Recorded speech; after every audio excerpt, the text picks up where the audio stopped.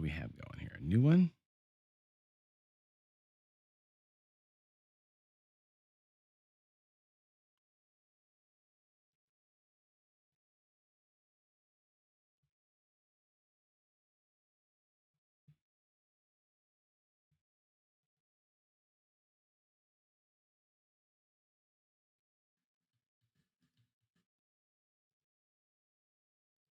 Am I live?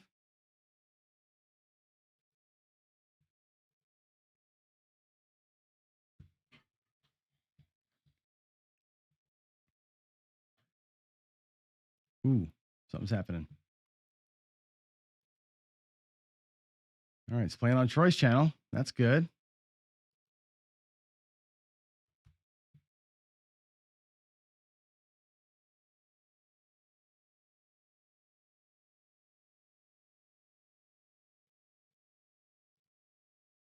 Let's see. Is it playing on CEG?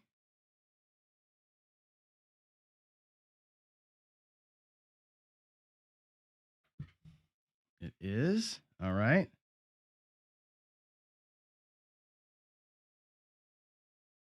Look at that. Now it's playing everywhere. Everywhere but my channel.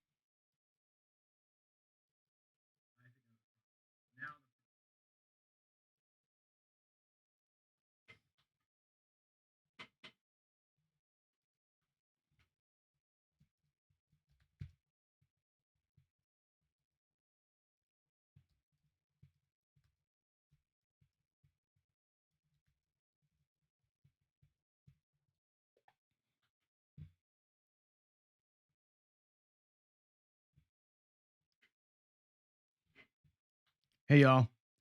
I see there's some people here. I'm looking at, looks like Don pressed by one. Where are you joining from? We're having some weird technical difficulties here. Where are you guys on my channel?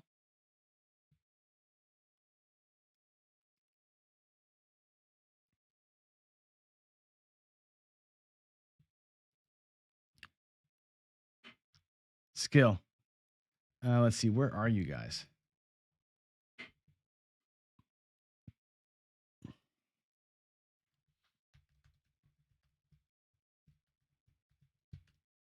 I'm trying to find my own stream here. So hold on a second.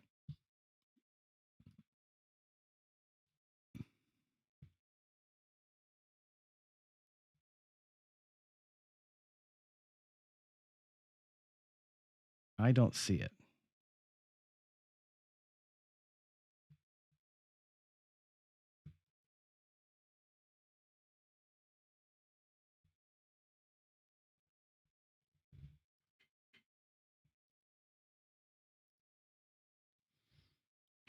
Okay, so you're seeing on HTS and DGE. You're on El Toro's channel. It's everywhere now but mine. You're still like you're seeing it on my channel, really? I can't even see it on my channel. When I go to my own channel, it's not there. That's funny.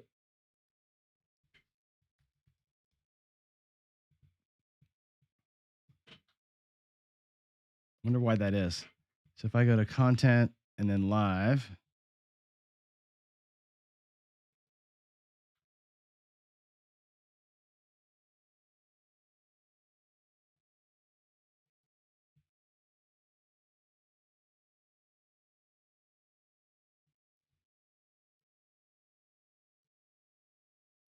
it's weird. This is weird because, all right, skill and luck. You're saying you're on my. You guys are on my channel.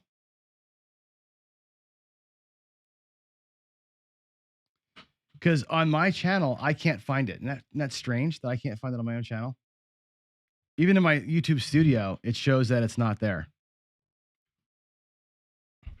I don't see any kind of a stream. It must be the old stream that you're hooking into somehow. That's really fascinating. Square pair is good. Yeah, I can find it everywhere but my channel, which makes sense because I've stopped streaming to my own channel.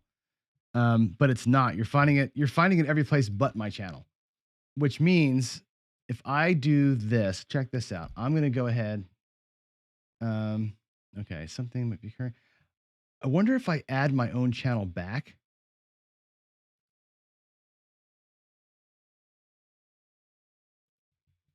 Let's try that. Let's try and add my channel back to it. Hold on a second. Let's do, so I can see it there.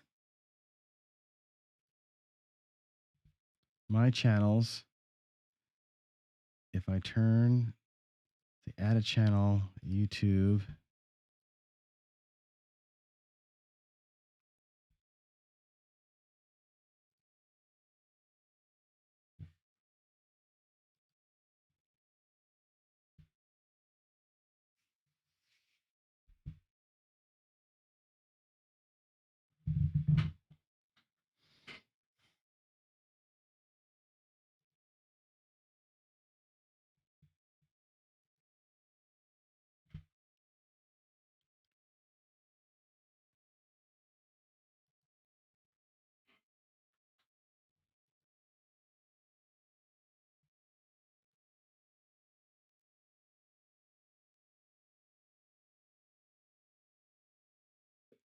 Aha, here we go. Turn that one on.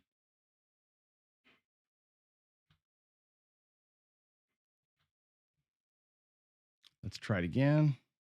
I think we're going to get there.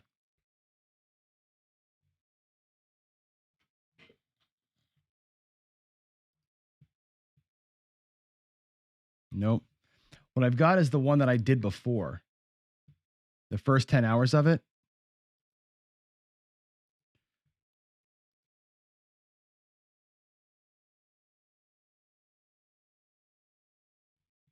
Yeah, I'm going to try and pair myself. Let's turn this one off.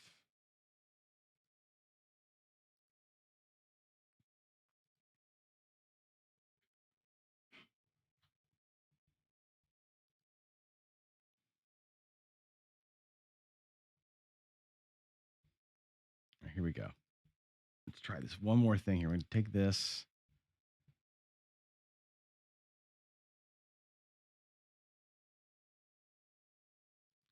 Copy that. Go here.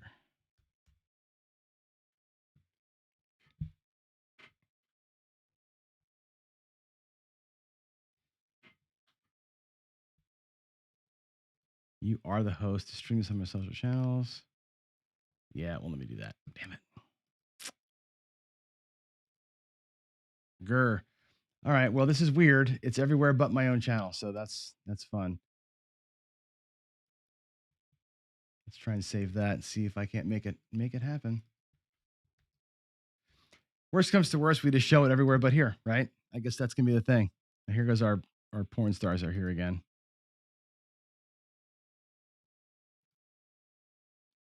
Let's see, studio content.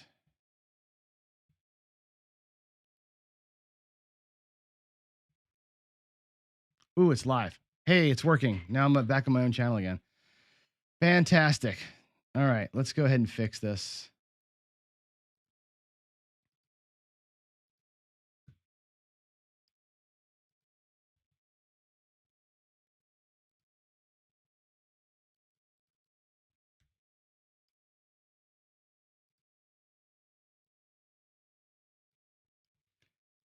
Had to trick it a little bit. We got it. There we go. Craps-a-Thon, save.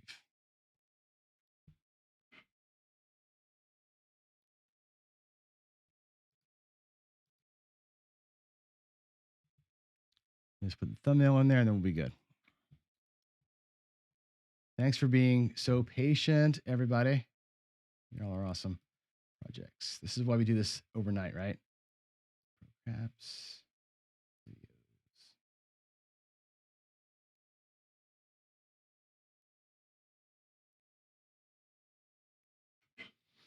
All right. Can somebody look at my channel and see if it's there? If you can see it now?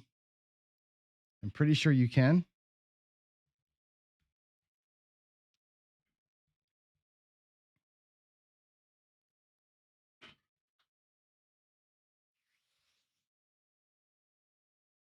All right, there we go. Now it's back. 3 people watching it from my channel. This is awesome. All right, we're back and normal again. Cool. So we have effectively 2 streams, which is okay. We have one stream that was 10 hours, one stream that's going to be whatever, a different number of hours. It's fine. We're back and we're normal and we're cooking with gas. Cool. And the porn people are back again. What is going on there? Wow.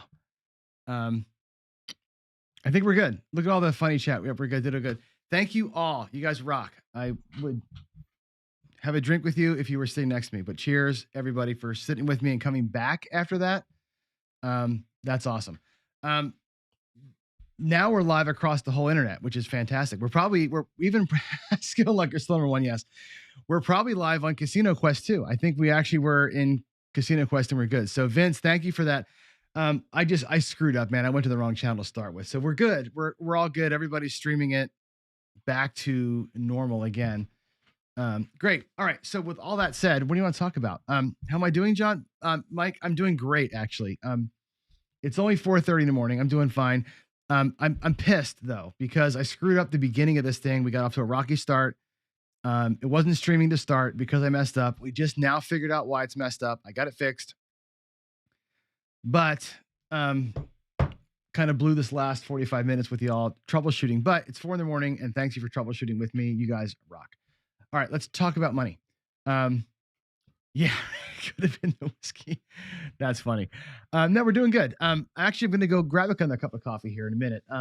What I want to do though is I want to, if you don't mind, I'll take some questions here. We had some good questions here a minute ago, and we were getting, I think, doing pretty well there, and then we got sidetracked. So, questions you got are great. Papa calls, when am I visiting my home state of New Jersey again? I don't know when I am. My sister lives in Florida. My parents live in Florida. My mom and my stepdad live in Florida. My real dad lives in Jersey. I'm going to see him in Florida next weekend. We're going down there for a birthday party. So I will see him in a week.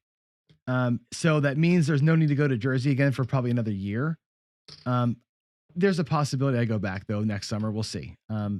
But yeah, if I do, are you there? If you're there, that'd be fun to get there and hook up. Yeah. How do you talk to me? You can, for some reason I can't chat back anymore, which is interesting, but, you can talk to me if you'd like to talk in person. I can give you the interview link. So I can give you this here really quick. Copy link. Oh, I can't paste it in here because it's not my chat anymore.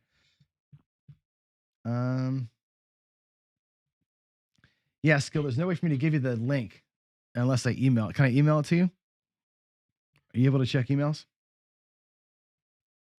One thing I plan to do tomorrow, by the way, is if you're all around in the last hour. So at 4 o'clock, the schedule, as you know, changed. So 4 o'clock now is going to be Greg from 555. He's going to be the last guest we have. And then at 5 o'clock, I'm going to open up a Zoom call.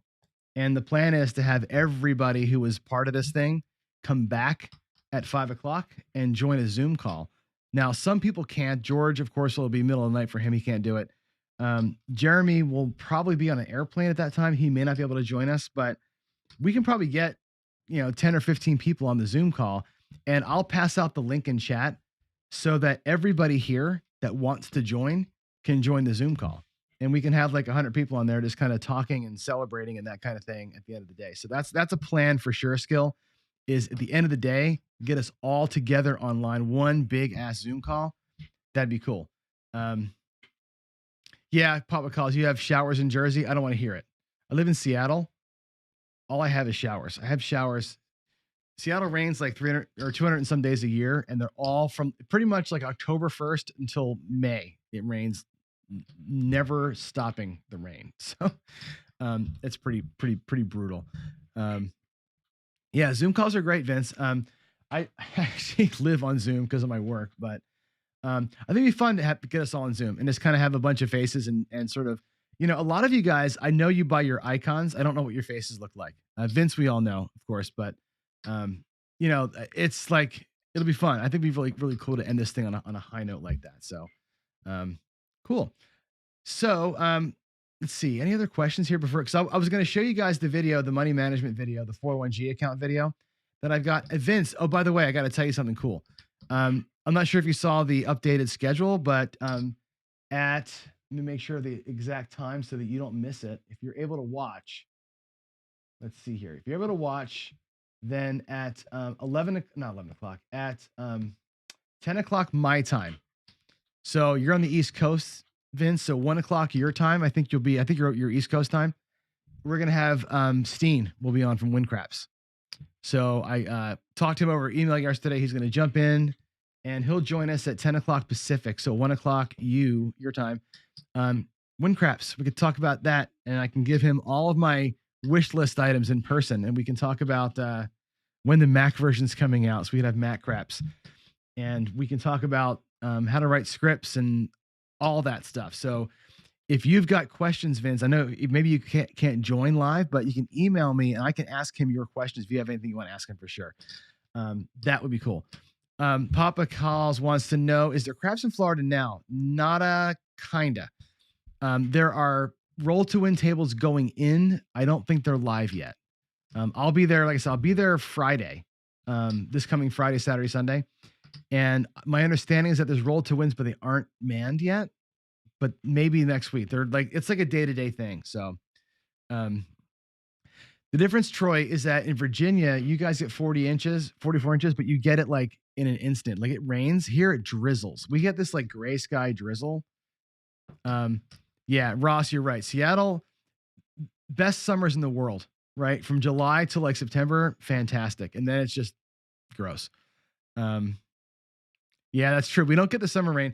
When I was in Florida visiting my parents this summer, we never saw the sun. I was there for a week and it rained every day. It was brutal. Yeah, Steen is amazing. Steen's going to be really, really cool. You know, the thing with Windcrafts is, and I'll tell him this too. I mean, it's clearly he wrote it a long time ago, right? So it needs to be upgraded a little bit. Visually, I need some better graphics. I need some digital. I need a phone version of that thing. I need a Mac version of it. Like, there's some things he's got to do that would make it rock. And like for me, like Crapsy's good. What I want to do is test the strategy. I want to be able to say, I don't want to, have a bankroll. I want to throw, my bet spread out there and say, run this bet spread 100 times. And when I'm making the strategy, I would like to get a quick look at what my potential wins per number are. And when I have an app that I wrote for that, but it's ugly, and it's the kind of thing it's just that one missing piece that we need. So yeah, for sure. Yeah, I know the problem with Windcraft, and you want a better language, but remember, he wrote an app and he gives you a language to write in. He's turning that into whatever he wrote it in. I'm not sure if he wrote it in it almost looks like Visual Basic, but whatever he wrote it in, he's translating your words into code that he then compiles down. So it's very limited. That's why there's only 99 variables. There's lots of things with it that has to be looked at moving on. So, yeah, and Crapsy, you're right. Skill has to be iPhone compatible. That's the next piece of that. It's got to be, once they get this to the iPhone, it's one of the best gameplays. When you're playing Crapsy in the browser, it's fantastic. But yeah, it's got to be phone ready for sure. And it's got a couple little issues with it that I need to be fixed. Like, to me, like moving bets around the way that we all like to do, pressing options, I think would be there's things that can be done for sure. But it's as a V1, Crapsy is fantastic. And I'm not sure if you all heard this or not. I'll repeat it. Everybody who signs up for Crapsy this month, David is going to donate $5 from all the signups to this charity. So everybody who signs up and gets the account, $5 from all of you from David go to the thing. So it's going to be great. Yeah. Can God, the techno geeks of the world, we're going to keep this country going, man. This is where all the jobs are now. So I don't know who's going to do the work, but it seems like tech is where it's at, man. Everybody's getting tech jobs right now. So it's going to be the tech and the non-tech people running things. So Vince is rocking the Crapsy right now. And Vince, I'm sorry, and all you, and Ken too, since you're here, I watch everything that you all do. I don't always comment on the videos or write emails, but I watch everything. So I'm not ignoring you. But yeah, Vince is all over it. And if you guys haven't seen, Vince and I talked over chat one day. The video that Vince put out maybe 2 months ago ish, where he built his table, the one he's using right now. It's awesome, man. Vince put so much work into that table, and it looks like, acts like, and feels like, it sounds like a roll to win table. I mean, it's really, really cool. It's awesome. Joe, you're here. How you doing, bud?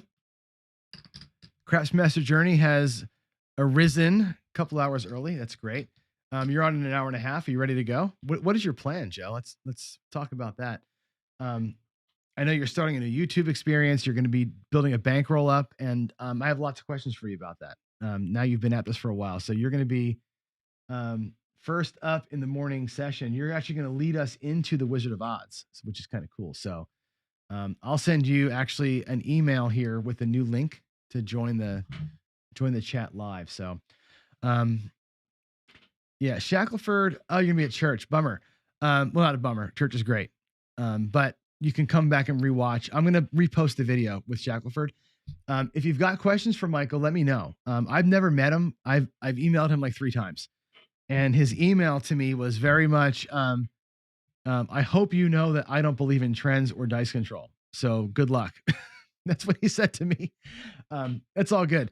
I'm looking forward to it because I've got some pointed questions to ask him, not like challenging him, but there's questions that I need answers to. And I think he's the guy that can give me my answers. So looking forward to that. That's gonna be pretty fun. So, yeah.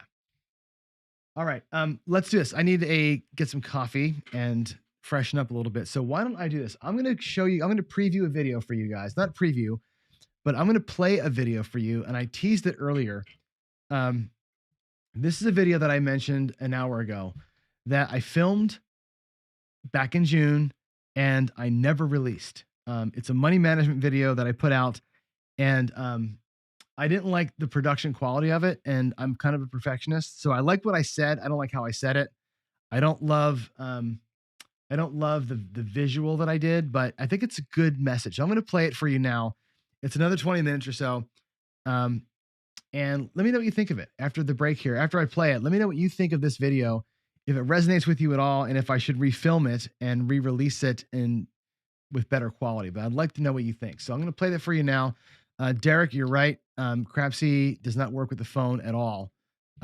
It's a bummer. It works on the iPad okay, not the phone though. So without further ado, let me go ahead and play this money management video for you. It's about managing your money in a 401g account. And I'll see you back here right after that. And I want to get your thoughts on the messaging here and what you think of the video. First person, you're the first 35 people to ever see this. So thank you in advance.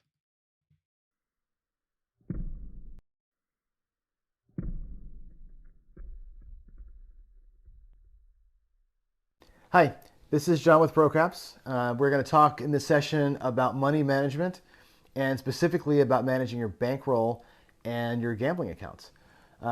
First and foremost, I want to remind you that, as it says on the screen here, gambling puts your money at risk.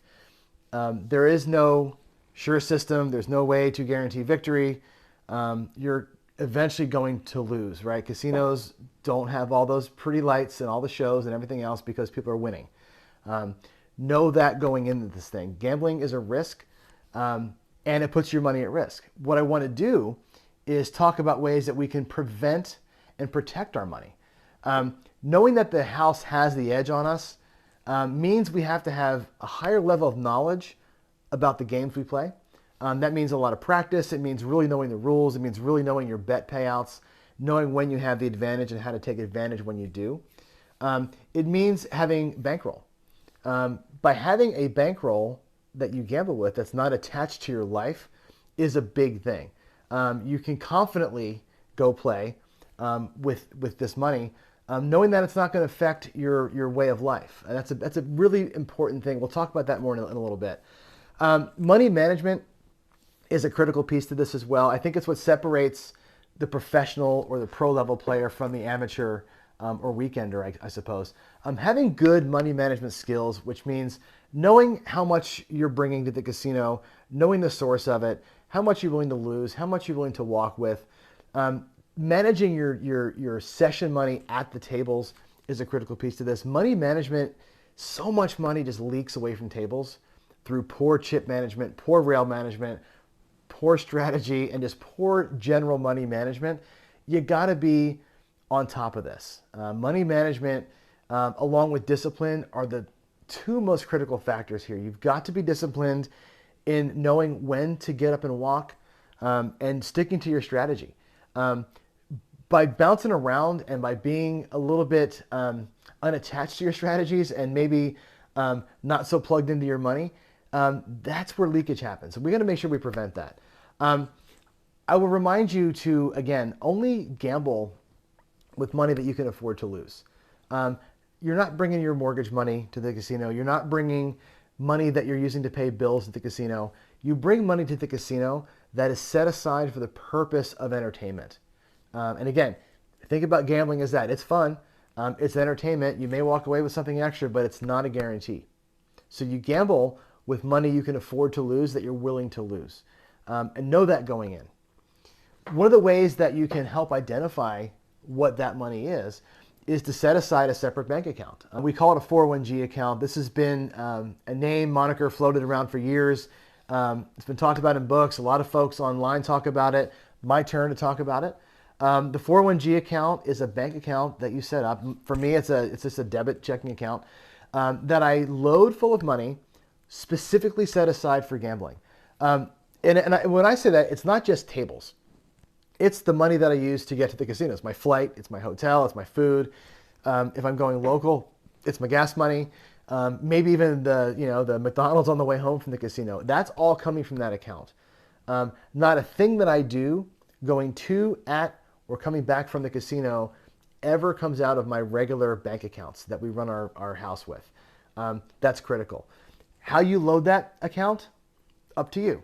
Me, as you know, I'm a software developer, which means I can, on occasion, take side work. I'll do weekend jobs or longer, even bigger jobs. All that money, if I'm not paying off a school loan or something else, whatever I have from those side jobs, that goes into my 401g account. I use that to fund what I'm going to go play with. And then as I play, every winning that I get goes back into the account. And that account builds itself over time. As I win, it loads. As I do extra work, it loads. That account is kind of a self-sustaining thing.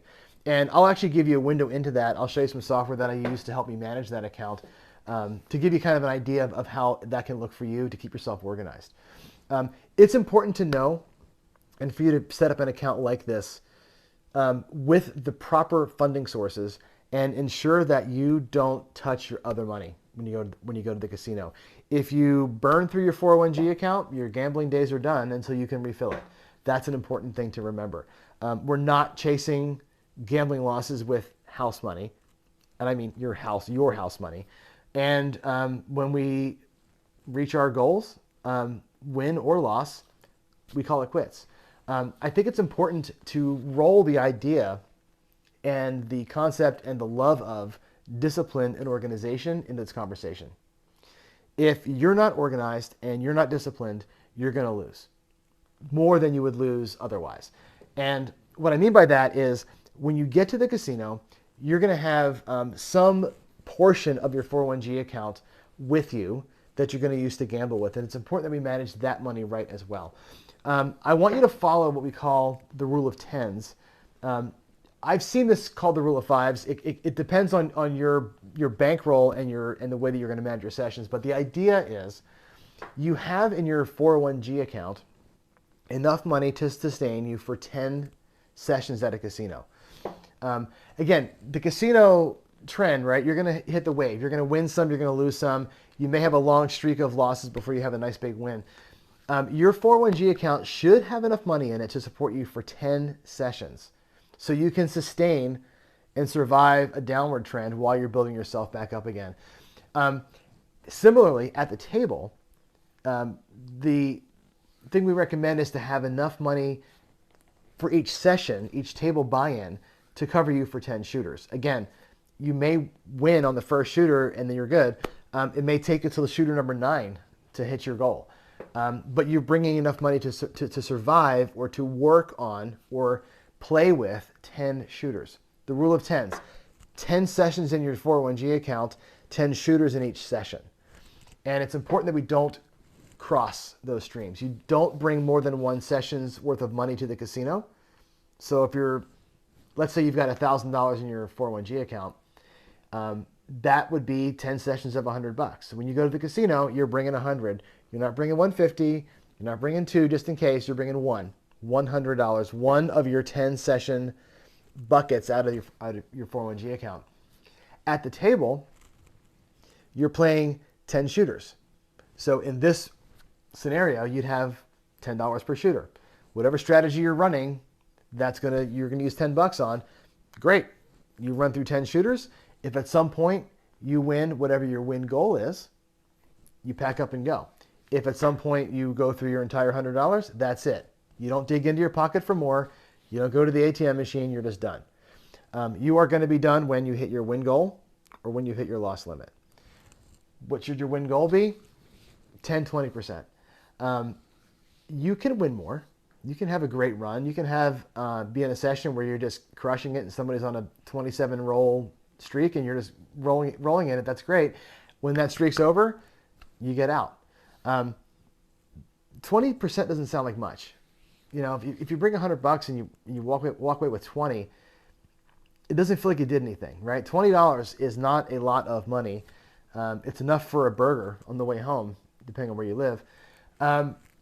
Don't get caught up in the number, the dollar figure. That's, I think, where people get hung up on this thing is the dollars. And I can't stress that enough. 20% is a lot of money. You know, if your house goes up 20% in value, that's amazing, right? You'd sell it in a second. 20% in the stock market, also amazing. 20% at the casino, people scoff at that and go, what's $20? Well, $20 is 20%. That's a pretty good return on your investment, especially if you've only been there for a few minutes. So think in terms of percentages, not in terms of dollars. That will put a nice frame around what you're doing at the tables. It'll help you to feel like you're staying focused and feel like you're on point. That's a really big piece of this puzzle. Percentages, not dollars. Now, on the losing side of things, how much can you afford to lose? That's a kind of a loaded question. Don't want to lose anything, obviously, but you're going to, potentially have a bad night. I would posit or put out there that whatever you buy in for, whatever that session money is the amount that you're willing to lose. If I'm bringing out of that $1,000 we talked about, if I'm bringing 100 to the table, I'm banking on walking with 20 or losing all of it. I've seen people advocate for, well, just lose half of your bankroll or lose half of your thing. If you're on a money management, if you're not managing your money, just walking up there with whatever's in your pocket and you throw it on the table, and yeah, that makes sense. Lose half of that so you don't go broke. If you're managing your money and you're using a 401g account where you've got this plan and say, yes, I have 10 sessions in my account, I'm bringing one session with me. That session is all in. You're trying to win or lose with that session, period. You're on a plan. You're not randomly throwing money out of your wallet or going to the ATM and seeing how much money you've got in your checking account. In that case, your strategy would be different. I would advocate for you, go pro level, have an account with a certain number of sessions in the account, which you're not to exceed. Bring money to the casino based on one of those session buckets and bring that to the table. Work the table, work your strategy, work your money. If you're organized, you'll be okay. You may still lose, but we'll limit our losses. You may still lose, but we're in control of that loss. And if you're betting right, and if you're following good management at the table, you may come away with more money than you probably are used to coming away with, because money management doesn't stop in the bank. Money management continues at the table with how we manage our rail. More on that later, different video coming up. What I want to do now, though, is transition us over to the computer. I do want to show you an app that I use. It's just a Google Sheet that I use to manage my 401g account. It has a couple of tabs on it that helps me to manage where I'm at in my account. I can plan a session, and I can even look ahead and do some future predicting as well. So let's move to the computer, and I will show you that spreadsheet and walk you through it, and of course give you a link to that at the end of the video here. So let's switch over. Okay, So let's take a look now at this spreadsheet that I put together to kind of help me manage my 401g account. It's got a number of tabs in it. We'll go over each of those separately. First and foremost being the log tab. Now, I'm going to start with the logger first because I feel like this is the place that keeps me the most accountable for how I manage my money. So here's an example blank starting 401g account. We say our starting balance is $1,000. So of course our current balance will be 1,000 because there's nothing in the account yet. Now let's go ahead and do a couple of pretend sessions. Let's say we went to the casino on like, I don't know, 215 or something, and we brought $200 and we won $68. So you can see it's going to auto calculate our account balance, and we can leave notes to ourselves too. And I like to leave notes to let me know kind of how that session went and what led to a win or a loss. So here I might say like something like 3B set on the blender all night. Worked great for me. That's great. Maybe a week later, let's say like on the 22nd or something, we go back and we bought in for 200 and we lost all of it, 200. As you know, I'm all in, right? So when I bring session money, I'm either going to win 20% or more or lose what I brought. In this case, we lost a little bit, and we'll say tried hard ways and a 64 across strategy, which did not work that night. And now you see that our balance is below the ideal number of having 10 sessions in our bankroll, but we can see that, right? And we have a reason why on the right-hand side. And again, now I know I've got basically 8 sessions left to get through this. It was a pretty tough night there. So given that, I might say, you know, again, I'm a little bit tough on myself here. I may have to go out now. I may go on the 1st of March and not really do a session, but I might go out there and run some Uber or something, Uber driving, and replenish my account a little bit because it makes me feel better to have the full 10 sessions in there. I'm using this kind of as a line item, right? I'm using this as a daily logger to see how my account changes over time. Now, yeah, you're going to get, if you have a separate bank account for your 401g like I do, you're going to get this part. You're going to get the date, and the profit and loss piece, and your ending balance. You're not going to get what did you start with, how did you arrive at the result. So I think keeping a log of what I do each day keeps me accountable to myself. It also gives me a little bit of historical look and see like how things worked on given days. I think keeping a journal of what you did and didn't do, or what worked and what didn't work, is just going to help as you play later on. You can always refer back to things. That's the logging piece. Again, that's for accountability. I also use a tab on the spreadsheet to plan my sessions. So again, sometimes the math isn't always super easy, especially when you're old like me. And I haven't really had a math class since the 80s. So my percentages and my adding sometimes even failed me. So let's say that I'm playing a strategy. And for example, and I'll show you the strategy at some point later, my come ladder strategy, which requires 7 units per shooter. Well, at a $25 level, that's 175. So I need 175 per shooter, and I want to last for 10 shooters. I want to make the strategy go for 10 shooters, and I want to win 20%. This tab tells me how much to bring, right? If I'm going to go 175 per shooter for 10 shooters, I need 1750. I don't know what 20% of 1750 is, but I can put this in here and say, oh yeah, it's 350. So now I know that session I'm bringing 1750 to the casino. I'm looking to win 350 and cash out with 2100. That's my goal. Again, this is just a time saver to do the math. I know that this is not rocket science, spreadsheets like this, but it's helpful to go and log it in, put the numbers in, see what the math comes out to, and know in your head, I'm bringing 17, I'm coming out with 350, and hopefully my ending balance for the day is 2100. And when I go back to log that in, we can log in and say, yeah, let's pretend, let's say on 3-2, we did 1750 and we won our 350 back, which is great. Great day. And we just crushed it. We'll just say we just crushed it with the come ladder today, right? And that might be our simple log to keep us honest for the session. But again, I use this tab mainly to see how much I've got to bring. If I've got some oddball number per shooter that I'm going to do, what if I'm doing 64 across for 10 shooters, right? Obviously, I'm going to buy in for 640 because 64 times 10 is 640. But what's 20% of that? I have no idea. It's 128. for, to fudge it, you can say you're going to go to win 130 or 125. But that's your go to the casino knowing what this number is right here. This is really the most important number, is what's that win goal based on how much you're going to try and bring. So I think that's an important piece to look at. The next tab is my trip planner, which takes the session planner kind of to the next level, obviously. And let's say we're going to go to the casino. Let's say we're going to go to like a trip, not just a one nighter. This really feels like a one night plan to me, where the trip planner feels like it's more of a, how's my weekend going to go? I'm going to go to Vegas and I'm going to bring 2,500 with me to Vegas. And I, of course, want to win my 20% like I always do. And let's say we're going to plan ourselves for 5 sessions. Typical. Fly in on Friday night, play a little bit, maybe play 3 times on Saturday morning after lunch and like maybe an evening session. And then once more on Sunday before you go. That's your 5 sessions. If I'm bringing 2,500 with me, this is telling me, okay, John, bring 500 with you. Looking to win $100 each time you're at the table. Hopefully you're going to win 500 for the weekend and walk out with 3K. That's a good way to look at a weekend and keep yourself honest. And remember and remind yourself, each session is 500. We talked about this earlier. What's in your pocket when you go to the table is $500 in this particular scenario.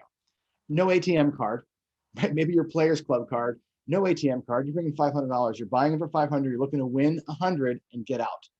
Okay. Keep your goals. And again, this is a way to just, again, simple math here. This is like 4th grade math in a spreadsheet. But the idea is come in here, plug in the numbers, see them on screen, even print this out if you want to and have it with you. It's honesty. It keeps you accountable, right? This gives you the fodder to log things into your log when you're done. And again, I think organization and planning is critical, right? You stick to your plan, you're going to be fine. The last screen on here is the fun screen. It's the estimator. Now, before I show you how the estimator screen works, reminder again, this is not designed to show you how you can make $1 million gambling, okay?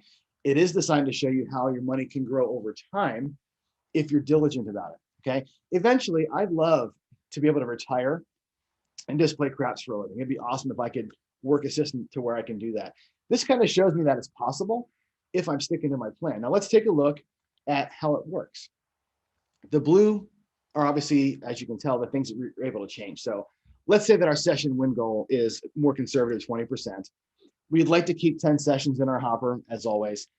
And I'll talk about this multiplier in a minute, but basically, when I don't up my betting tier, like my buy-in amount, until I've doubled what I had in my 401g account previously, I always stay at that same level. So, and I'm going to max out my buy-in at 2,500. I'm really, at some point, maybe I've got, $1 billion in the bank and I'll bet $10,000 a hand. I'm not there. So I'm going to say conservatively, the most I'll buy in for is 2,500. This spreadsheet will automatically cap your session bankrolls at whatever number you put here, just to give you an idea of how it could look. Let's say you start with 5,000 in your 401g account, which is a decent amount. And let's say you want to have that 10 sessions in the hopper, which means your session bankroll is $500. And again, stick to that. You're looking to win 100 each time.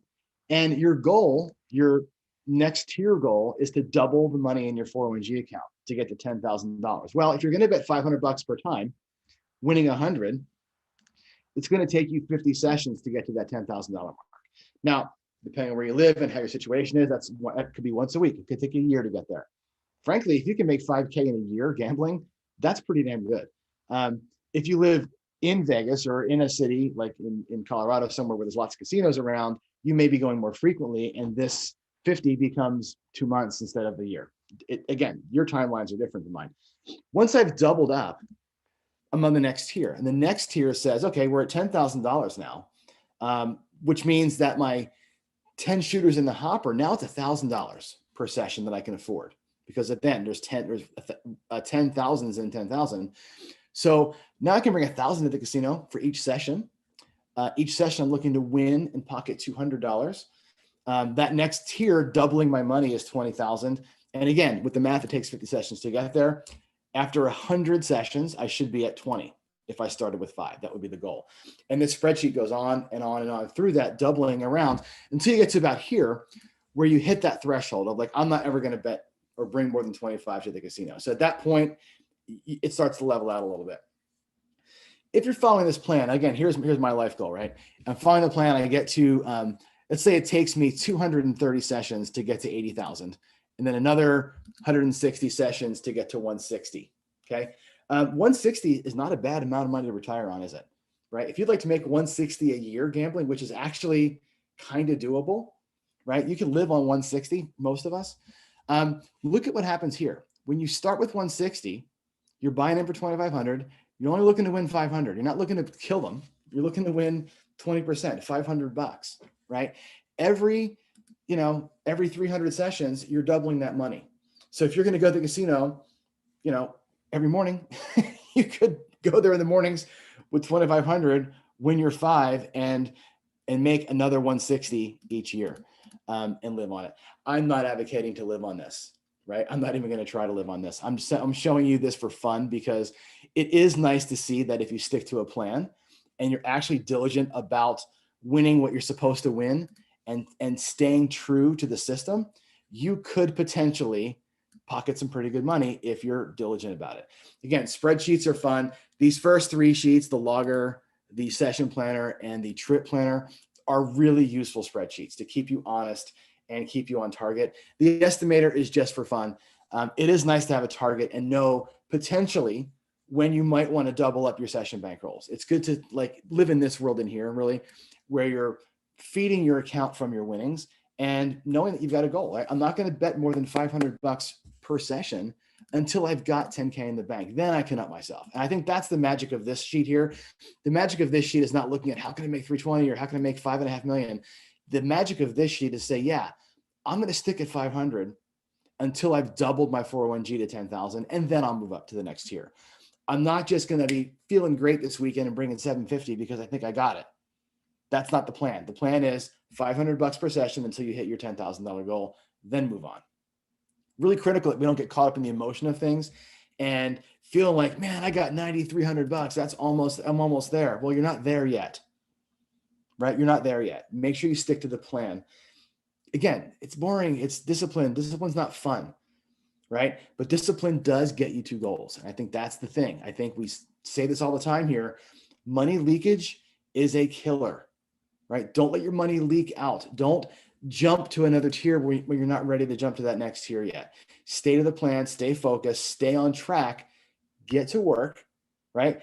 If you're working at this game with practice, with money management, with discipline, with knowledge, you're going to have 1,000 times more fun because you don't have any worries, right? You're going out there with full confidence. Confident players make more money. Confident players have a ton of fun. So I'll link to this spreadsheet for you in the description of this video. You can copy it down and use it. You can use it in regular Excel too, but this is a Google sheet. As always, we ask you to leave, like the video if you thought you got something out of this. Let us know. Comments are always appreciated. I'm an instructor for a living. I did software development for 25 years. Now I'm an instructor of computer programming. I believe feedback is a gift. I learn every time I teach. I learn something. I teach because it makes me better, because it plugs me in, and my students always throw me lots of feedback. I need the same from you. If you're getting something out of this, if you have a comment, criticism, question, something to add, a better spreadsheet of your own, fine. Put it in the comments. Let's chat about it. Let's make ourselves better.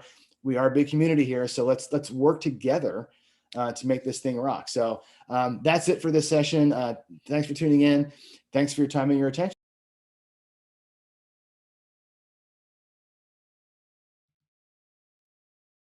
All right. Well, let's see. We have yes, we do. There we are. That was it. That was the premiere of my second ever video. Like I said before, we showed that. I see we have some new arrivals. Looks like Greg got here. Good morning, Greg. Bruce Stern has arrived. Bruce was the first donation to the charity today. That was awesome. Bruce donated a couple of days ago. Thanks for being here, having breakfast with us on the Craps-a-Thon. It's awesome. Yeah, so that was a video, for those of you who just joined late, that I did. My first ever video was the one with the lammers, with the separating the chip rail with the separators. That kind of, put me on the map or whatever. This one I filmed that same week. So I did 2 videos that week. You can tell by I'm wearing the same shirt actually in the videos. But this one, like I said, I like the messaging. I don't think I did a very good job with the filming of it. and there's some mistakes there that I want to clean up. So I never released it, but I think the message is pretty good, and that's why I wanted to show it to you here. I thought this be because we're talking about money management with every single guest that we have. I thought that would be an appropriate time to sort of debut it, and I'll take your feedback. If I should release that as it is, I can just check the button in YouTube and it becomes a real video. If you think I need to redo it, I will definitely redo it. Oh, Bruce, I know you're a teacher. That's right. You're a retired computer teacher. I teach computer programming right now to adults. I teach at a boot camp. So we teach, my school's called Code Fellows. We teach web development. We go from HTML, CSS, JavaScript. We do Python, Perl, C#, Java, and a little bit of C++. Full stack development. It's the way of the future. And I really am blessed to have that job because A, it's technology, which I love. B, it's teaching, which I love. C, everybody who comes to our school is a career changer. Everybody is leaving a field like food service or construction or whatever they were doing. A lot of military come through and they're getting a whole new life in 20 weeks. It's a fantastic, and yeah, computers ain't going away for sure. Greg, I'm doing fine, man. It's funny. People are saying, John looks tired. I feel like $1,000,000. I really feel good. The only thing I was drained on earlier was food because we had 6 or 7 straight guests and I didn't eat. So I was trying to like munch on a sandwich in between that stuff, but it ended up being okay. So I feel really good. And Papa, yes, discipline is the name of the game for sure. It's all about discipline. And I think that we're good. I think Ken and I, like I said, we disagreed on the piece of that, which was Ken only uses that 401g for gambling. I use it for the business expenses associated with it. If you're running, and not that I'm saying you should be a professional gambler, but if you're running your gambling operation like a business, then you would have separate line items for food and travel and whatever else. And it's all part of the thing. Actually, Charlie, who was on earlier, DGE, we didn't get a chance to talk about this because we got into other things, but he actually advocates for, if you're doing this more than just for entertainment purposes, that you set up an LLC and run all of your expenses, including your winnings, losses, and everything else to an LLC. It separates that tax burden from your family to your gambling stuff. And if you're doing it more than part-time for the purposes of winning money, even if it's not like professional to make a living with, that's not a bad recommendation. I don't know enough about it yet, but that's the thing. Yes, Fives. Not everybody tells you what to do for a living. So yeah, you have another computer genius on your channel. So Bruce will help you out for sure. Patty is back. Patty, did I show you your chip? I'm not sure. I showed it earlier, but here it is. It's been on my desk all day. This has been my good luck charm. I've been actually fiddling with this thing the entire episode. It came in the mail and I've been just kind of monkeying with it. So it's giving me luck, keeping me going here, and hopefully we'll get us through the next 11 hours or so. So Mike is here, Honey Beginnings. Good to see you here. Justin Davis again back. Ross, the description is not in the video. Really? Did I screw that up? Let me do that right now. Actually, I thought that I put that in there. Let me go. Studio. Let me go back and re-edit that video while we're talking. Again, we're not in interview mode right now, so I have a chance to do that. So let's go back and edit this. This is the live one. It's in here.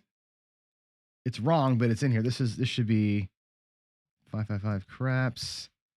This at 1 o'clock should be Jeremy Color Up. And 10 o'clock should be Win Craps.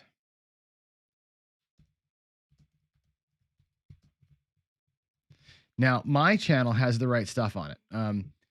Not everybody put the description in their channel correctly. So some channels, if you're watching it through a channel that's not named Pro Craps, your description might not have the right stuff. Not everybody copied it. So I'll re-ping all the content providers and say, hey, get the description right. So if you're not seeing it, my channel has the links in the description properly. Let's see what else we have. More porn people bugging us, which is terrible. Um, yeah. My practice session were a hoot. Yeah. Yeah, this is fun. I tend to talk a little bit fast, as you well know.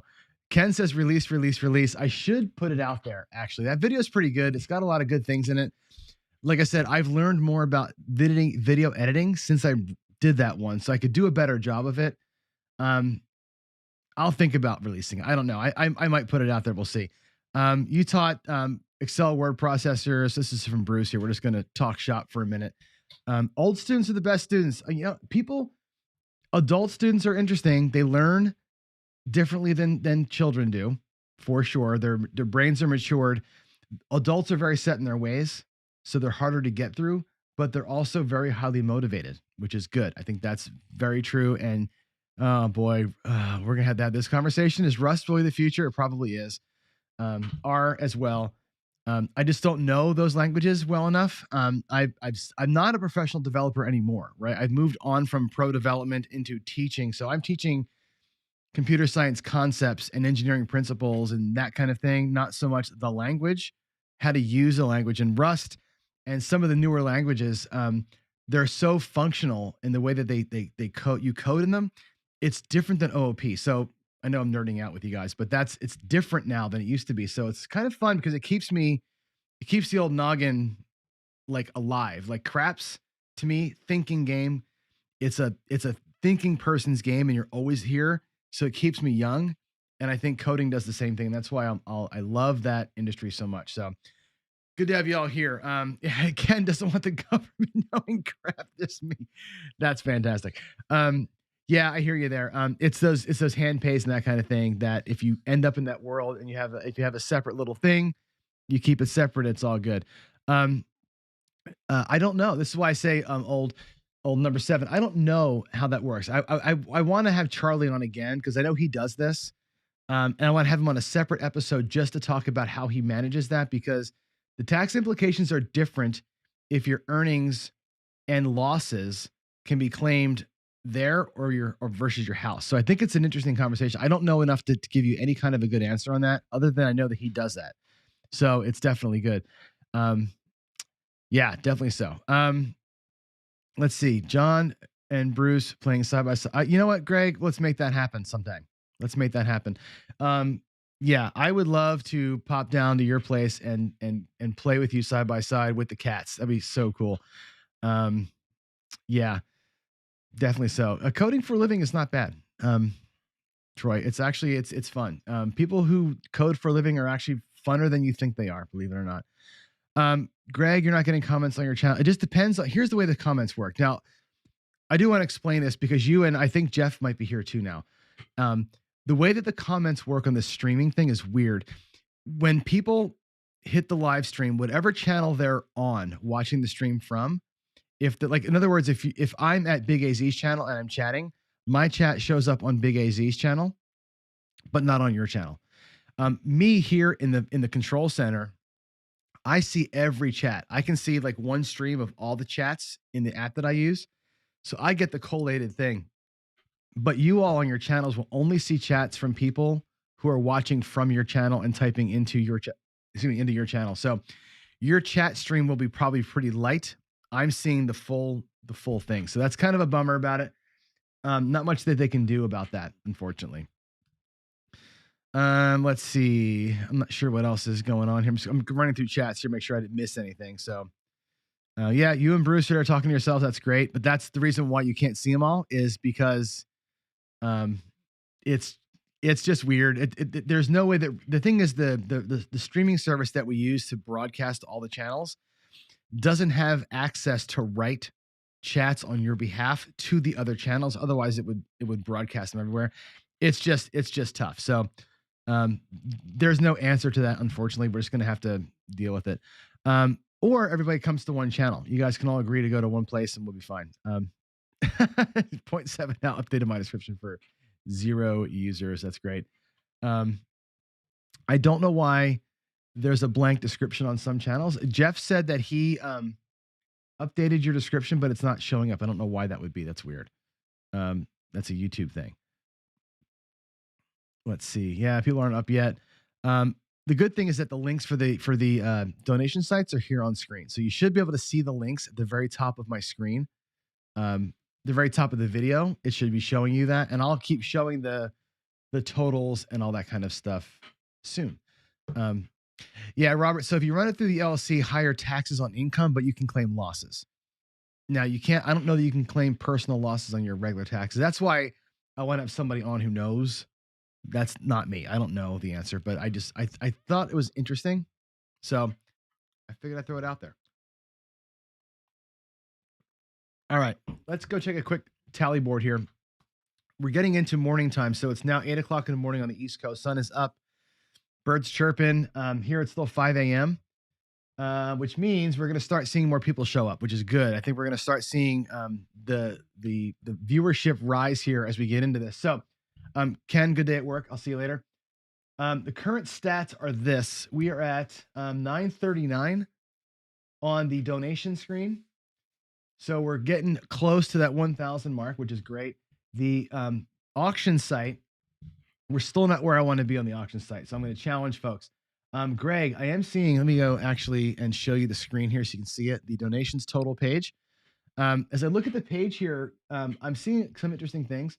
One is Greg's 555 Craps, one of a kind, the only 555 Craps shirt that will ever be created is at $55. Now, the one of a kind, only one of its kind ever to be created Pro Craps tie-dye shirt is at $63, which means I'm kicking your ass, Greg.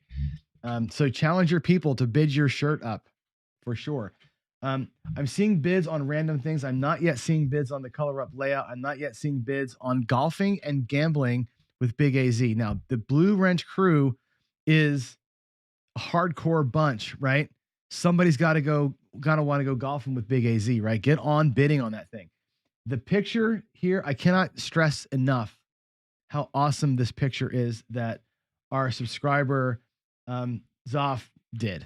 This picture that I'm showing you does not do this thing justice. It's ridiculous how good this picture is. Get on that thing. That's a treasure when you get it, as is the El Toro crystal. That thing is a treasure as well. A lot of really good stuff in here. The Dice Grinders hats and chips. You're going to meet Arnell in a little while. Arnell will be somebody who's playing fantasy craps.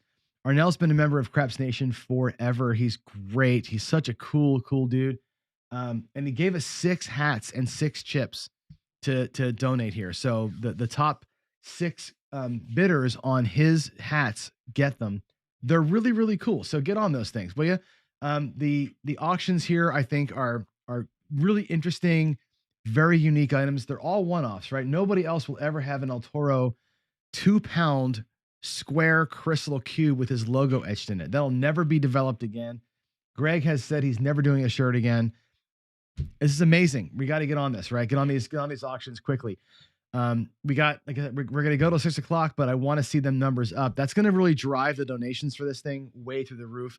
And again, the address to donate is above here. It's bit.ly/craps-auction is how you get there. So that's going to be the way that works. So let me get back to my screen again. We're having fun. So Buckeye Slim is asking a great question. The answer is no, and I wish I did. So here's the thing. I don't have any control or choice in who gets help by the fundraiser. We're going to the National Council on Problem Gambling, which is an enormous organization. They run the 1-800-GAMBLING phone number. They run all the live chat. They do outreach, and they actually bring families in and do like on-site counseling. The money we're putting in goes to that function, right? That outreach function. We can't target a family they may do it. They may give it to a family. I've asked them if that's what we want to do. We don't control that. The thing is, I had this idea for this, what was it, 3 weeks ago, when I thought of the idea for the fundraiser. And I wanted to direct to a single family. If we could do it, that was always been my goal. I want to do it before Christmas time, and it's impossible to do it before Christmas. The problem is getting donations, going to a 501c3, which they are, to get it with a particular family, like an adoptive family or something like that. To get hooked up with that takes too long, and I couldn't get it done before Christmas. So this was the best bet for us to go with before Christmas. Because we're having success, and I think we're having a great success already. It's been fun. I'm already having a great time. It's been 12. We're halfway through, 12 hours in. We're doing really well here, and I want to do this again. And I may do this again in the summertime. Maybe we'll do it like at Memorial Day, and we'll do an actual adopt a vet type thing in the summertime when we have time to get the actual 501c3 hooked up properly. So that there's a lot of logistics in it. And I wanted to make sure we hit this thing before Christmas. So that was the idea there. It's a good organization. I'm really stoked about it. It will definitely go helping. Somebody asked earlier, does the money go to the charity organization, operational stuff, or does it go to the people? Our donations go to the people that are being helped. They have a separate fund that you can donate to that runs their organization from an operational standpoint. So we're not feeding the beast, we're feeding the folks. And that's the way that this thing is going to work. So I'm pretty stoked about this. And yeah, I think we're on the right track here. So we've got about 40 minutes to go before our next, and our first interview of the new session. That's going to be Joe from Craps Master Journey. And I'm looking forward to talking about him. Yeah, Buckeye Slim, this is great. Look at this. I think a 24-hour casino.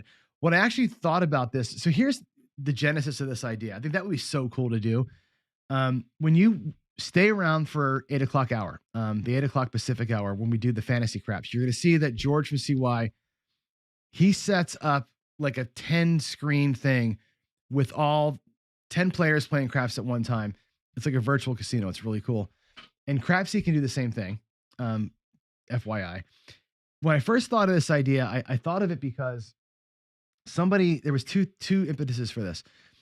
One of the people who has a channel that's like, and I'm sure those of you who have YouTube channels have seen this, but like the how to run a YouTube channels, like how to do it the right way. One of the things that they tell you to do, like a way to get better at YouTubing or get better at being a content provider, is to challenge yourself to do, they'll say like 30 days straight of streaming, like 30 straight streams or whatever, and do something stupid like that to just get into the habit. I started that a month ago, and I've been doing the live every day, craps and coffee every day, as a way to challenge myself to be better at this and to kind of hone my craft a little bit, right? And that was the initial idea. And then I thought, what's the next challenge I can do? I said, what if I went 24 hours? And then I thought, oh God, there's the telethon, like Jerry Lewis. Let's tie this to charity. And that's why we're doing this. It's like this, wanted to better myself. And this seemed to be like the perfect way to kind of do all of it, kind of at once.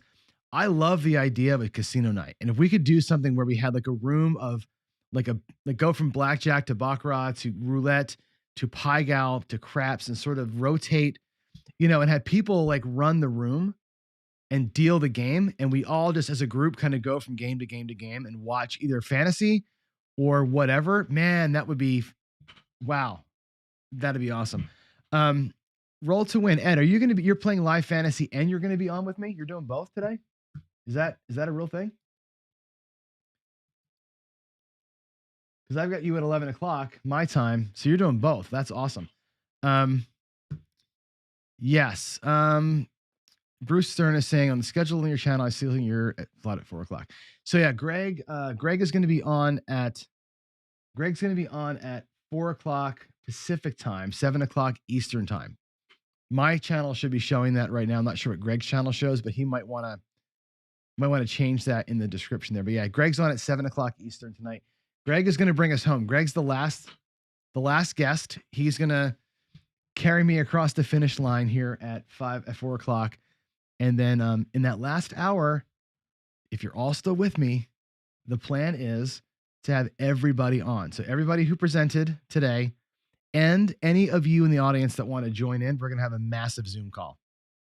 Just a massive cacophony of people talking and donating and having a good time. We're going to end it that way. It's going to be great. So, yeah, Rick, I saw that. You know what, dude? So we're getting a little off topic here because we're trying to kill some time before 6, but it pains me to say go blue, hail to the victors. For those of you who don't know, Rick is a Michigan fan. I went to Michigan State. That was my college of choice. And we have a joint enemy in the Buckeyes. Buckeyes beat Michigan State's ass last week, like bad bad beatdown. And as a Michigan State alum, do not like Michigan at all. As a Seahawks fan, do not like Jim Harbaugh even a little bit. Everything in my soul was like hating on Michigan, but Rick, love you.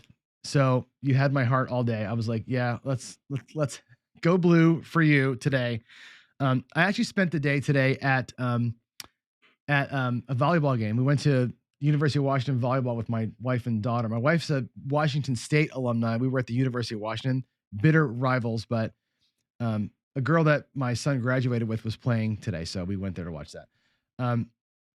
Yeah, Buckeye, that's a good idea. We could do it with Casino Quest. They've got everything there. They got cameras set up there too. That is #genius. I will talk to them. I'm actually going to leave myself a note right now. While we're talking about it, let's go leave myself a note right here. Casino Quest next year. Casino night. Casino night for 24 hours. And I bet we could work it so that a bunch of us could show up in Vegas and work the tables at Casino Quest with them over the 24 hours and take shifts and get the whole thing done and have a weekend in Vegas. Let's do that. Let's find a way to make it happen. That would be pretty damn cool. So, Victor, I hope I'm saying your name right, Victor. Am I saying it correct? Crapsy's cool. It's got a few little hitches, right? A version 1 of any software is going to be that way.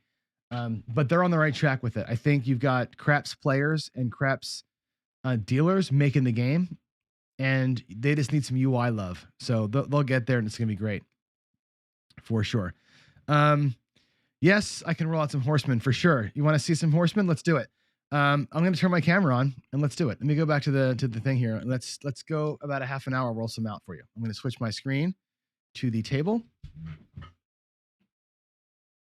Camera on. You should see that in a minute. There's my table. I'm going to go ahead and switch microphones too. Give me a second here to change out my mic. I need my lapel mic to be on so I can do this. So give me a second here, and I'll switch it all out for you. Oh, and it looks like our porn friends are back again. That's wonderful. Let's turn this back on.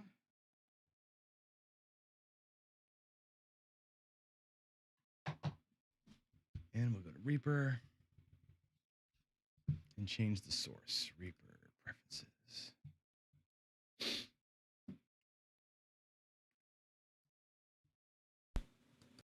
All right, so I think you all can still hear me. I hope that the volume is solid. Rob, 1/2 bedtime here in Australia. Good night, bud. Thanks for being here. Awesome. I will hope to see you back later on today. Thank you for joining. All right, let's do a little bit of horseman here. So my rack is actually set up for fantasy craps. So I'm going to move this rack out of the way here. And let's see if I can do... how can I arrange my chips in a way that makes good sense? Because I'm playing the horseman a little bit differently now. And let's do this. Let's pull... Well, what I'll do is I'm just going to pull these chips out of here. Give me a second to get myself set up. 2, 3.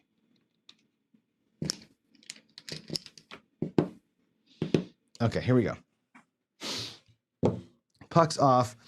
I'm going to go with this. So my new setup for the horseman is going to be 1 green, or 2 greens rather, in the don't pass. And then we're going to go a come progression instead of flat bet. So we're going to go with a $10 table. So we're going to go 2 units, 3 units, and 4 units as a progression. So it's going to be 20, 30, 45 against 50 coming out. So it's going to be a total of $100 in action. And I'm going to do the come ladder coming through instead of just plain flat bets. That'll give me a little bit of different action as I come through that. I may change it down a little bit and go with just single 10-unit bets. We'll see how it kind of plays out. But I like the come ladder for what it does. I'm going to play the come ladder as its own separate little strategy there with it. So we're going to need, it looks like, let's get our reds together. I'll do 3 shooters worth of reds that we have there. And we'll do 1, 2, 3 shooters worth of greens. And let's get our rack set up. There is going to be 1 shooter, 2 shooters. Our 3rd shooter will go up in the front, just like so. Let me get the light turned on too so we can see a little bit better. And I will roll this out totally random style. I'm not going to try and set dice only because my shooting table, can somebody, I don't have access anymore. Can somebody please hit that thing that nukes these porn people? There's just, what do you call it? Just hit the ban button. Ross, not the border strategy. I'll do the border strategy after that though. I'll actually play a little bit of both here. So you can see the border strategy is fun. When the table goes to me a little colder, I love that strategy. Here we go. We're gonna roll the horseman out and we'll start out with a $50 don't. I'm not gonna protect it, okay? This may be a giant mistake, but I'm not gonna protect the bet. We're gonna roll white dice today for this here. We'll see. If I lose that 25 bucks, I'm gonna be down on this shooter. I don't have enough money on the bankroll to replace that bet, even though I probably should. We'll talk about that if it happens. Let's just get a number first. Perfect number, we're gonna be on the 10. So our don't bet's gonna be on the 10. Now we're gonna come out with a 1 unit, $10 table come bet. I'll put it here so you can see it.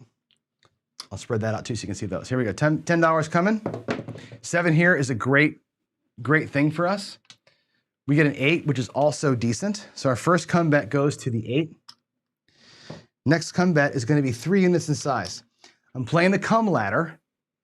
Come ladder always has, the next come bet is 1 unit higher than whatever's out there in action. That's the idea here. So we're gonna use 3 to save our 2 here. That's gonna go to the 6. That's good. We have 2 good looking come bets, 8 and 6. Now we have 4 units coming out. And again, the 7 here still wins us money. We're still good on the 7 at this level here. And that's gonna be the 617. That's perfect. So what happens in this case, we're gonna lose this 25. We're gonna win 20 in the come, and we're gonna win 50 on our don't. And the Headless Horseman is designed for this exact scenario, which is the typical roll, which is crappy, right? The typical roll is crap. It's gonna be a couple of rolls and you're out. And somebody says in chat, come ladder gets expensive. I limit my come ladder to only 3. I don't go come ladder forever. I do 3 come ladders and that's it. So I just kind of, I bring it up very, very slowly. Here we go again, coming out to a 7. So there's a bummer, right? That's the risk when you go out naked on the don't pass. But we won 50 on the last roller. So we'll do it. Here we go, an 8. Not the greatest point for the don't, but we'll roll with it. Here's our 2, there's our 2. Point's gonna be 8. Yo, 11, that's great. This come bet here wins. Did a little job for us, that's awesome. There's a 5, a 4, 1, 5, that's on the wall. That come bet moves to the 5. We'll come out with 3 units. Goes to the 6. And our last one will be 4. Here we go. Let them all get set. We'll play it out. Goes to the 10. Not great. Not loving a comeback going to the 10. But here we are. We have 3 comebacks set for 20, 30, 45. I have $50 in the don't against the 8. That's not a great situation right there. I'm still in control. I'm still the boss of the deal. So we'll let it roll out. Hopefully the 8 doesn't come before the other ones pay. The 5 pays. Comes down, take our 2 units, back to the rack we go. Now, I have choices here with this strategy. I can come back with another come bet if I choose to. I can cover what I've got out here. I've got 4, 5, 6, 7 units there. I've got 5 units here, not quite enough to get there. Or I could start recycling wins through the don't. And we'll see how long this roll goes before that decision gets made. There's another 5. Doesn't hurt, doesn't help. That's a 5-1-6. That rolled. I'm sorry, that was a 5-1-6. That'll pay us 3 over here. And that will come down. And now we're in a situation where we have 50 against the 8, and we've got 20 on the 10. We'll give it a roll or two, and then we can start making calls here, right? Then this is where you start deciding, do you want to lock profit up or do you want to start playing against the 7 for when it comes out? There's a 10. Oh my God, this is a great roll. 10's going to pay 20. I'm going to go 25 for 5 since I'm out of reds, and that comes down. Now we're just playing against the 8, and we've locked up a pretty stout profit. I'm actually going to go ahead and turn some of these reds in for greens.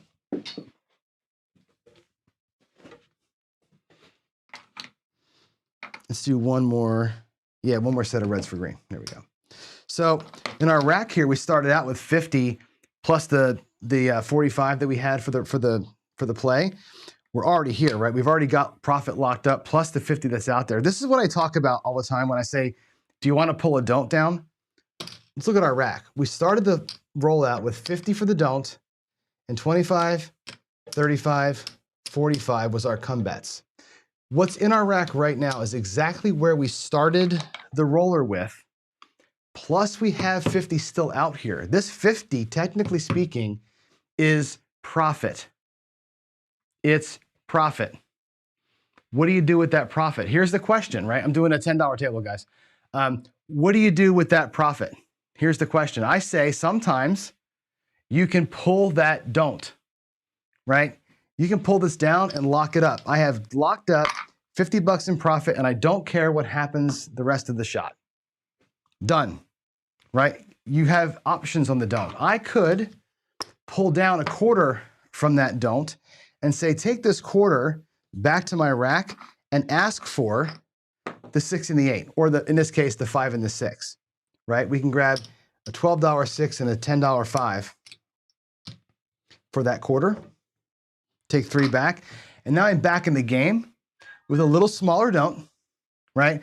But I've got some do action. I can actually run this thing through if I so chose, right? You see what I'm doing here? So you can lock in the win by pulling the whole don't down. I can take half the don't down and start placing bets with it. I'm playing with profit here, right? I'm guaranteed something out of this hand, right? No matter what happens here, we're going to be okay. There's a 5. So I went light side with half of my don't bet, which I'm allowed to do. That's going to pay 15 for 1 out of my rack. What I probably do is bump that up to 1. Oh, actually, I'll take 1 back. I'll leave it at 10. I'll grab the 9. Aces. That does nothing. There's the 8. So it turns out we lose half of what we had on the don't, but we're still out here hot in action. I'm going to bypass the come out roll. I'm not going to touch profit.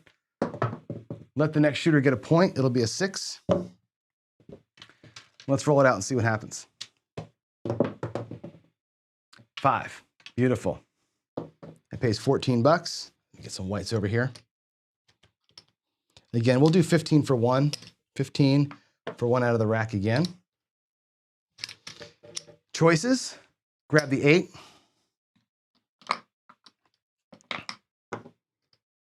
Let's take 5 bucks for 5. We'll grab the 8. 3 to the rack. And now I'm inside, all on profit. 0 of that is at risk, right? And we're just kind of building through. There's an 11. Doesn't matter. Notice how the horseman is like the marijuana of strategies. Okay, it's a gateway drug, right? I don't play the horseman over and over and over and over again. I play it so I can get to where I want to be, right? So here I am, now on the 6. That's our point, but we were on it. So again, that'll pay 15 for 1. 1 for my rack, 15. I'm gonna rack that up, drop the 1 in here, get us a new point. Okay, now again, no need to go back to the don't. I'm playing in profit. There's no need to put extra money out there. We're just gonna rock this thing, right? There's a 7 on the come out, doesn't matter. 12, doesn't matter. 4, great point. Oh, I love a point of 4. You know me, love my 4. Here we go. Now we're gonna start working on a mid press in here. There's a 1, 2, 3, the shocker that rolled on me. That's a shocker, 1, 2, 3. That's gonna be a 6, 4, 10. We're not on the 10. There's a 3, 1, 4. That's the point. We have no stake in the game down here, so it doesn't matter. Let's come out again. New point's gonna be 8. We're on it, it's fine. Let's get some inside hits here, shall we? 4, not on it. 3, the shocker. Boy, oh boy, we're not hitting the insides at all, are we? There's an 8, hard 8. 8 the hard way. Puck's off, that's gonna pay. I need some change over here. It's gonna pay 14. We're gonna go ahead and press it up by 1 unit and rack the difference. Get that pretty. There's a 5, 1, 6, new point.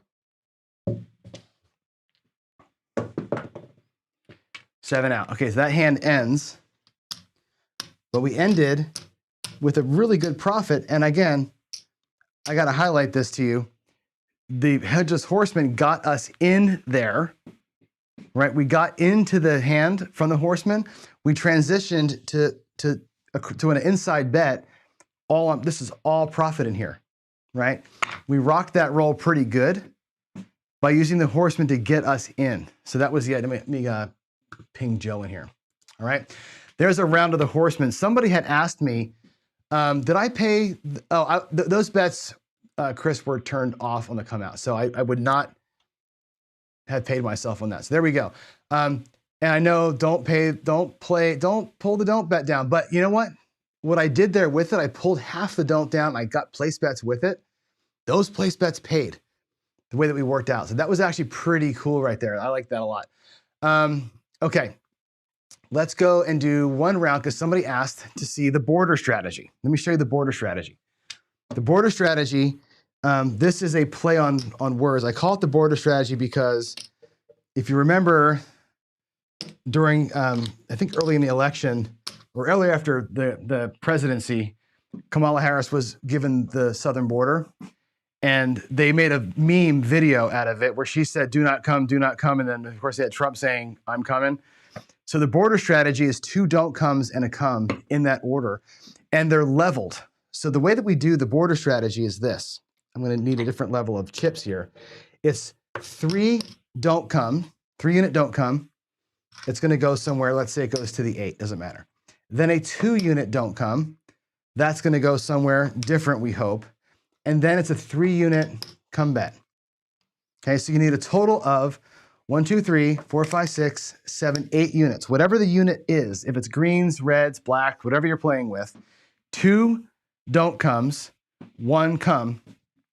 If the roll works out, you get paid on roll 3, you double your money, it's great. This strategy seems to work pretty well for me. But again, the table conditions have to match what you're doing. So let's go ahead and play it out twice here. I have enough, I think, for 2 shooters worth. Let's see how it works out. We'll run it through here once. We'll let the shooter get a point.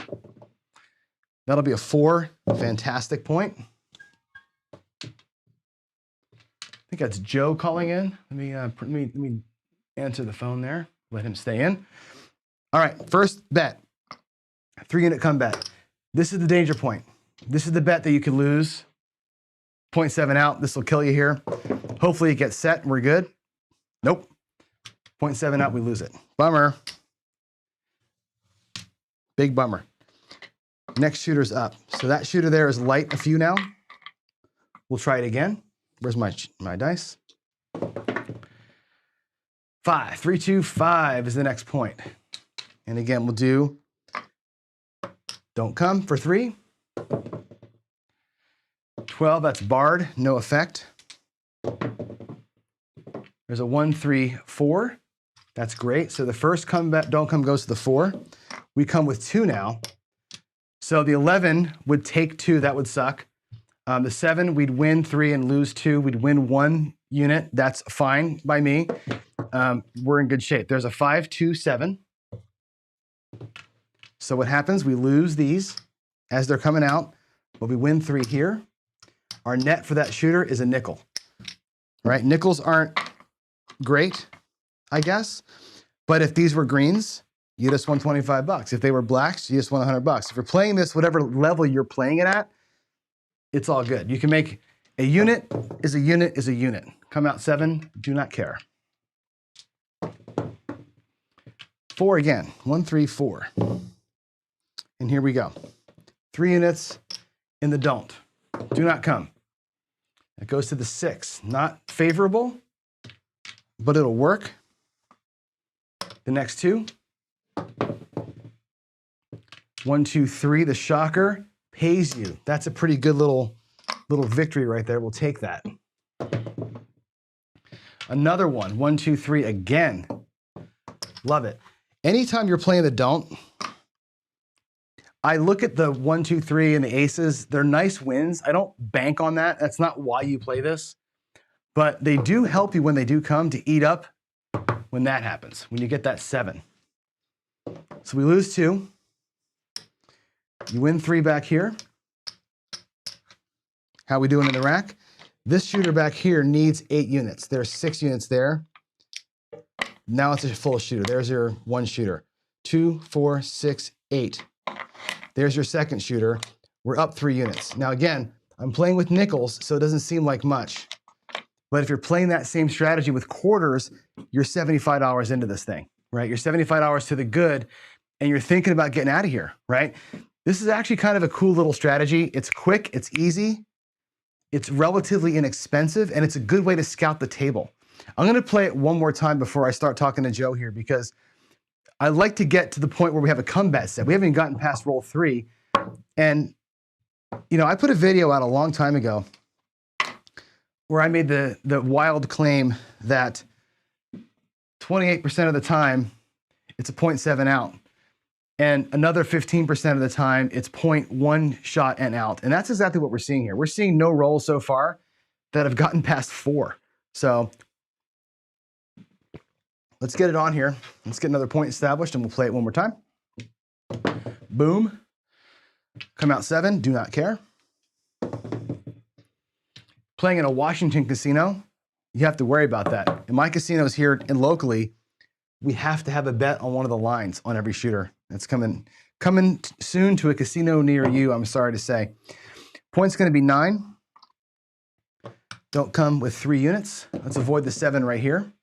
We didn't avoid it there, that's a bummer. 0.7 out, that's like our 3rd one since I've been doing this, right? That'll be there, we're gonna lose this. I'm gonna replace that shooter with a full shot. I've got 5 units here, 3 units from profit before. We're back to square. That's a full shooter. I have no profit left, and I'm with my next shooter. Here we go. Rack management, right? That's what it's all about. Manage your money. Know where you stand. There's gonna be a 6-3-9. 6-3-9-9-9. 3 in the don't. Yo, 11. Oh, you sucker. Look at that. Took my money. All right, so now we're going to adjust, right? I'm going to do 3 in the don't. It's going to go to the 10. That's a great don't number for us, right? You're a 2-to-1 favorite here, getting paid even money if the 7 comes before that 10. That is fantastic. Now you have 2 units left. Normally, we would have gone 3 units come, don't come, 2 units don't come, 3 units come. We blew one of these things. We're gonna go to the come with our next bet. We're gonna get 1 light and 1 dark here, and we'll see how we roll out. That's my adjustment when I lose one of those don't comes. I'm gonna go to the come.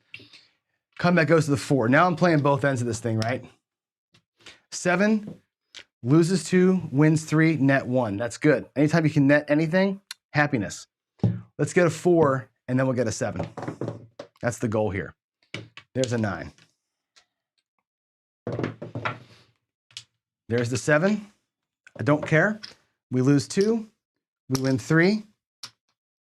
Right? You're up a unit there to kind of keep yourself clean and going. So That is kind of how that happens, right? And Buckeye Slim, you're right. After a great roll, right? Yeah, totally. The great roll drained everything for sure. That 100% happens, right? It always happens that way. And that's what Jacob said earlier. And I think we were talking about this as a group, like good roll, get the hell out, right? Once you're up, and I was up by a full shooter there for a second, you got to go bye-bye, right? Here at home with my fake money, we can roll all day long and we can see how it works out, right? So that's really, really solid, right? If you're doing that with quarters, you're doing solid. So yeah, there's no way to make money at this game. That's great. The house edge will break you. You've got it. If you can get it, right? When you hit a streak, and we talk about the streaks, let me get my camera up. When we talk about the streak, no, the light's in the way. The streak happens all the time, right? You saw that roll early where I had, what was it, 9 or 10 rolls? That was a pretty good little run. We made some money on it. If the next roll goes south like it did, bye. You got to get on out of here, right? That's part of the problem. So I'm going to actually switch back to my other microphone real quick. Hold on a second. We're going to lose audio for just a second while I make the switch, since I'm sitting. All right, you can hear me now. There we go. That wasn't too bad. All right, so anyway, the streak is where the money is in this game. You can grind. You can sit on one thing, right? Greg will play the don't pass the same way all the time, and he will beat the house edge through diligence, right? And that will work on that kind of a bet. When you're doing this, like I did, to me, the horseman, like I said, it's a gateway drug, right? It got me to where I was across. I made some money, and we're out. I wouldn't play the horseman over and over and over. You're going to lose when you play things over and over and over, especially when they end up on the right side. So 3 come bets, 3 shooters in a row, you're going to get burned on that. You can't hit that many point numbers reliably. And that's why it works in spurts. So good deal there. Okay. So let's see, trying to get through here. Next roll. All right. So Joe's having some issues. I'm going to bring Joe in real quick. Let's see if we can't get your audio troubleshooting taken care of. Let me go here so I can actually pull your video in. There's I can see you, Joe. And it's saying that your volume is not able. Are you having a permission problem with your volume, do you think? Or I wonder what's going on there.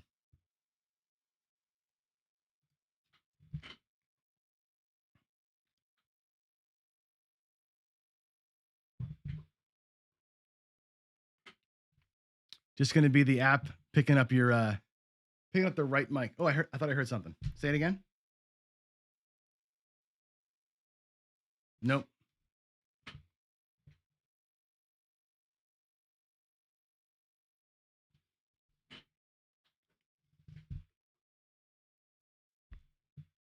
Joe's going to work on his volume here.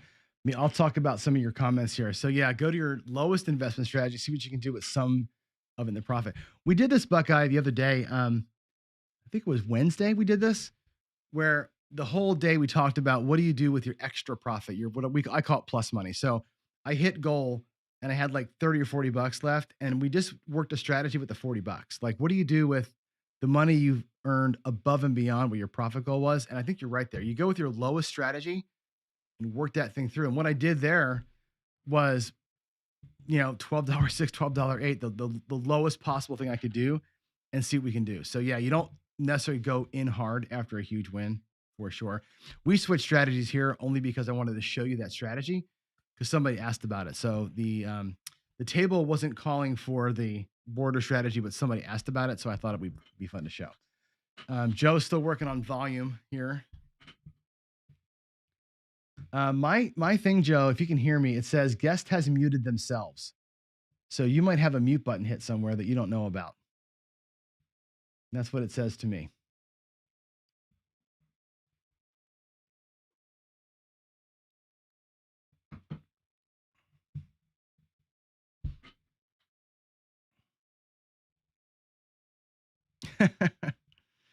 So you can know. You say it happens to stocks. I finally got the nerve to buy some crypto. I know this much about crypto. 0. That's a 0. My son said, hey, buy some Dogecoin. And I'm all right, fine, whatever. I got the Robinhood app and I thought, this is cool. So I bought it, and I got my clock cleaned and that stuff because I don't know what to do. Right? That you know this. It's hard. It's hard to know. Gambling with anything is hard. Um, yeah, Joe's still working through it. Might be your earphones.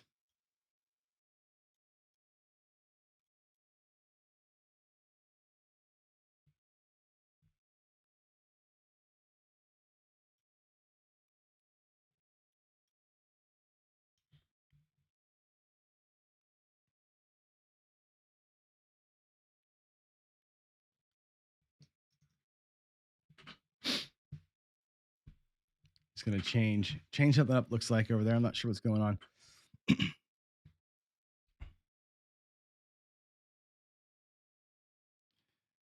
Hey, Terrence from Jersey. What part of Jersey are you from? I love my East Coast folks.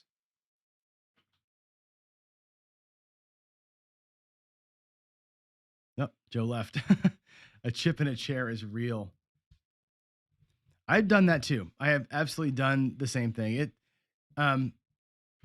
It's funny when I first. Oh, here he comes again. When I first was playing around with the come ladder strategy, the two times I tried it was my last possible chip, and I ran a comeback with it, hit the 7, ran it again, hit the 11, and I actually worked a little tiny progression and ended up making profit that day. So, hey, can I hear you?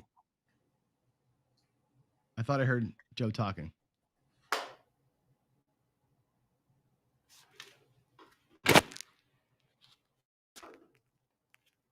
I think I hear you. Can you say something?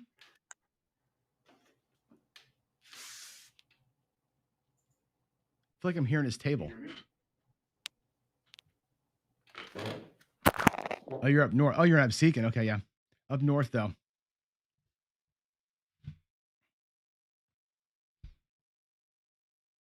Joe, I thought I heard you there for a minute.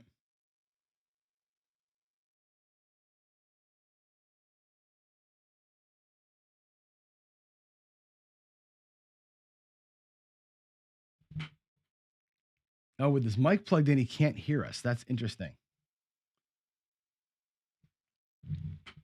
So I should be coming out. Terrence, I grew up in my earlier years in like Mount Laurel, Haddonfield, Cherry Hill area, and later from middle school on down in Cape May.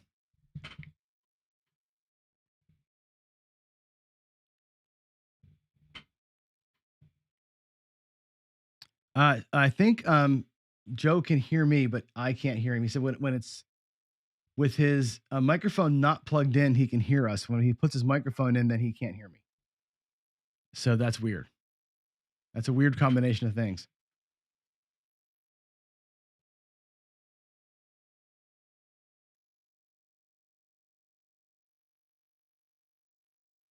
Yeah, we heard Joe for a minute there.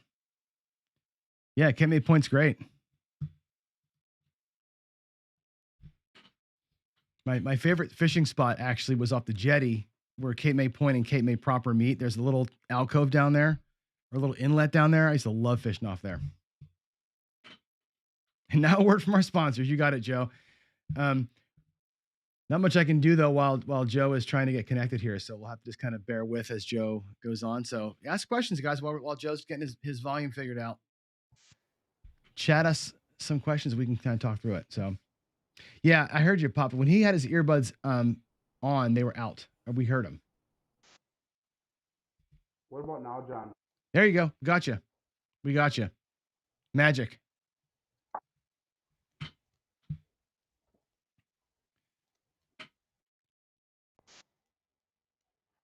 Craps Racket going to Cape May next weekend. Eat at the Lobster House. The food is terrible, but it's a must see place for sure. I worked at the Lobster House for about 7 years when I was a kid. I worked the boats. I worked the dock. I worked the raw bar. Cooked. I did everything at that place.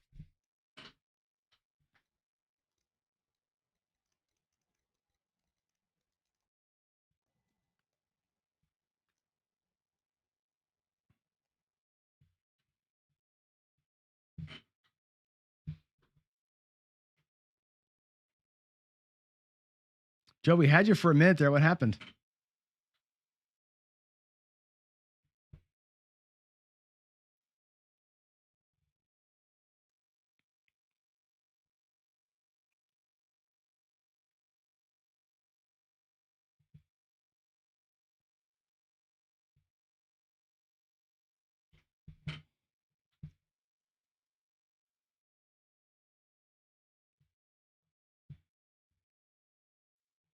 Nope.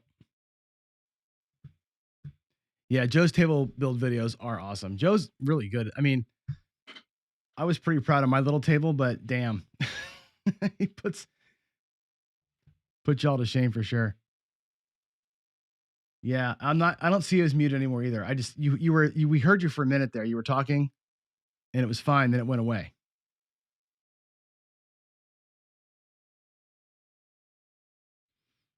Yeah, Seek to Know is saying maybe you're using the same jack for input and output. Like maybe you're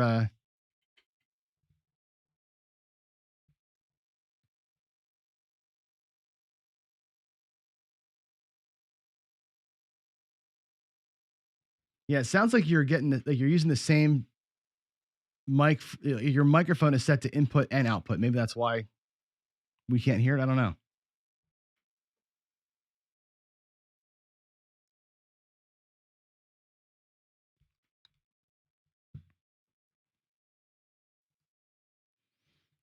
Papa's asking if I track my rolls. I don't track my rolls. I do here at the house when I'm practicing. I track my rolls. When I'm out at the casinos, I don't. You can hear me, John. Hey, there we go. I can hear you right there. What happened?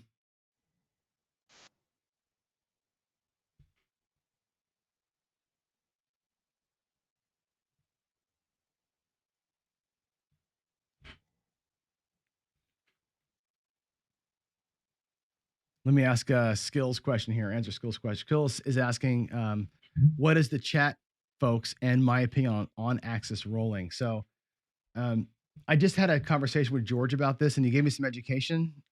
If you were here to hear that, it was actually pretty cool.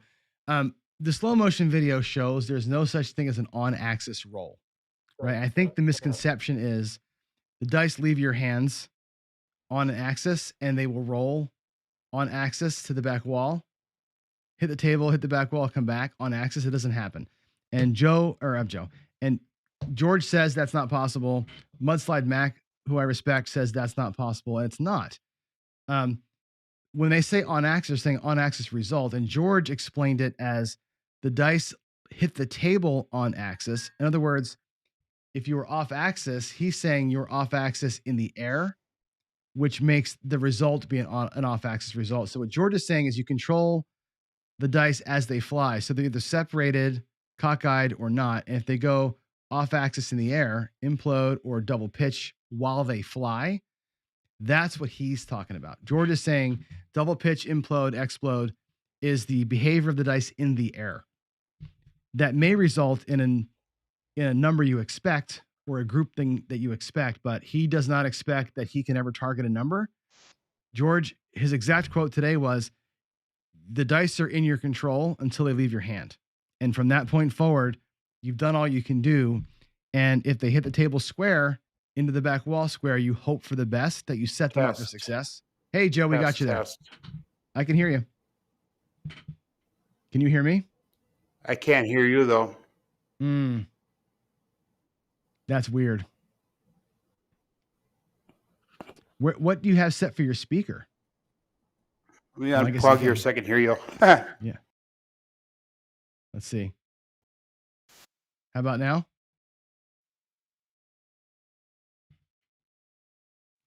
Yeah, fives. The back wall is the equalizer for sure. We saw it in the slow-mo, right? The slow-mo, we 100% saw that was the equalizer.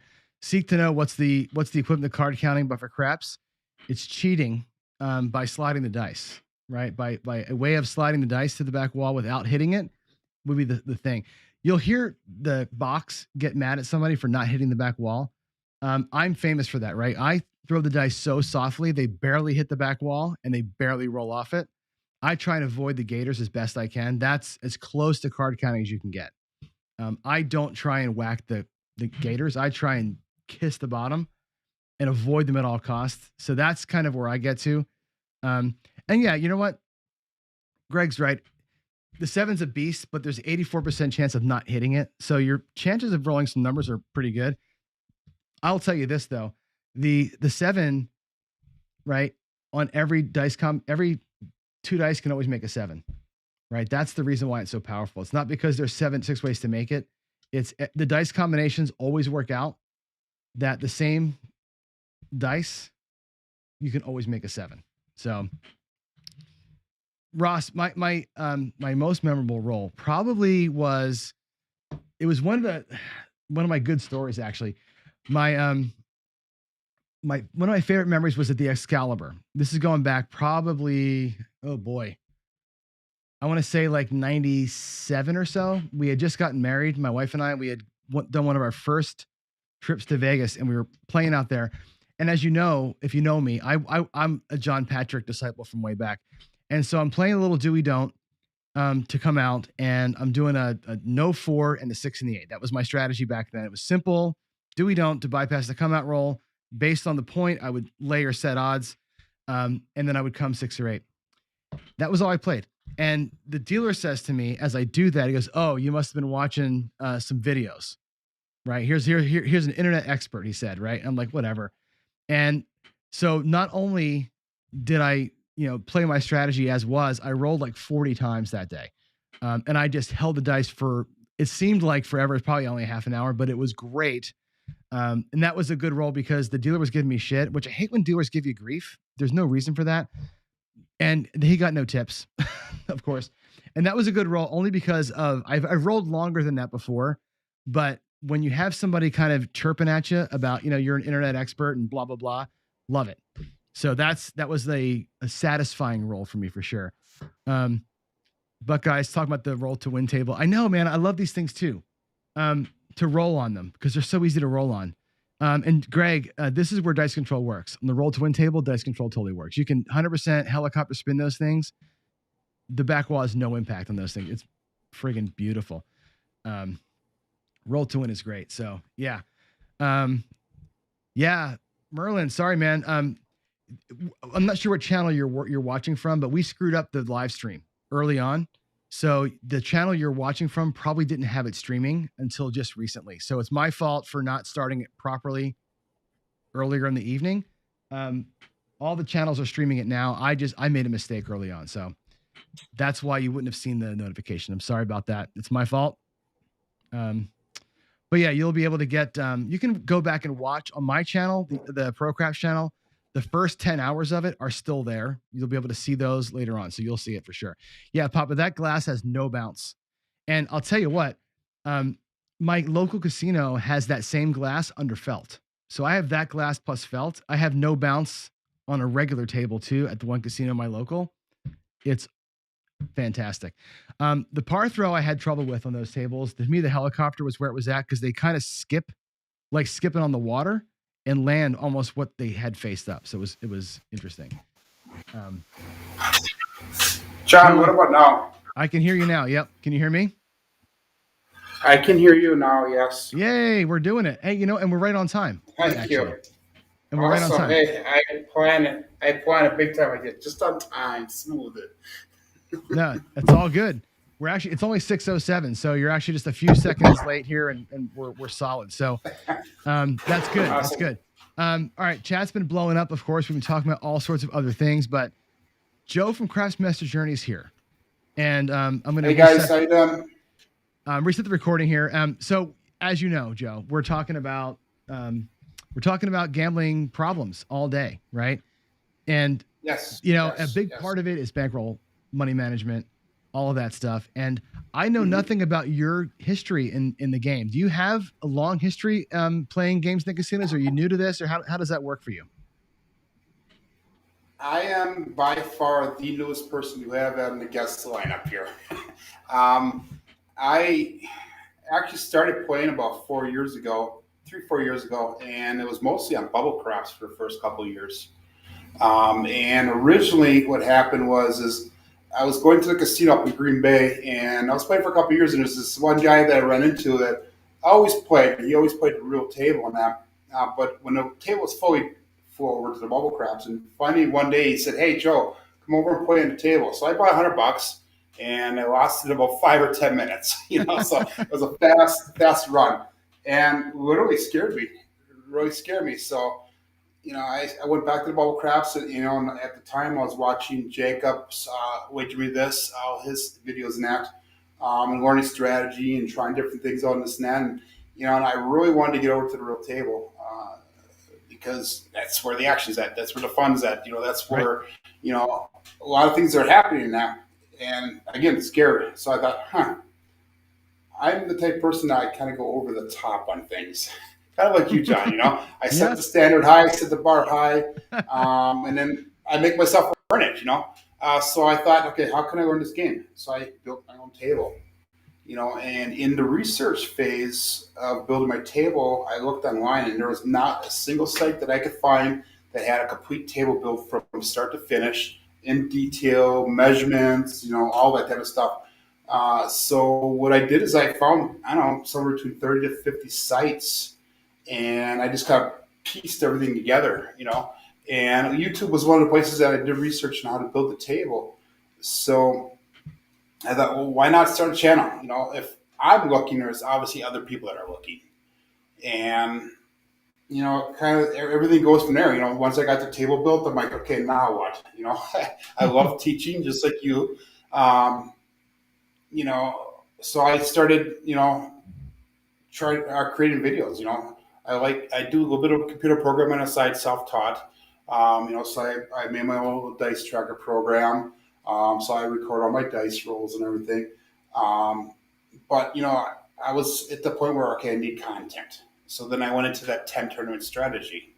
Mm-hmm. And I don't know if everybody caught my interview with Brian about a week or so ago. He asked, hey, how did you come up with the strategies? And I said, basically, I just YouTubed it, and that was the top 10 strategies that came up, So obviously they were the most popular at the time that I had searched it. So, that's just right now I'm in an exploration phase. I'm trying to find myself. I'm trying to see, what I can offer to you guys right now. I know Jacob from Wager Midas is kind of calling out some of us newer YouTubers, to make sure we come up with some original content and that. And, hey, that's a great idea. I would love to. But that I'm kind of in a phase right now. I'm trying to find myself, Jeff is bringing out a lot of stuff that his subscribers are bringing to him, And I'm finally getting to that stage now because I hit over the 400 mark for subscribers. And hey, thanks, guys. Fantastic. And I finally got yeah, it is. John, we started at about the same time. We're about a month apart from starting. And you're just blowing it away, which is awesome. Brian's interview helped dramatically from that front. I've increased probably just in the last 2 weeks alone, probably about 60 subscribers. So that's awesome. Yeah, but that's kind of my history, Yeah. Yeah. It's funny It's how kind of the my YouTube history. thing I've been, happens. Yeah, the YouTube thing is interesting because, and like you said, we're both new at this, right? Relatively new. Yes. I think my first video released in June or something like that. And I think at the time you were still doing your table build videos, right? So I had done a couple of strategy. I did a couple of strategy math analysis type videos. So I had a little bit of a head start because I was more Craps content. You were more niche build part of it. I went back and watched your stuff afterwards, and I'm like, holy crap, this guy is fantastic. Like the build, because I'm first to admit it, right? Like I don't have the bone or the whatever, the ability to build stuff. I like to think I can. I can fix a lot of things, but I can't conceive and build. Like I can, and I think you have to have a brain for that. Like in computer programming, I'm a back-end developer, what they call a back-end developer. I can program on the front. I can make a UI, but I can't conceive of a UI, and I can't conceive how a table gets built and how the structure works and all that stuff. But I can fix it if it breaks. That's you know what I'm saying. That's why when I watched your video on that, I was like, that's how it all works. That's how support works, and I totally got it. I'm like, that's great. So I'll tell you what, it took a lot of planning. I researched this probably about 2 or 3 months before I actually decided to pull the plug and to do it. And I'm no master carpenter. I think you told me I was, but I'm not. I've dabbled.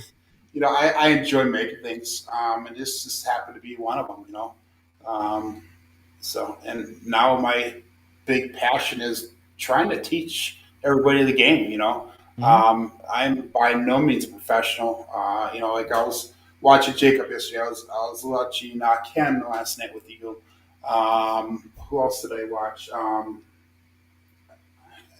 Who was after Ken last night? Big AZ, Big Big AZ. AZ, right, yep. I mean, you got some heavy hitters on this lineup here, and I am by far the lowest and by far the newest. But hey, I've come a long ways, and that's the big thing. I've been playing at the real table for almost a year. So you were kind of talking to Zaf about being a new player and how we can bring that experience. Fire away, man. That would be me as well. I'm a new person. Even though my title is Craps Master, everybody forgets that journey at the end. Because this is a journey. Start to finish. Well, it's funny. So, you actually tore a guy apart, which not tore him apart, but I mean, I love it when people are honest, right? And somebody gave you shit in your channel, like in your comments, or it's comments or YouTube or on Facebook, and they're like, it was on Facebook. What kind of master are you? And you're like, dude, journey. I'm on a journey. I'm not the master yet. I love that was so great. That was awesome. And I think it's good. How can you respond to these people positive wise? How can you be positive when a lot of people, and Brian even said, hey, there's a lot of people are going to come at you. The more people you get, the more people that come at you. And guys, this is a difficult job to teach, deal, whatever, and there are a lot of good people out there. Like I said, a lot of us YouTubers are not the best, the most knowledgeable craps people. We're not. There's people out there who've been doing this 30, 40, 50 years, but they're not putting the videos up. They're not the ones that are showing the people. We're jumping out there on a ledge. We're putting ourselves out there. Yes. And gotta give us a little bit of room here, guys. Just a little bit. Yeah. I mean, the thing of it is, and I said this the other day, I should put your name out here too. The reason why I think the channel is important to me, my channel is important to me, is because it holds me accountable, right? It's like, you're going to go live and I use the word pro craps in my name, right? You use the word master, Craps Master Journey. And I think that, when you do that, I'm going to put your name on screen here, by the way. I didn't do that before.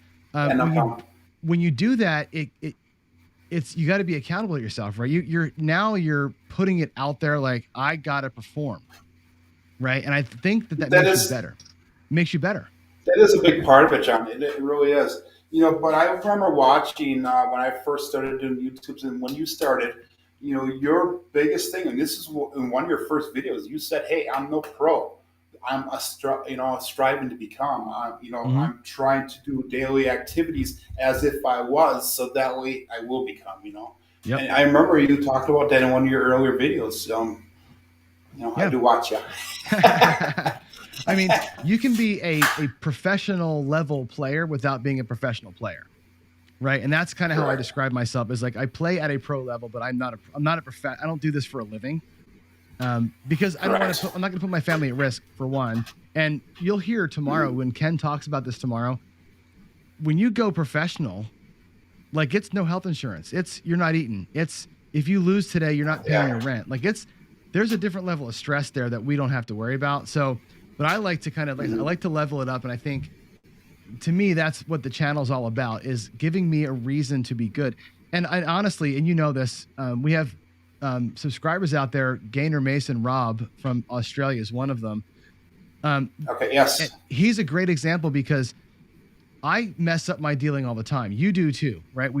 Greg has messed up his dealing, and you make a mistake while you're dealing to yourself in a YouTube video, and Gaynor is like, next day you got a paragraph about where you screwed up. At the 18-minute mark, you paid yourself $7 instead of $6. Or whatever, I haven't had that. I have Whalen and Durso at me. Oh, there you go. But they're awesome.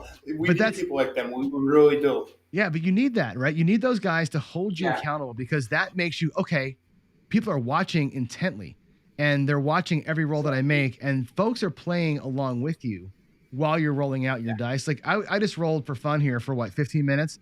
And people are chatting. And I was watching a little bit. Yeah, they're chatting in the chat room. Oh, I just made $300 on you. Like, they're playing along with you, and I think that's important for us to know as YouTubers. Whatever, it's people. They actually are tied in. So you are newer at the game. I've been playing craps for 20-something years now, right? You just did. And I'm about 3 or 4 years. Yeah. Yep. So you just did the series where you did the tournament, right? You've done some Yes. bubble craps. I want you to hit on 2 points. One is you said you were a little bit nervous about joining a real table. I Yes. was too. My first time playing craps, somebody gave me money because they couldn't go to the casino. They say, here, take this $10. I want you to go pass line and hard 10. Right. And and I literally bought in for $10 and put those 2 bets out for a friend of mine. That was my first time at a craps table. Right. Because I did not know how to play the I did game. hard 10 last night. Awesome. And craps is intimidating because you feel like everybody there knows what they're doing and you're the one that doesn't. And it's kind of tough to walk up, isn't it?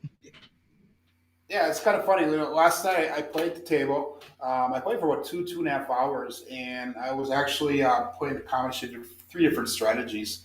But after I was done, up and down, I bought it for 500. I ended up winning like $70. So that's not bad after 2.5 hours just kind of playing Heck around no. it. And I was up, with my girlfriend, and I was waiting for her to get done. So I sat at the bubble craps, and there was a lady sitting next to me actually at the bubble craps machine, and her husband deals at a casino in Milwaukee. And she said she does not like playing the real table because she's afraid of what people are going to be saying about her, how she's betting because she has some knowledge, but not a ton of knowledge. And it's a good point to bring up, John. It is scary at first if you don't know 100% what you're doing. Unless you have no fear, you just jump in and say, "Hey, I'm new. Help me out here." And there are people that do that. Another one last night, same thing. Took the hook spot right next to this dealer and said, "Hey, I don't know what I'm doing here. Help me out." So then they put it on the pass line or don't pass or whatever.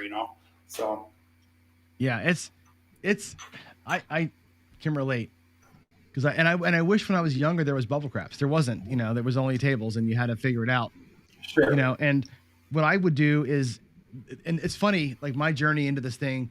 When I first started, of course, I was watching a lot of VCR, I watched a lot of Patrick, but before I really got into that, when I would go to the table, I would go to the corner, I would go to the hook, and I would hide by the dealer, right? Because I didn't want anybody to see what I was doing. Because the same thing. That's where everybody's gonna be watching is right there.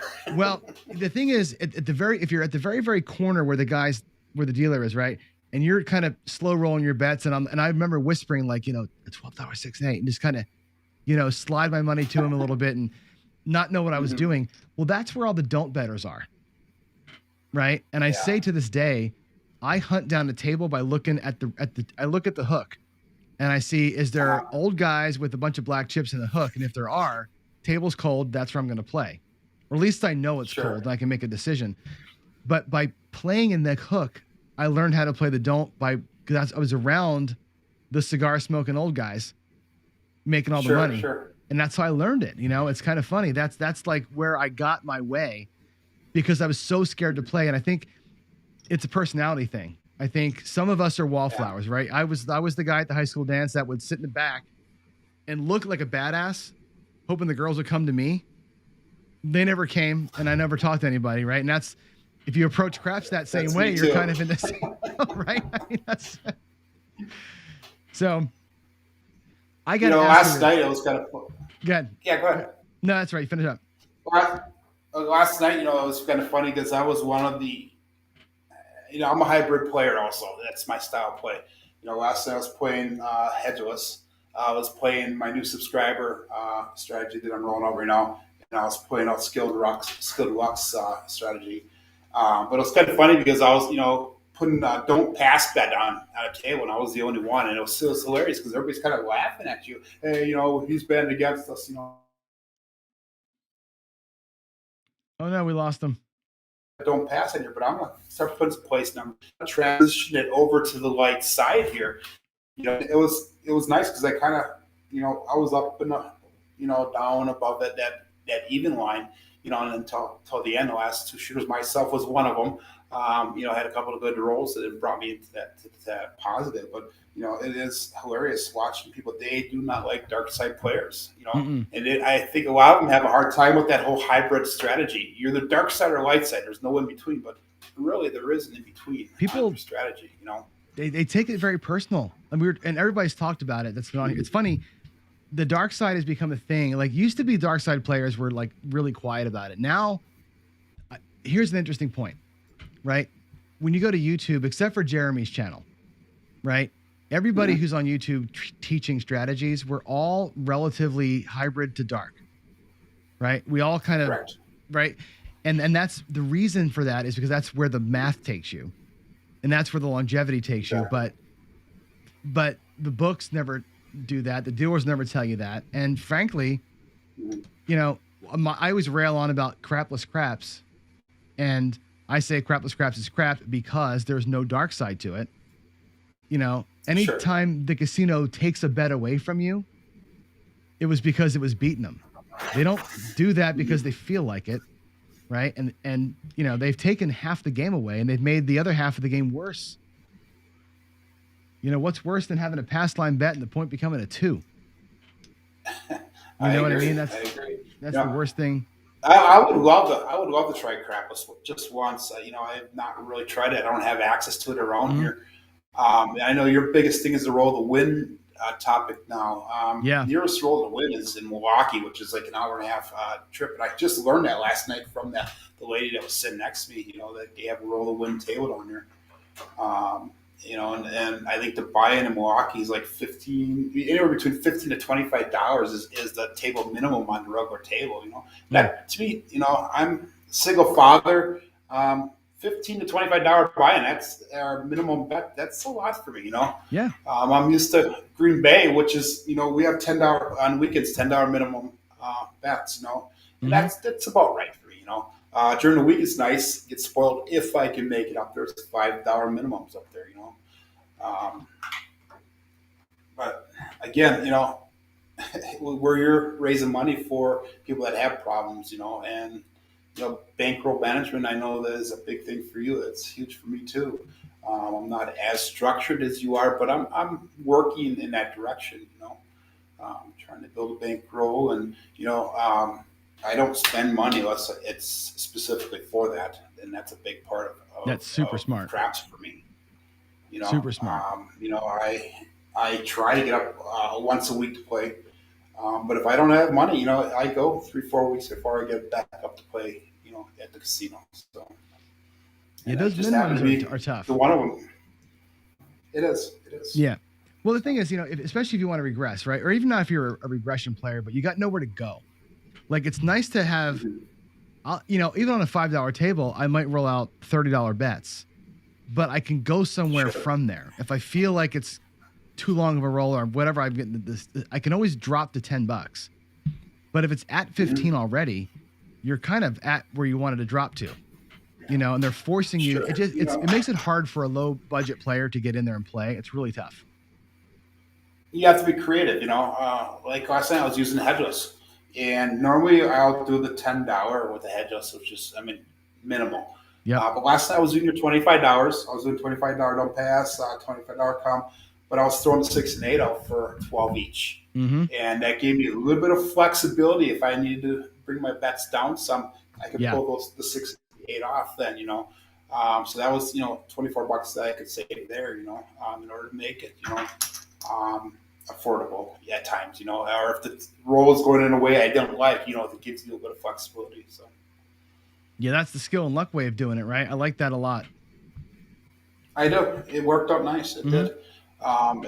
One time, I mean, it took off. I had a 6 and 8 up there. You know, it allowed me to expand out. Then, you know, by the time I started with the headless, by the time I got done, I had all 6 of the numbers placed. That's awesome. Which worked out real nice. It is, you know, and it was bought for, you know.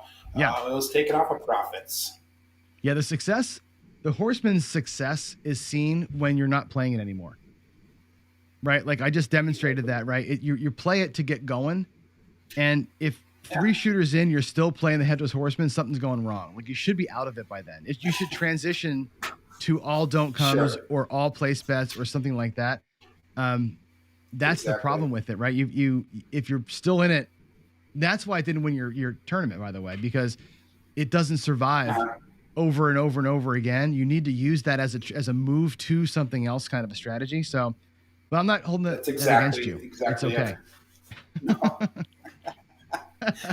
I understand. It's And all good. Brian's all excited because his one, but hey, every strategy that was in there has their pluses and their minuses. They really do. Yeah. It just happened that with your 5 rollers on your strategy, you got the worst end of the stick, really. Got crushed. It's And Brian's, a great example. He got beat by a 3-point blender early in the yeah. tournament, big time. But then at the end, he beat him twice in a row. So What's funny is any given day.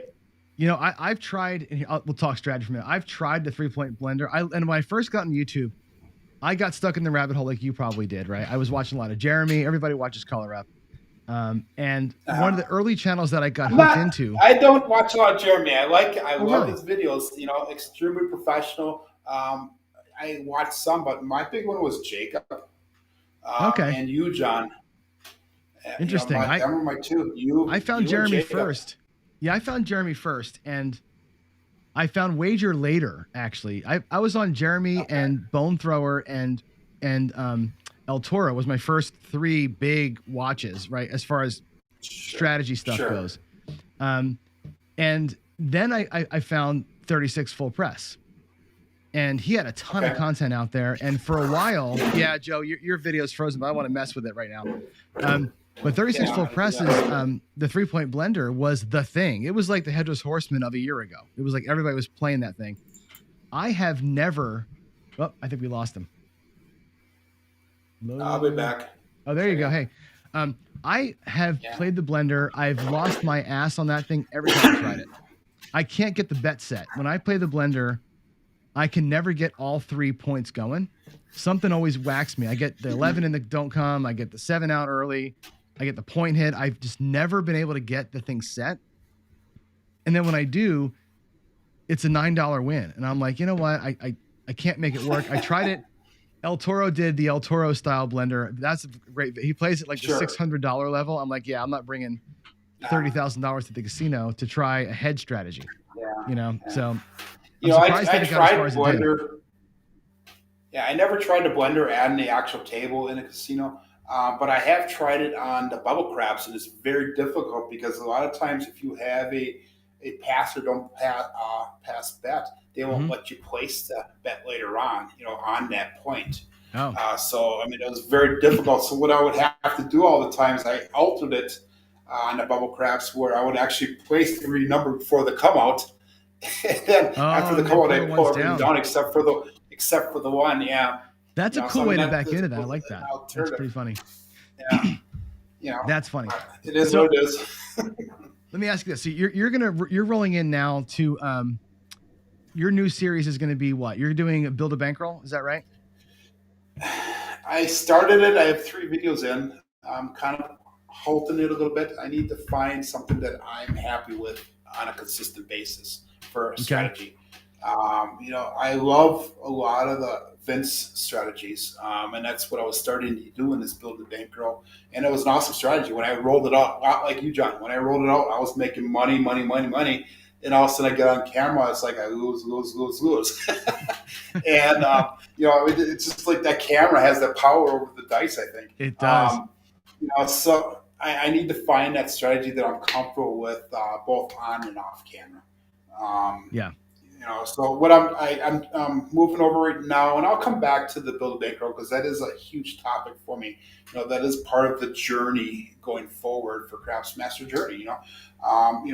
How can a person start from the beginning and get up to having a bankroll of 5,000, 10,000, even 100,000, if you go at it long enough. My goal, like you already have this bankroll set up. This is what I'm working on right now. I'm stuck with $300 to $500 buy-ins, but I would love to walk in a casino and have $1,000 buy-in and not even worry about it. Right now, $300 is I don't worry about money. Last night I happened to have $500 that I brought in, and I walked up with $570. That was awesome. $70 in the account. It's the thing is it's hard to do. I got lucky with mine because a personal story here for me. My gambling account was at almost zero for the longest time because my kids go to a private school. right? So, and everybody should know this too, right? Like I coach my kids. I coached Zach in baseball for all these years. And so Zach, my son, played baseball from when he was 7 years old all the way through high school. And he went to a private school, and we paid for baseball, right? You pay for the summer league baseball, which is like $3,000 a year. Traveling league or whatever, Yeah. that's expensive. It's it is. right. My daughter plays travel league volleyball, also very expensive. My son went to Division III school to play baseball, which they give you academic money, but there's no athletic scholarships available at D3 schools. So between school and baseball summer and the college, it was like, it's killing us. Right. So like, yeah, there's no going to the casino. And I think that's part of our show here too, right? There's no going to the casino when that's your life situation. Yeah. You just stop going. Exactly. But the good thing is that I do computer programming. So I was able to get some side work. And so a good friend of mine, really good friend of mine, she was the CTO of a software startup here in Seattle. And I worked for her for about 5 or 6 months, getting her infrastructure set up. And all the money that I made from that, we paid off the school, and I put money in the bank, and I started the channel. Like all that money came in like during the first part of COVID. Sure. And it's like, hey, I got a table now. I can do this. I can do this. I can practice, and 401g account starts getting money in it, and now I can do it. And it's like, it was not like my regular salary is enough to pay our bills. This was like extra money, and totally started the thing. Yeah. It came at the perfect time. And now that Zach's out of college, the college is done. We're done paying for that now. And it's like, hey, we take that breath, you know, and when you can gamble, when you're like in that, I can take a breath mode, your whole life changes. Like you don't need to like stress. And man, that's a good feeling, you know? Yeah, it is. Again, the journey is getting to that point, getting to the point where you don't have to worry, where you can have money to, percentage out for each visit, to take that trip to Vegas. I was talking to one of my subscribers the other day, and he said, "You've never been to Vegas?" I said, "No, I haven't. I have a couple casinos around here. I've been on a cruise. I gambled for, did craps for a week on the cruise. And that was another one, John, I had a set budget. You go in, this is my budget daily per session, and you make it last for the whole week or the 3 days or whatever you're going to do, and be disciplined. I know I was listening to Ken last night, extremely disciplined. I'm obviously not as disciplined as he is, but that is one of the goals. Go in with a set win goal and get out. For some of us, I travel about almost an hour to get to the casino. So my trips are not as frequent as say maybe you are, or the people that actually have access to the casinos. So I tend to do 2 or 3 sessions when I'm there. Or like last night, I only did 1 session. It was 2 hours long, and I was up and down. I was, at that even point. And finally, I got up. I'm like, "No, guys, this is enough before I go back down." Right. Let's take that $70 and run. Where my goal actually was last night to make $100 to $125. So I got close. Didn't quite hit the goal, but I got close enough. And I said that's enough. Yep. Well, it's like Jacob said earlier, and Ken said it too. You go there for an hour and a half, and you win $70.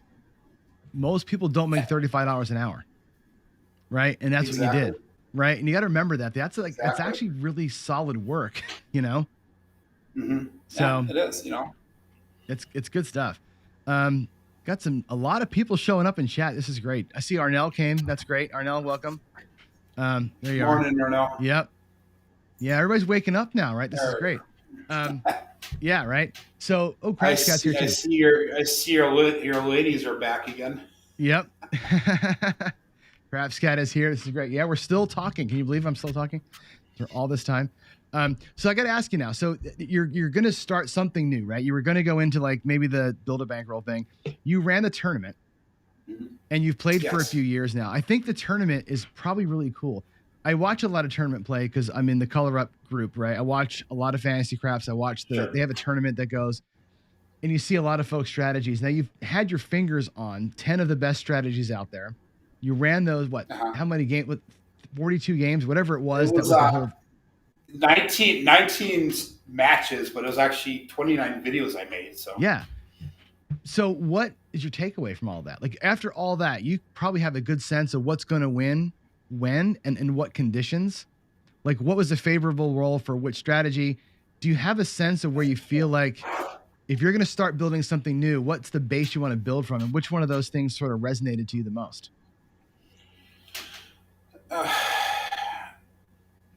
To me, you talk about like table trends. I have a hard time picking up on table trends. And if I do, it's almost like Monday morning quarterback type thing. It's like, oh, I should have saw that, type thing, but I don't. Yep. So I'm a lot like the hybrid. Try to protect yourself in the beginning to get that base. Get to that free roll as fast as possible. And as soon as you get to the free roll, then you can start pushing out. I like doing a lot of half pressing in that. That's my way of increasing my bet size and all that. Results of the tournament, though, I found, John, that a lot of the strategies are the same once you get into it. Yeah. Their setup is different. Brian uses 140 on the 4. Jacob uses whatever on the 10. Some people lay the don't pass and throw odds on it. All the intro stuff is different, and that's where you got to find what you're comfortable with. But once you get going, a lot of it's the same. You either power press or you half press or you don't press. It's one of those three things. Yep. And I found when I had Jacob against Brian's HCS hybrid against wage minus one hit can't miss. Once I got past the introductory stage, they were both increasing half pressing at the same time. And I was thinking to myself as I'm rolling this out, okay, how am I going to find a winner? They're going to tie here, unless one of them gets hit on a come out, which is what happened with Jacob. He got hit twice on that. I think the one time I rolled it out. And that's the only reason he lost. Otherwise, he would have essentially tied, Yeah. So that's what I'm finding with a lot of the strategies. A lot of them are the same once you get going. You're hedgeless. If you transition to the light side, you eventually get to the point where you're doing what everybody else is doing. Exactly. Or if you transition to the dark side, you're behind, but you still are doing the same thing. Yep. Or if you transition to the dark side, same thing. Last night I was doing a lot of that where I was getting 15 rolls in with either myself or somebody else shooting, and I'm like, this is getting to be a little bit too long here. So I would start, taking my winning off, and I'd throw it into DC, and run it through that way then, which is a big part of it. So if the place bet hit, take the profit, kind of like the I can't believe this wins type strategy. But that's not something you have to do right from the beginning. You can make that decision to transfer over, and that's the nice thing about playing hybrid styles. You can bounce back and forth and not have to worry about sticking to one brand, if you will. That's right. Yeah, it's well stated that everything ends up being almost the same. Like everybody's goal is to get inside or across at some point and have it paid for. It's a matter of when they get there and how safe they are on the way to it. And you got these, correct. The one hit can't miss. It's one hit, right? You got to survive a roll to get there. Brian's stuff, sometimes you got to survive 2 rolls to get there. It just depends. With the Horseman, it takes 4 rolls to get there, maybe 5, And when I talk to like David at Casino Quest or the guys, Jason over at Sin City Living, they're dealers, right? And dealers are inherently aggressive when they play. And they will tell you the only way to make money is to, get the long roll, the hour-long roll. Otherwise, you're just going to tread water. Sure. And so we've talked, and he will say things like, oh, if you regress, you're going to be behind the shooter, right? True. There's truth in that, right? And the Horseman, I said I've used it, and I've had long rolls. I've been a part of long rolls when I've started with that thing. And you could be 9 or 10 rolls in before you're set to foundation with that thing, but you were safe the whole time. And if the shooter throws 61 rolls, so you scored on 51 of them and not on 9 of them, you're going to be okay in that situation, right? If that's the role you're going for, you're going to be fine. And so I think the safety net is okay to have. And I think people forget to realize a little bit of that. So. Yeah, it is. It's difficult. Like you said, table trending, it's hard to get into it. You don't know how long it's going to go. So you need that flexibility to be able to bounce back and forth and go whichever direction the table is bringing you once you figure it out, Yep. And I Well, think the horseman is nice because it leads you in naturally. That's what I like about it. It leads you naturally. You don't have to fight to get into that that's strategy. right. Where a lot of the other ones set you up to go that way. You don't have flexibility to go either way. Yeah, and So the thing is that with trending is hard, and you said it, and we've all said it, right? Trends are easy to spot after they happen, right? That's the whole point of correct. trending. It's like, oh shit, I was in a trend, and what do I do? How do I, I should have saw it coming, right? And you can't, Yeah. the woulda, coulda, shoulda thing will kill all of us, right? That you can't play that way. And like I always say, my point on trending, and I'm glad that Michael Shackelford's actually in the waiting room. He can hear me talking now. My point on trends always is you hit the trend when it starts, and the only way to do that is to guess, right? And it's a guessing Correct. game. And like when I look at a game like Baccarat, where Baccarat, the only way to win it is you either bet banker every single time, and at some point you're going to get 4 or 5 in a row. You better be betting on it when it happens, or you follow the shoe. And when you get a trend, Sure. you're going to be on it. Black, red, and roulette, same thing. That's where you're going to make it. You can't see it coming. Mm-hmm. All you can do is say, oh, it happened twice. Yeah. I'm betting. And then you're saying, well, if I'm going to be on a positive trend, I got it on the second one. We'll take 2 or 3 and be fine. If it dips for you, then you missed it. Big deal. And if you're going to bet that way, that's okay. Craps is harder because the trends, there's a million bets, right? Like you're not going to find a trend in roulette betting the inside numbers. You're going to find a trend in roulette on red, black, odd, even, whatever. Craps, you're going to find trends on, come out winners or, point winners or not, box numbers or not, high numbers or low numbers. You'll find trends in those areas. And if you see one, you go, oh, look, that's, two high numbers in a row. Maybe maybe this is the time where it happens, and you jump. Sure. You might catch it. You throw in this idea too. I mean, there's all the different types of shooters. You have your random shooters. Last night I had a lady on the hook who just started playing. She rolled almost 30 rolls last night. How do you predict that? You can't. And you have one guy that had like a 20 roller. So I thought, okay, he's gonna be safe the next time I come around. He ends up rolling 3. It's you look for trends, but you also have each shooter does differently every single time. That you roll. It's difficult, and that's what makes it in the casino's favor. These odds are totally in the casino's favor because of that. Well, the casino, in the casino, the math. They make their money long term, right? And if you chase it around, you're feeding the beast. If you chase it around too much, like I said, to me, that you look for early markers on big things that are obvious. I don't look for trends on the 6. I look for trends on inside numbers, 1, 2 in a row. Maybe we're here. And if you catch it, you catch it, and it's literally catching it at the time that spike starts. If you can get there, you get there. And I look at things in that micro, not the macro. And I think that's where I win, I guess. It also bites me a lot, right? Because you're theorizing what's going to happen. There's no fact behind that. It does. It does. Yeah. Like last night, I was actually rolling good last night. Each time I touched dice, it was 12, 15 or more. And usually the first 2 or 3 times when I roll, I get 3 rolls and out. Last night I hit like 15 rolls my first roll. And I was playing the hedgeless, and it was amazing, John. I hit the 10 4 times in a row last night. Oh my goodness! And if I would have been parlaying, I would have been like, yeah. But I had 0 money under because I had the hedgeless coin, and actually I did have money under. I had 2 comebacks that hit it, and I knocked them off right away, which was nice. I got all my money back. And then after that, it was getting nothing. But then using the same dice set 2 rolls later, 2 shoots later, I was doing the same thing on the 6. That's where the trending also occurs too. In that dice, per time that you're rolling, you can do everything the same, but it just seems like certain numbers come up, a lot. Yep, it's and that's so hard to explain, isn't it? It is. It is. And hockey uses the same dice set like I was last night, and the first time I was hitting that 10, the next time I was hitting that 6.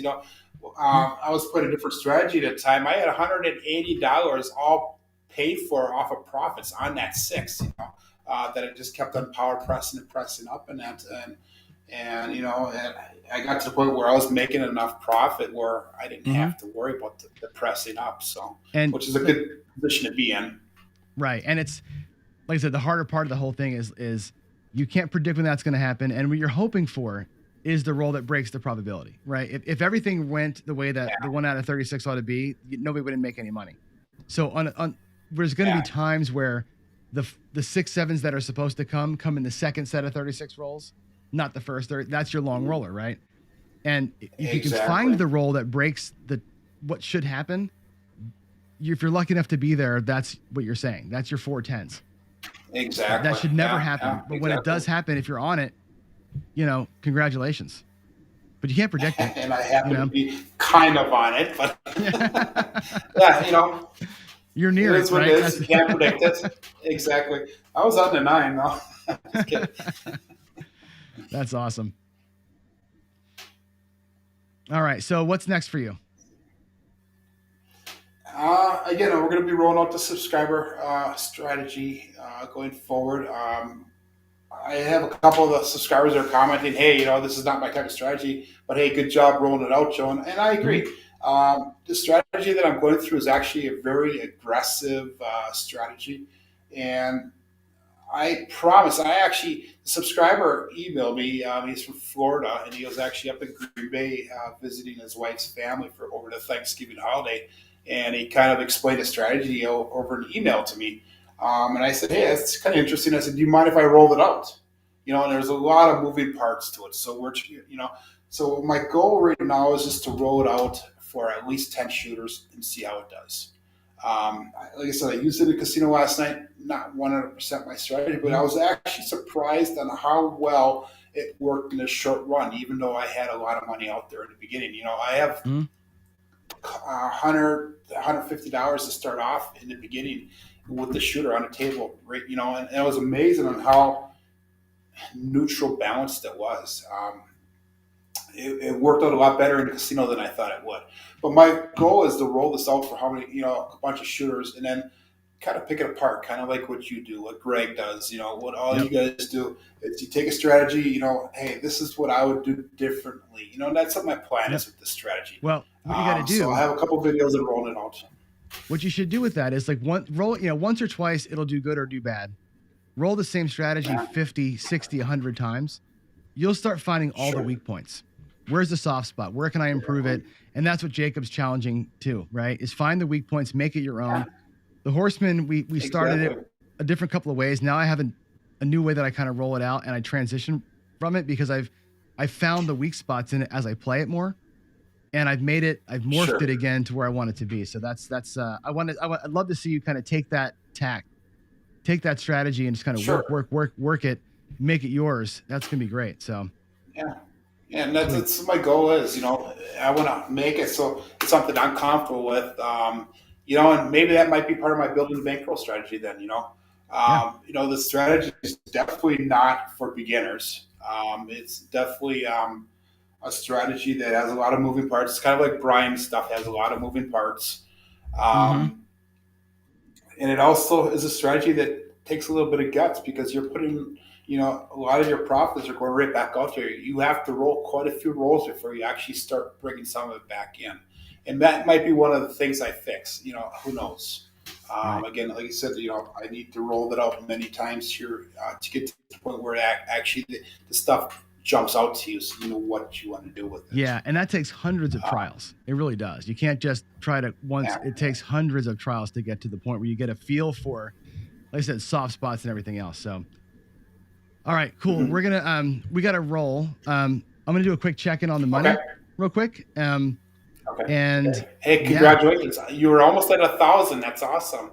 Yeah, right. We're I think we might be there actually. I saw a donation come in while we were talking. I'm gonna go check the numbers, the tally board. Let's go real quick to the tally board and see where we are. Tally board is, let's see, the fundraising total right now. We were at 939 a minute ago. Let's see, did we get there yet? Come on. 939. We're still at 939, so that didn't come in. Let's take a look at the bidding though. Have we gotten some more bids? We got to get that bid up on. I'm challenging everybody here, right? I need color up bid on. I need Big AZ's day with Big AZ bid on. And this picture, right? There's some great stuff in here, folks. Now it's daylight on the East Coast, right? The rooms are filling up. There's a lot of people here watching this thing. Time to get the wallets out and start helping us out here, right? The charity is the National Council on Problem Gambling. It's a great organization that really focuses on folks with problems, controlling their gambling with real serious gambling addiction, right? I'm going to show you a little video here now while we get Michael prepped up for our next guest here. But let's get the bidding in. Let's get the donation, the auctions started. Let's get some more live donations. The links are in the description of the video, as well as labeled across the top of the video screen you're seeing. It's bit.ly/craps-donate, bit.ly/craps-auction. We're going to take a quick break. We'll look at the NCPG real quick, and then we'll come back with our next guest at 7 a.m. Awesome. Thanks a lot, John, for putting.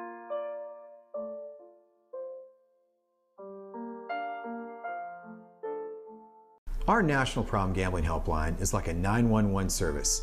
Anytime, anywhere in the U.S., you can call, text, or chat for help in your area.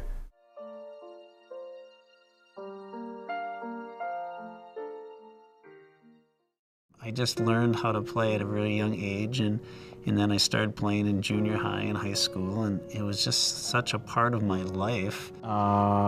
When I got my own bookmaker, he was really helpful. He said, you know, Donnie, when football's done with, I got basketball and hockey. We lost our home to foreclosure, we lost a motor home, we lost a car. This was all our daughter's senior year of high school.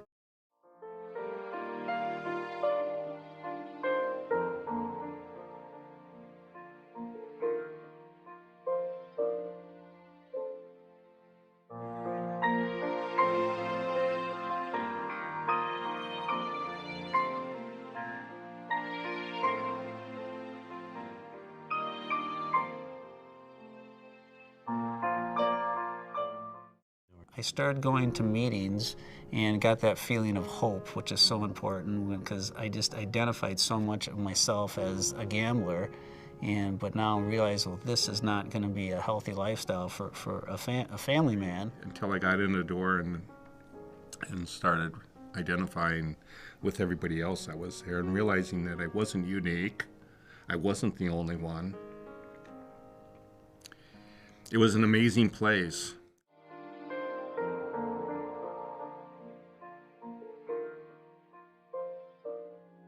Life in recovery, is a way to experience the world. My marriage to Diane is selflessly giving, not selfishly taking. And that is awesome. You have a choice to be brand new today. You can start your day over whenever you want. You're brand spanking new. It doesn't make any difference what you said or what you did in the past. The only thing that counts is today. In fact, the only thing that counts is this moment. Please consider making your tax-deductible gift of $25 or more today. Just visit ncpgambling.org to give help and hope this holiday season. No gift is too small, and every gift helps. Thank you.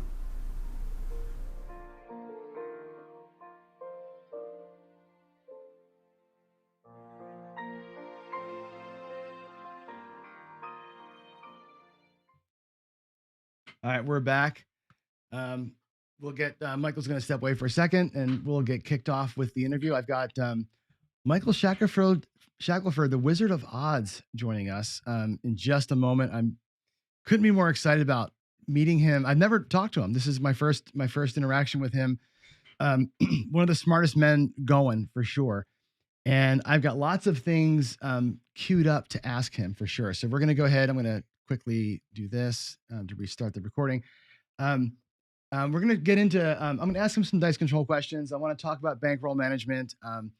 A lot of people want to know the way that somebody who plays the math way plays. And I think there's a lot of interesting things here. So definitely, if you have got questions, drop them in the chat, put a big letter Q in front of it so I can find them easier, and then we can roll those in. So without further ado, I'm going to go ahead and bring Michael in now. We got take me a second here to get the cameras hooked up and the titles changed. So let's bring Michael in. Let's see, there's Wizard of Oz. We're going to change this to, whoops, The Wizard. How you doing? Good morning. Can you hear me? I can hear you just fine. That's great. Great audio. Pleasure to meet you. Like an Well, great honor. to meet you too, John. I see you're now 13 hours into your marathon. How you feeling? I'm feeling really good, actually. It's yeah, like, you said. Go ahead. No, I say I don't sleep much anyway, so it's probably okay. Yeah, you said it's daylight on the East Coast. It also is on the West Coast. I'll show you out my window. Oh, it is. You know what? I don't know if you don't can have see my that. windows open. There you go. That's awesome. Yeah, so I got so many things to talk to you about, which is great. I don't even know where to start, but I think I'm going to start with the subject matter of the day, which is we're doing this Craps-a-Thon here for addiction, for gambling addiction. And a lot of our focus has been on money management, discipline, that sort of thing. And you've been at this a long time. So I'd love to get your thoughts, stories, just your personal thoughts on those subjects. And it's the subject of gambling addiction in general, because I'm sure you've experienced or seen some things that you could probably share with us. Yeah. Thanks again for having me. We have a whole hour, so we can speak in depth about things, right? Sure. Okay. I do have to say that I'm mainly a math guy. I don't claim to be an expert on gambling addiction, although it seems to come up a lot, and I will talk about it if it gets addressed. What can I say? I'm not even sure where to start with that. I do think that Vegas is full of compulsive gamblers. I think that you can go to any sports book or a lot of the local casinos and see the same faces there all day long. And I tend to think a lot of these people kind of have it controlled, where they budget themselves to, at least be able to survive and eat. This might be a little controversial, but I've always said that if you are a compulsive gambler, try to quit. But if you can't quit, at least make good bets and keep it in moderation. Much like I might say to a compulsive smoker or compulsive drinker, if you can't quit, just at least keep it in moderation. What's a good bet then in that case? Like where do you even advise somebody to go if you had a chance to be one-on-one with somebody? I don't really, I wouldn't, no one has ever even asked me, like, where should I go with a problem for compulsive gambling? I suppose I would just throw at Gamblers Anonymous. But I don't know. No one's ever asked me before. No, I'm talking about the bets. You say if you can't get it under control, at least make a smart bet. Oh, right. So where do you advise them to go for, like, what's a smart bet look like? Well, I've realized that people like what they like in terms of games. And I have been trying to convert slot players to video poker for 24 years. And I don't know if I've made a single convert. Really? Because slot players are just slot players.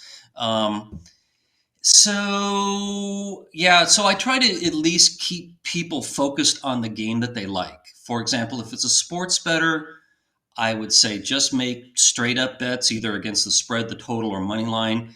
Forget all the cards, forget the exotic bets. All that stuff carries a much higher house advantage. And again, just bet in moderation. If it's anything, I would say bet in moderation. I think video poker is especially addictive. So there, I would say look for the games with the good pay tables, then play them properly, and again, bet in moderation. What is it about video poker versus regular slots? It's a random number generator no matter what. Does your decision actually make a difference in video poker, or is it just an illusion that it's making a difference? Oh, absolutely. The way it's dealt in Nevada and in almost every place in the US, you do control your own destiny in terms of the cards you get on the draw. For example, the cards that you get on the deal are 5 random cards from the 52. And you might ask, how do they determine what are the 5 cards? The deck is constantly being shuffled thousands of times a second. And at that moment you make your bet and press deal, you get the first 5 cards in the deck. And then while the game is waiting for you to make a decision on the draw, it's constantly shuffling the other 47 cards. And then when you press draw, let's say you get rid of 3 cards, it gives you the next 3. So, yeah, so video poker absolutely is fair and has the same odds as if a human being were dealing. Now, there are exceptions in some states that are pull tab states, and it's there your outcome is predestined. For example, our state if is like that, yeah. Yeah, so but yeah, here in Las Vegas, there is a state law that any visual representation of cards or dice must follow the natural odds as if a human being were dealing it with fair equipment. See, I had heard, I don't know if this is true or not. Maybe I've written a book. This is going back a lot of years, but in Atlantic City, at least, they used to say the video poker, they would deal 10 cards. You would get the 5 and 5 cards behind them, and they would just reveal what was already there. So the RNG gave you the 10 cards. That was going to be it. Like it predetermined your win or loss, because it figures you're going to, hold the 2 kings and, the rest are going to be garbage. And it would predetermine based on probability of what you're going to play. Maybe it's changed now, Okay, I will say that if the game dealt 10 cards and said, here's 5 random cards for what you get, and then here's 5 cards underneath each one, that is what you're going to get if you throw it away, the odds would be exactly the same as long as it was all random. Right. And I'm not saying that nobody does it that way, but to the player, it shouldn't matter. A random card is a random card, but the way they design these games is they like the outcome to not be predestined. The game is more secure if the actual outcome is decided at the very last possible second. It makes it more difficult to hack and things like that. Sure. What do you think of these people who say, and I literally watched a video today. I shouldn't say this. I watched it in the car, but I did. I had it on in the car while I was driving. Of a guy had to win at slots every time kind of thing, and his, yeah, right.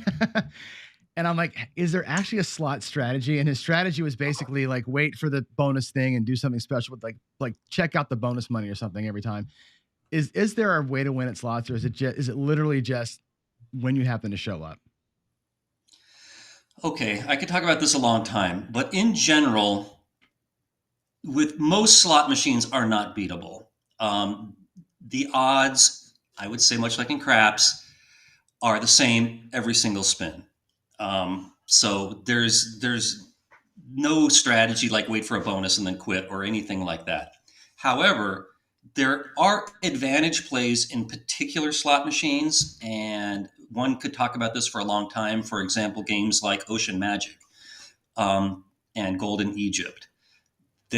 These I call variable state games, where one spin or one game affects the next game. For example, you might win. There might be wilds on the screen that are going to stay there for the next spin. So if the last player to play it abandoned it with wilds, especially on the left side of the screen, a vulture, as they're called, can swoop in, play off those wilds, and then leave when they're gone. And there are a lot of slot machine advantage players out there. I think it's one of the biggest advantage plays out there right now. Really? So some people are not going to appreciate me saying that, but it's true. No, yeah, and one of our subscriber listeners here just wrote in slot vulturing as you said that, which is I've never heard the term before. I don't play slots. My wife is a huge slot player. She loves the video poker. That's her thing. Is the old fashioned one, the Game Kings, the original video poker. She hunts those things down, like the 5 machines that are in our whole state. She knows where they are. Yeah, she may not be happy to know that the casinos are gradually getting rid of their Game Kings because they're not compatible with cashless gaming and new changes in technology. So that's why we're seeing less and less of those. Yeah, that's her. Always been her game. That one and the Joker's Wild, Double Down, whatever, the double win thing. That was her thing for years and years and years. She played that. Here comes the porn folks again. Looks like, geez, drives me crazy. All right, let's switch gears a little bit. And you heard me talking with Joe about trends. I know that you said this in your email to me. I want to talk about trends a little bit because you're going to be able to correct me on this. And I did a series, and I'm still in the middle of a series on dice control, and we'll weave into that a little bit too. And what I did is I ran a lot, thousands and thousands of rolls in win craps, and I showed the graph. I'm like, here's the graph, and I thinned the graph out over a billion rolls, and it's flat line. That's how the casino. That's the house edge, right? It's a flat line to the casino. They're siphoning off a little bit, but when you zoom in, you get these huge peaks, 20 wins in a row, 10 losses in a row. And I'm like, we experience the house edge, but in small chunks. And it's usually like this, big spikes. And I'm always saying you're going to catch a good or bad trend because you're in there for the micro time, not the macro time like the casino is.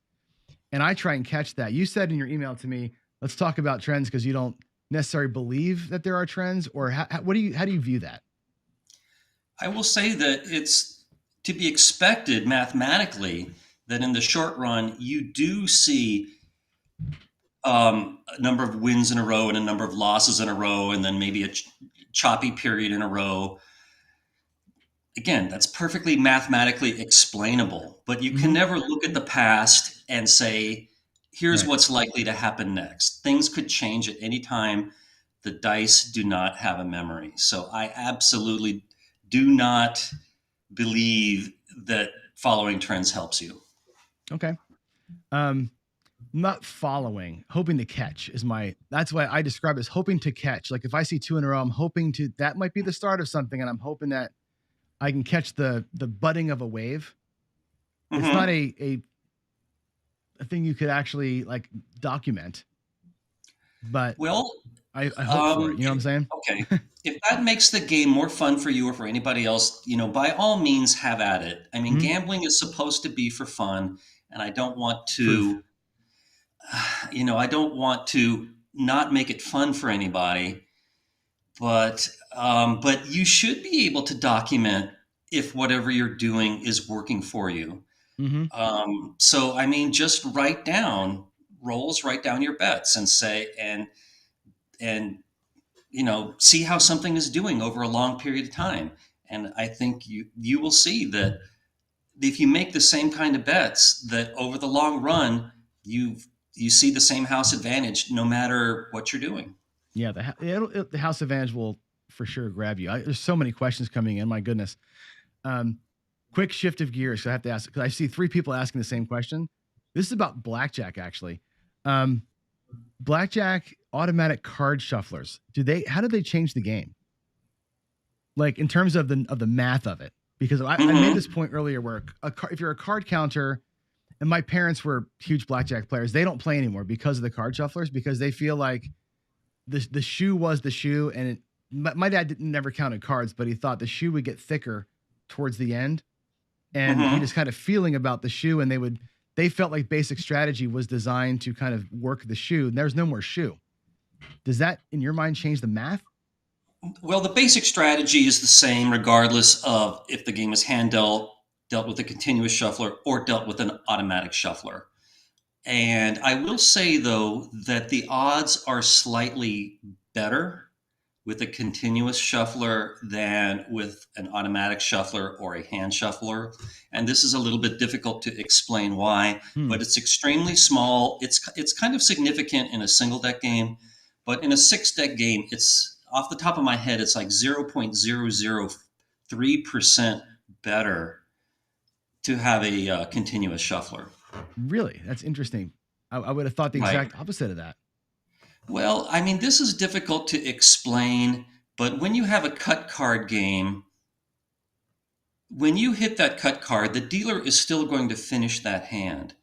And if that cut card happens to be in a clump of small cards, then you're going to have a lot of these small cards coming out the rest of that last hand, and it's going to kind of, you're going to see a lot of these small cards. But if that cut card is in a clump of big cards, then bam, bam, bam, there's going to be a lot of big cards coming out, and people are not going to be hitting a lot.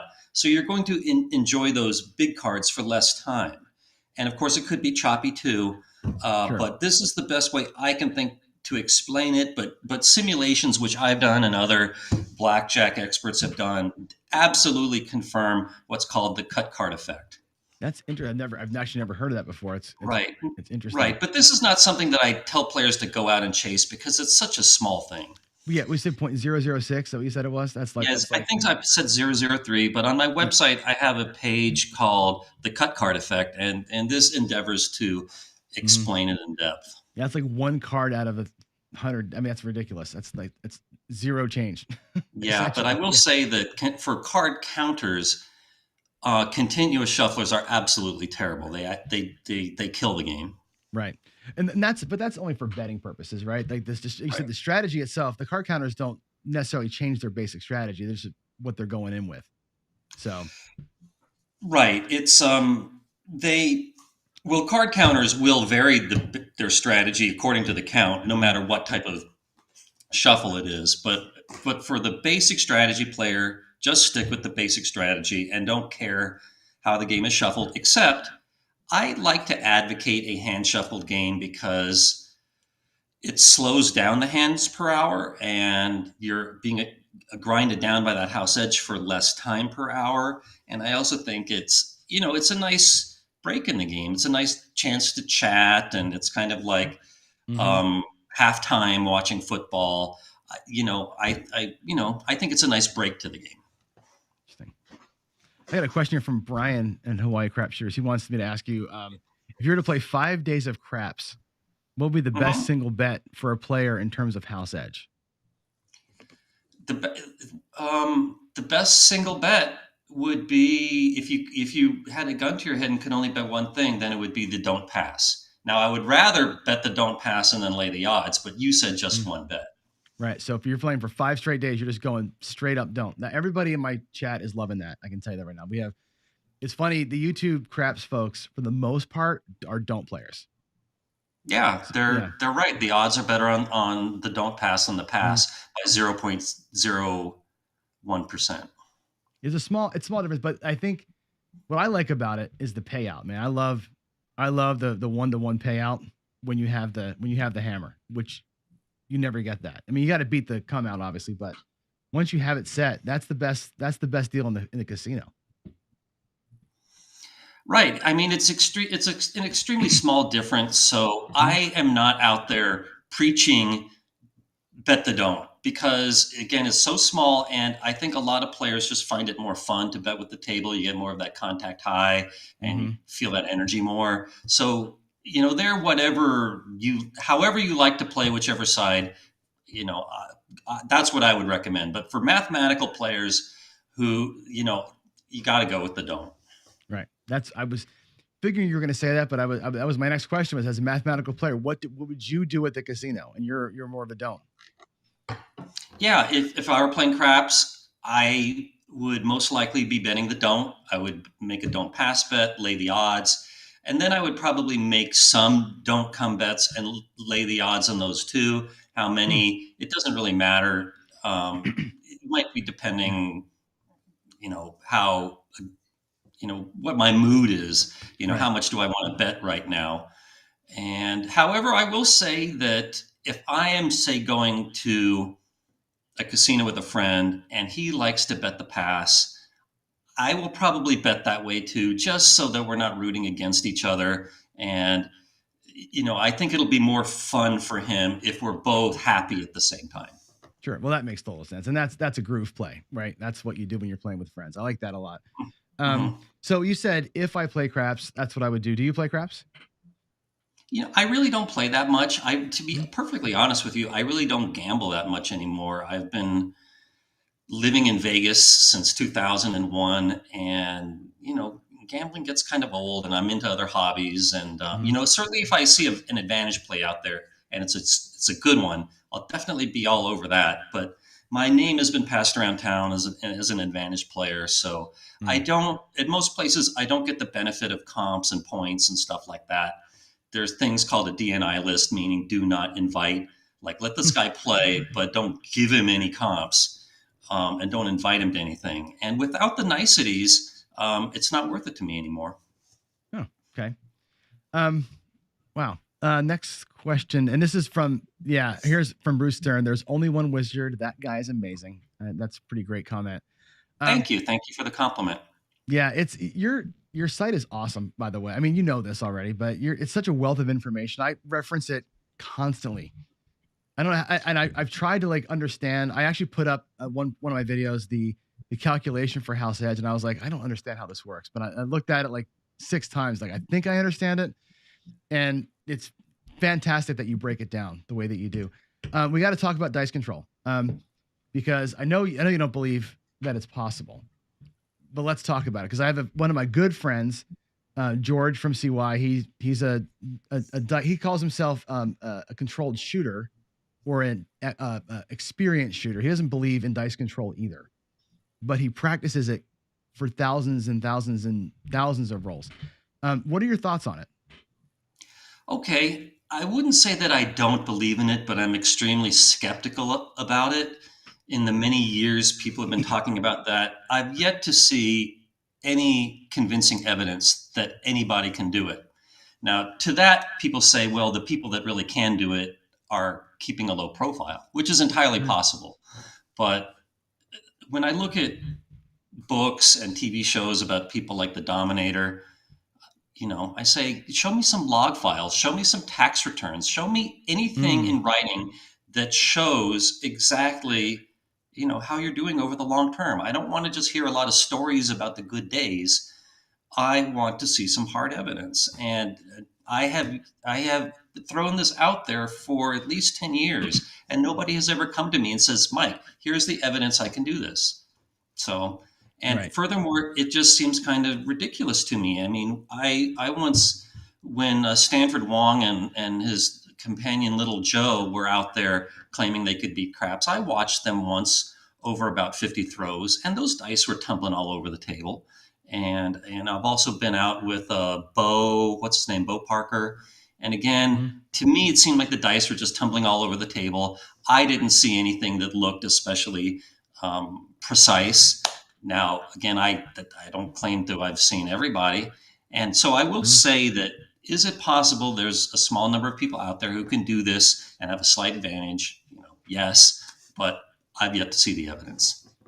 Okay, so so I have two follow-ups there. So the guy I was talking about, George, he wanted me to ask you this, because he's willing to. He has logbooks. I'll give him all that he's logged. Not enough. He admits it. Not enough numbers. He's got in a like handwritten, I think, book, and he's got some spreadsheets, about 30,000 rolls, which probably not enough to make a statistical finding. I don't think it's enough rolls. You would probably agree with that. But he asked me to ask you, what would you want to see?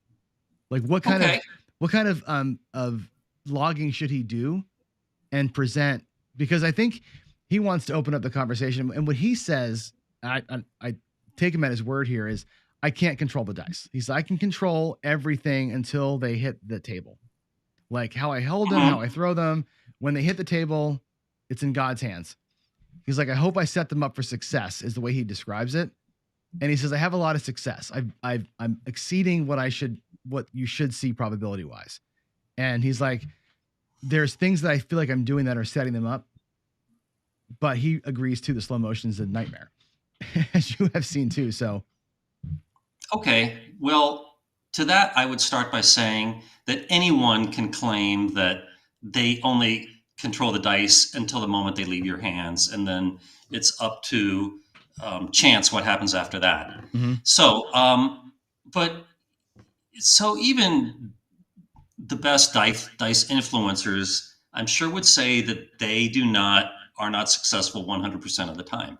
And on Stanford Wong's old site, you heard a lot of people talking about their sevens to rolls ratio. And you would expect in a random game that 1 out of 6 rolls would be a 7.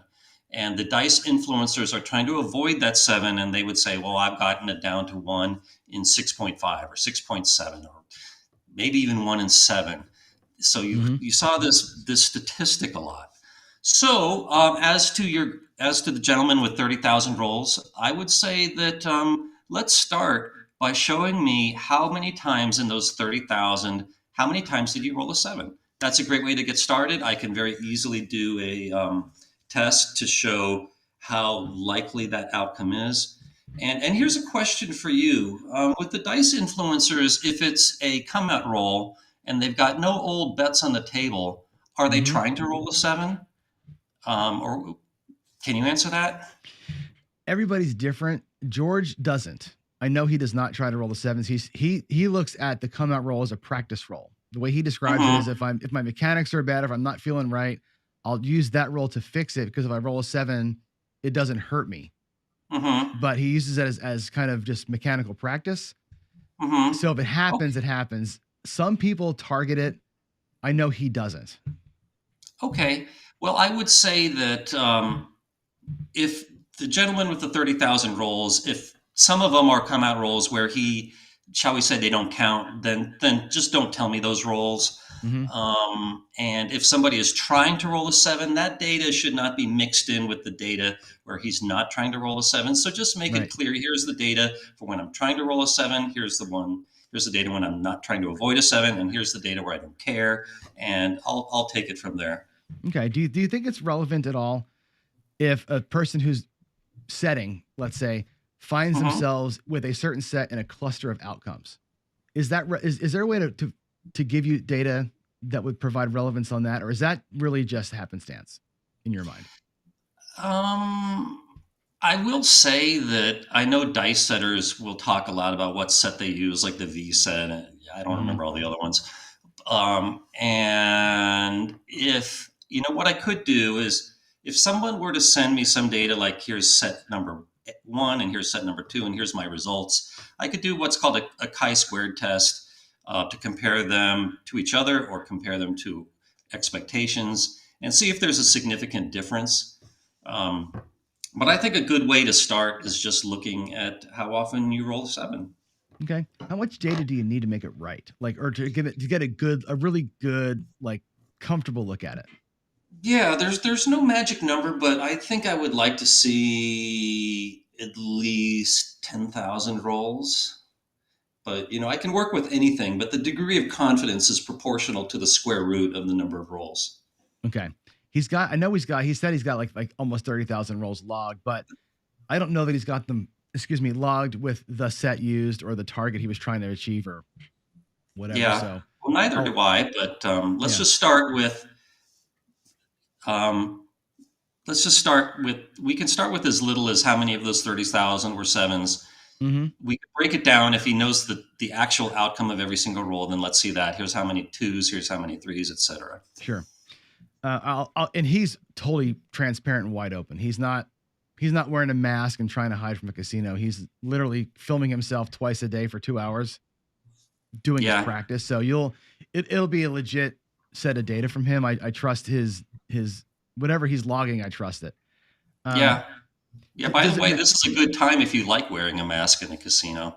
Oh, right. It's This is good the time. It's a good time for card counters.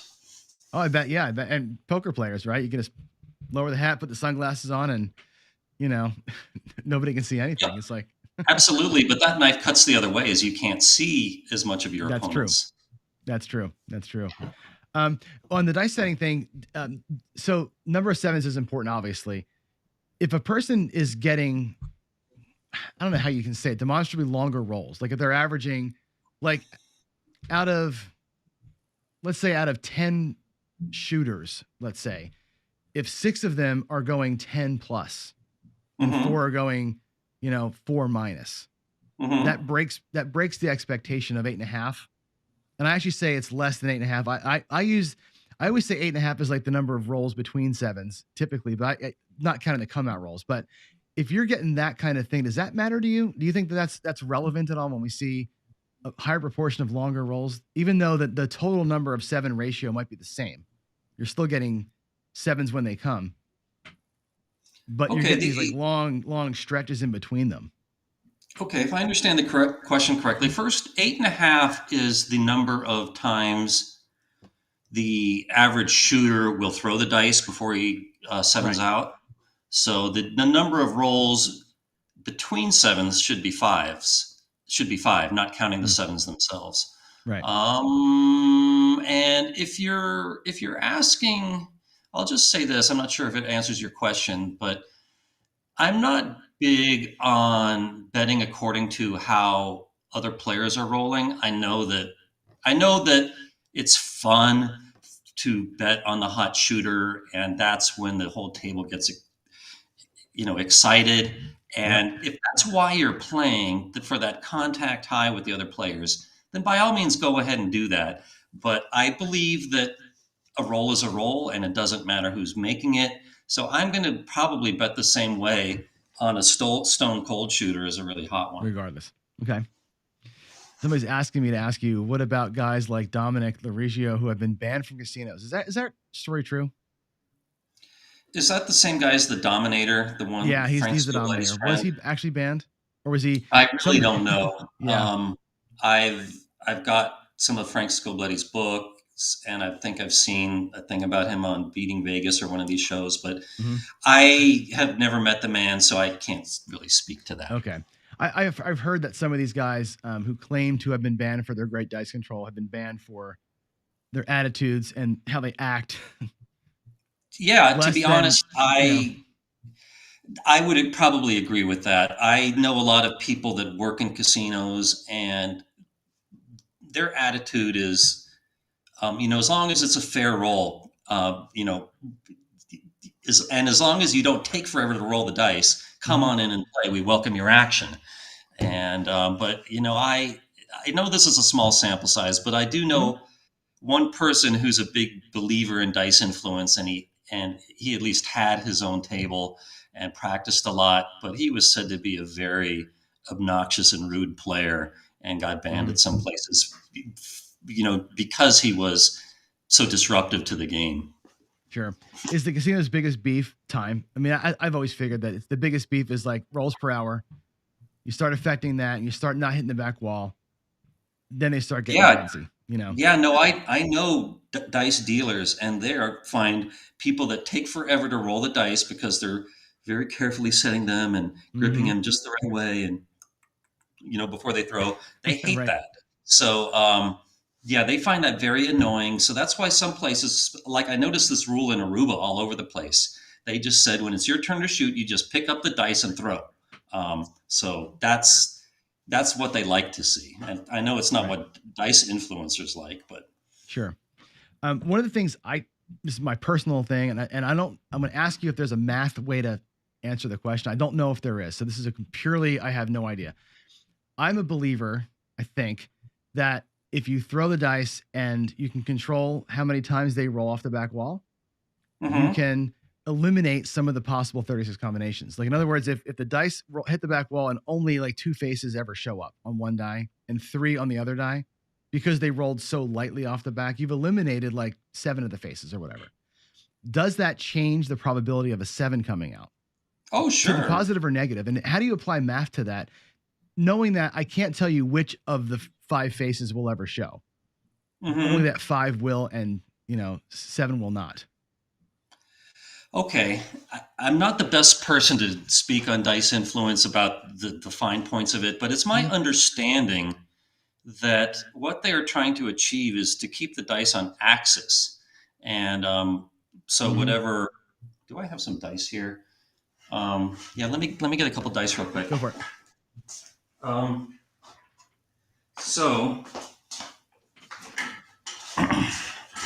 Okay, so let's say you're doing this V set.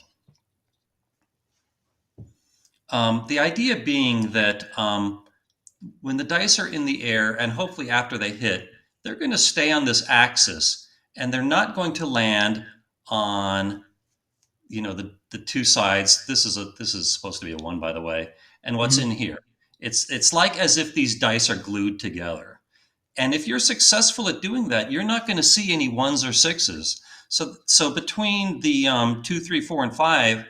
Even if these randomly move apart from each other, you're going to see way less 7s. So that's my understanding of what they believe.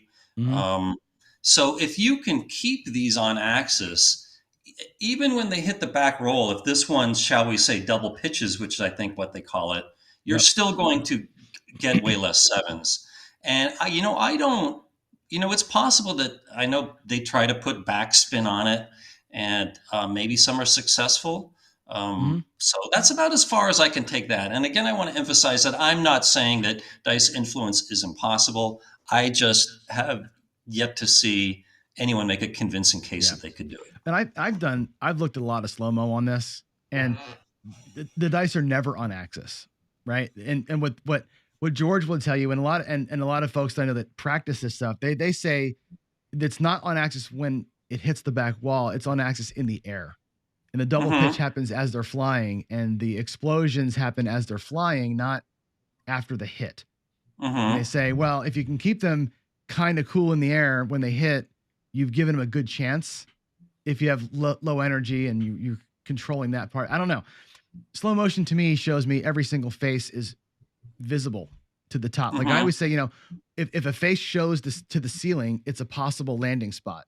And if all 6 faces on both dice showed to the ceiling at any point in time, you had a chance for a 7. Of all the chances for 7s. And I'm hoping that, hey, if I can maybe make them not do that, I can eliminate a couple of them.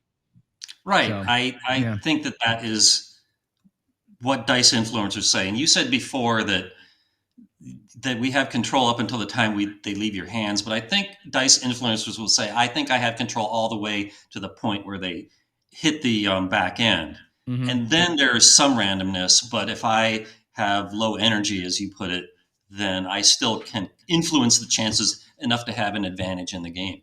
And again, I'm just playing the devil's advocate here.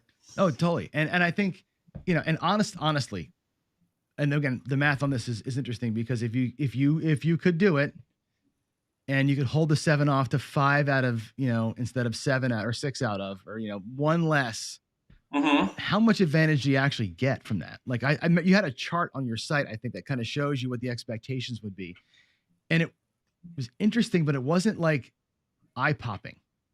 I didn't think that there was that much there. There's some there, but is it, 100 hours a week worth of practice there? Yeah, I do recall that I wrote about this a long time ago. How far from 1 in 6 do you need to get that ratio? Like, is 1 in 6.5 enough? Is it 6.4? It's somewhere around there. I mean, the house advantage is kind of thin, especially when you put in the odds bets. So you don't need to influence it that much to get the advantage. But off the top of my head, I don't remember. Yeah, and I don't know, when I look at that stuff, I feel like, you get that little tiny edge, but it's 1 extra roll or 2 extra rolls during a point cycle.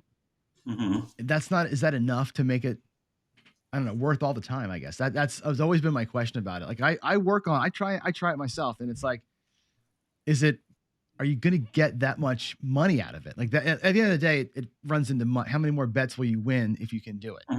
You know what I mean? And it's like, I don't know if that's actually a thing worth chasing. And that's what I was looking at your chart going, is it a thing worth chasing to reduce the house edge by a little bit, in a monetary standpoint?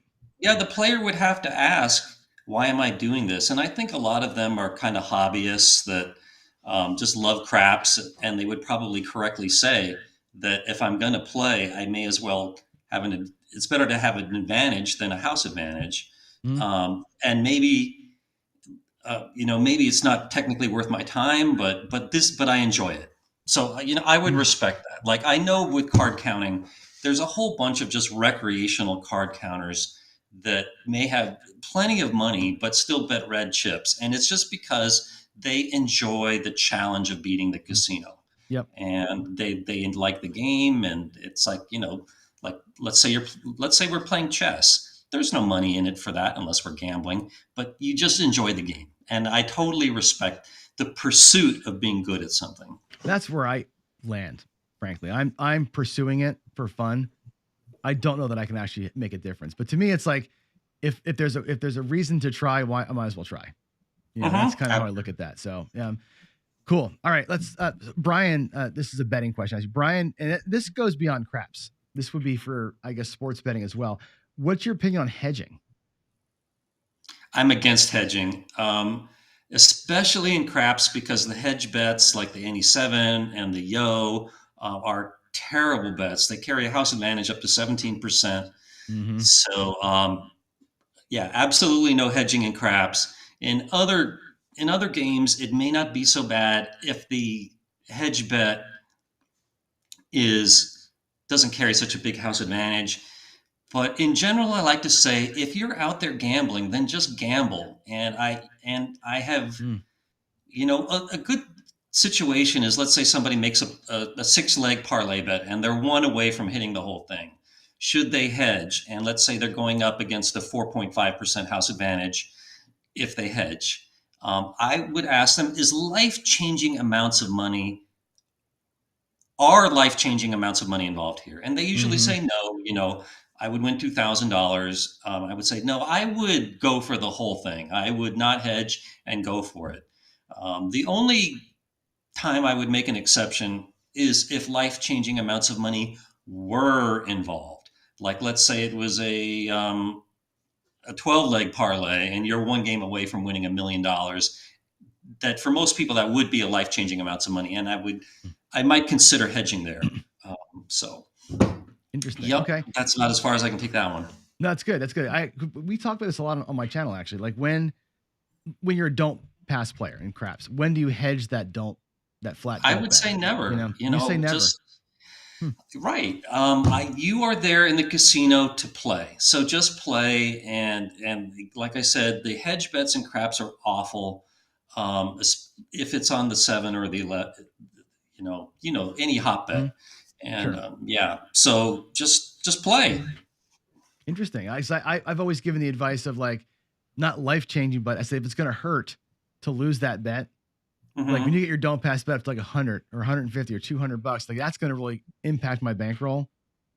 Is there's a decision point where you go, I have to get out of here. I have to hedge that thing. Or maybe you would say you shouldn't have that much out there in the first place.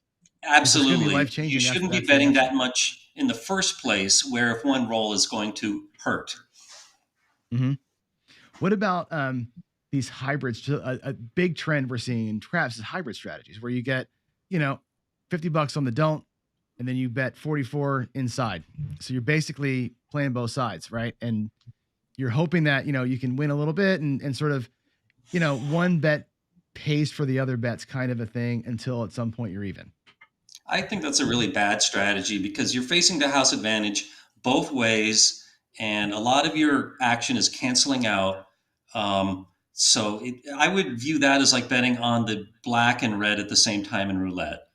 The action cancels each other out, but you can't win anything. You can only lose. So I would say pick a side and stick with it. See, in roulette, though, it's a one roll thing, right? You bet them both, you lose them. You're always going to be hedged, right? And in craps, if you bet a don't and some inside numbers and you take 3 or 4 hits on the inside and pull it all down, the don't saved you or it kept you safe while you were in there. You would say just pick a side and go. The only time I would hedge in craps is if you're playing for comps. And that can be a good way to lower your variance and make it to seem like you're a bigger better. But if comps are not important to you, then I would absolutely say stick with the side and be loyal to it. Yeah. Don't bet the other way. I think that it's just like giving the casino free money. Interesting. Yeah, it's funny. I have one of my subscribers named PJ. He preaches to me all day long. Pick a side, and you're just, I would agree with him. Yeah, he's doing backflips at his house right now. I can tell you that. That's pretty funny.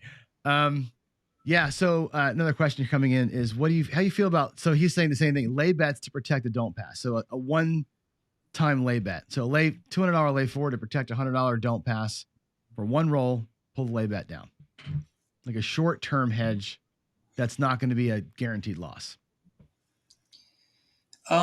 So with the lay bet, those matter whether or not the commission.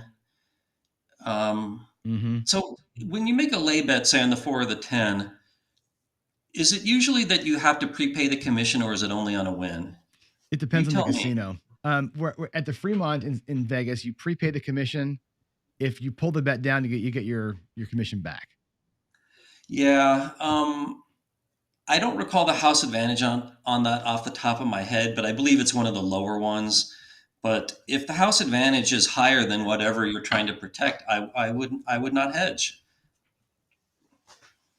That's interesting. Yeah. I mean, It's funny because I would have expected you to say the exact opposite of that. Like, use the math against the game for a minute and then take your stronger bet. But you're saying just go. Just go. Just go. Just go, baby. All right. That's great. When you see your opinion on, I don't know what this even means, but Ken Green's asking me for your opinion on Grafstein's pensioners play, the bet that don't, and then 2 don't comes per roller.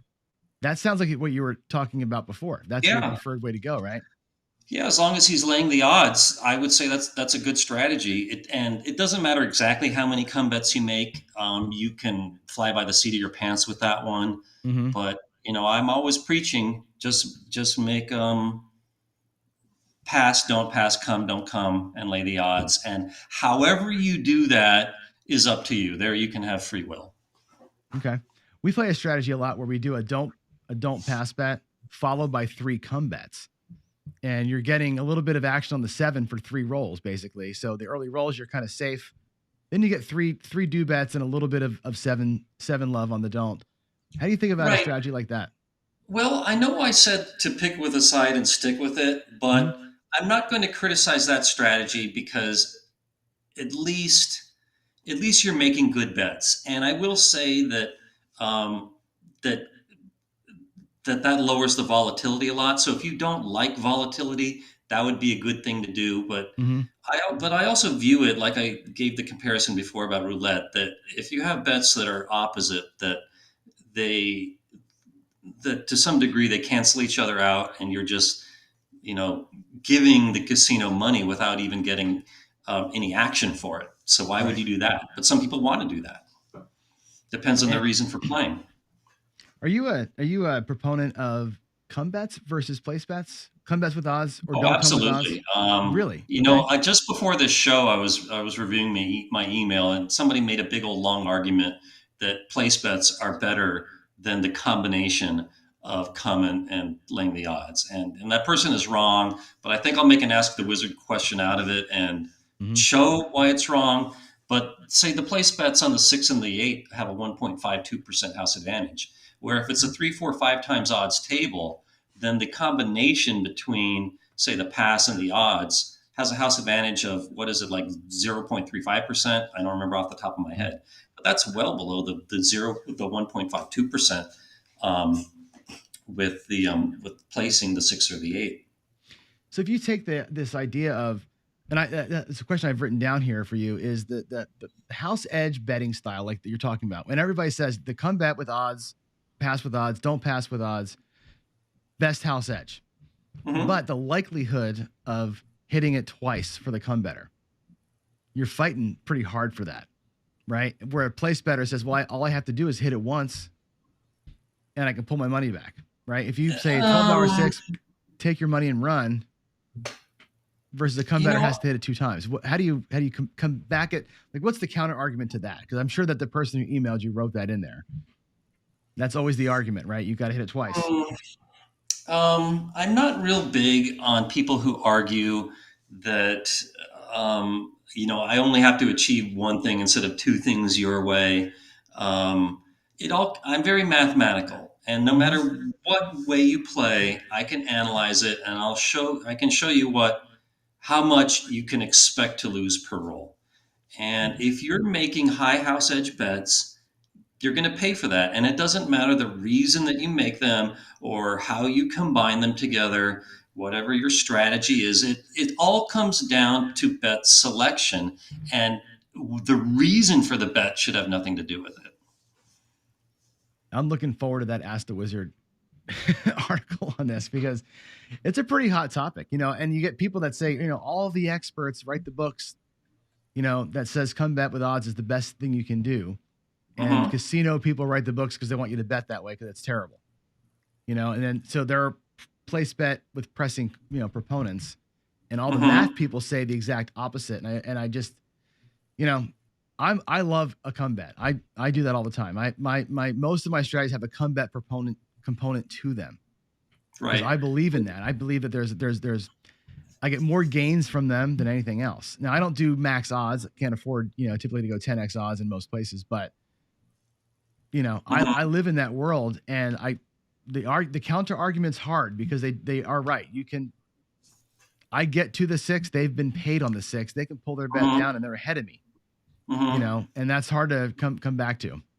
Right. Well, I have some videos where I try to explain and debunk betting systems, and the way I do it is I simulate it, and I can also run it through Excel and show you that if you are saying playing double zero roulette, that no matter what your betting system is, you're going to be facing you're going to lose 5.26% of your money over the long run. And the way I analyze any casino game is if you're making a combination of bets, I analyze each bet individually and then average them all together according to how much money you're betting on each one of them. And there's your house advantage.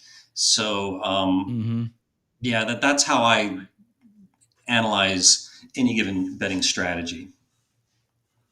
So 000 roulette, you loving that? Ew. No, I can't believe the players play that. Now, oh my God. Harris has a sign that says a new way to win. Have you seen that? Oh, really? Do you know if that sign is out there now? Yes, it's out there now. A new way to win. Really? Because I'm going to the strip later today, and I'm going to. Do you know where this sign is? Because I'd love to get a picture of it, and I'd love to see it, take a picture of it, and then shame Harris for that. Do you know if it's like on their marquee or something? It was either on the walking up on the strip. I know I saw it in the magazine too. Right. I do know that somebody in my forum said that in like on a website of one of the casinos here in Vegas, they claimed that 000 roulette was good because it gave you another way to win. But they changed the wording on that to take it down because they got embarrassed by the fact that it was how shall I put it? It was deceiving. Way deceiving. And people that write promotional stuff for casinos are not mathematical. And I will definitely I'll go down there later today and I'll look for this, and I'll definitely take them to task. And like I remember that when 6 to 5 blackjack first came out, Bally's had on their big marquee, and I saw this, it said our blackjacks pay a whopping 6 to 5. And I thought that was just terrible. I mean, unbelievable. It's true they paid 6 to 5, but to throw in that word whopping, people see the big it's not a lie, but it's just deceiving. Yeah, and I think they're taking advantage of people that that don't know which is greater, 3 divided by 2 or 6 divided by 5. Oh, 6 divided by 5 is bigger because the numbers are bigger. That's insane. Well, it's like I say this all the time. Casinos do nothing for you, right? So like I'm a big anti-crapless craps player. Or I've been speaking out about that because again, they change the game in a way that benefits them. They take half the game away. And how do you feel about that? I mean, well, the house advantage on the pass in crapless craps, I think is about 3% off the top of my head. So that's definitely that's twice as bad as the 1.4% in regular craps. So crapless craps is definitely a worse game. So given the choice, I would recommend definitely regular craps. 100%. Well, like I said, there's no don't. Getting a point of a 3 or a point of a 2. Well, you have to do the math, and the math is the math, and it shows the house advantage is definitely about twice that in regular craps. And I don't like trying to explain why in plain simple English. You have to show the numbers. Right. Yeah, and then they'll never obviously do that. So. Cool. All right. Well, that's where we're about out of time. Oh wow. What thoughts do you have? Final thoughts. We're talking to a bunch of craps nerds over here, so. Well, let me say thank you very much for having me. I have said everything that I wanted to convey to you about playing a mathematical game and sticking to the low house edge bets. It doesn't matter the reason why you're making a bet. Just Just make the best bets. It's all about bet selection. I've conveyed my skepticism about dice control. So you've really given me a chance to get everything I wanted to say off my chest. And That's great. I can't think of anything else to add, to be honest with you. All right. Well, it was awesome to talk to you. I'm like honored that you gave us time at all. 7 a.m, even like more amazing. You're a star. Well, you're very welcome. Thanks for having me. It was no sacrifice in terms of the hour. I tend to get up early anyway. Well, you added a ton to the conversation here for sure. I mean, it's just and a air of legitimacy to everything, right? That's the thing, is like you come at it from a whole different perspective than us. Just, hey, let's try this thing out. It's like, I love the fact-based basis. So awesome. And yeah, thanks again for having me. Oh, of course. And thank you for all the compliments. People in the chat are just praising you right now. It's great to have you. It's been an honor to talk to you. All right. Thanks everyone for watching. Appreciate your comments, and enjoy the rest of your Craps Marathon. Will do. Thank you so much, Michael. Okay. Bye. Yeah. All right, folks, back to just me. Yeah, that was fantastic, man. That was awesome. I think we could probably talk to Michael for 3 hours if we needed to. He probably wouldn't want us to do that, but there's so much more to talk through.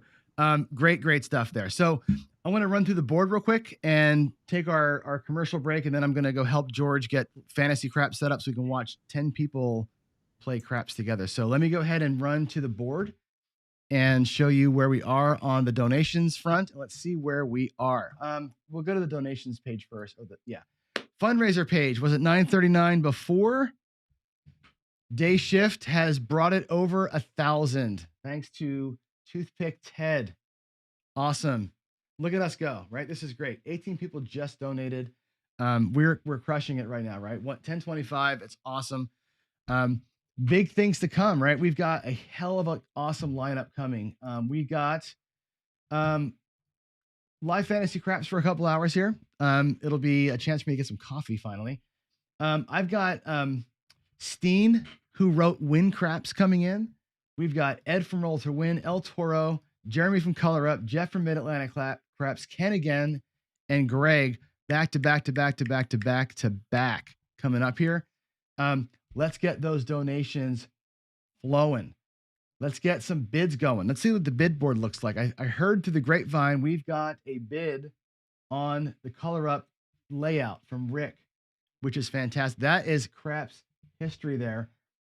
Couple things still need some bids. Looks like we've got the mug hasn't been bid on yet. The El Toro Crystal Light has gone up, which is great. Let's get somebody on the big AZ trip too. That's going to be, I may have to bid on that myself. That's going to be pretty awesome. Everything else is looking like we're getting some traction here. Freaking-tastic. This is going really well. I'm super stoked. Why don't we go ahead and remind you where to go to make your donations. So if you look at the top of your screen, it's bit.ly/craps-donate. That will bring you to this page, the fundraiser page at GoFundMe, which you just drop your credit card in and make that donation. It goes right to the org. The bidding page here, at the end of the day, we will announce our winners. I will send the winners to the donation page to make their payment there. And that way and then I'll collect your addresses and we'll get everything taken out. Waylon asked me this, am I tired yet? I am not even a little bit tired. No, I feel great. I feel like $1 million. I'm hitting my stride right now. Actually, I'm feeling pretty good. That interview just jacked me up, man. I feel like, you get to interview somebody of that stature and you just feel like, wow, here I am. Right. And not that everybody else isn't of that stature, right? You're all my friends, and love every one of you. But to talk to somebody that, like I said, the Wizard of Oz is the Wizard of Oz, man. That was like fantastic to get to spend even a few minutes with him. It was awesome. The bidding page, I'm sorry, it's super small on my screen. I know it's hard to zoom it in there. So why don't we do this? Let's take a quick break. We'll watch the NCPG commercial one more time. I will do a quick bio break and I'm going to come back and work with George in Skype. We're going to come back. You're going to watch us fumble around a little bit because it's going to take us a hot minute to get the video and audio set up for live fantasy craps. Then we've got a 2-hour live craps that you can watch. I'll provide some commentary. You guys can come in and talk. We may even break away a little bit here and there. So I'll be with you all in a few minutes. Let's go ahead and get to learn more about the National Council on Problem Gambling. And back to you in 3 minutes. Here we go.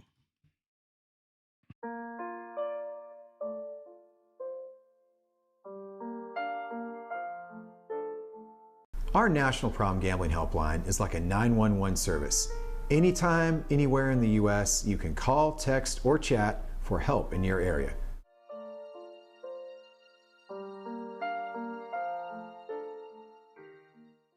I just learned how to play at a very young age, and then I started playing in junior high and high school, and it was just such a part of my life. When I got my own bookmaker, he was really helpful. He said, you know, Donnie, when football's done with, I got basketball and hockey. We lost our home to foreclosure. We lost a motor home. We lost a car. This was all our daughter's senior year of high school.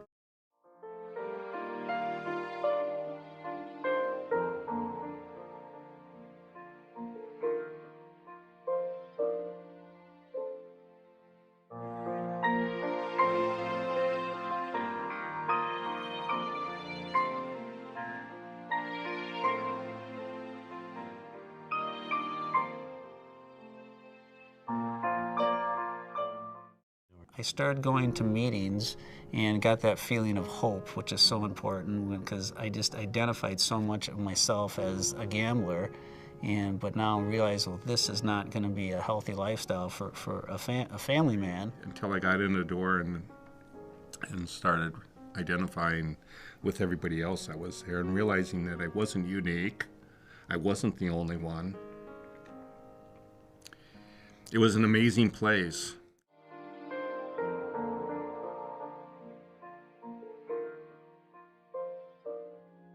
Life in recovery, is a way to experience the world. My marriage to Diane is selflessly giving, not selfishly taking. And that is awesome. You have a choice to be brand new today. You can start your day over whenever you want. You're brand spanking new. It doesn't make any difference what you said or what you did in the past. The only thing that counts is today. In fact, the only thing that counts is this moment. Please consider making your tax-deductible gift of $25 or more today. Just visit ncpgambling.org to give help and hope this holiday season. No gift is too small, and every gift helps. Thank you.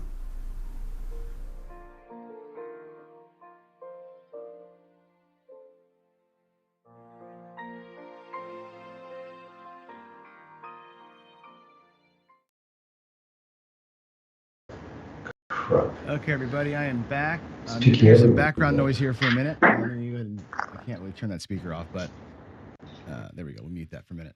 All right, so we've got the Fantasy Craps folks in Skype. I'm going to go ahead and share my screen, which will bring them into the fold here, and we'll get playing here. So give me a second to pull them in, and we'll start talking through that. Give me 1 minute here to bring that screen up for you all. Here we go.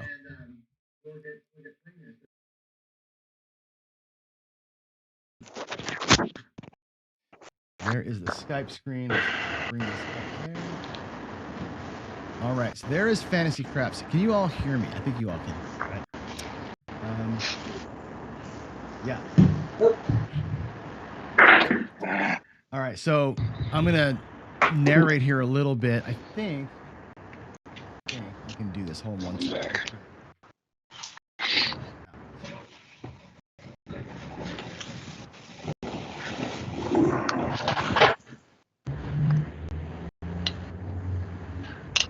He's not selected as NDI source. Yep. Okay. We're good. So I'm just for the guys in Skype. I'm not sure if you can hear me or not. Let me do this. Give me a second here, folks. I'm gonna just change the window size here. All right. So I'm thinking this. Best way to do this is to actually go to.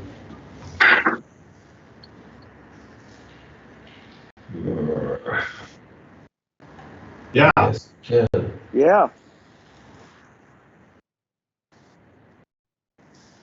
All right.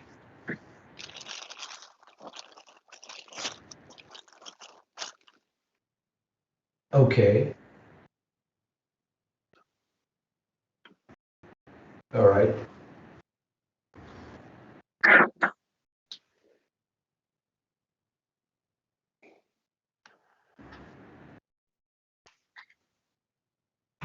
All right.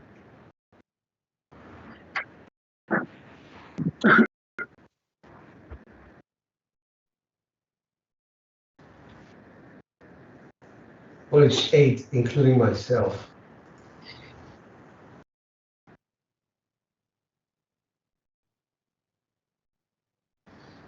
All right. So,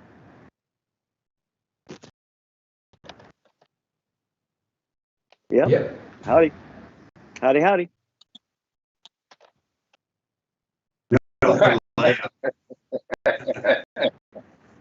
That's right. Uh-huh.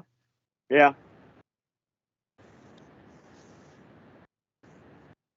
Yep.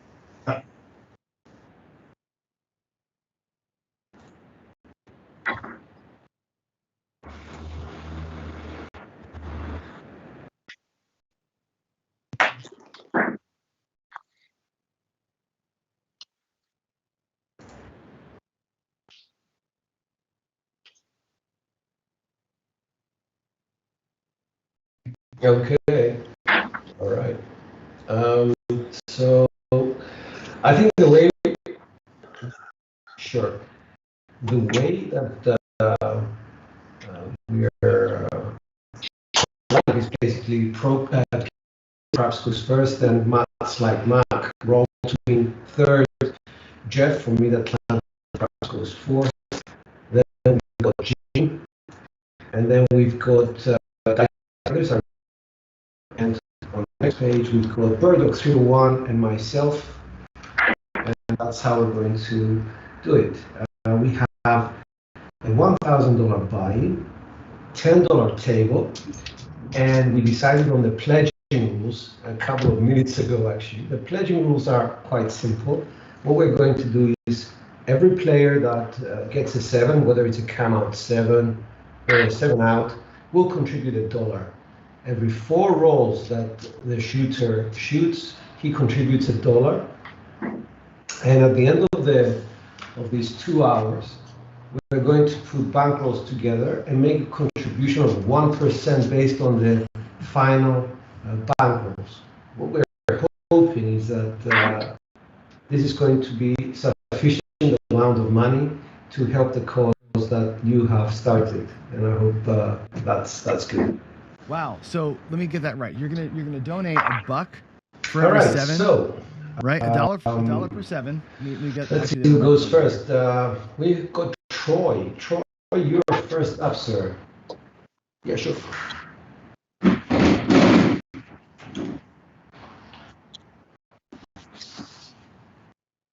Yeah, 1%.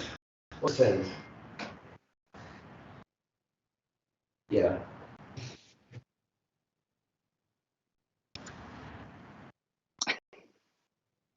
Well, Who I thought think. you were?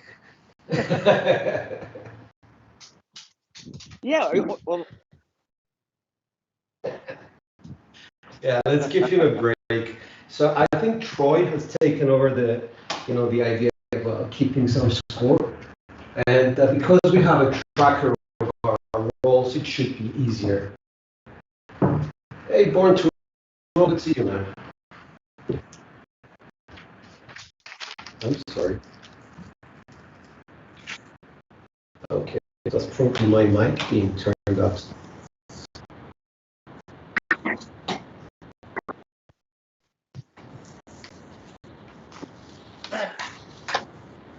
Yeah, I think the plan was to tally up everything towards the end, but I'll see if I can get a somewhat running tally, maybe a little lagged, but we'll see what we can do there.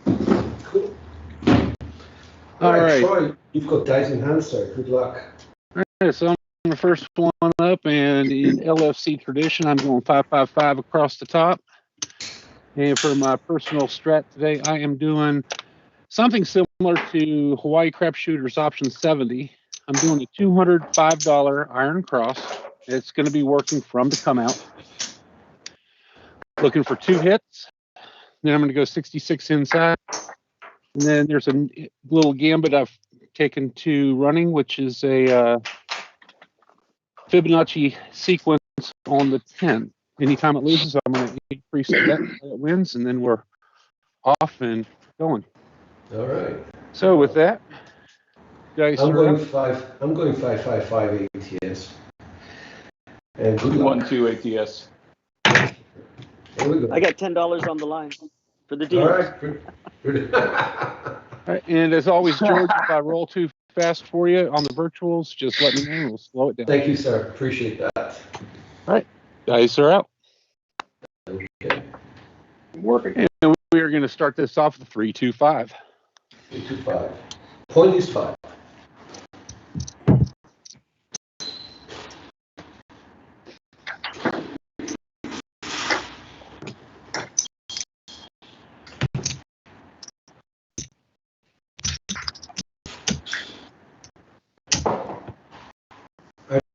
Uganda to confirm that the 5 has come through on the virtuals. Thank you. Go ahead. All right, dice out. And we got a 2-4-6.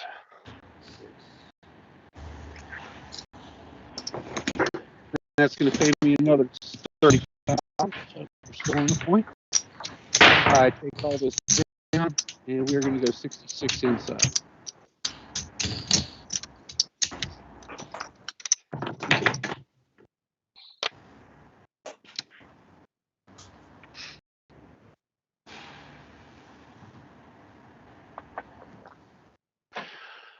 All right, dice out.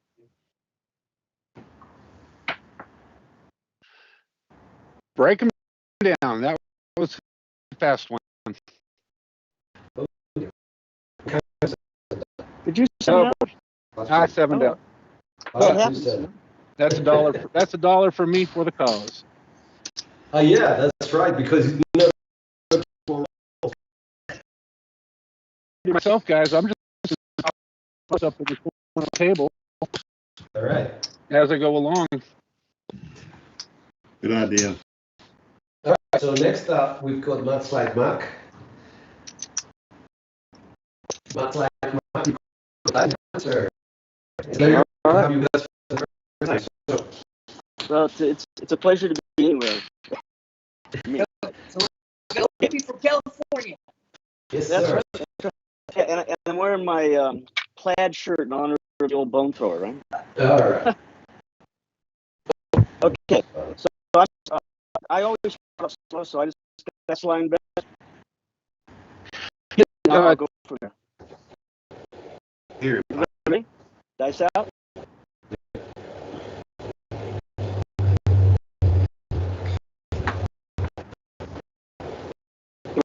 Yeah, easy.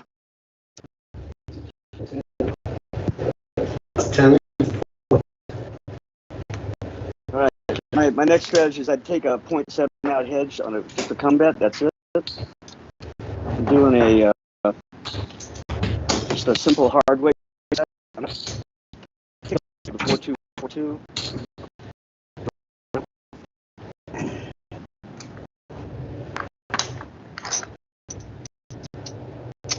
We got a 6. Okay.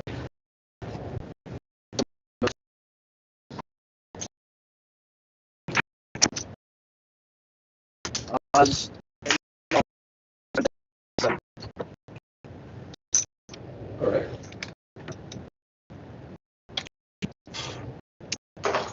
I'm so sorry about that. Okay.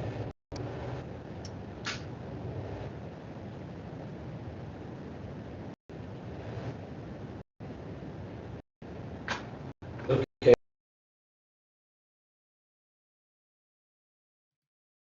Okay, y'all. I'm going to go ahead and do this. We're going to go ahead and try that one more time here. Let's go back to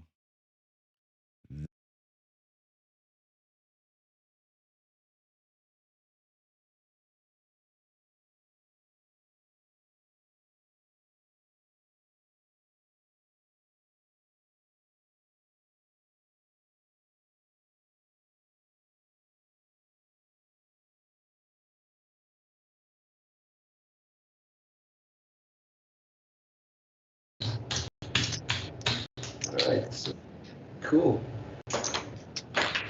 I'm actually at marker number 1. So we go over to roll to win dice. I'm gonna go 10, 10, 10. All right, cool. I'm gonna go 10, 5, 10. And the 18. Yes.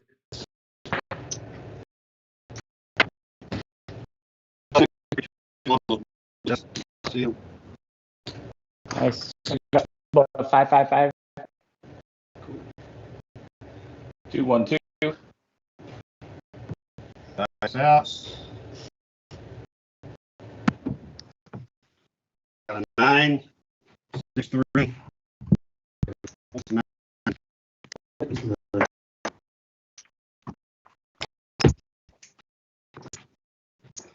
I'll go for 9.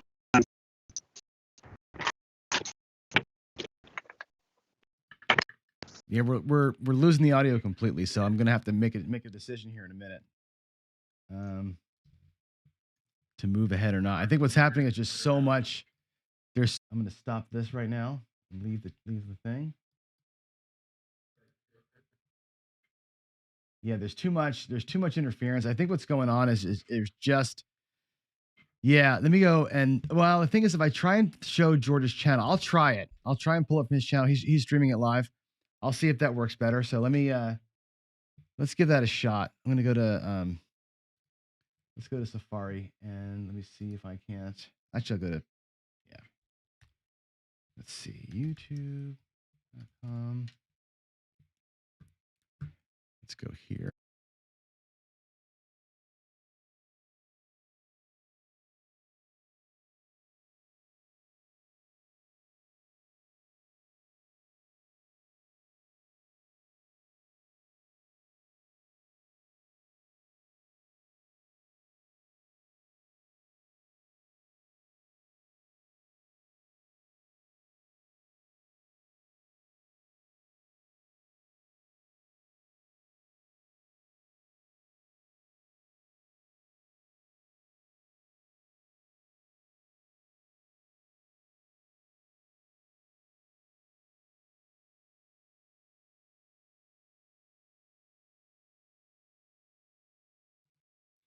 We're gonna try this here. I've got. I'm gonna bring this. There we go. I'm gonna bring that in. We'll see if we can see that a little bit better. I'm gonna change the view here. Let's do this. There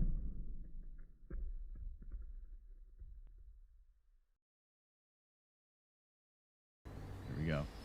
Let's see how that works volume wise and video wise. We can see a little better, and this is actually a better view of how they play it. Instead of seeing all 10 tables at once, we'll look at this exact preview mode here. Get my table out of the way, and we should be in better shape here. I'll work on the volume here for us from the system audio, but I'll let you guys run with that. Let's see how this works out.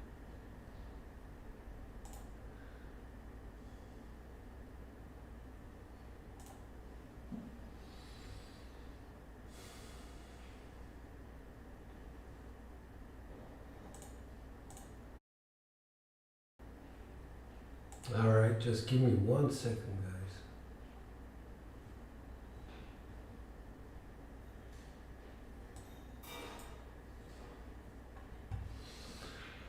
Okay, back with you. Let's see. Next, we have Jeff. Jeff, thank you for doing all the inputting as well. So, here we go. Jeff, are you with us?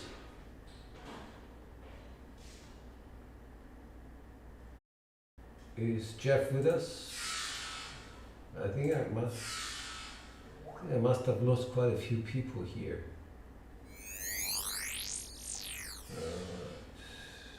Something happened.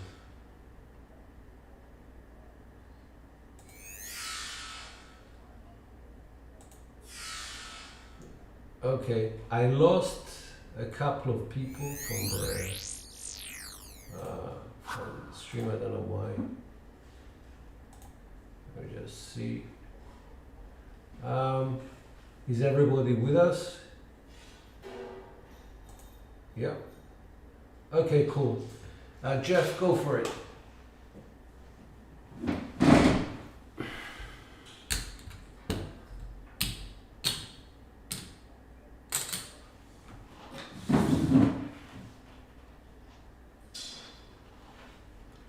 Ten is a point.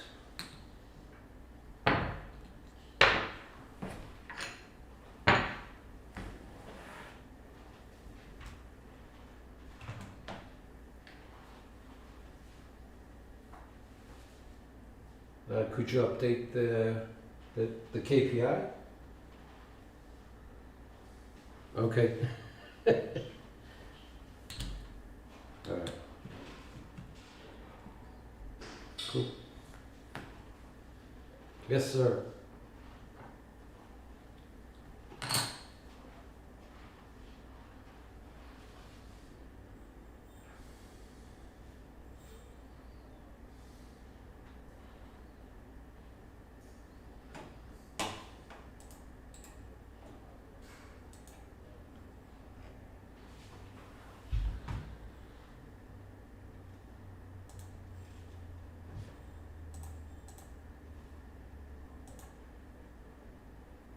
Yeah. For some reason, Jeff's NVI stuck.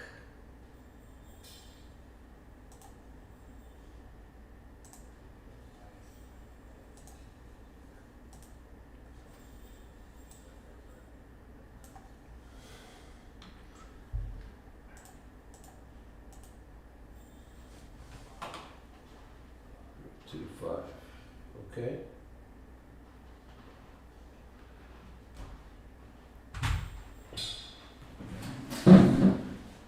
Yeah, they're working through getting some of the audio and people hooked up. There's 10 people playing at once right now, so they're definitely having some audio issues. We'll get it worked out.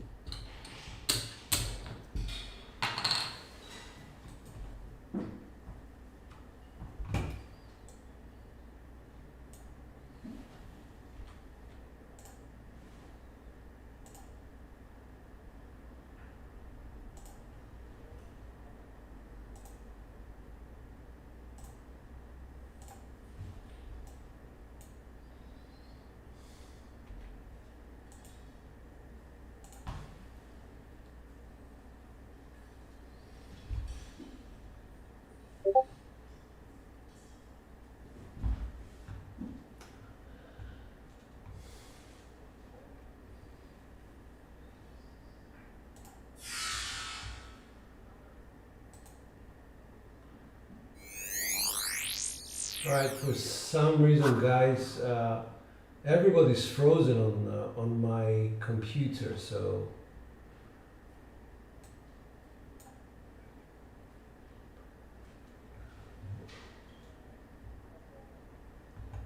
yeah, I know. I'm talking about OBS. Something happened with OBS, so no, it's my OBS. It's just frozen for some reason. All right, I don't know what to do in this case.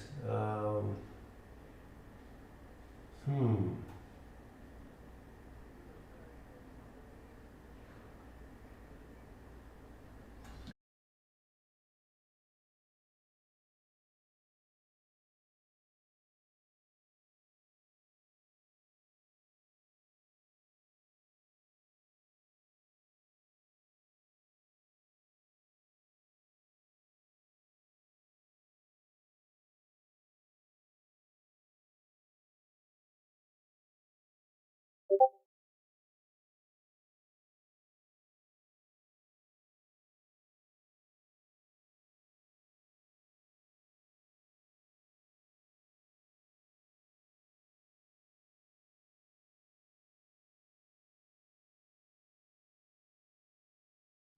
We got some audio or something issues from George right now, so um, let's see if we can't get this resolved. If not, we'll have to switch gears and hit it from a different angle here. So let me try and reload. I wonder if he stopped the stream. I can't really tell what's going on. Let's see.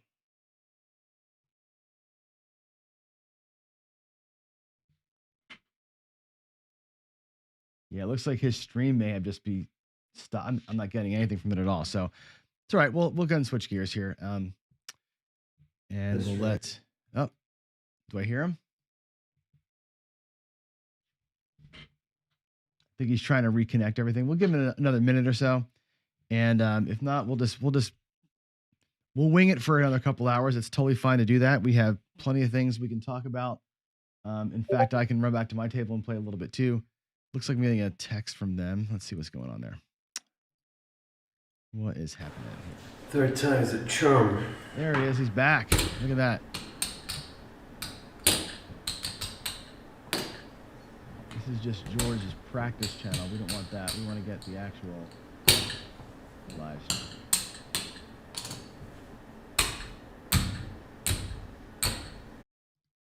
Let's go to George. Not streaming right now, so let's see here.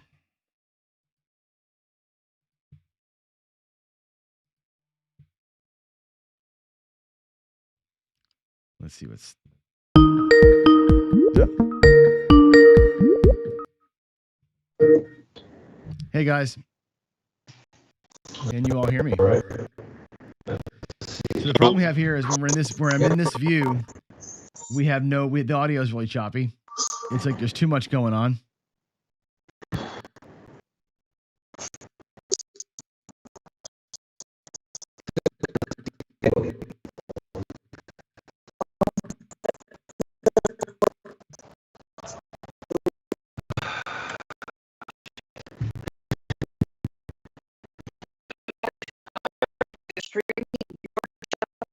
We have people on yours.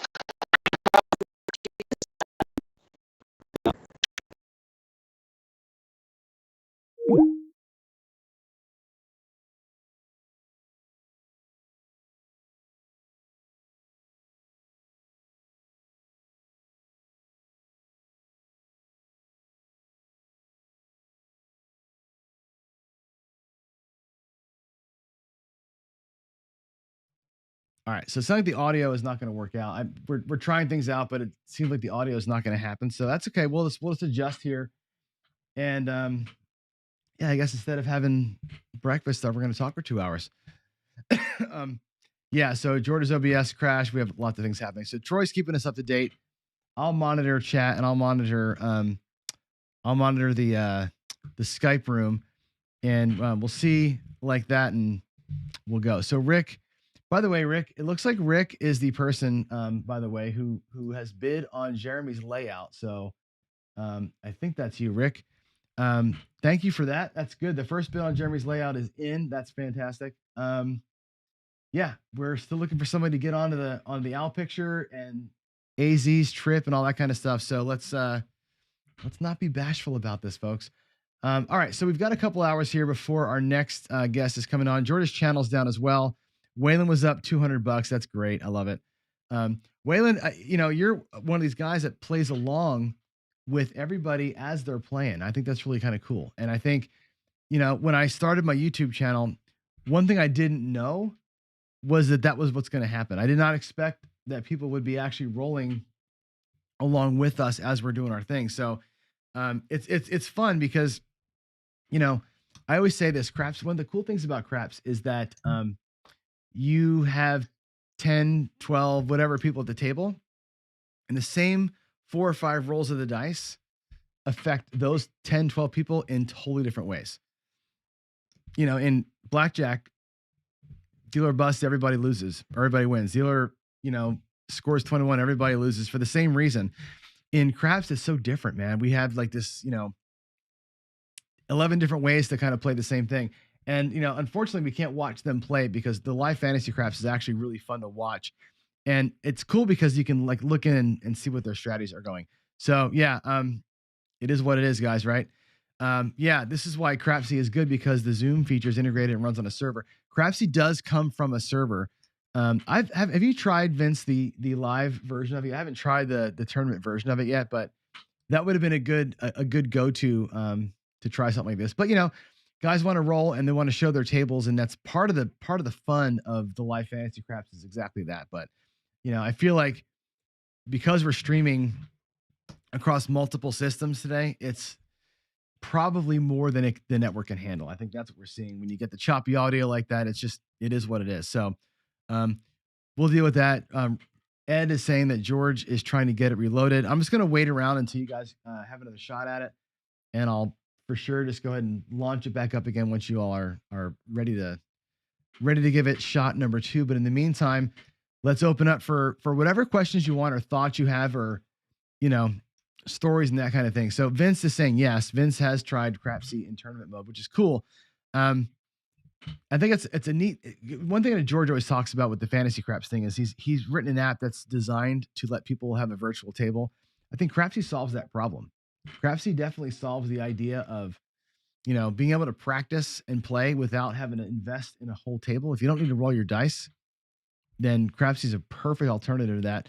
And, you know, to some extent, I think, and later we're going to talk to Steen from WinCraps. WinCraps, also a great alternative. However, WinCraps requires a Windows machine to run, so it can't run on the internet, in the browser, on the phone, or on my Mac. So there's limitations to what it can do and what it does. And I think Crapsy attempts to solve some of that and make it more of a wide open and global thing, which is pretty cool. So Old School Craps, it is great to see El Toro Dice Club out. Isn't that awesome that he's here tonight? I think it's really cool. Oh, look at this. We got Square Pear's daughter here too. This is great. Square Pear's daughter's in the house. That's awesome. That's great. And a lot of people are excited to see you in a little bit. Stent Placer. I guess, does your handle mean that you're a heart surgeon or something like that?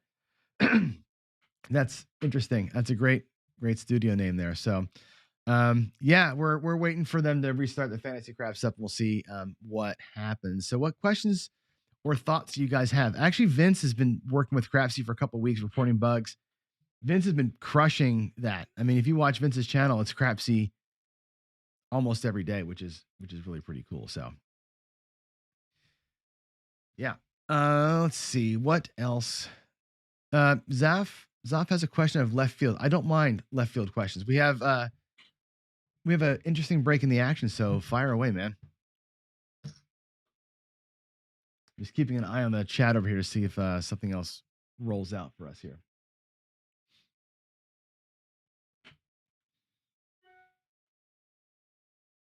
Oh, that's interesting. A bug where the cum doesn't travel into Crapsy.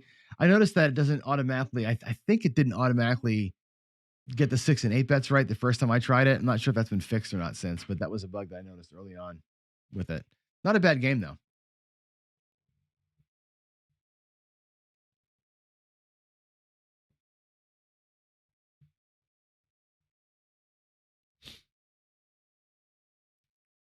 They're still working on the fantasy craps, it seems like.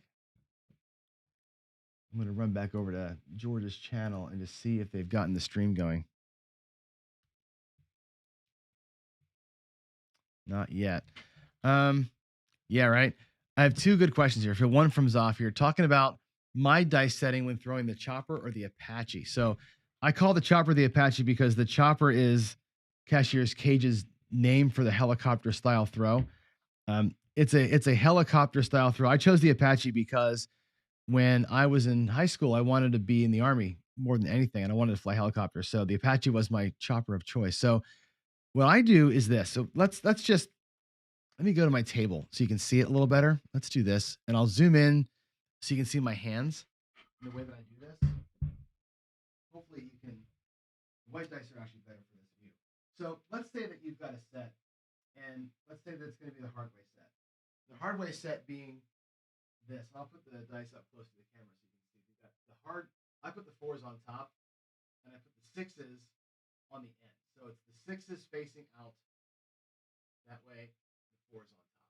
That's how I set the hard way. So the 6 on the outside, 4s on top, 2s facing me. So it's you call it the 4-2, 4-2 set.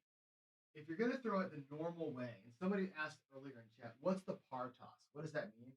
The par toss is simply grabbing the dice like this, and you're going to throw them backhand. You're going to come back here and release them in that fashion. That's the par style toss. It's a backspin throw. You're going to have the dice spinning backwards into the belt and then into the wall. When I set for the chopper, what I do is I take whatever set I was going to use and I just put it up on top like that. So normally, like when I'm throwing the par toss, I throw a lot of this set. I throw a lot of the 2V. So if I just take my hardway set and I flip the dice on the right side one like that, that turns into a 2V for me. I throw this all the time. That's a good way to target the outsides, the 4, 5, and the 9 and the 10. I use the set quite a bit. Matter of fact, the day that I threw the 27 rolls without hitting the 6 or the 8, I generally speaking just grab the dice this way and I throw it like that. If I'm doing this chopper style, I will just put that 6 on top. So for me, setting this is very simple, right? When I get the dice back from the dealer, I'm just looking for a 4 and a 6 and I stack them up. I can get them set pretty quick. And then when I release them, what I do is I grab them on the points. I'll show you how that looks. I grab them. You can see this. I grab on the points like that. And when I throw them, it's a straight back, straight through. And I flick my fingers. And you're pointing when you're done. You're like, boom. And I point my finger right where the dice are going, just like you do with most any activity when you're trying to aim something. I point them right where they're going to go, and it's a flick, and off they come out of my hand. And I want them to kind of land, for me, low and right in here. I know that Cage throws them a little lower, and he lands them back here and lets them kind of run into the wall. What I have found with myself is a lower toss right about in here in this area. I can get them to hit the lower points and pretty much die. That's what I'm doing. That's my Apache toss. Now again, it's not the quote unquote official way that the Cage would throw it, but that's the way that I throw it. So I think yeah, for me, it's essentially taking your set, stacking them up on top of one another, and then throwing them out that way. So that's kind of how I do that. So question, hopefully that answers your question there, Zoff, about how I throw the chopper. Again, I basically take my set, and I'll do it again in the window here so you can see it. If I'm doing the hard way set, it's the 4s on top, it's the 2s facing me, or the 2s facing me this way, and the 6s on the end. And when I chopper set it, I basically take this, I roll it over so it's a 6-4, I put the 6 on top, and that's my set. So I set the hard ways on the table, I roll 1 to make it a 2V, up on its side, or I'm sorry, I stack it up and grab the points, and then I flick it. And that's exactly how I throw the chopper. So that's the way that I approach it. And again, what I'm trying to do is land them low. Yeah, Jeff, I'm sorry about that. I land them low and slow, and I'm trying to hit, if anything, the bottom row of points. Because again, you know me, I'm all about the energy. I'm all about let's have no roll after the back wall hit. So that's the way I approach it. And again, I'm no expert at this, right? I throw it my way because you learn from watching on YouTube, right? A lot. There's no books on that one. You just kind of watch people do it, and you kind of find your own way. And some people, and I've done this, a high toss where it lands almost an inch from the wall. On a hard table, I can do that. On a soft table, it's got to be a little farther out, a little lower. So that's my Apache. Hope, Zoff, that answers your question about how I throw it. I also throw the underhanded toss, which, again, let's take the hard way set. I'll grab it like this. I grab it on the points. You can see that. I grab the points, and I throw it. Let's see if I can get my hand on screen here. I throw it underhand, bowling style, and it rolls off the end of my fingers like that, and I get forward spin into the back wall. That forward spin launches the dice into the back wall with a lot of energy, and they come right off the back wall with opposite spin, and they just die. They die as they hit the table. So that's a pretty interesting shot. You got to throw it pretty hard, and it seems wrong to do that, but it works. And that, for me, it works pretty well. So that's the 3 tosses that I do. When I par toss, I'm on the points. I still hold the points and I throw it backwards. I feel like I get better grip and better control over the spin when I've got just the cut edges in my hand. It just feels like that's the right way to go. Waylon wants me to ask you about or talk about trends again. I'm not sure specifically what you want to talk about trend-wise, other than what I've said, which is trends happen, right? Trends are 100% a real thing. And you can't see them until they've happened. And that's the other, like PJ and other folks will ride me about this. And the Wizard of Oz, same thing. You cannot see a trend as it's happening or when it's about to happen. You can only see a trend after it's happened. Well, what I do and my way of trend spotting is, again, non-scientific, but I tend to believe that there are many, many, many spikes. If you looked at, for example, just the 5, just the number 5 in a series of 30 rolls, you'll see that there's no 5s, and then there's 1, 2, 3, and then there's no more 5s again. I jump into it right there. So if I see 1 or 2 in a row, I may jump in, catch that third one, and then I'm out, right? Or I may catch the third one, press it and pull, or I may regress it down and achieve something on the third roll. You're going to be 2 behind, right? And I think PJ wrote this. There's no guarantee of a trend. If you try it the way I try it, you're going to be 2 behind. You're going to see 2 don'ts or 2 do's or 2 whatevers. You're already 2 rolls behind the trend. If the trend is a 6-roll trend, I'm okay with that. I'll take the next 4. If the trend is going to be 7s, fine. I'll let 2 of them go by and I'll grab the next 4 7s, and it's going to be pretty good. That's the way that I approach it. MLB wants to know this. What have I learned from everything? Oh my God, so much. The thing that I would probably say about the dice control thing is I still feel like it's worthwhile pursuit. I still feel like I'm not going to get enough of an edge to make a difference in how I bet, right? I think if I can hold the 7 off a teeny tiny bit, if I can achieve a 6.5 or a 7 SRR, all that means is that out of 36 rolls, instead of getting 7 or 6 7s, I'm going to get 5 7s. That's pretty good. But in the instance of a point cycle, what does that mean? It might mean 1 extra box number hit. Out of it, what I normally would get 3, I'm going to get 4. Does that change my take home pay? No. Does it give me more confidence to go with a higher initial bet and a regress down? Yeah. That's where it changes what I would bet. It gives me confidence to know that, that first one's probably not going to be a 7. I'm okay with the regression strategy that starts out a little higher. That's where I think the dice control thing or dice setting thing would impact the way that I play. Other than that, I don't see where I'm getting that much juice out of it. I don't see where I can affect it enough to bet. Now I watch George, and George will roll 25, 30, rolls. Once a night he rolls over 20. I'm not that consistent with it. I'm rolling 10 most of the time, but I'm not rolling multiple 20. So for me, I look at that and say, well, what can I achieve? I can achieve a regression. I can achieve a 3 or 4 hit strategy where I'm feeling pretty good. Pineapple Press, great example. That's why I focus on those short length, because I know the way that I throw and my averages are there. So I don't believe that I'm influencing or controlling any kind of outcome. I feel like I've gotten pretty good at holding the 7 back a little bit longer than normal, and that's about it. So, that's what I've learned about it. And I don't change betting too much, other than the fact that I'm more aware of where I'm likely to break it.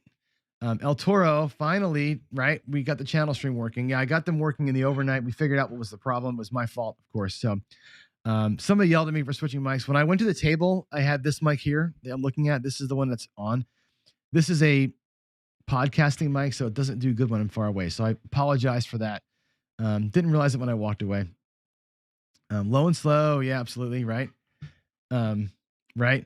The underhanded knuckleball, you know what? I haven't done the underhanded knuckleball. I do the underhanded roll forward. I don't know about the knuckleball being a thing for me yet. It's a tough throw. You've got to really work on it. And I don't know the exact mechanics for it. And frankly, right now I'm feeling pretty good about the 3 shots that I've got. So working through that. So, you like throwing random. The comparison to bowling makes sense. It's just, you're right. The table surfaces are a freaking nightmare. You look at the bouncy, the hard, the cork, the new things, the neoprene. It's really, really hard to dial it in. And like I said in my last dice control video, you can't dial it in for free, right? You get to go to the table, buy in for $1,000 and try and throw and see if you can figure it out. You got to pay money to practice it. It's hard to do that. So for me, least possible resistance that I can control on every single table is energy. I can throw them soft. I can throw them low. I can target parts of the back wall, and that's the best I feel like I can do. So that's where I've learned. That's where I'm coming to, especially after talking to the folks tonight, for sure. So that's a big deal. I'm seeing like the LFC has started and it's frozen, and I'm going to just go take a quick look at George's channel and see if it's streaming again. I don't see it streaming. It is streaming. We're going to give it a shot here in a minute. Let me go through the chat first. I'll make sure that we're good. Yep. I'm saying that everybody has their own style, and that should be a lot of time. That's what everybody's been saying, right? Jacob said it. The Wizard said it. Have your own style, play your way, and don't be bashful about it. Like if your style is 160 across with no protection, cool. If your style is 160 across with a $100 don't, Wizard of Oz says that's not a great play. But if it makes you feel better to save part of those bets up top with a don't pass hedge, more power to you. I think you've got to bet it your own way for sure. Skill and Luck, thanks for the reminder. Don't underestimate the power of giving. Donate. Please donate. We're working our butts off here. I know that we're having some issues with the live fantasy crafts, but we are rocking this thing. We're in hour, I don't even know what we're in, hour like 15 or something. So we're doing really good. Toothpick Ted is heading out to Vegas. Good. One more hit the table. So everybody send some love to Ted on his last trip to the table. Joe, difference between don't pass and don't come. There's no difference. The difference is when you make the bet. So when a point has not yet been established, you can bet the don't pass. Then, assuming a 7 or 11 doesn't roll, you'd lose on that. Assuming a box number, 4, 5, 6, 8, 9, 10, if one of those numbers rolls, that becomes the point. Your don't pass bet now says the 7 is going to roll before that number. So the don't pass is essentially saying, I believe the 7 is going to come before you can roll the same number twice. That's all it is. The don't come, you can make that bet after a point's been established. So if I go back to the table again, and we're going to go ahead and switch mics because I think it's good to point this out. This is a great lesson. Actually, I'm going to switch mics. Give me a second here to make that change.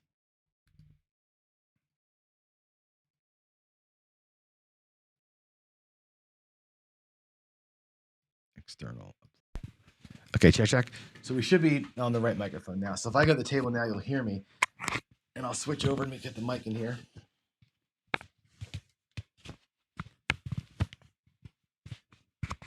Here we go. All right, let me go and switch the view for you so you can see my table. And we'll talk about the don't a little bit. Table view. Here we go. So let's roll out. And let's say we've got, I'll put 4 bets out here. Let's say that we've got a pass on the don't pass, and your puck's off, right? So there's no point established yet.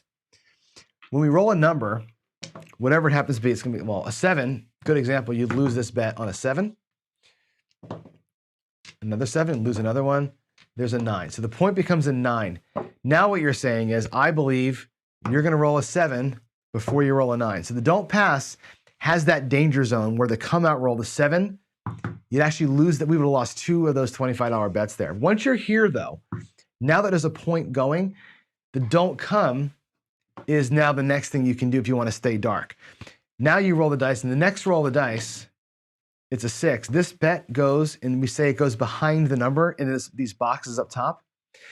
That now is a bet that says, I think the 7 is going to come before that number. The good news about this way of betting is that unlike a place bet, let's just say we had bets on the 5, 9, 4, and 10. When you bet like this, the 7 can roll and take all of your money, which really kind of sucks when that happens.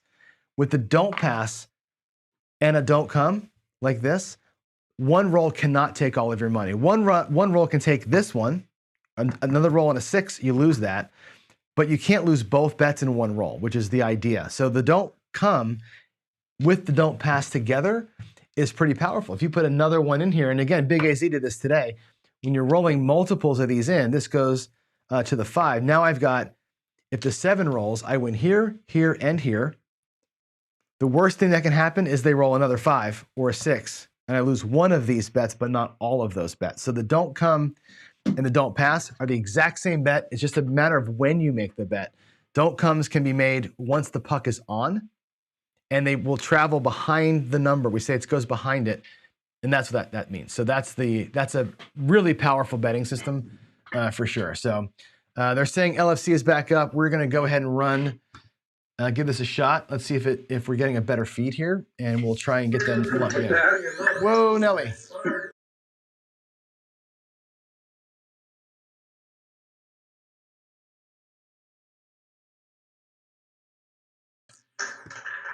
I'm going to go 10, 10, 10 ATS and a nickel fire. Looks a little bit better. And we'll use some I'm brand going to new mute dice. here for a minute. Hope that stream gets cleaned up a little bit, but let's let that roll for a second. We'll see how Fantasy Craps I'll goes go here. And we will 220 talk more in a little bit. working.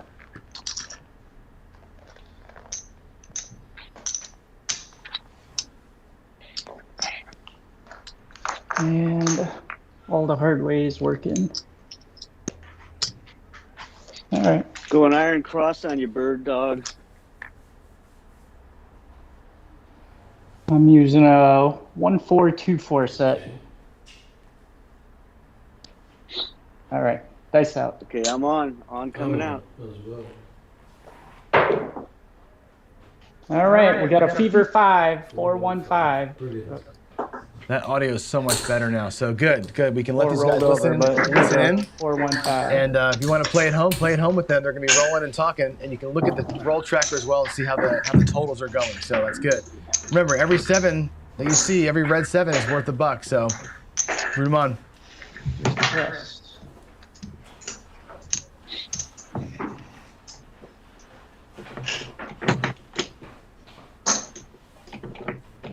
All right, dice out.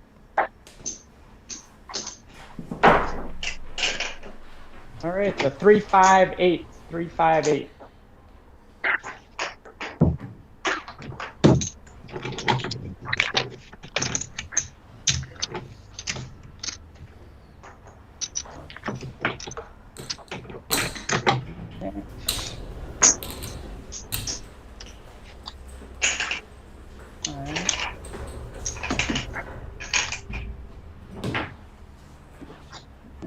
Power press.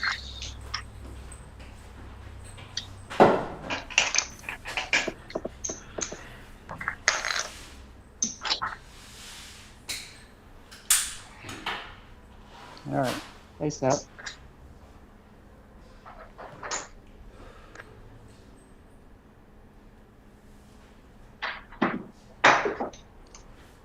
Chip assist, and I got a 437. Ran into the landmine. Ouch.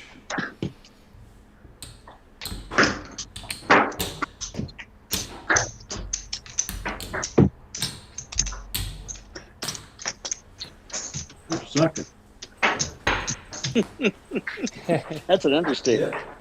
Yeah. All right, so we finish with page 1. We go over.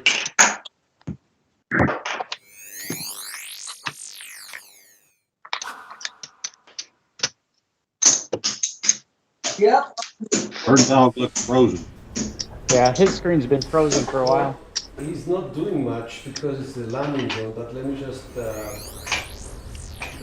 see how I can do anything.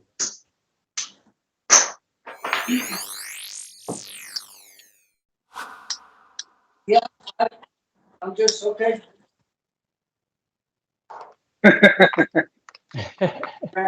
Okay, hold on. How's this? Oh Yeah, man. I'm gonna be using some freshly cut, nice and sharp. Oh, I tried that too. Didn't work out. All right, guys. Maybe we ought to Let's see start if using this old twister's dice. gonna work today. And All right, let's get a roll. For my new favorite spot, stick right 2. Okay. 5, 5, 5. All right, guys. Hey, 516 is the point. 5-1. Nice. I got a 555 TS.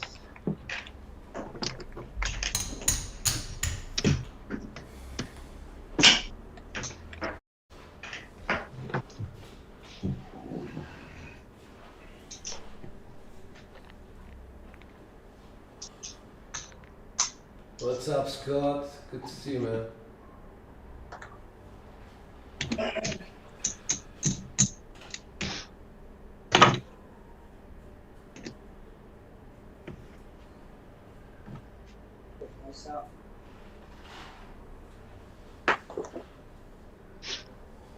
Okay, 459. 5-9.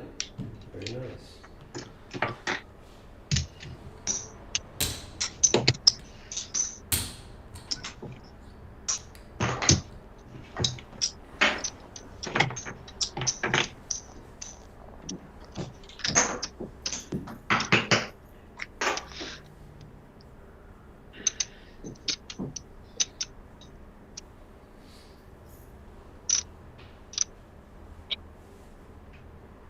Take that out. Okay. Oh, 617. Oh man. Oh. 6-1 and done. Oh, dear.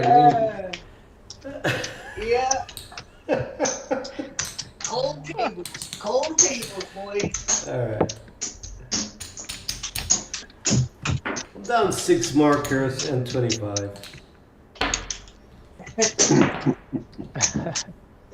All right. We're all in there. Don't move. So I guess it's my turn. Hopefully I'll do something. There we go, George.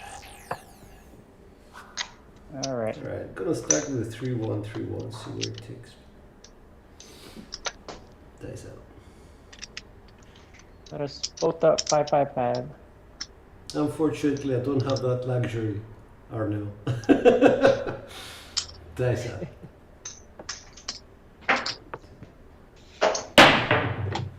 639. That's my point. Good number.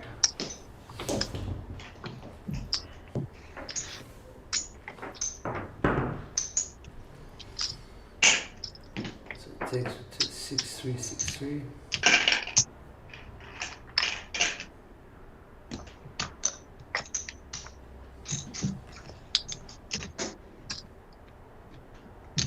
Dice out.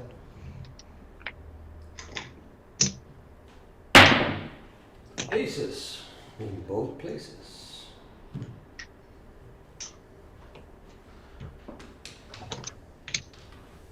Nice. That one. Ace 4, ace 4.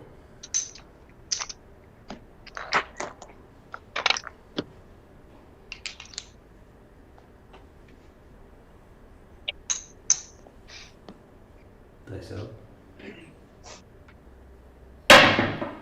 628.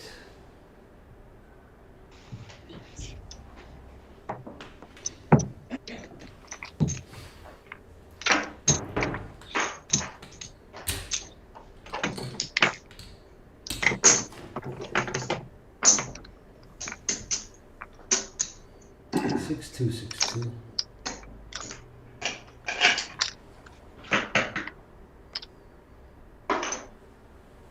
Dice out. Hard 8.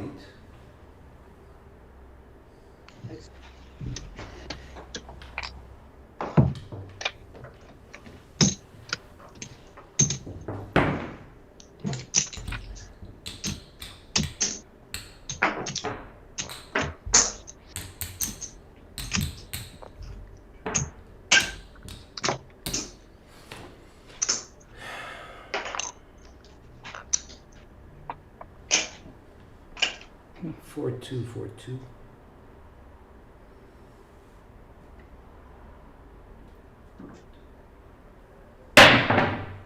134.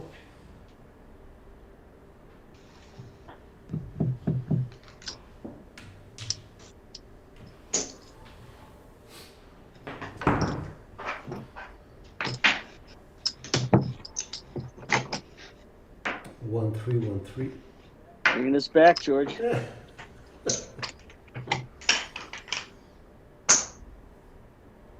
Dice out.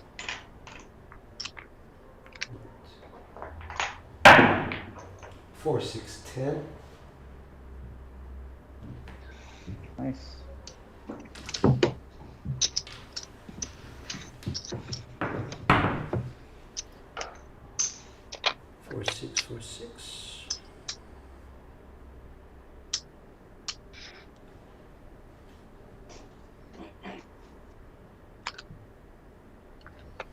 Dice out.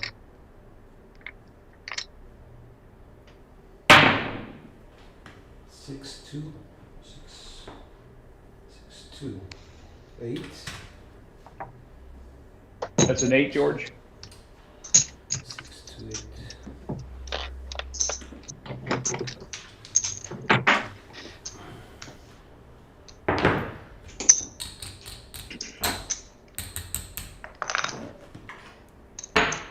$1,050. 1,800.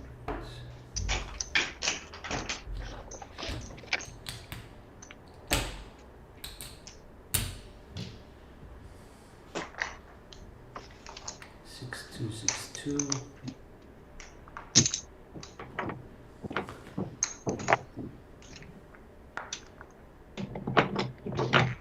Dice out.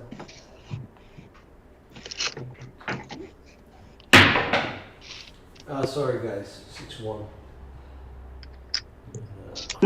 Oh, regress just in time. With a 5, 2.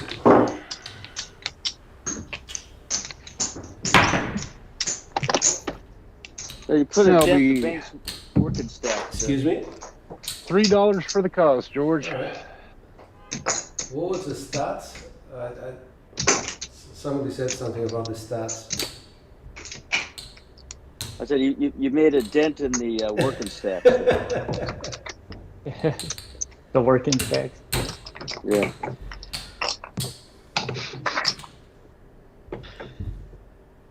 No.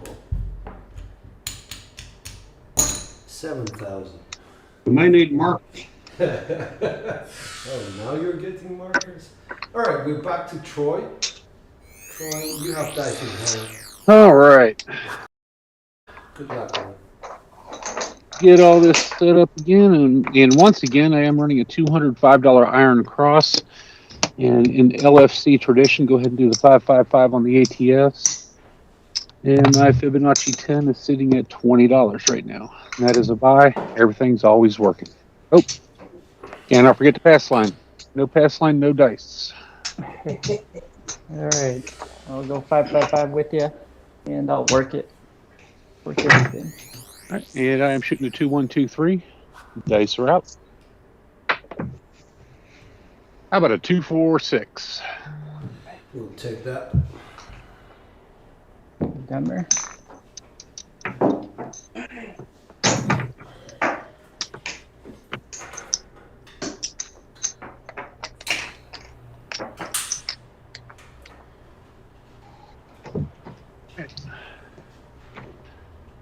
Dice are out.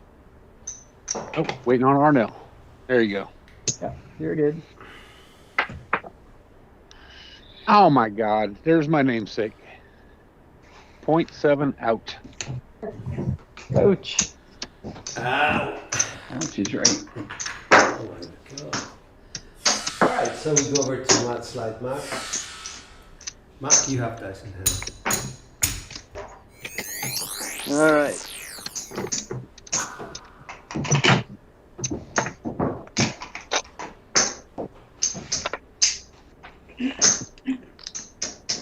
Hey JD, good morning. Good morning, Clay. Good to see you. All right, we okay,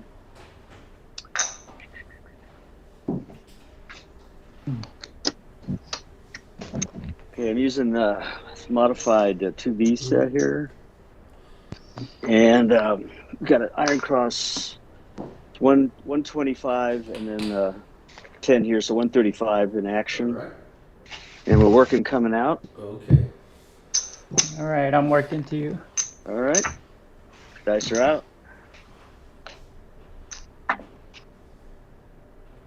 We got a 3, 1, 4, easy 4.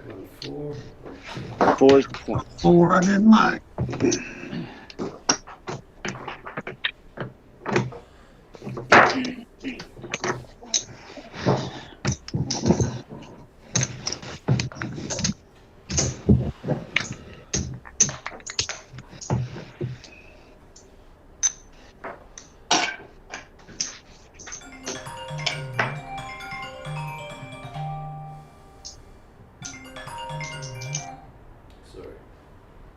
Lucy, I'm home.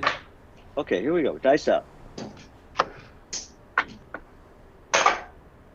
We got a 549 niner.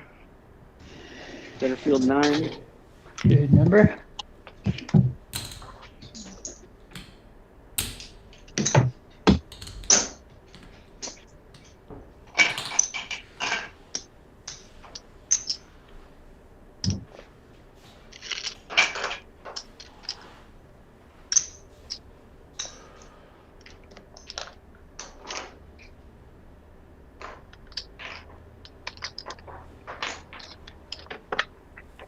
Okay.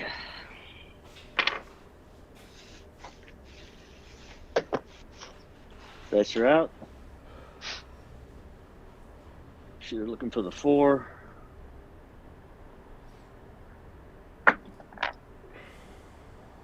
Got the 6, 2, 8. Nice. No, George, I think you had much like Frank a little nervous the first time on the LFC. Yeah, I know. But I think he just got over those nerves, so he's shooting like he should. I think he got Yeah. Oh, Bird Dog, don't jinx me, buddy. Whatever. Okay. Whatever the outcome. Dice out. Same shooter's looking for the 4.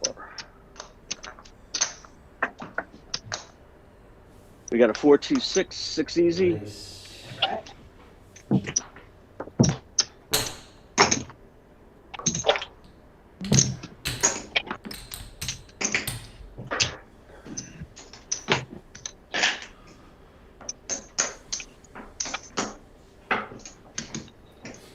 Okay, dice out. Looking for the 4. Whoa, whoa, whoa, whoa. Boxcar. Midnight. Oh. Okay. Gave us a scare there. Yeah. Oh, sorry about that.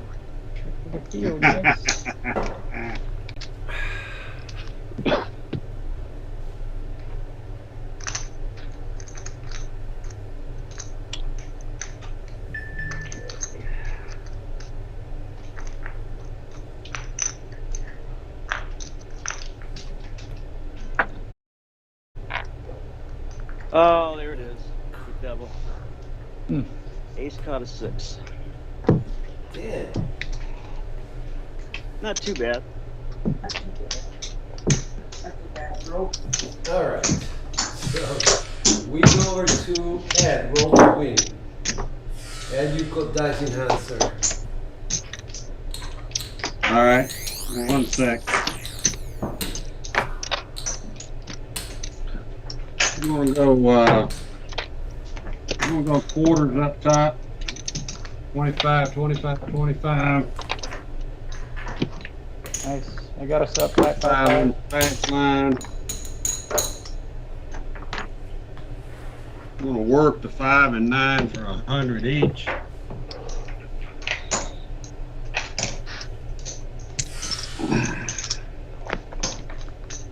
Three V set. All right, I'm working. I'm working.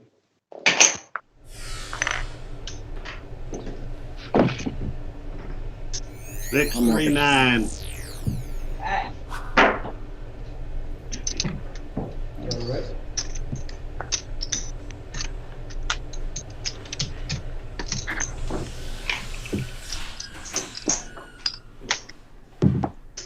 All right.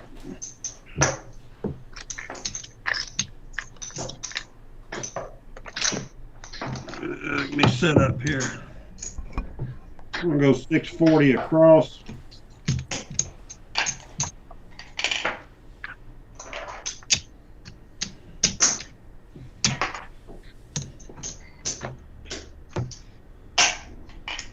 We gotta get something going. Slam right.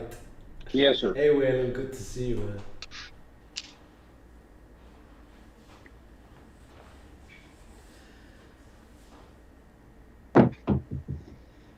628. All right. Nice. Nice.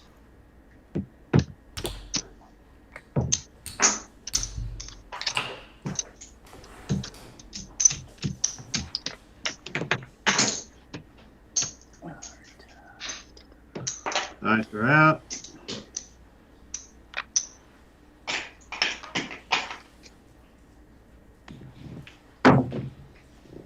639. There's your point. Beautiful. There you go, front line.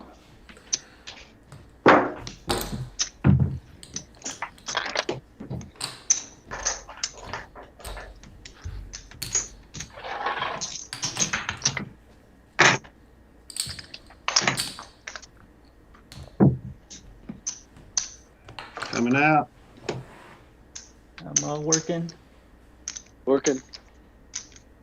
Working. Everybody's working. Getting out of this hole. And going home.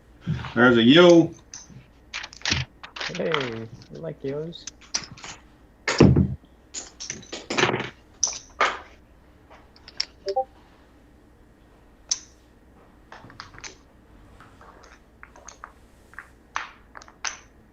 Nice out.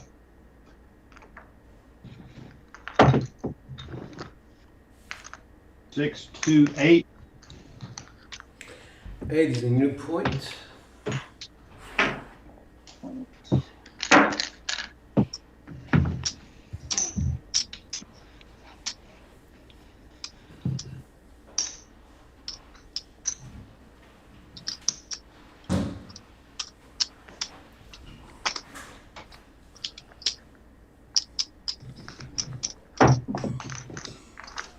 Five, 4, 9. Nice.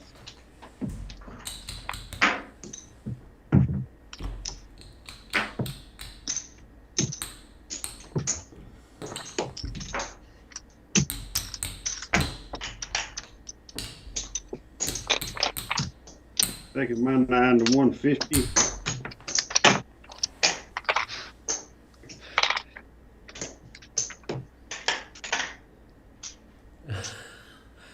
What's up, Steven? Good to see you, man. Aces. All right.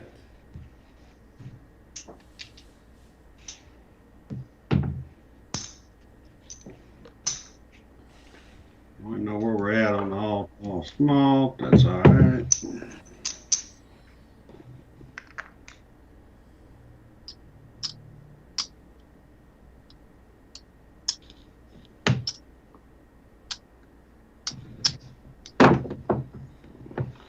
Four, 1, 5.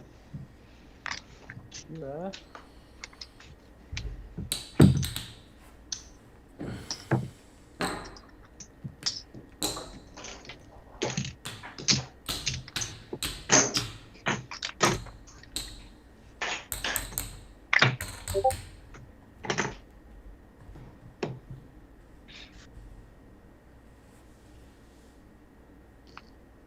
Nice, are out.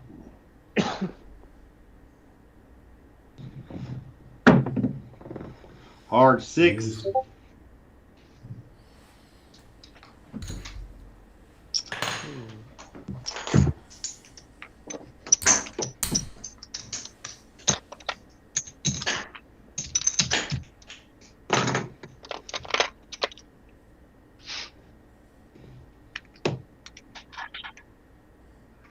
Nice, are out.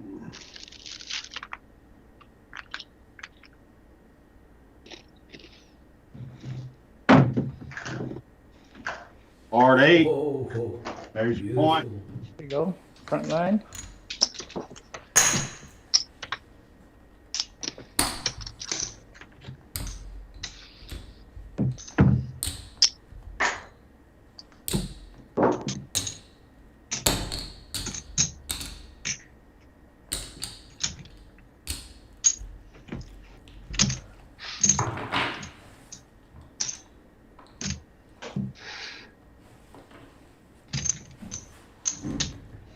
Take my 8 to 180.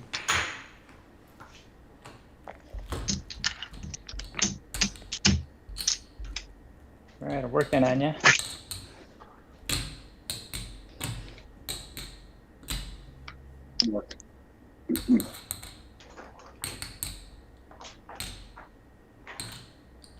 Nice out.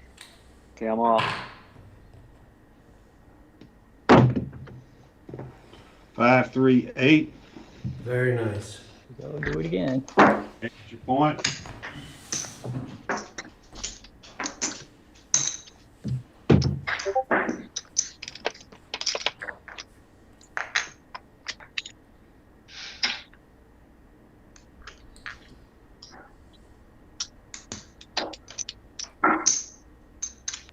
Nice out.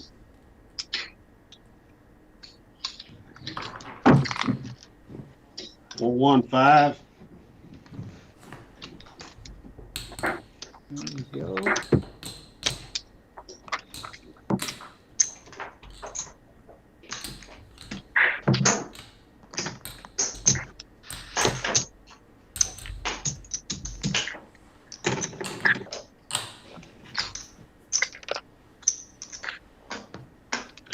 Dice are out.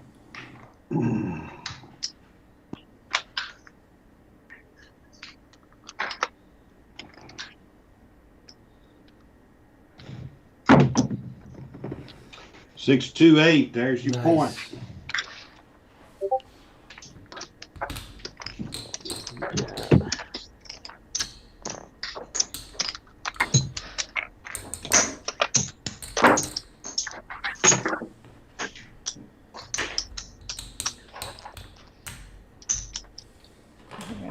I'm going to work the 6 and 8.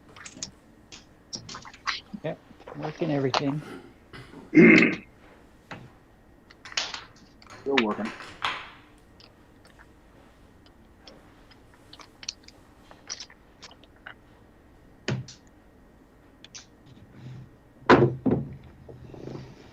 Ace deuce. There you go.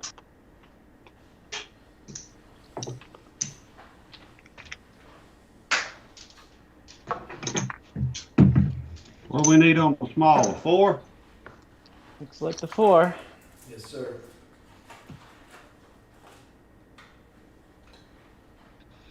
All right, I'll change dice set.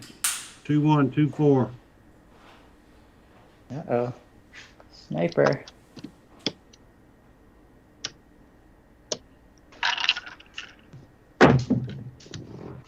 Six, 2, 8.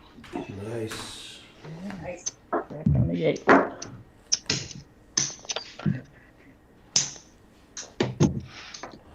Well, that we're still working. I think everyone was working. I'm gonna lay the 4. Oh yeah, $100 lay on Not the floor. much. Win Just 50 either way. I'm going to 8 on the 4, or going to 420 on the 8. Only because at the casinos I would lay it.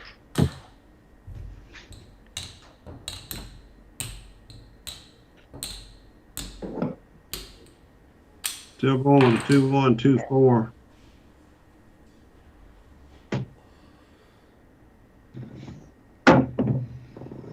Hard 10. There you go. Out the other side. 55. Nice.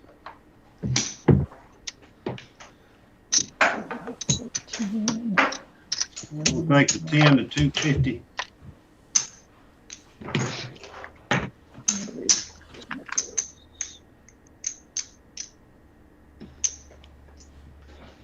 That was the tall one. No, we need the 12. No, he needs midnight. 4 and midnight. 2-1, 2-4 still.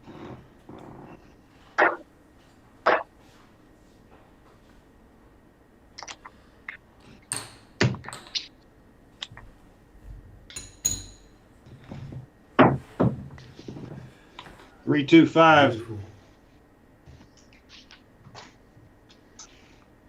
Beautiful.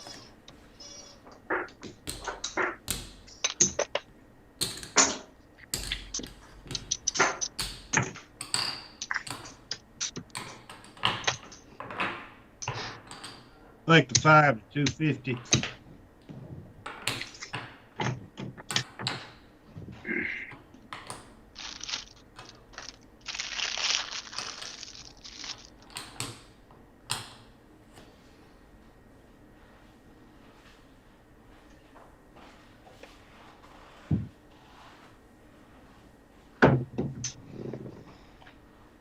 639. Good job. I'm gonna press to the moon.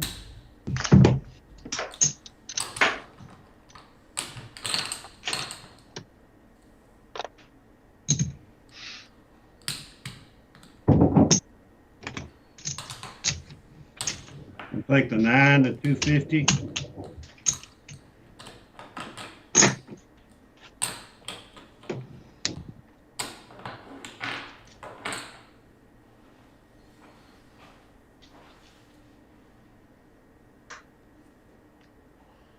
Nice out. Aces.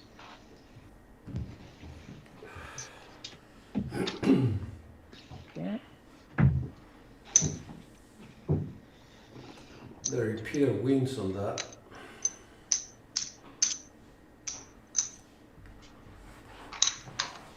Dice are out.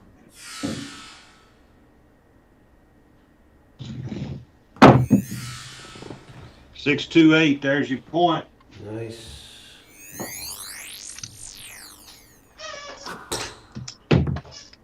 420 face, 500 for 10. 5, 10. Front line again. Nice.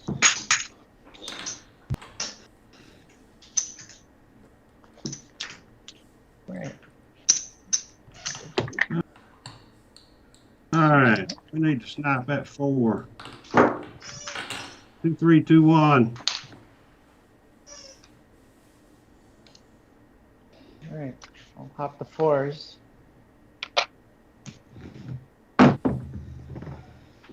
3, 2, 5. That's the point. Nice. Oh, new number.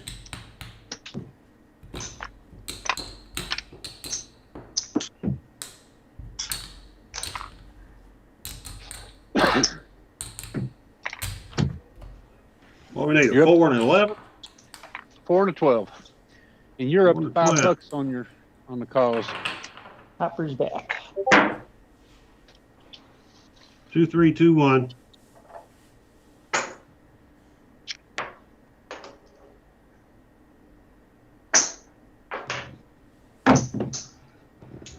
Five, 5, hard 10. Oh, nice. Like pairs. Pairs good.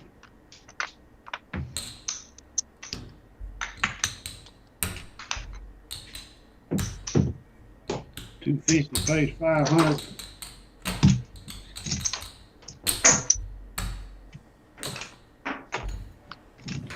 Go to 500 on the 10.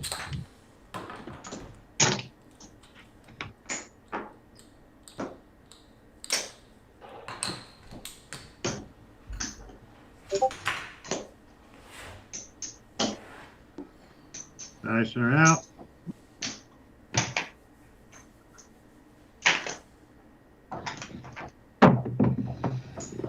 Six, 3, 9. Very nice.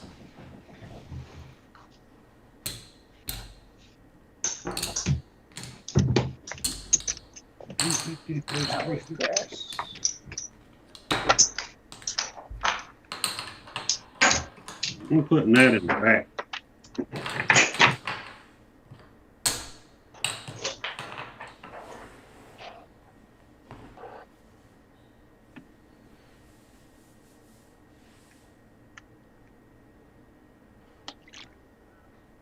Dice are out.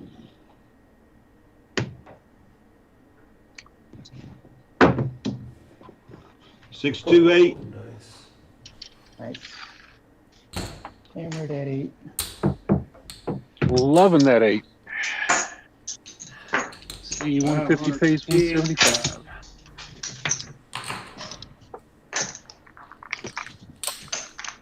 3, 4.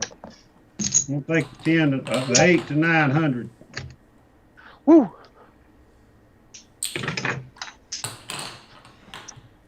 Press. That's 6.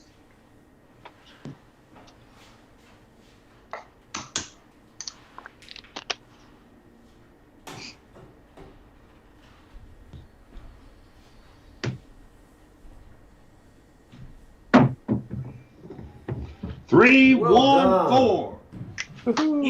Booyah. Oh, Yeah, man. Woo! gonna drop 175 in your rack from me. Ed, I have to hand it to you. Well done, sir. I just paid off all my markers. I got $25 on the small. I'll pay $7.50. I can breathe again and say, and regress. All Oh man, what a right. goal. Well done. Take a breath and let's go. All right. We're still working for a yo and a 5, right? Just a midnight. Oh, midnight. Yeah, the easy stuff. All right. I'll get that in a minute.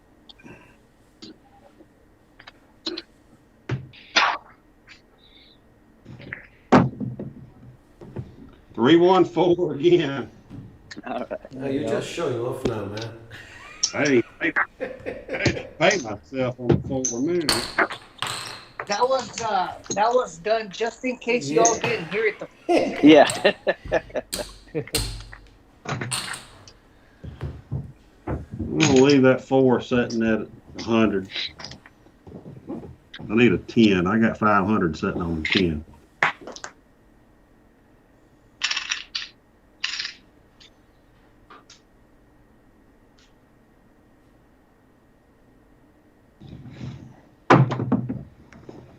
Six, 4, 10.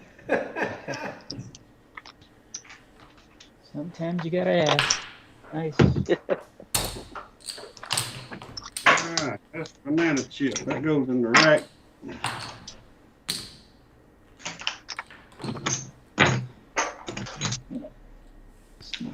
All right.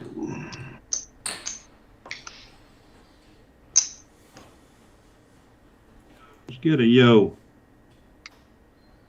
5, 3, 5, 6 dice set.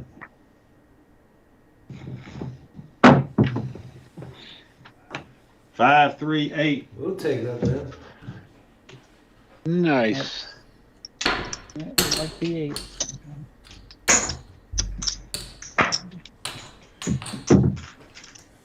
I got 900 on that 8. Nice. You got me pressed from 18 up to 210 now. Troy, nobody's forcing you, man. I mean, I'm not power pressing by any means. I have the profit so I could donate Well more, done. right? I'll go to 1200 on the 8. All right.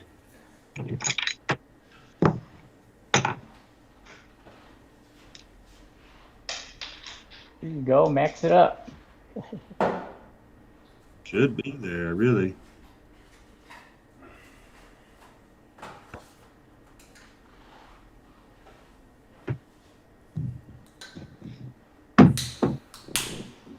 Six, 2, 8. All right. Whoa! Nice. All right, we got 220. 280.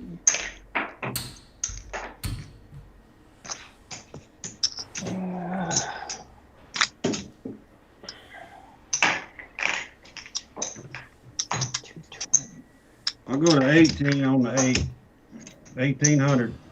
All right. There's more to donate. I'm drawing a blank. What's 210 pay? 245. Thank you. Adam easily Yep. 245. 440. Nice out.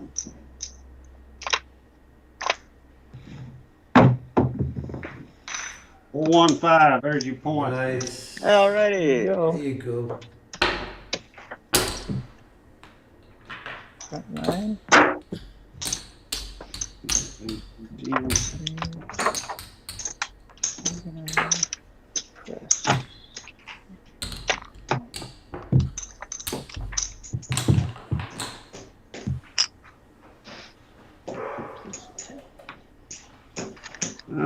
We need a yo. I'm working. Okay, midnight. Let's do a $50 midnight. Midnight. All right. How about a 6-1 come out 7? Ouch. How about that? Well, reset. Oh, $1. Glad I wasn't working. I wasn't either. We had a lot of money out there. Yeah, too much money to be working on that one. All right, but I'm gonna go back up on the top. I'll go quarters. I'll go quarters again. I'll come back up. Since you just 10, threw, 10, since you just 10. threw that natural, I'm working now.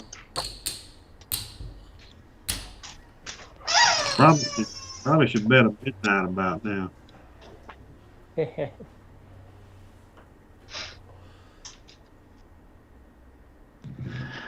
Hey, Coach. We'll see you later, man.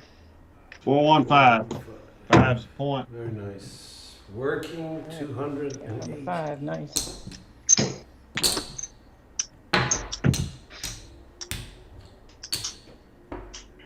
I got 250 on it.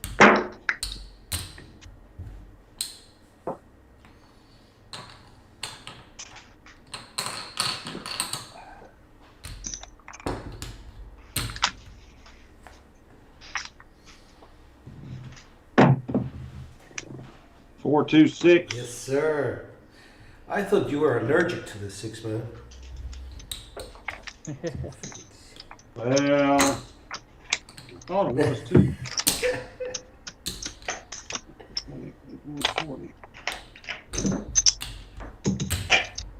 All right, stay strong.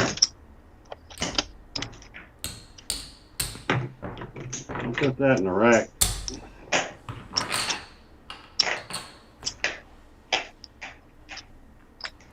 If John's watching and looking at my rack, he's having a nervous breakdown right now.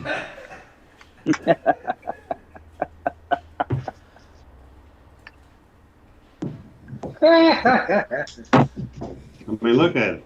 3, 2, 5. There's your point. Beautiful. Yeah, man.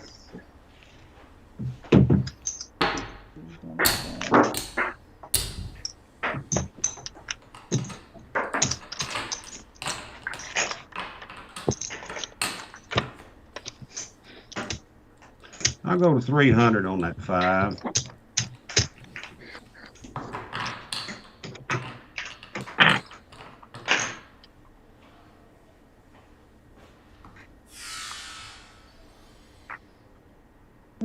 Coming out.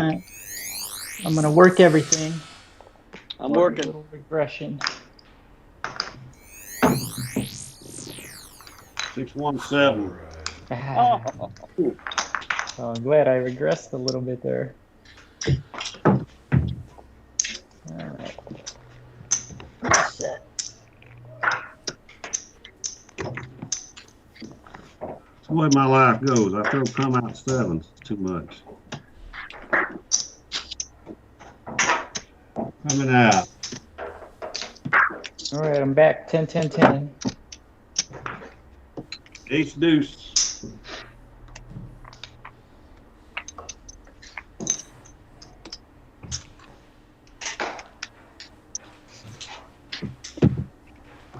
Just a crappy 3.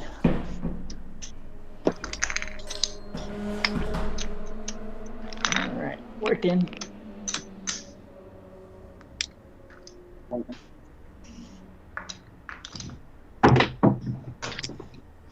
Yo. 6-5. All right. Nice. 6-5.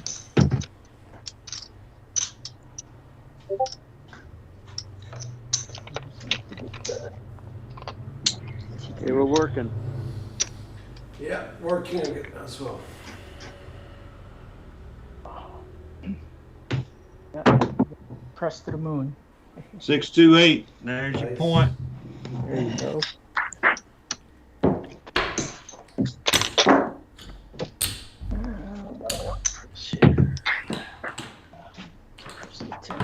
You got 1800 on that 8.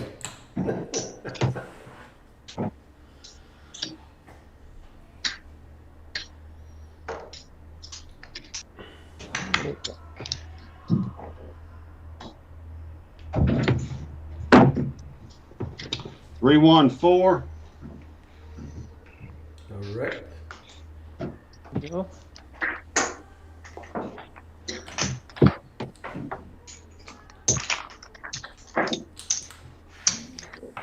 I'll take the 4 to 250.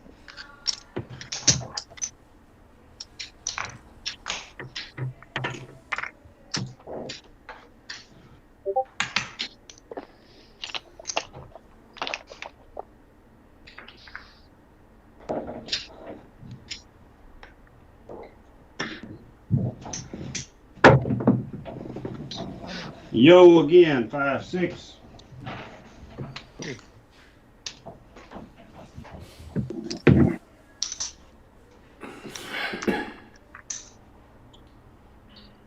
That was on the front line.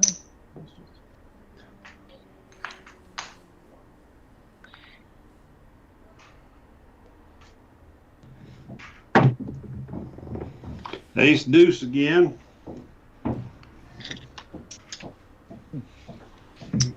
See a horn, bet a horn, guys. Looks that way.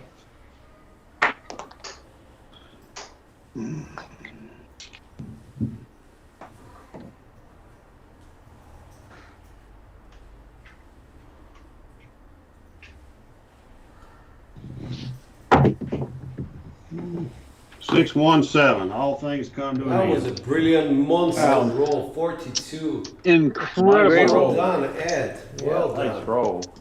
What we have? I think it was Thank you. 41. 41? I think it was. Troy, can you confirm that, Troy? It was 41? I believe so. 42 with the 7. So, yep, 42. That's amazing. 42. Roll there, Ed. Nice All right. roll. Oh, $10. $10 up. All right, Jeff. You're up. Getting set up. Yep. Hey, we got money to play. Yeah, me too. Yep. That's what I'm doing. That's what I'm doing. Thanks to Ed, we're back in action. Yeah, man. Yeah. Got us up 555 for both of us. Thanks for reminding me that. And then, Ed, you also had 3 7s in there, so. All right. Yep. All right. All right. I'm gonna work on you. I'm on, but don't go by what I'm doing. All right. All right. All right. 110 inside working, quarter on the pass. For those out there that know I play the dark, I'm not doing that because Ed put me up. 5-5. Dice are out. There's a come out 12 box cards. Oh, that's how you get one of them. Show Yeah. it.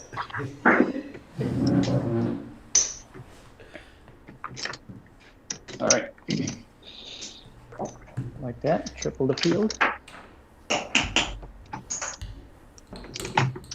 All right.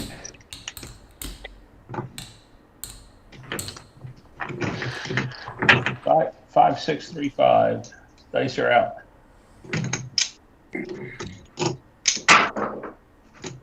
The 314. 314. All right, 4 is a point. Point is 4.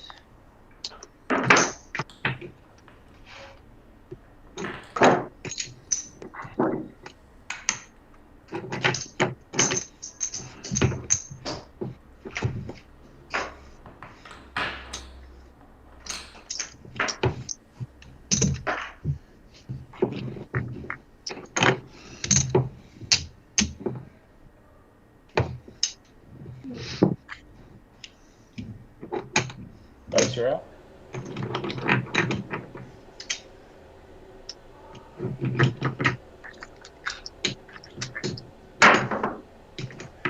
Five, 4, 9. 5, 4, 9. Field 9. Yeah.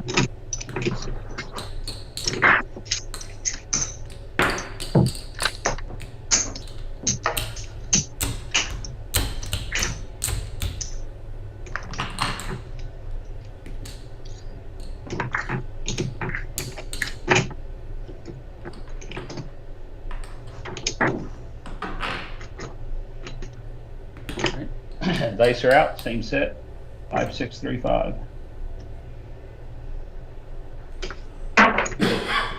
Hard 10. Nice. Hard 10.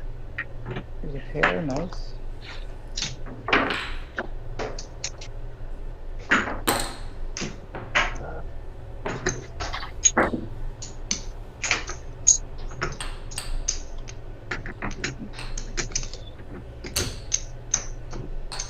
I'm sorry, what was that last It was one? a 5-5. Hard 10. Hard 10. I wasn't looking at the screen, Troy, because I thought you took controls. Yep. No, I am. I just missed it. Nope, that's fine. All right, dice are out.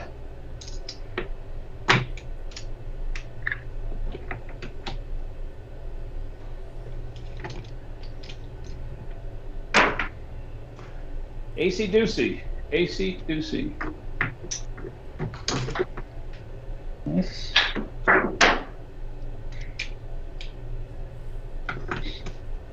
That's the 3 craps for Troy. If Troy is there, yeah, cool. I'm here. All right.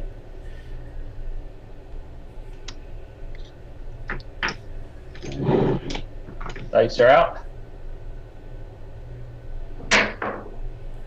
Hard 10. Hard 10. Oh, nice. Whoa. Playing the hard ways. Nice. 35. Waylon there is having a whale of a time. Sorry, bad joke.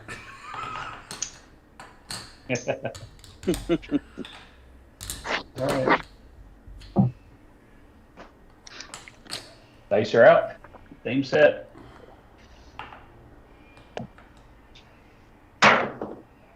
5, 4, 9.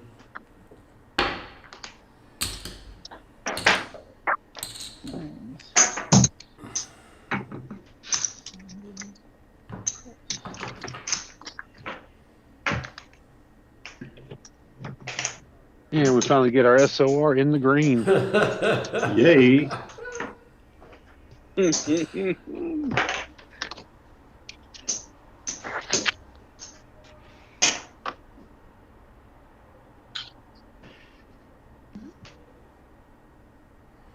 All right, dice are out. Same set.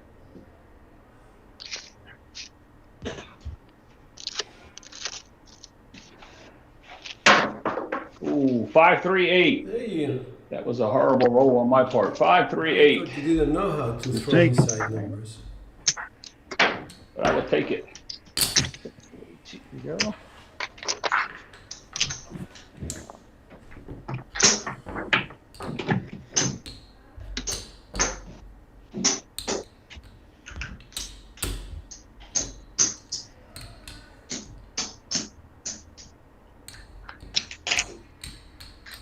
All right.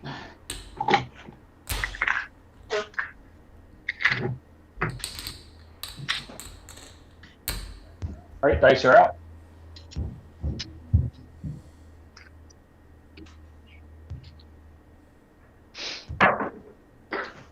Hard 6. Hard. Nice. Stay on pairs.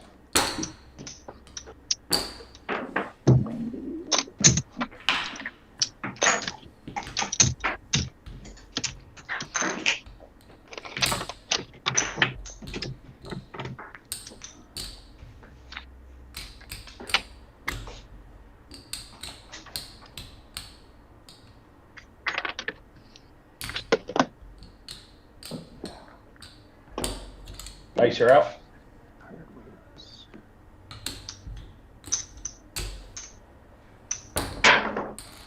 Ah, there it is, guys. 617. Awesome roll. Good roll. Ah. Jeff, well done, man. Yeah. I don't think anybody's going to match Ed. But you're welcome to try. All right, so who do we have up next? We have Jim. Jim. We got about 15 minutes left, looks like. Yeah. 15 minutes. All right, Jim. Put me up a ways. All right, bring us home, Jim.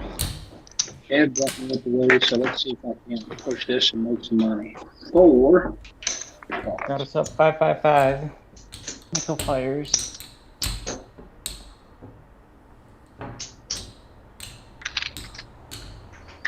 All right. 2, 3, 24.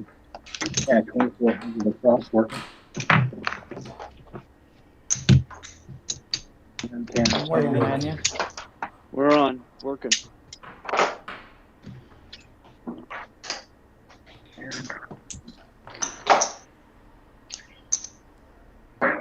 All right.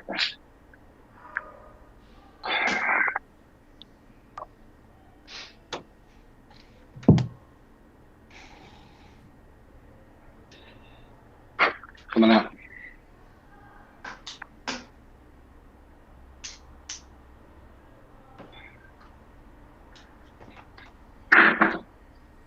Ha! 617 on the come out. Okay. Oh no. Ouch. Yeah, that hurt. I was working too for 110. 110, yeah. Those two. Not working. Come back on everything. I'm back to markers. I'm better than that. 555 back for us.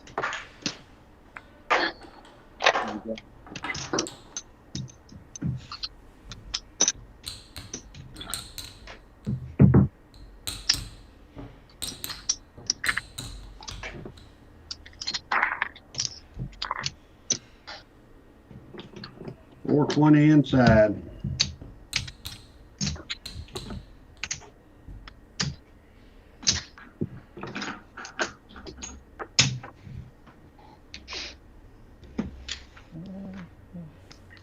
Double it up.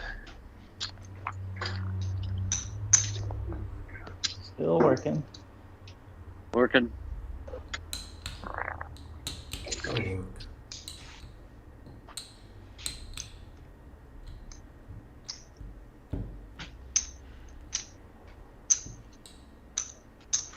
Face out.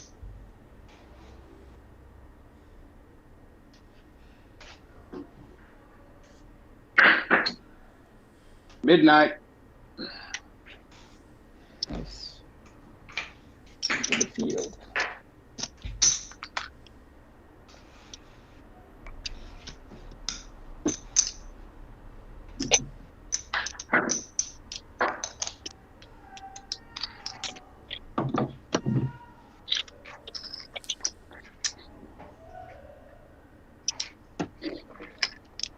Face out.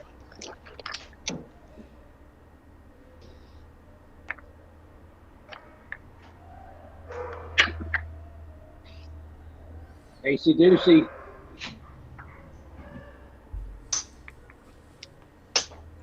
Right. Just gotta get all this stuff out the way, right?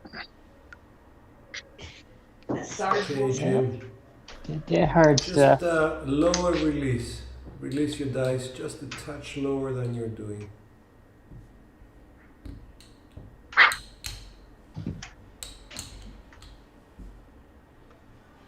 Face out. 6, 426. Alrighty. Here we go. We got a number.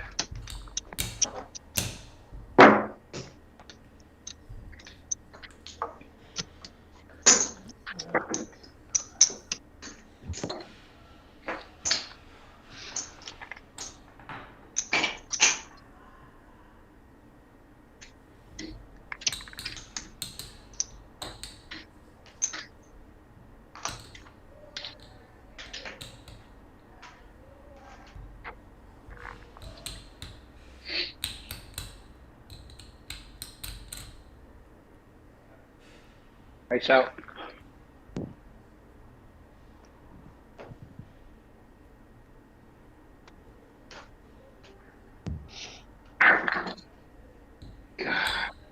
All right. 617. Oh.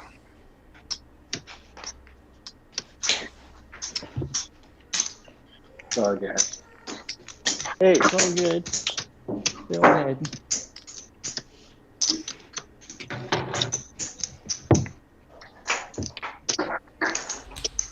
Okay, so let's see who's up next. We've got Dice Grinders. You're up, sir. Alrighty. Got one last roll. Let's go 555. Nickel 5. And 220 inside. All right. Working. Working. Working.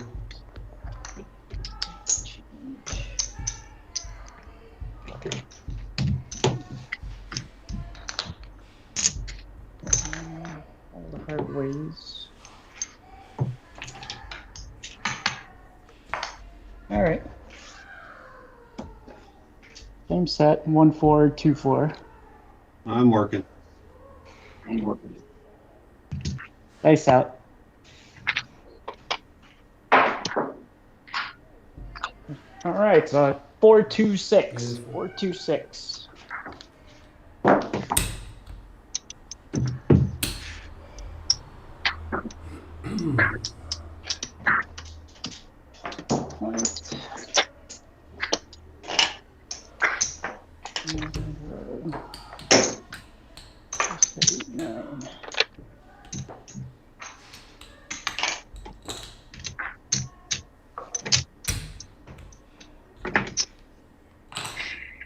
Right, face out.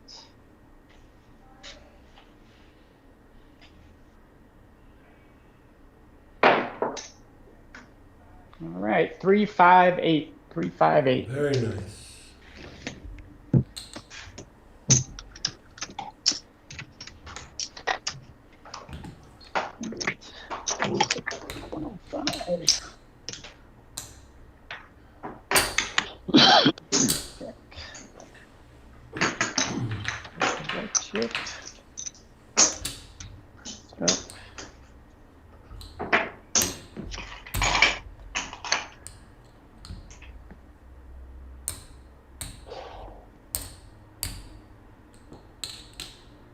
Face out.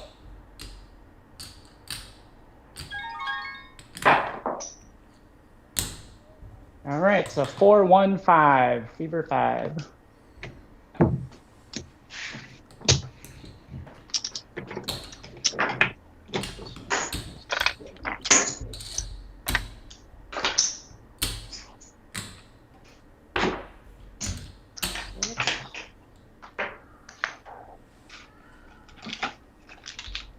Press and take. All right, face out. All right, it's aces in both places.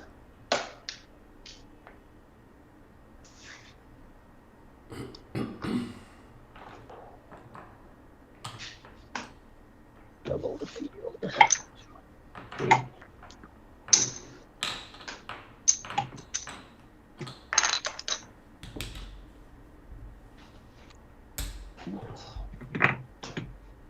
Face out.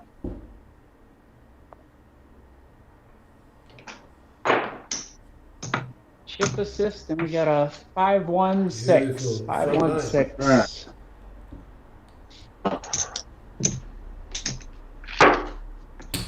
And where?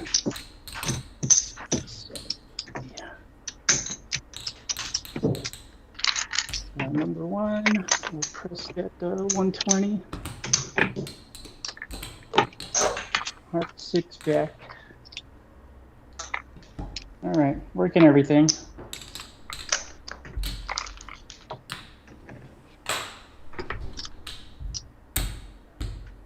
Nice house. Working.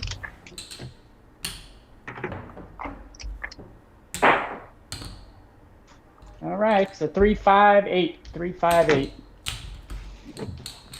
Number.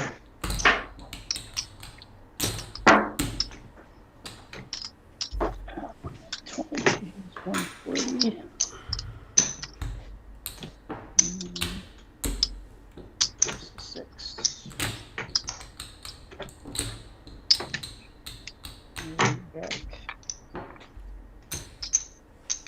Nickels. All right. Face out.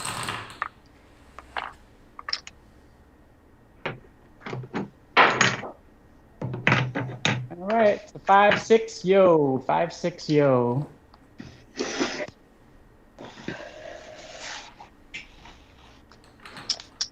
Need that number.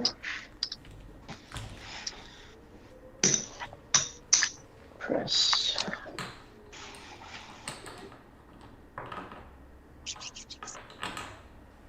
Dice out.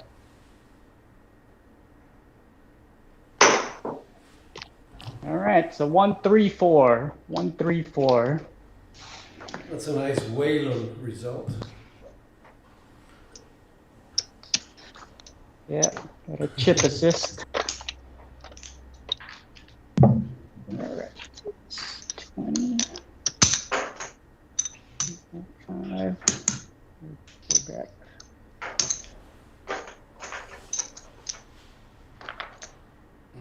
All right.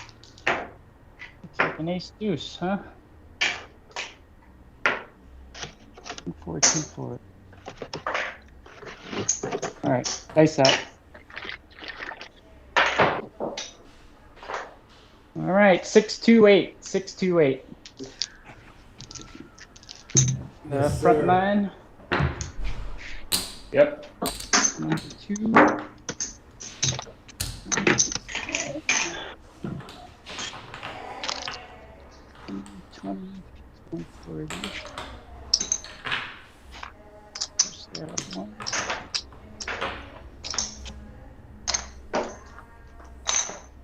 And I'm working everything. All right.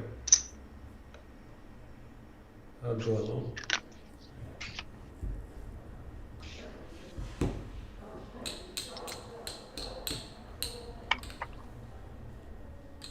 All right, dice out.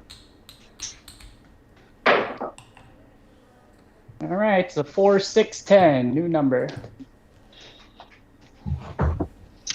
10 is a point. 6-10. There's all 10 I didn't like. All right, hard turn back. It's 20 in the field. All right, press. Dice out. 1-4-2-4.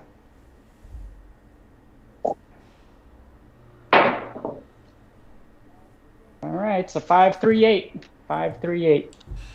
Nice.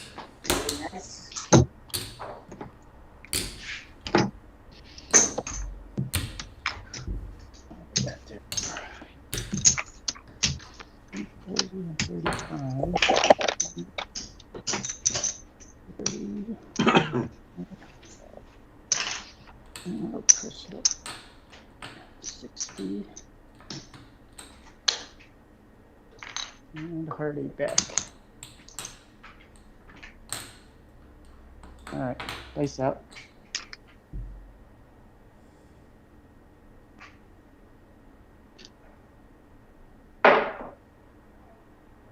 All right, it's a 4-6-10. Nice. All Point right. and hit. Point and hit.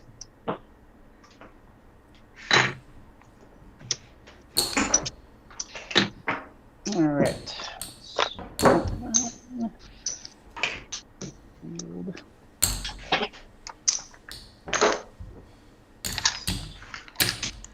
Number 3 for fire. Back on a hard 10. All right, working everything. Okay. I'll go along. Dice out. 3, 9, or 12. We're working. Ah! 5-2. Looks like reset. Came out 7. Alrighty. Lost a bunch there.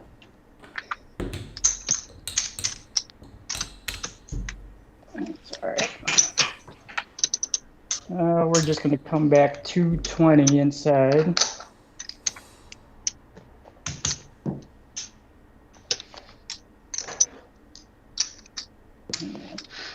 Everything else down. All right. Still working. Still working.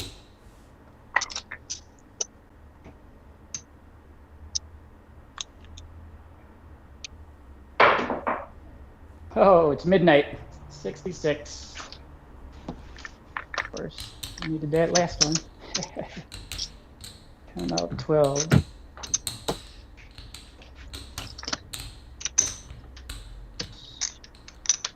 Triple peeled. George is concentrating so hard up there. Dice out. All right, we're on 538. 538.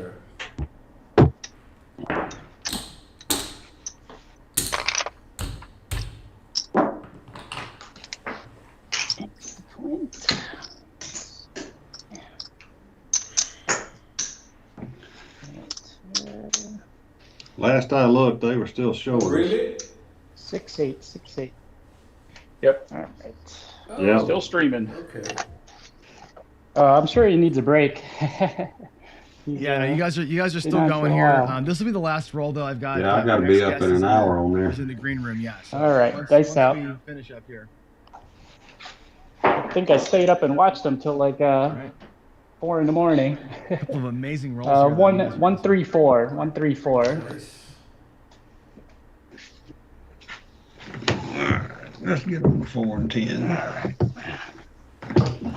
I'll go on 4 and 10. Press.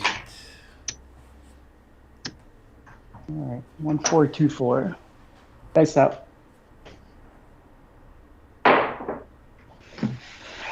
All right, so 549. Mina.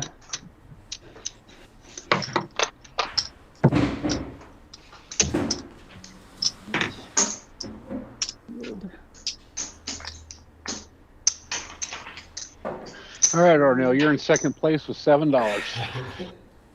All righty. Dice out.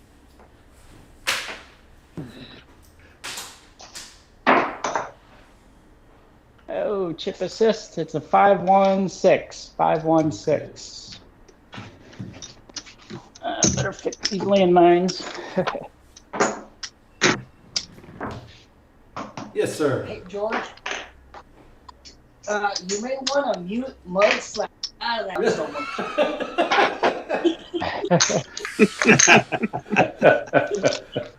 Yeah, Joe. All right. You're really spoiling everything else. You can't hear everybody over. Yeah, he just said this was our last roll. Here we go. Oh, and it's over. 2-5. 2-5. All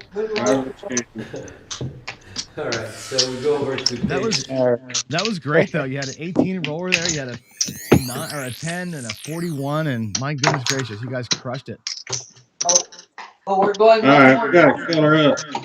You guys got to color it up. Well, I'll tell you, while you're coloring it up, I'm going to go ahead and mute you all for right now, and then intro a little bit. I'll come right back to you. All right. See you back. I got to be back on there in an hour. You're back here in an hour. That's right. Yeah. Yep. So let me go ahead and mute this channel here. I'll be right back to you guys. I'm at 4,900. All right, so that's All right. Let me get back to me here. Hey y'all, how you doing? Haven't seen you in a couple hours, but that was pretty fun. That was a couple of serious monster rolls there. Ed just crushed it. We're gonna see Ed here at 11. So in about an hour, we'll get to see Ed. Ed's gonna do 100 rolls for us, all for the charity, right? We're gonna pledge a buck a roll, a buck a box number basically for Ed. So get your wallets out and figure out how much you're gonna pledge to go along with him. You saw him roll. He's legit for sure.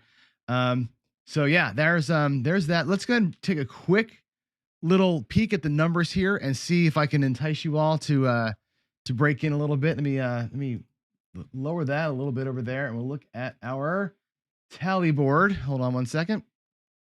There's the tallies. So right now we are at, I think holding fast, we're at 1,200 on the donations. Booyah. That's amazing. And the bid tracker here, let's see what we got. Couple of things are starting to show up a little bit. Looks like we've got some competition here on the Color Ups layout, which is great. The beanies are getting some love. Let's see, the dice are getting a lot of love. It looks like my shirt is getting some love. We're doing pretty good. I got to see that big AZ trip. Someone's got to go golfing in Arizona for sure, else I'm going to take it from you. So with that said, let's take a quick timeout here from the NCPG, and then we'll bring in our next guest, Steen from Win Craps, another superstar. I can't wait to talk to him. And we're going to be joined by Vince Armenti as well. Vince, I'm sure, has got some questions. Vince does about as much Win Craps programming as I do or anybody does. So I think this is going to be pretty fun little conversation here. So I'll see y'all back in about a minute.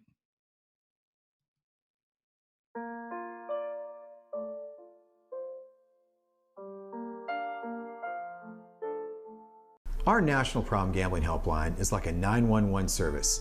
Anytime, anywhere in the U.S., you can call, text, or chat for help in your area.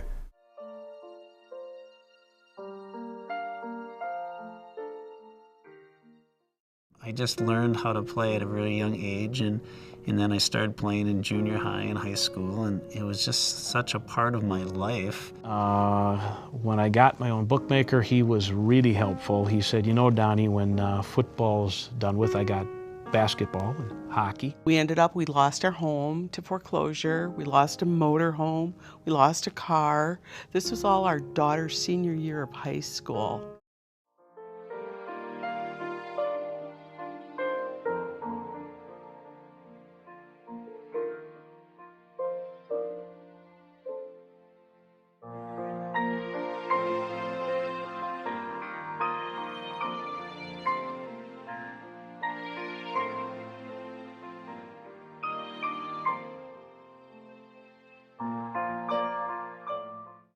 I started going to meetings and got that feeling of hope, which is so important because I just identified so much of myself as a gambler, but now I realize, well, this is not going to be a healthy lifestyle for a family man. Until I got in the door and started identifying with everybody else that was there and realizing that I wasn't unique.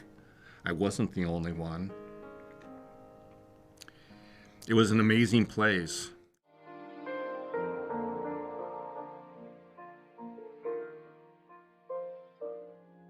Life in recovery, is a way to experience the world. My marriage to Diane is selflessly giving, not selfishly taking.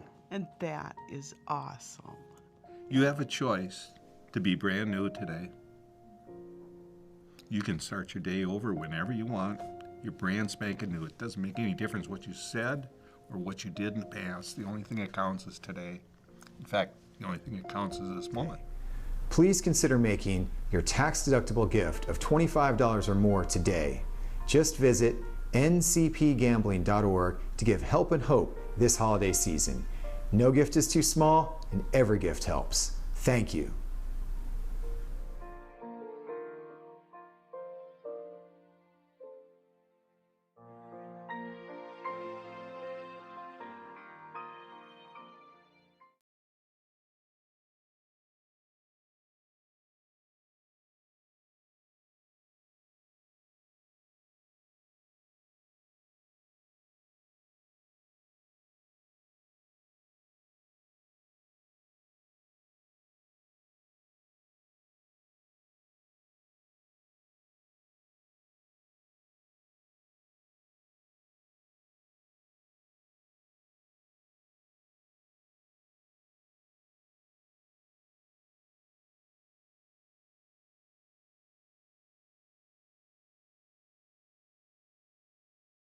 John. All right, here we go, guys. Ready to bring Steen in. A lot of people looking forward to this. This is gonna be pretty fun.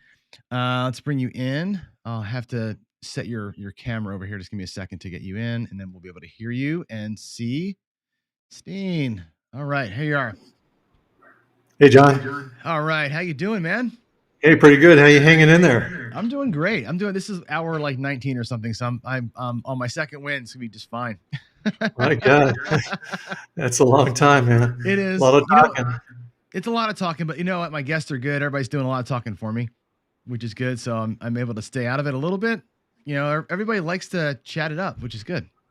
Yeah, good. Yeah. So you and I have emailed quite a bit actually, because I try and write scripts and I always run into little glitchy things, or like, how do you do this, or what's the variable name for that, or whatever. And I use WinCraps, and I've got Vince Armenti with me too. He's in the green room. He's going to join us. He uses WinCraps probably more than anybody, with lots of scripting, because we like to see how the strategies we talk about play out over thousands of roles. And I think that seeing the trend line on the strategy running is so entertaining for me. Yeah, I think there's a lot of value in knowing what the numbers show according to real probability and stuff like that. You know, if you're a controlled shooter and you believe in that, that's, you know, you're not going to run a random number generator through and get any use out of that. But it's a comparison, right? There's some things that you could sit down as a mathematician and figure out precisely, but you know, most of us not that kind of level mathematician can't figure it out. But it's easy to set up a script and have it run through for you and figure out all the numbers you need. You don't have to be a super mathematician to figure that out. Right. And if you're a guy who likes to do controlled shooting and you want to record your rolls, you can do that, and you can play those through, and you can just run those through all kinds of scenarios and scripts and what have you. Yeah, that's my number one use case actually. What I do, like, I'll run a strategy, I'll run it through the auto run just to see how it handles over time. But what I typically do is I'll load in, 30 or 40 shooters, and what I call is my golden set. So I've got, a couple of PSOs, a couple of point ones, a couple of, 5 rolls with no box numbers, and I have like all these different scenarios, and I run my strategies through these short scripts, because it covers all the basics, right? How do I do in a 9 roller? How do I do in a 20 roller? And instead of just running random over a billion rolls, I find that I can tune a strategy to fit certain criteria, and that works really well. And it runs fast, of course. So that's how I've been using it. So it's been a godsend for me, actually. Yeah, it is amazing. Different ways people are using it. You know, some like to use the hyperdrive. I think we mentioned Vince. He's been using the hyperdrive a bit, but a lot of the shows that he's done, he's doing things manually, entering the dice rolls manually, and it seems to work out very well. You know, there's just different aspects to be used. I don't know. It's just I'm a craps player. I liked to play craps years ago, and I had some ideas that I thought might be worth exploring. And so I started working on the computer to help me out with that. Came up with some kind of a program. After a while, I thought, yeah, this is pretty good. I bet you somebody might be interested in that. I put it on CompuServe, if you remember those days. Oh, I totally remember it. Yeah. Yeah, people started downloading it. Wow. Okay. So I made some improvements. Just got better and better. And I just keep adding things according to what users are saying they're interested in. You know, so it's got all kinds of aspects to it. And of course, you can't use them all, or wouldn't want to use them all at once anyway. Right. But I'm still open to all kinds of suggestions. People want to add things, and yeah, I'm up for it. But yeah, you know, it's been a little difficult. I don't know if you know, I'm an airline pilot, but I'm 2 weeks from retirement here. So yeah, so you know, it used to be when I first got out of the Air Force into the airlines, you'd go on a layover, you know, and you'd sit around and watch a movie or something and read a book or whatever. Got kind of boring, and I got into doing my programming. So I'd go on layovers and I'd do my programming. Wow, I could get really involved in that. So, and yet I didn't have 100% of my time available to do the programming. It was just pretty much layovers and a little bit at home. But now I'm going to retire, boy. I can really get into some cool things. That's awesome. Looking forward to that. Yeah. I'm looking forward to the Mac version. I keep telling you that. Oh, you know, I've looked into some things on that several times, and I would love to do that. I probably need to hook up with somebody who's really versed on that and tell me which direction to go. I also like to do a mobile version. Oh, definitely so. That's the thing. It's like, because the mobile games that are out there are games, right? And this is not a game. I look at WinCraps as a tool. Like, you can use it as a game, I guess, right? People probably do that. But for us, we look at it like this is a way to vet stuff out and test strategies. And I like what Vince does. This versus that kind of a thing. And there's nothing like that works on a phone or over the web, like even a web version or something like that. That's the thing. Like that's the next level stuff for me is just because what I have to do to use WinCrafts, I have to actually I have an Azure account and I have a virtual machine that I'm paying like $30 a month for that I have to launch into a window to get it to work for me. So it's hard for me to play now. Yeah. It's costly actually for me to do it, but yeah, that's my number one wish. Yeah, I get some feedback from Mac users. Some have been using these, what was it, Boot Camp or something, different things. I'm not an Apple guy, so I don't know all the verbiage on that. Yeah, I don't know this online. I don't really see the value of having an online program. What's the big deal for make a download and have it on your computer? Sure. If it People worked, downloading. yeah, Other if than it was if universal. if we set something up where you could have multiple players playing online, yeah, that'd be really fun. I think that would be worth pursuing. Yeah, I think the only reason I suggest online is because just to make it might be easier to do that than do a Mac version. You know what I mean? That way, Yeah. us, we can get it with whatever system we got. Then it's just easier. Yeah, that's true. I've heard some people suggest, oh, just buy, you can buy some older PCs for next to nothing. And you can run some Windows programs on that. So I don't know if you're paying $30 a month. I hope it's not just for WinCraft. You're doing other things too. But if it's That's just for it. WinCraft, Well, really, I have it. Well, I teach programming too, right? So when I teach my .NET class, I use the same VM for that. So I get double use out of it. But when I'm teaching, it's like a 10-week schedule, and then I switch out of that. So I had the thing running for other things, but yeah, that's the primary use case for sure. Yeah, if you get other use out of it, that's good. But if it was just for WinCraft, I'd just suggest get yourself a little cheap PC, $50, $100, Right, some used thing and have it sitting over here. That'll pay for a few months of that stuff. Right. Now, so what do you want to know? Well, I guess that's part of it, right? Is what's next, and really like how do you when you first wrote it? Like I'm a developer too, right? What was your intent when you first wrote it? Was it to play or was it to test things out? It was to test things, yeah. I play craps, and like everybody, you have some winning days and you have some losing days, and you come up with some ideas. Gosh, what if I did this? What if I pressed? What if I parlayed? 3 presses and a drop, and whatever. So I wanted to try some things, and it gets kind of tedious rolling your own dice, and you realize that how much does 100 rolls really tell you? How much does 1,000 rolls really tell you? I mean, you got to get some more data, right? So I started putting it on the computer. And I think if I recall right, I started out, it was like GW Basic. I was doing some things on that. And I eventually got into Visual Basic, got pretty good at that. I'm all self-taught.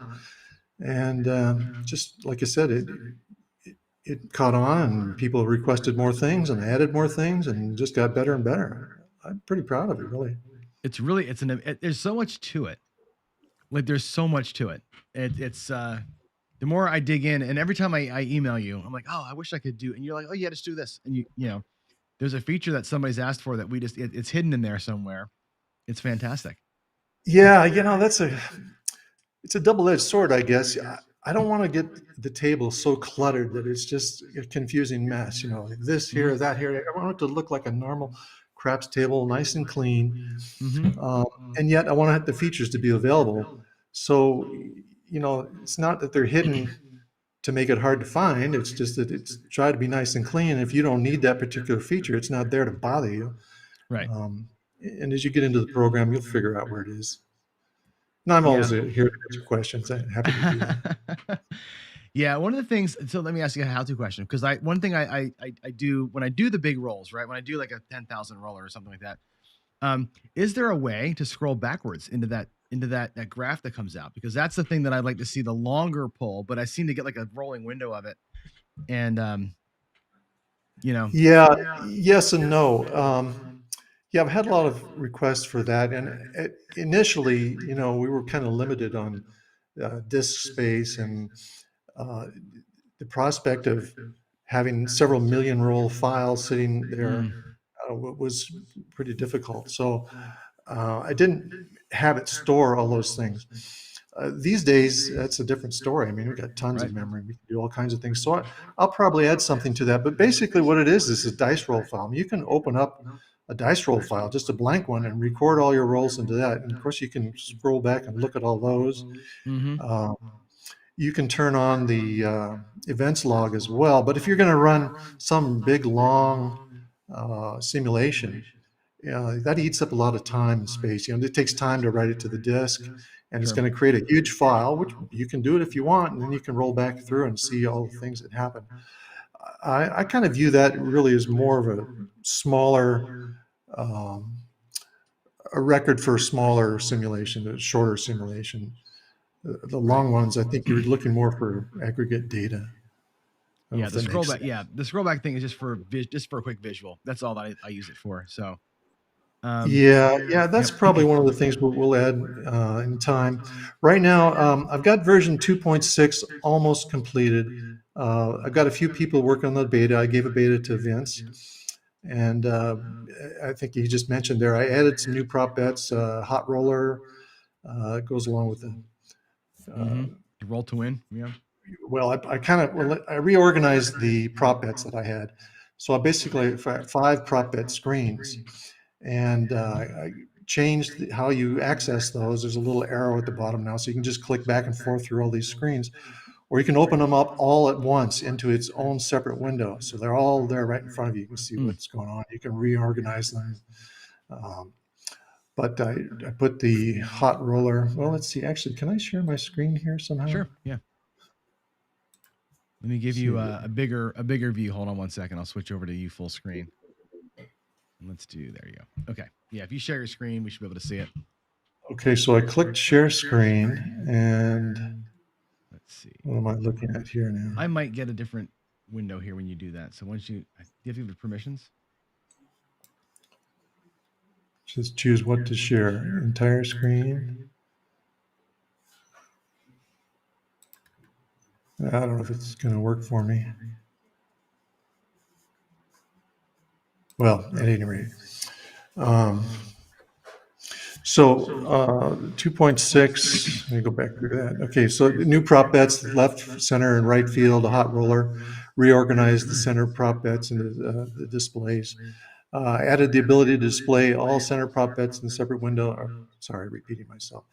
I made a little list here. Added ability to set the background color of players' status boxes.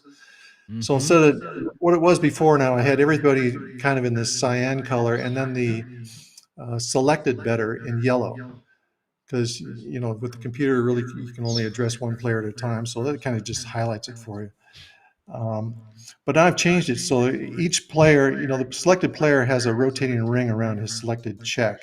So now the same thing with the status box. I've got a rotating, some dashes that go around each selected player. And then the players can be separate colors, which it's kind of interesting. But if you like to view the table, instead of looking at checks, you want to look at actual number values, then it's going to display those in these separate colors. So it kind of helps differentiate it. I tried to organize it so that just like a real table, the checks are placed according to where you are at the table. But still, it's easier sometimes when you're doing a simulation just to look at the different colors. See the colors, right. Yeah. Let's see, what else we did. Added an extra large option to players' status box sizes, added font sizing for extra long player names, added the ability to display different bets in the table corners. I recall someone saying that they played at a casino, I thought it was back east somewhere, where they had the midway in the corner. So I put good old big 6A to midway. And that new thing too, what is that thing called? Muggsy's Corner or something like that? That weird. Oh, yeah, I don't recall that. Yeah. Anyway, so you can change the corner bets. Let's see. Also increase the ability to set the dice colors. For instance, on the dice roll files, right now I've got it so in version 2.5 and prior, the 7 can be one color, and then the pairs go together. 6 and 8 can be a color, 5 and 9 can be a color, etc. Oh. But now I've got it so that you can do each separate one. So if you want to just look at the 10s in brown or whatever, you can just set the 10s to brown. It's not going to be 4s and 10s. So, you might have a reason you want to look at certain numbers and you want to have them certain colors. They really pop. So I know Vince had one thing he was doing some hyperdrives, and he had the dice roll file open so you could see the Oh, just dice whipping whipping through it. by, and he had all the red, the sevens were in red and everything else was black. So it was kind of interesting to see the patterns going by. Yeah. Let's see, what else did I do here? Tied the max fire bet to the max prop bet payoff. I added fixed width versus proportional font options to the check stack screen. And let's see, I added an option to display the hot bets either as dice or as alphanumeric. So that's for the next version here, but Right. a lot of other things I'd like to get into. We mentioned the mobile version. I'd love to do a Mac version. I don't know if you know, Microsoft doesn't really support Visual Basic anymore. It's kind of a Right. dying language. But there's been a lot of programs out there. A lot of people like it. But I've been doing a little exploring into C++. I might get into developing one craps in that. Yeah, the nice thing about like C Sharp, for example, C Sharp will let you develop one executable, and it runs on Linux, Mac, and Windows. The UI might have some challenges across OSs, but the executable parts can run across, which is kind of nice. Yeah, I was trying to ask somebody about this Java too. I thought Java was something that could play on multiple platforms. You can, but it's a little wonky. A little wonky on the Mac, especially. Like the UI for the UI for Java's, it's a little outdated now. So for me, cross-platform UI stuff is better done in C Sharp for sure. And yeah, Visual Studio has everything, including HTML5. You can export out the UI into HTML, which is kind of neat. So yeah, well, maybe I'll have to talk to you about some of that stuff. Yeah, right. Yep. Probably know a little bit more about that than I do. Just the C Sharp part let's of it, see. but yeah.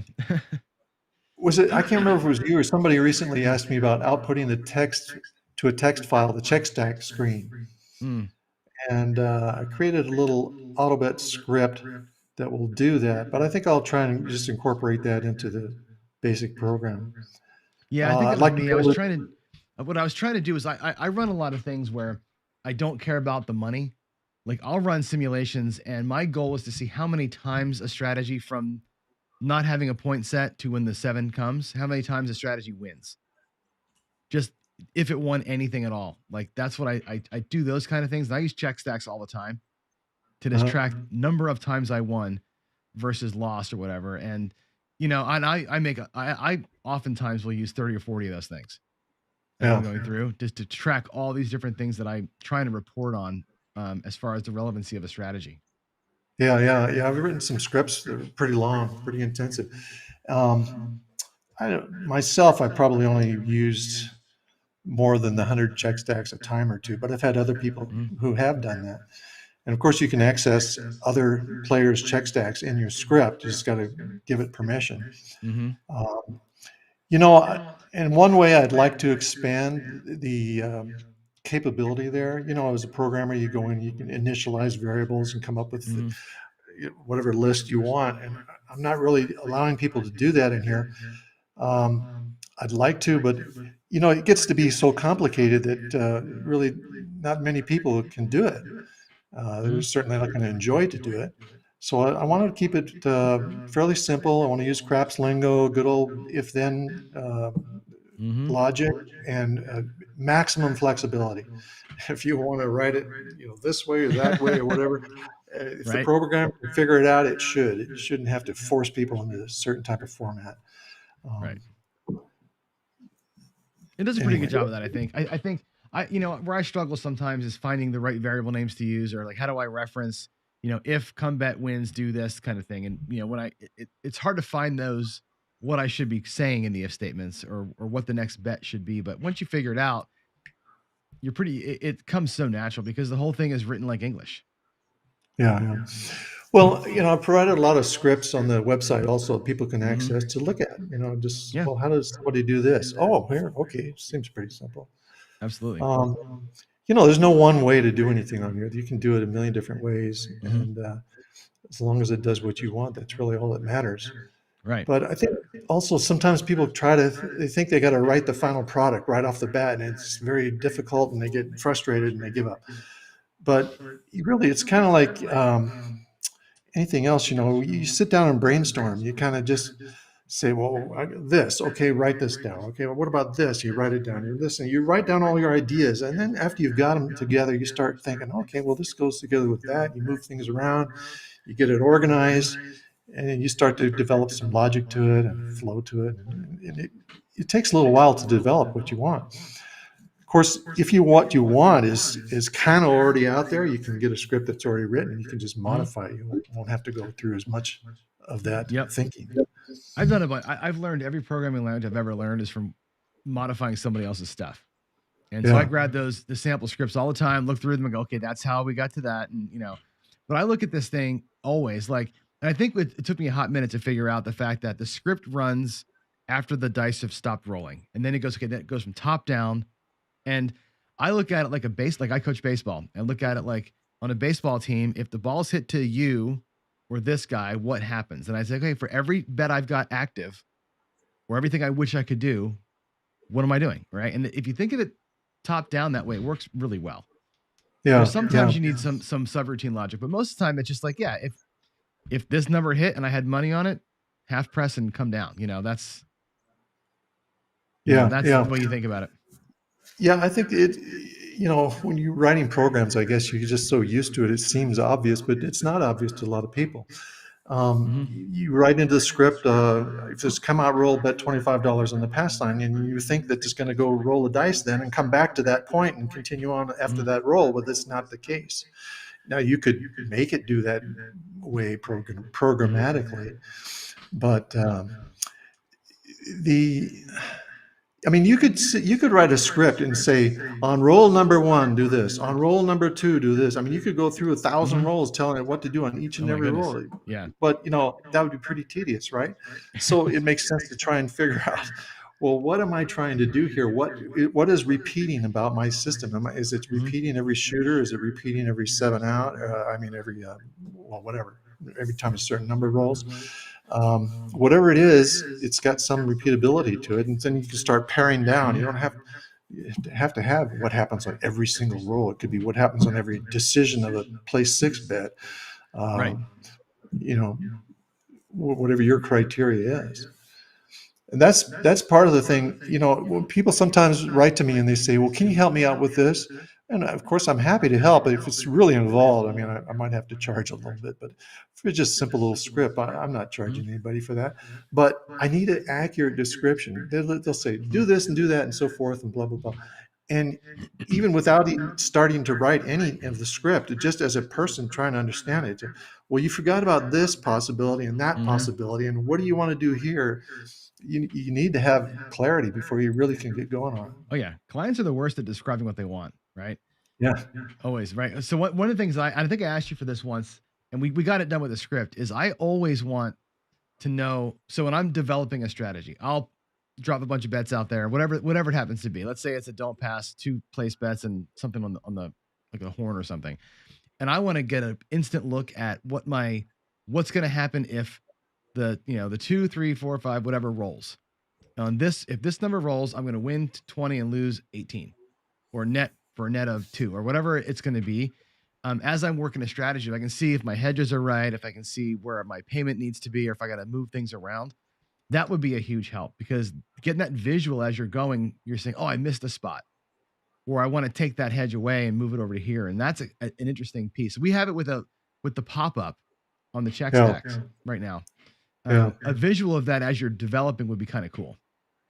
Yeah, we could add a window and have something you have off to the side and just watch the numbers change with each roll. Yeah, I could do that. Yeah, just to see if before you roll the dice, here's what's going to if all these things were to roll, here's what you would end up with. I did one of those on a website, on a React app, and it's gross. It looks terrible, but it gives me the math I want. I'd rather have it as part of WinCraps because it's the tool that I go to for everything except for that one feature, Yeah. That would be perfectly doable. Yeah, cool. Awesome. I think Vince is here, and I'd like to, because I think people are most interested in using WinCraps because Vince and I do coding. Obviously, we write scripts, and I think that's interesting to see. And I would like, because Vince uses it like a user would, right? And I don't know that a lot of people have seen somebody actually use the program. Because when I bring it up, I'm like, here's my script, here's my my hyperdrive. Let's roll it out and see what happens in a million rolls. Vince does a whole different thing with it. And I'd like to bring him on and let you guys talk a little bit here with me and maybe have some either questions answered or whatever. So is that okay with you? Yeah, sure. Great. I'm going to bring Vince in and find the best way to show us all three. Let me add Vince here. Let's see if I do this. I make this be Vince. That'll be your screen. Let's see. We can see Vince's screen. I might make Vince. Actually, I might make Vince the primary here. Vince, can you talk so can we hear you? Let's see. Can I hear? I might have to add him to the scene. Give me a second here. This might be a little wonky, so give me a minute to do this. Let's make this Vince's screen, and maybe then we'll be able to hear him. Oh, we lost him completely. Uh-oh. There he is. Now I can hear you. Hello? Yeah, we got What you, buddy. happened? We got you. We got Oh you. my goodness. Yeah, It's I'm gonna great make to you- be back. Yeah. Hey, Vince. Hey, I don't see Steen, but I'm telling you, that guy, if he's listening, that guy is the god of digital craps. He I is gotta here. say that. He is here? He's here. Yeah. Yep. Where is he? I Yeah, don't we're see hearing him you. anywhere. You can't Hey, see Vince, him. can you hear me? I'm messing the screens around, so we can hear you and see you, and the fans can see you. So Hey, it's all about the fans, John. John, Got it. this is a beautiful thing.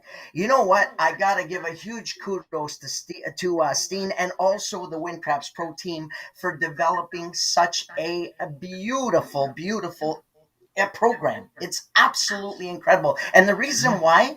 You got guys like Brian from Hawaii Crap Shooters. Okay, Brian creates a strategy from his home. He'll take his team to the casino, and what his motto is, they pre-qualify shooters. Okay, so just keep that in mind. Brian's motto from Hawaiian's Crap Shooters, they qualify shooters at the casino. Now, then you got Drunk Guy Explains. I think he was on earlier. yeah, he was on last night. Yep.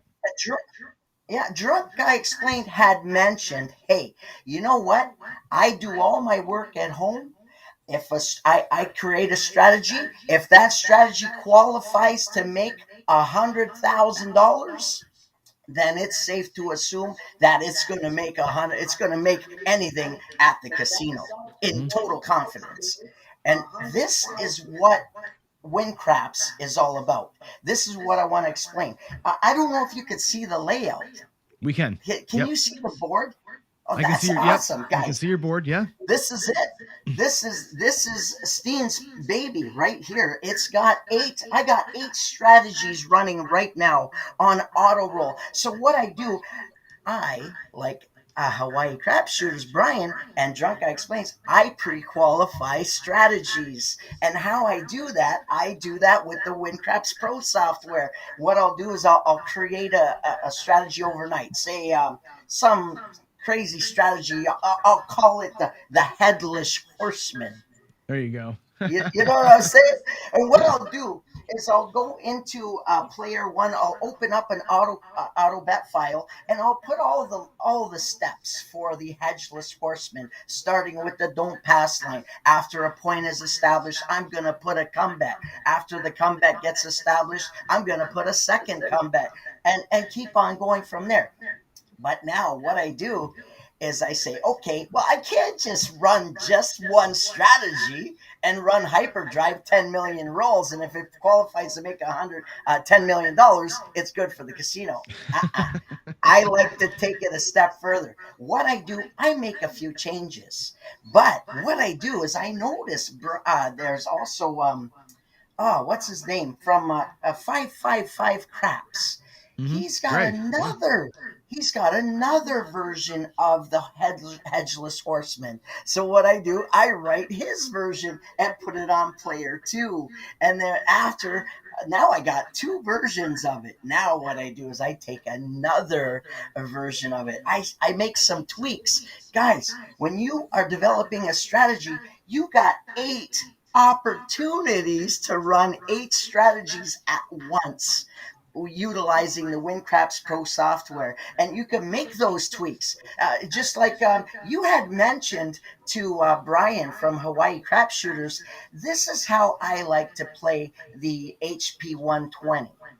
This is how I like to play. So what you do is I will take, like a guy like me, I take the HP 120, his version, put it in player one. I'll take your tweak and put it in player two, because I love that idea that you had mentioned by putting extra on those hedge bets. When you're hedging, put a little extra. It's easy to make up. That money is easy to make up.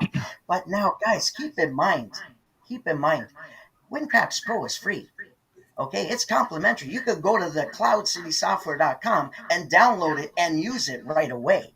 Yeah, there's some features that you can pay for to enable, like hyperdrive features and stuff like that. But guys, it's right out of the box. You just download it, write your file, and push play, and away you go. But is Steen here? He's here, Is yeah. Steen still here? Oh yeah. Oh man, I thought you were sleeping. No, we got him. We got him. I talk too much, guys. No. I do apologize. I talk way too much, but It's I'm all just good. so No. overwhelmed. Your energy is amazing. Yeah. And I've been up for 20 hours. My energy is not amazing right now. But you know, you're right. The software is fantastic. And I love the A/B testing. In software, we call that ABC testing, multivariate testing. It's great to do the little tweaks and see what's the difference. If I were to go and say the horseman with 25, 25, 25, and a horseman with 25, 10, 10, 10, what's the difference over time? And I think when you see that, that's where I think the software really sings. And I think that's to me, that's the magic of it. I think that our listeners would really benefit from that. And yeah, he said it's free software, right? But the paid version isn't like it's $500, right? What's the paid version? $14. Yeah, it's $14.95. Right? I mean, Are you still hearing me? Oh yeah, we got just fine. Okay, $14. I don't know if Vince can hear me. Yeah, it's $14.95. You know, I'm not trying to get rich on WinCraps, but I do spend time, and I think it's worth something. But yeah, you know, a penny per line of code, I guess, right? Is that right? What's that? About a penny per line of code you wrote is what that. Yeah, that's right. Probably less than that. Yeah. But you know, gosh, anybody can get a craps game for free to do something, and why should I charge just to do the basic game? I'd rather just provide it for free that somebody can look at it and say, well, this is pretty interesting. I like it, and I would like to write a script and run it in hyperdrive and all that. So then they might be interested to make a purchase. But they don't have to get into that. They can do it all with no charge at all. Yeah, no, it's fantastic. You know, Steen? Yeah. Steve, I wanted to mention, because John also mentioned he's into programming and Visual Studio, Visual Basic, stuff like that. I wanted to mention HTML5. I know a lot of people write object code and they write SWF files, games that way. But I wanted to see if there's a possibility, because right now I have been putting the WinCraps in behind the scenes, because what I'm trying to do right now, I'm trying to incorporate Zoom features along with the WinCraps Pro. I did notice that, you know, sometimes you get way too much stuff going on. It starts to lag and stuff, especially when you got 12 or 8 players from Zoom. So, you know, I wanted to mention HTML5. Are you familiar with HTML5? I definitely am. Yeah, I've written a little bit of HTML. My website, basically, I handwrite that, but it's not very sophisticated. It's just pretty basic.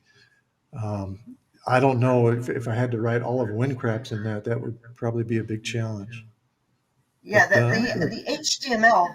The HTML, yeah, you got the PHP scripts. You could make scripts, but HTML5 actually takes code and it totally optimizes it for to use the complete software online as a video game. Yeah, the nice thing about it is we could, if it was done that way, you could. There's an app called Electron, and there's another one I forget what it's called now. But basically, you can package up an app written in HTML5 JavaScript and into a package that can run on all the systems natively. That's kind of that's actually how like Discord and that's how Slack work. They're basically written in HTML5, but they're apps that feel like your native app. It's kind of a cool thing. So, hey Vince, Okay. why don't you show us a script? Can you pull a script up? Is that possible to show? I have somebody in the audience here is Yeah, asking. I can do that. And here's this is Actually, you know what? Where I share a lot of scripts is on Reddit, reddit.com. I get a lot of people requesting for Win Craps Pro scripts, and what I do is I don't really give them the script, but I give them an example script. But yeah, it's real easy. What you could do is you simply open up you go to the action menu of the WinCraps Pro, and what you do is you click on Auto Bet, and it's going to bring up the auto bet screen. What I'm going to do is I'm going to see if I could capture that screen and show you a little bit of something here. So I'm just going to add, I'm going to go into the OBS. I'm just going to add, I'm going to add a window capture. And then what I'm going to do is I'm going to create a new one. Oh, we don't want that one. Hang on. Sorry about that. Give me 2 seconds. What I want to do is I want to capture the auto bet screen right here. That's what we want. Can you see that? Yep, we can. Can you zoom in a little bit for us? What? Yeah, no. What I did is I make it really simple to use. Like, I know there's a lot of sophisticated programming, but I teach people to do their own programming by utilizing the basics. What I'll do is I'll say, hey, just take the first top part. See the top part right there? I say, if initializing script. Oh, I got to stop the auto betting for a sec. If initializing script or beginning new session, auto handle winning bets, take winning, same bet, and then beginning bankroll right there. That's the top part. That's where it all starts. Then you add your bets. Bet $25 on place 5, bet 25 on the don't pass. And after a point gets established, you could say bet $25 or bet $50 on don't pass odds. You know what I mean? And then from there, you go right to the very bottom, and that's where I'll put my limits, where I say I could go on forever with it making money, but I want to put a cap. So I usually say, when I'm doing an inside press, I say, hey, if place 5 is greater than $86, regress, go right to 35 on place 5 and continue from there. But when I run an auto roll script, I always want to say, hey, if my bankroll reaches $2,000 from there on a $3,000 a $3,000 bankroll, and I make $2,000, I'm doing what Brian does at HCS. I'm pre-qualifying that strategy. I'm going to take that strategy and put it in another folder saying, okay, this is doable. This is playable in the casino. You know what I'm saying? Yep. See, I do the same thing. In my ending script, my last if statement is basically if my current bankroll is greater than 20% of my starting bankroll, log a win. And I say, yes, my strategy succeeded one time. And I keep logging those things out. So I let the auto script run and I don't worry. And what I like to do then is reset the bankroll. Go back to $1,000 bankroll, try it again. And rinse and repeat, rinse and repeat. Keep on doing it. You know what I'm saying? Yeah. Run a hyperdrive with that. Yep. Because I don't care about the dollars. I care about, did it win? Like, did the strategy do its job? Yay or nay? And to me, it's a thumbs up, thumbs down 10,000 times. And if it's $1 million or if it's 875,000, I don't care. I just want to know, am I on the right track? And that's how I use that last screen for sure. What got me on the... Oh, sorry. Go ahead, Steve. That's all right. What you can do on some of this stuff is you can get a lot more data out of it by running multiple sessions. One big long session is fine if you want to just get some aggregate numbers, but it's interesting to break it into sessions and then you make utilization of the sessions log. Then you get all the stats together with that. So that's in the script, of course, you just say start new session. And there's some things that go along with that. If you're using check stacks, you can tell it to preserve the check stacks and what have you. But you record your games, and then you can go in and look and say, well, okay, I want to see what, let's say I'm going to run 1,000 roll sessions. So out of all my 1,000 roll sessions, how many wins did I have? How many losses did I have? And you can basically get your bell curve, and you're going to be able to see where the most of your activity is and where the outliers are, and you can pick out data. Now, there's some certain data that's already selected for you, but you can customize whatever you want. Hey, I want to look at how many fours were hit after a 7-out.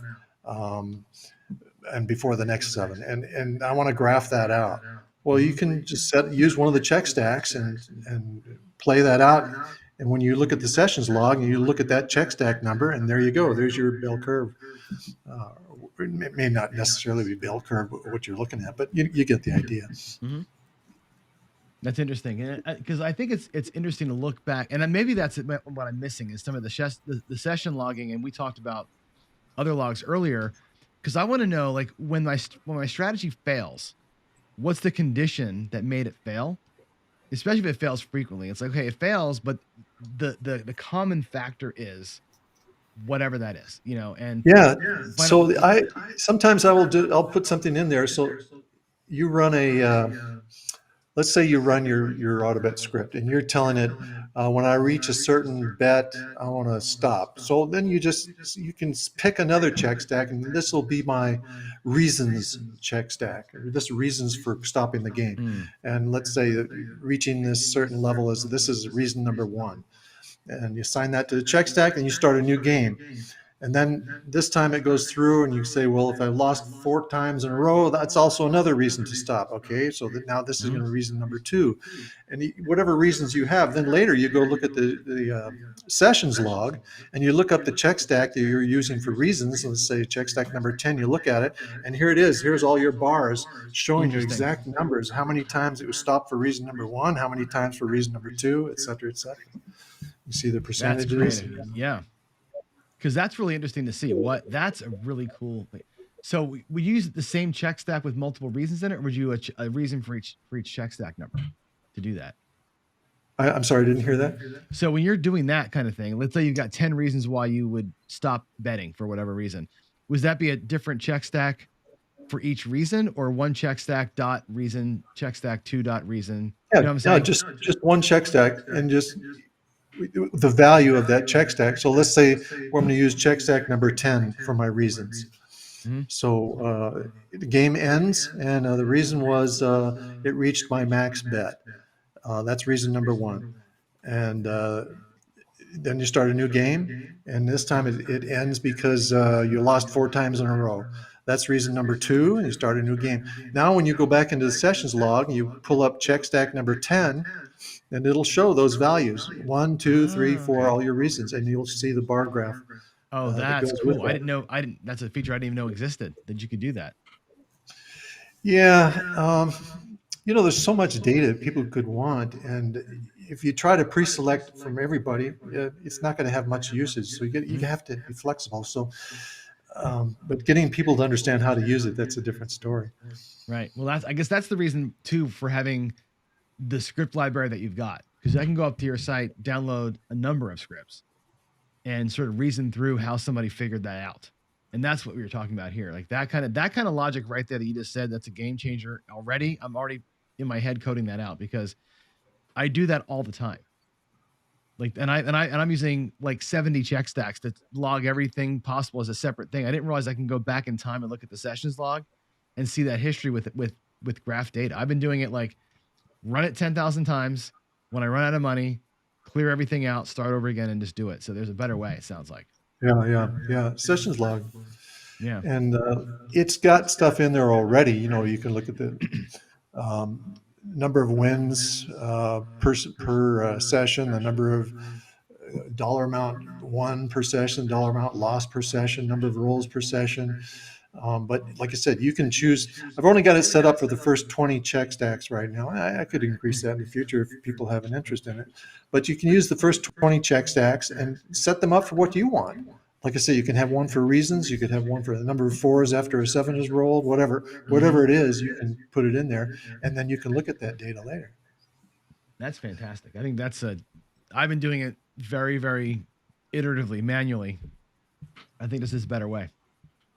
Yeah, the big thing is the data. You know, you have you can choose some of the data that's already there for you. You know, there's bet results screen has got all kind of stuff for you, and you can access that. Everything's broken down into hands and sessions, and you can go via that. But a lot of people don't necessarily work that way. You don't necessarily want to count the number of events per hand. Maybe you just have some other criteria. So you set up your own criteria then. Use check stacks for that. Let's say I want to count the number of times a shooter has rolled 3 4s and no inside numbers. Well, you set up a check stack to track that for you. And it's just a matter of if it rolls as this number, you increment it. If it, when you want to clear it, you clear it. It's pretty easy. I find though sometimes people are not really good at organizing this stuff. I think if you start out, first of all, as I said, you have to define what it is you want. You have to make sure all your bases are covered. You have to gather the data first. So that really kind of should be the first thing you do. You can say, if this happens, I increment this check stack. If that happens, I do this, etc. And once you got all your data, then you can act on that data and say, okay, now because this check stack I was looking at became this value, now I want to make this bet. So you get into acting on it. And then, of course, your criteria for starting new sessions and all that.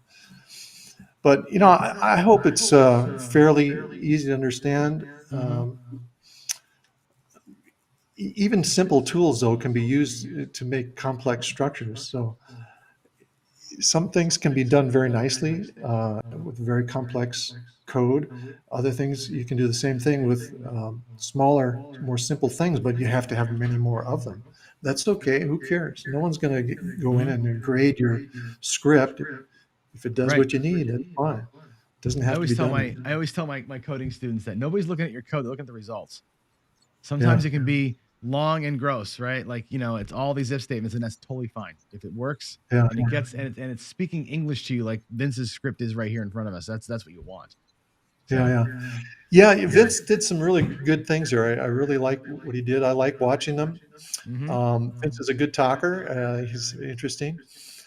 I would love to start producing some YouTube videos now that when I'll be retired here, I can do that. Great. Because I get so many questions, people asking about how do you do this? How do you do that? Well, it'd be great if I just had a video. I said, well, here, look at this video. I explain it right here. Me. Yeah, a tutorial. Yeah, that was. I've had that question come in chat 3 times now. Where's the tutorials? How do we do this? You know, and I'm used to scrubbing documentation and figuring it out. That's my I make a living that. Not everybody does. I think a video walkthrough and like how a script works, and you know, just how do you use some of the data you've got there would be fantastic, because this application is so ridiculously powerful, and I think I'm using about 10% of it. That could be. And it's well. I like what Vince did because a couple of reasons. First of all, he's showing how to do some of this stuff, which I think is very interesting. But it's useful to me also because I like to see how people use the software. Are they using it the way I thought it would be used? Is it useful or can it be made better? And if I see somebody get confused on something, I think, oh, okay, well, I guess that's not really written clearly. I need to change that. So yeah, I like watching that. I like feedback from people. Well, I've been getting a lot of queries from folks to say, hey, because I reference my WinCraps runs before I show strategies. They always say, can you show us your script? Can you have like a coding day with us? And I may do some of that. And I think that'd be cool for you to kind of judge me a little bit and come back and say, here's a better way you could have done that. But then that is fodder for what you're about to do with a potential channel. That'd be so well received. You have no idea. Yeah, I'd like to do that. And, you know, I'll have to talk with you and Vince and some guys about some ideas on the channels. You've been doing that. You're doing a great job. I think what you're doing here is fabulous too. Appreciate that. But yeah, I could see posting some things myself and posting things from other people. You know. Yeah. I'd be happy to do that. Be super cool. Super cool. Vince, you have anything else you want to talk through? We got Steve, another minute or so. Yeah. Steen, I can't wait for you to retire, my friend, because I'll tell you, I do the craps thing 24 hours a day. I'm running 12 computers. I should show you all these computers, Show it but to us. I'm gonna. Give us the camera. No, Let's see no, it. no. Later on, later on. I want a fear of loss, you guys. But guys, you know what? I'm running hyperdrive consistently all night, all night. That's awesome. About 35 strategies. 40 strategies, between 8 strategies for each computer, and I'm running them all night. And I wait till they all hit that $10 million goal, because there's a pop-up that comes up. Sorry, we cannot go further. You just exceeded. You can't exceed more than $10 million. So that tells me, hey, that's a good strategy. But I'm running them all night. And you know what I noticed that I really liked about Steen and the Craps, the Win Craps Pro team, is the support is amazing. The support Oh is my gosh. golden. I can't believe it. Like I got stuck on a lot of stuff. This was about 5 years ago. I got stuck on a lot of stuff, and I'd always be bugging the support team saying, "How do I do this? How do I do this? How do I do it?" And they did it. It's like, wow, this is beautiful. It's like, I love it. I Yeah. cannot talk enough about WinCraps. Guys, go to Cloud City Software and download WinCraps Pro right now. And there's ridiculous, yeah. over 100, there's over 150 strategies right there that you can play with. It's crazy. It's pretty awesome. And you're right, Vince. I don't think I've ever once emailed support and not gotten an answer back like that. Unless you're, now I know you're a pilot. You're probably flying sometimes when I write to you, and it's like 2 hours later instead of a minute later. I get responses back from you so fast. And you're always like That's really because he's helpful. on autopilot.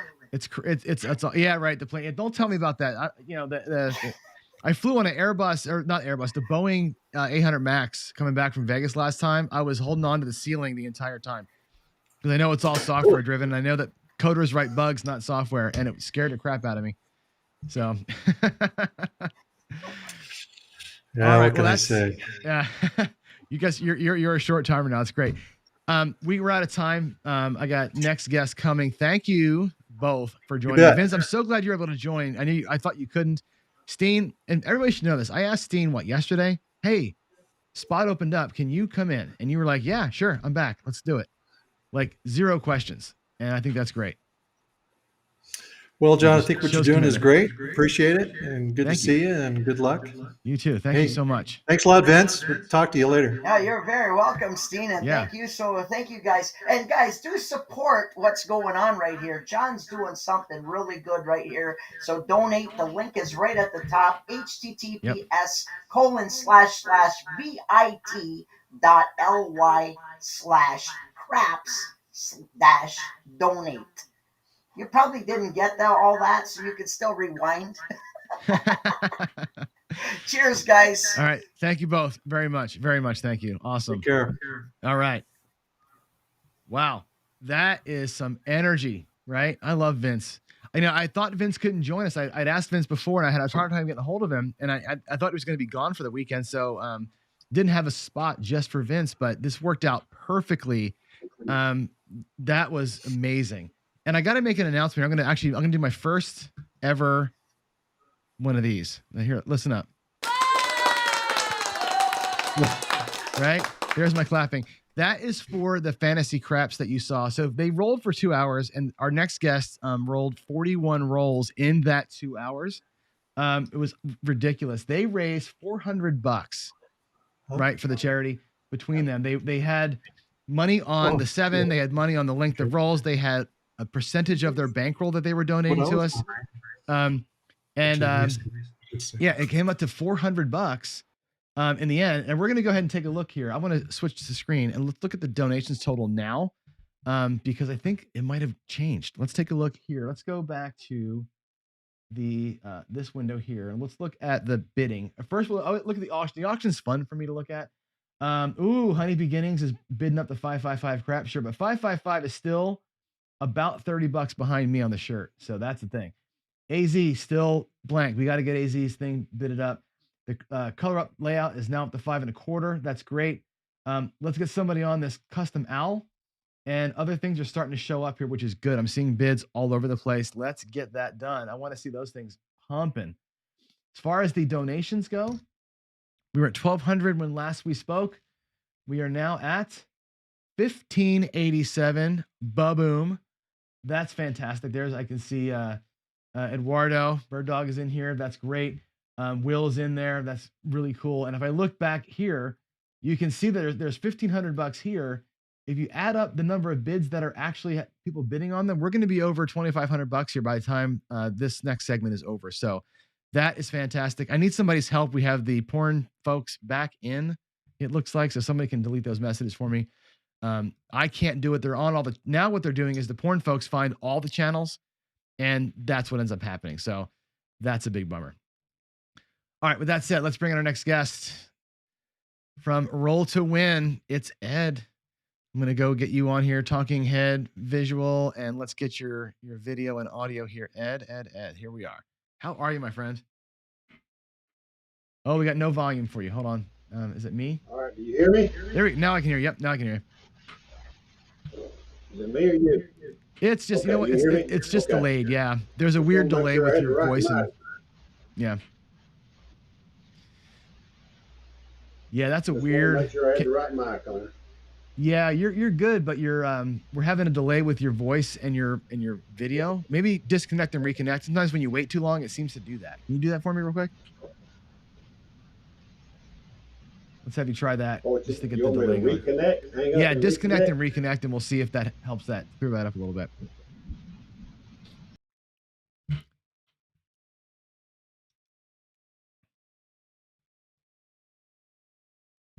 That still says the wizard. Just need to say roll to win while we're here. All right, let's get you in there. Any better? You're sounding good. I think we're going to be much better this time. Okay. Yeah, there we go. Yeah, you know, what happens is if you sit in the green room too long, it seems to like pause your vocals. It's weird. Okay. So no problem. Yeah. You're good. Well, good roll earlier. That was great. 41. Yeah, that was, we started out really cold, but it got heated up. Yeah, that's good. Heated up. Well, you got to warm up a little bit, right? And one thing I always say, and I have to ask you this, because you don't get to warm up at the casino, right? You got to pay to warm up. So what do you? No mulligans. Yeah. How do you take care of that? What is your strategy? Are you like let me get my feel down in the hotel before I run downstairs, or what do you do?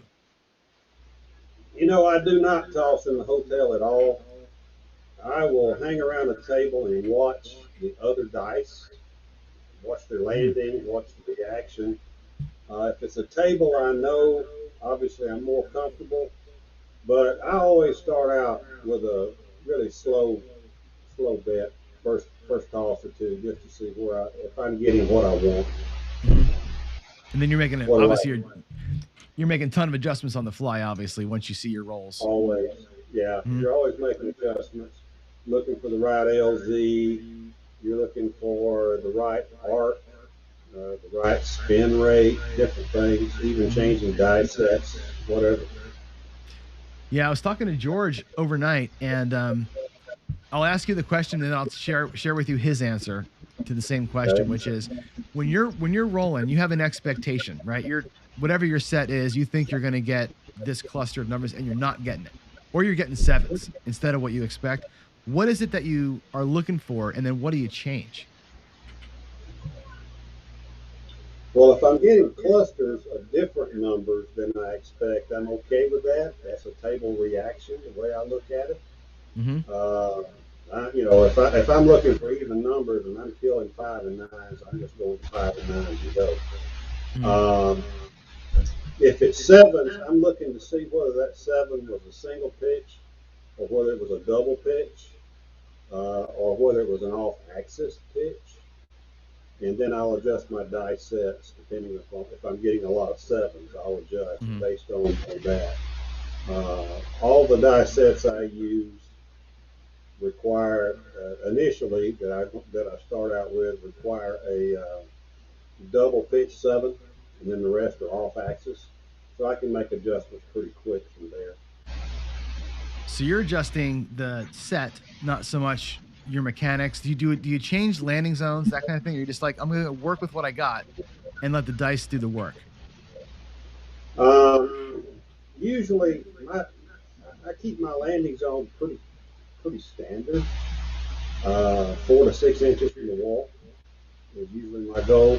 There are some tables I've run into where I've really got to really crash the wall, get in within 1 or 2 inches. And then that leads you to hitting the rubber sometimes, so you get a wild spin out of that. But so what George said? Yeah, George. Well, it's funny because it was the exact opposite of what I expected, and you agreed with him without knowing it. Because I'm thinking what I do is and again I'm a novice thrower, trying to learn how to do this thing, and I tend to like, oh, okay, I'm screwing this up somehow. Let me change my landing zone. Let me change. I'm arcing too much, or I'm letting my dice go wrong, and my fingers don't feel right, and I'm trying to change what I'm doing with the same set. And George says, it's your mechanics are your mechanics that day. It's like the quarterback goes to the stadium and he's throwing the ball a little bit cockeyed because whatever, you got to adjust your target, right? You adjust his grip or whatever. And George is like, no, you don't do any of that stuff. You change your set based on what you're seeing. You don't change your mechanics in the middle of the game. Like nobody's Patrick Mahomes, right? He and I agree. Your mechanics are going to be your mechanics on any given session. Sometimes your mechanics stay the same miraculously well throughout a day or through 2 or 3 days, but every table's going to have a different reaction to your mechanics, and so I just adjust my set. Okay, that's interesting to know. I really was, and again, novice here. I'm thinking you got to change everything based on table type, based on conditions, and you're not changing everything. You're changing one thing for the most part. It depends on, I think it's, George practices a lot. We all know that. I practice probably as close to the same amount as he does daily. So, I can see differences in my toss from one day to the next. From the morning to the afternoon. I practice in the morning and then I practice at night. I practice in the morning because I like to make coffee runs early, and so I like to practice early with my coffee. And I feel like that's kind of like practice like you play like you practice kind of thing.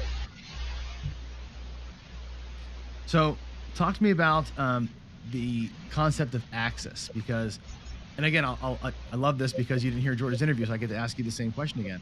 When you talk about, and I know what Mudslide and I have talked about this separately, right? When you talk about on-axis throwing, Mudslide says to me it's on an on-axis result that he's diagnosing. And I was under the assumption, and I've done all the slow-mos, right? You see my videos, I have all these slow-mos, and I'm like, oh my God, what's going on? When I see the slow-mo and the car wreck that happens, I'm like, the dice were never on axis. How can you call it on axis? But really what George is saying is something to the effect of it's more about the flight pattern. Is that how you see that too? Is that how you describe an axis throw or an off-axis throw? Well, I'm looking for an on-axis result. So I'll go with mudslide on that. But your dice need to fly on that axis as much as you can get them to with your mechanics. I believe in order to get the result. So you're there's a lot of violence off a wall. Oh my God, it's crazy. But I've seen guys who have such soft tosses that they just die right there on the wall. And I can't get there. Yeah, see, I feel like that would describe me. I don't have great mechanics or great flight. Like if I watch George or you up close, I picture your dice are tight and you're under control. Mine are not, but I'm so feathery soft that I get that click and dead. And I've learned how to throw softly and like kind of respect the wall a little bit, but I don't have the other part of the control piece down. I control energy. I don't control motion, I guess, right? Right. It's all part of the mechanics. Yeah, right. And we've all got a slice, and you got to play to your slice. And part of that playing is adjusting your set so that you get, you adjust to that slice that day or whatever. So, You know, we're on a putting green. We're not on the driving range, right? Yeah. And I don't play golf anymore, but we're on the putting green when we're on the table. Mhm. We're not on the driving range. We're not, we're not trying to hit it through the wall, just to get it to the wall. Right. I'm going to answer a question because one of our viewers asked this question. Dr. Don't Pass says, more about the flight pattern. Please elaborate. And so what I would say, and this is the way that I understand it now, right? So if my dice are connected or somewhat connected, they're married and they're flying together, that's the flight pattern. If they get cockeyed in the air or they're flying gross like this, the flight's gone, right? And like what a dice controller would say is, you control everything until the hit on the table. And if you left your hands and the dice are doing this in the air, well, you've lost all control, right? That's the mechanical thing, right? So if they're together, a good flight pattern means they were married, they're together, you've done all you can do, and they were in control until a certain spot. But if they leave your hand and they're jacked up, or you double pitch in the air or split in the air, that's where all bets are off. And when I throw, sometimes I will see one die just go over here, like, or it's spinning like on the points. Yeah. And like that die, Yeah, I've blown the whole throw, Yeah, I got into a bad situation late summer where one of my left die was always, I mean not always, but it was an obvious run to the left, and that had more to do with my grip and my thumb, which was affecting the toss through the air, and then obviously the landing. It took me a little while to get out of a bad habit that I had built in. It's interesting. It seems like when I hear the word after today, of course, when I hear the words on axis, there's two meanings to that, right? There is the flight axis as it's in the air, like you expect, and then there's the on axis result, which we think is based on that. I still don't know how when I see slow motion how that all works together, but I mean you've been doing this for a long time, so maybe talk through it a little bit, yeah. I've done a lot of slow mos too, and if you can get them to hit square into those pyramids, you get less violence. You're going to get some violence, obviously, but you do get less violence.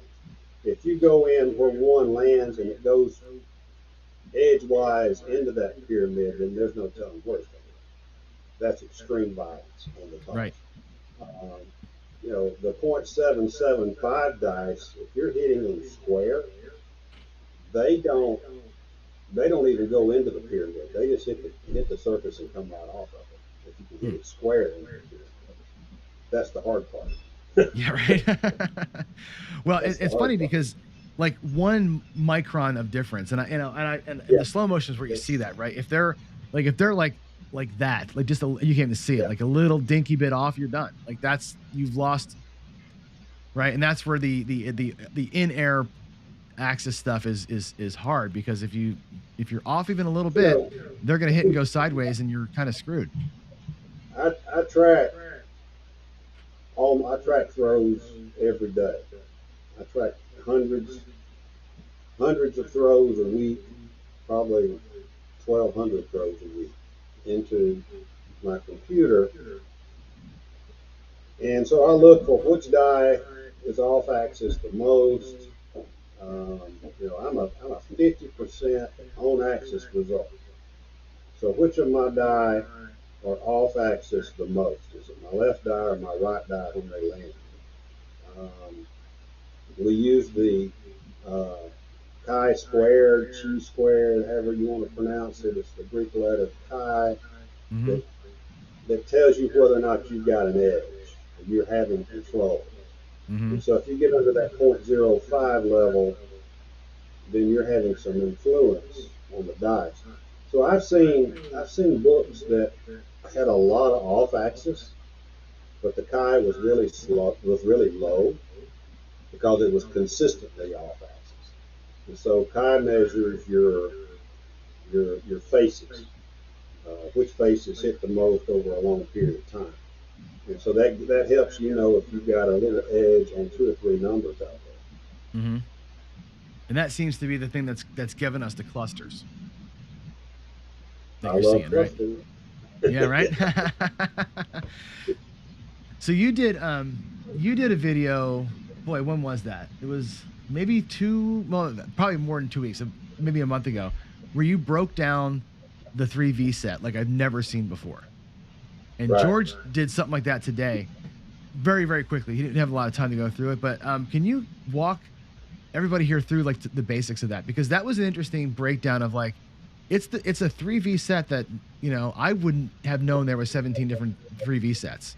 And just the differences between them, right? I'd like, okay, it's a 3V. I know one way to set the damn thing. And you broke that thing down like it's a whole different thing. Yeah, let me adjust my camera Sure. over here. That'll help. Get a little higher. And let's see. All right. So you can see this, right? Yep, we got you. We see the big dice pretty clearly, yeah. Can you see the 2, 1, 2, 4 on front? We can, yes. Okay. Believe it or not, that particular 2V set has the same facial matches as this set right here for 7. Right? How? I'm going to pull out another. Do what? I said how? I mean, that's the thing. Yeah. You don't see how. There's actually 24 dice sets that have the 7s in the same location as that set right there. Really? Yep. There's 24. If you could think of it, I'm going to try to pull my finger across here. If you could think of 24 columns of dice sets, there's 24 in rows in each of those dice sets that all have the same 7s ratio. Okay. I was looking for my other big pair of dice. I don't see. Yep, here they are. Here they are. So these are not as correct as the 3V as the blue ones, but everything is in the same location. All right. So there's the 2, 1, 2, 4. There's the 3, 2, 3, 6. Right. Yep. Can you see them both? Yep, we can. All right. All right. Obviously, you got double pitches, top and bottom or 7s on both of those, correct? Right. That's right. All right. Where's my other 7? It's not there, is it? But let's do this. Let's go this way. There's a 7. I go this way. I go this way. There's the 7. All the 7s are in the same location. All the different numbers or different faces all make the same. Right? Yep. So the dice you're saying in the same location isn't the same 7, but it's the fact that the dice act that way. One flips out, one flips over. It's going to be a 7. One was a 6, 1, one's a 5, 2. It's still a 7. Still a 7, right? Yeah. But so this dice set here, if I throw it 100 times and I throw this one 100 times, I'm going to have the same SRR. Same number 7s, but different clustered outcomes. Numbers. Sure. Different. Yeah. Yep. It's going to be different numbers. What else we got? We can roll this one forward, roll this one to the right. 4, 3. Roll this one forward, roll this one to the right. Both 7s. Right? So you got to know where your 7s are. That's the key. That's the huge key to getting your dice sets doing what you want. And if you've thrown enough, logged enough, and you know which of those columns you're in that I'm talking about. There was a mathematician, we call him Coaster. He's the one who actually figured this out. And it's obvious once you know it. It's just, I didn't believe it till I ran it through test after test after test because I'm hard-headed. But once you know what 24 sets give you the same numbers and it's your best SRR sets, Then you can start looking at which ones you don't even need to worry about. You want one that maybe is heavy on 12s.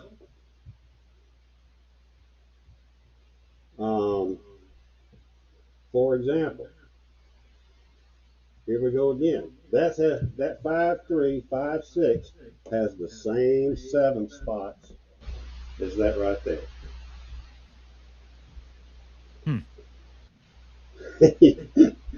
Pick one for me to turn. You don't. You're shaking your head like what? I'm like, yeah, but yeah, if you turn one right and one forward, you're gonna get a 7, right? Is that what's gonna happen? Yep. Yeah. That's fascinating. Yep, that's fascinating. So I will use a set. I will use that set right there because I single pitch a lot. I'll use that one on a come out a lot. Why? I get a lot of 5-6s. That's Maybe so. I'm trying to strike. It's fascinating when I watch this, right? Because I'm looking at this. Okay, I mean, it all makes sense, right? I can see exactly what you're talking about. How do I make my brain do the math on what? Because what you're saying makes sense, right? If they do this and this one rolls that way and that one rolls this way, it's a 7. If they don't, you're going to get a good result. But then I see them hit the back wall and they go all cattywampus, right? And how does that turn into a good result? After, you know what I'm saying? If you were bouncing flat into a flat wall and back to flat surface, I can see where you could maybe do it. But the diamonds screw all that up. And how do you make that? How does it work? Part of that you broke up on, right? Now, if anybody tells you they don't PSO, they're lying, right? They don't play craps. Right. So we all PSO, we all have short rolls. Your mathematicians that were on earlier, the math is the math. So what we're trying to decide is if we can get results, favorable results that we're trying to hit on a regular basis, enough to decrease the house edge on certain numbers, right? So if I can I turned that 3V around. This is a 3-6-3-2, right? That's the opposite pointing direction from what I just had. But that moves the other 7 or the other faces that make the number, right? Just because of the direction. Yeah, it moved the other faces. I still got double pitches on top and bottom. Sure. Right? Still got the 3-4. I still got 5s and 2s up here. But if I go this way and this way, I've got aces. If I go this way and I go this way, I got a 7. So 3V, all 3Vs are not the same. In fact, yeah. So the same action gives you 2 different results, but just based on which direction you're throwing from, like that when you spun it that way. Yeah. So you've got a certain amount of 3Vs, a certain amount of 2Vs, and a certain amount of cross 6s. Some of those I'll call them mutants, where they're not traditional sets, but they're in that same family. They all got the same SRR. How do you feel about the ability to hide other numbers? I know we're always trying to hide the 7. Do you ever try to hide other numbers?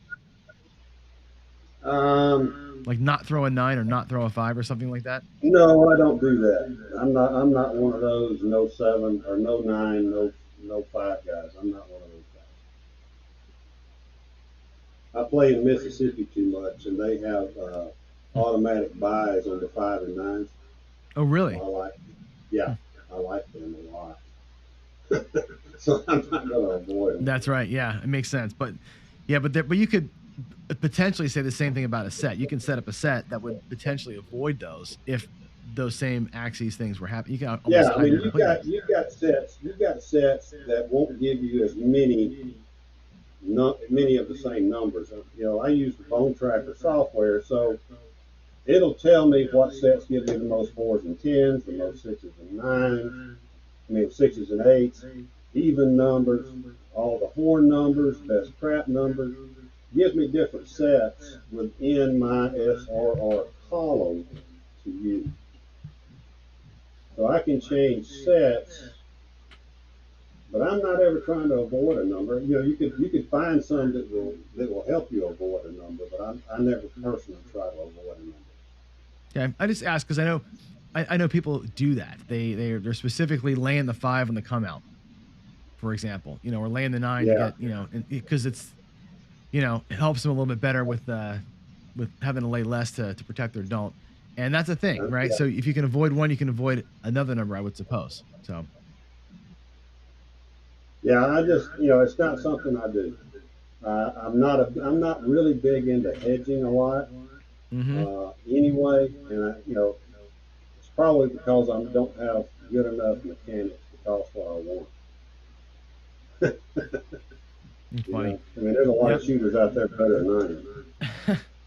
It's funny. A lot of people say, and I've never had a good answer to this question. If you could set the dice and do it right, and I clearly am not there yet, but if you could, why not target the 7 and be a don't better? Because I like the all small money. That's a great answer. You're shooting the moon then. You're going for the ATS, right? Well, when I come out, typically when I'm coming out, I've got my pass line. I've got anywhere from $15 to $75 on the all small, and then I'm going to do either a 3-way craps. My preference would be a world bet, and I'm going to try to hit the craps numbers first. I'm going to set the craps on your numbers come outs, and right? try to hit those first. If I can knock those out quick, I can make enough money to place my bets and not even have to take money off my rack. Does that make sense? It does. It does. It does. Doesn't always happen. Right. I mean, the theory holds. I see what you're trying for sure. It just, like I said, I always, yeah. If I can throw a 3 on a world bet, I get just a little bit of money, but I press the world bet up to get it, then I hit a 2. Well, then I'm in the money. Then I throw a 12. Then I'm really into the money.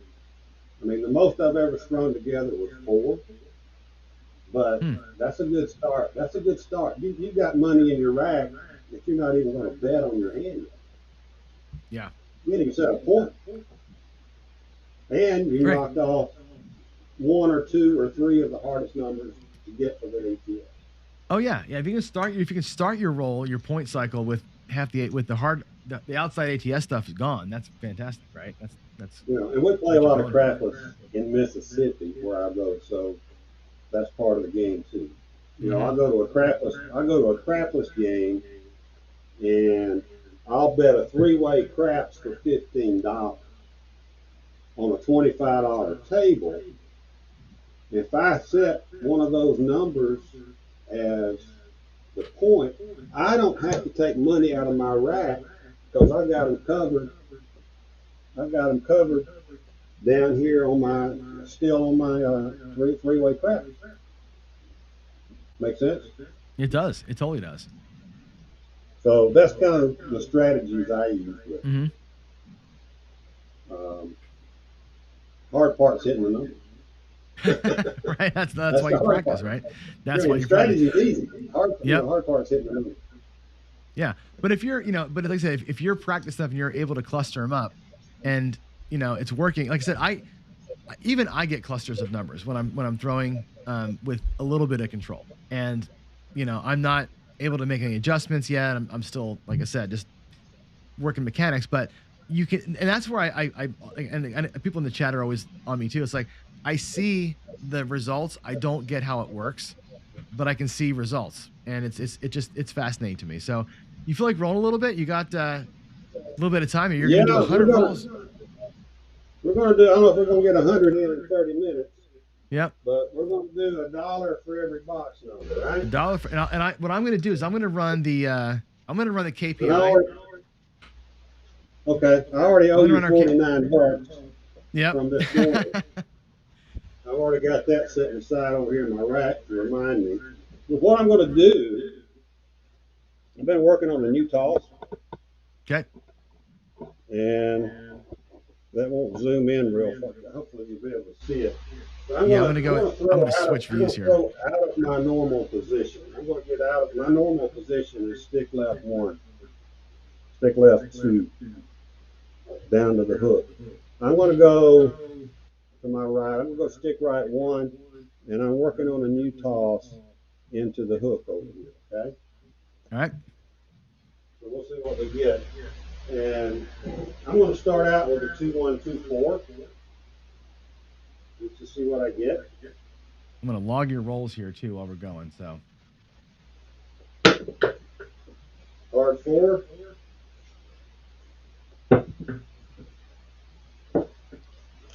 You're logging them, so there's no need for me to throw chips out there, right? no, I got you covered. I'm just gonna get my spreadsheet going here, and I invite anybody out there who wants to accept the challenge to make a wager on box numbers. I mean everybody should. I mean, I think anybody should be able to pledge here That's with a us. yo. A yo, okay. So the hard form. I'm waiting for my thing to load here. Come on, here we go. Input. But these are landing pretty well. I say that, and I'll probably break one off the other. Ace deuce. Okay. I'm not making anybody any money. I'll change dice sets. I'll go to 2, 3. Let's see, 2, 3, 2, 1.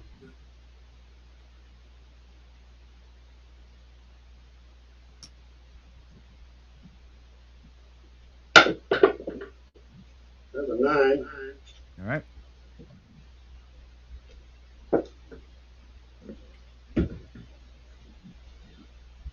Well, you can ask questions. I can talk.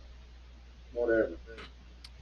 I'm just logging them in here. And they're kind of coming in kind of slow in the log, but that's okay. All right, another ace deuce. Ace deuce. Okay.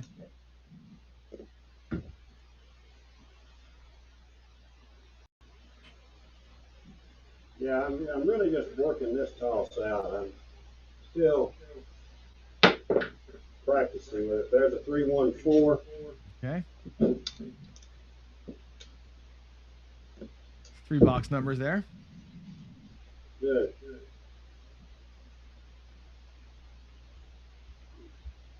All right, take me a second to get back down to the position.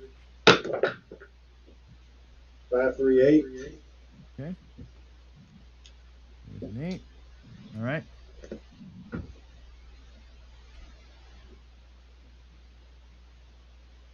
Changing to that 3, 2, 3, 6. Hard 4. Now we're getting it.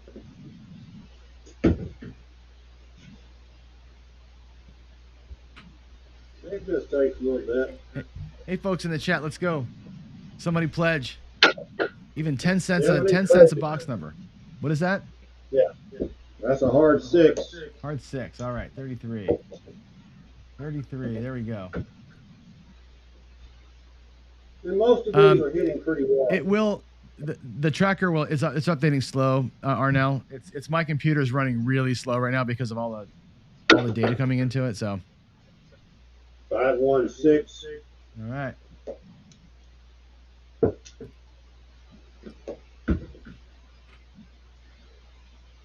No, you're doing big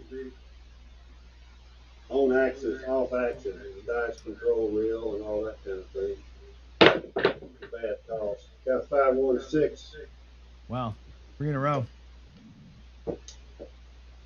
That'll work. Yeah, I hit 9 6s at Vegas, one hand. That's unreal.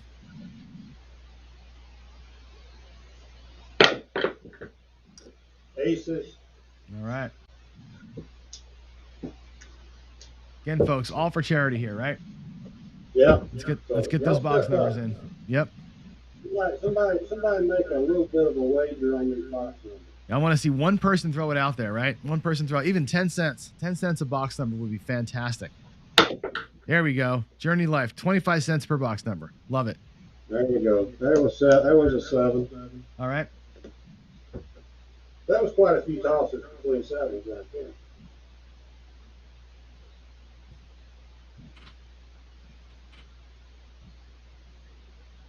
Oh, yeah. Arnell's asking, do you ever practice with landmines? Yeah, I do. 538. All right.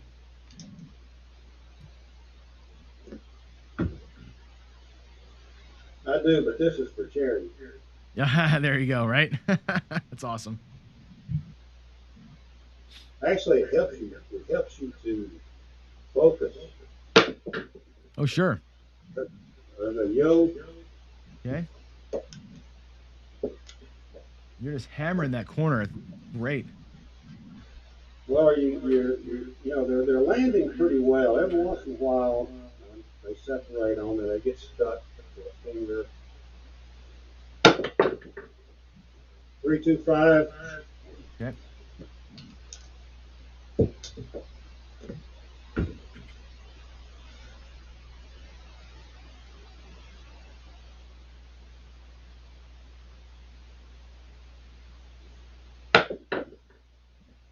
Six, 3, 9. All right, 9. You want me to stay with that same dice set? I mean, it seems to be you're in the box. I mean, you got on this roll alone 3, so 6, 2, 8. 8. That's the point. And they're all hitting the wall, I think. I never tried not to hit the wall. I got ran out of valleys when I was in Vegas. I heard that. 6, 3, 9.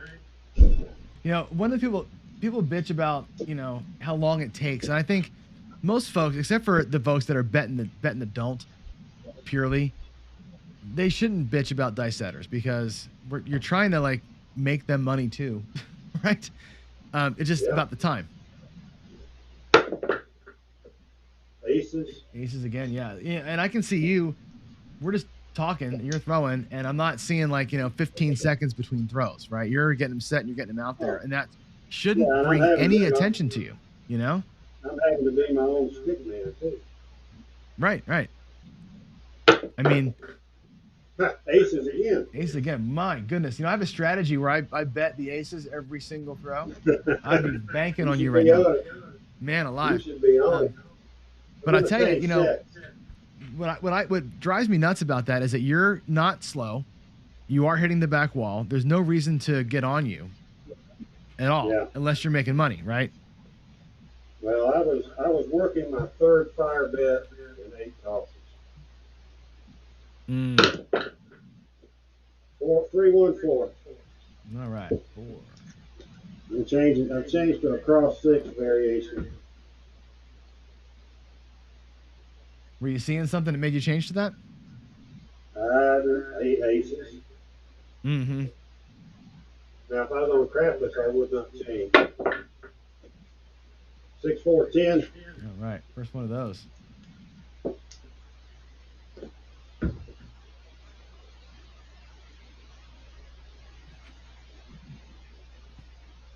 Is that okay? Yeah. Let's see. 3, 1, 4.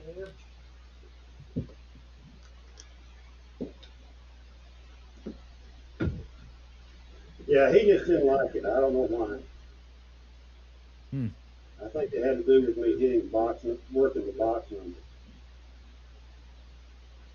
for the fire bet. Yeah, that's rough. And Bally's is getting a kind of rep for that now. Hard 8, all right. Hard 8. There you go. Yeah, and every time I made a point, I was changing my set because I was trying to set a different point. Oh, to go for the fire. Yeah, I was trying. I left the 4th fire bet hanging probably at least a half a dozen times, if not more. Man. That week. 5, 1, 6. All right, new point.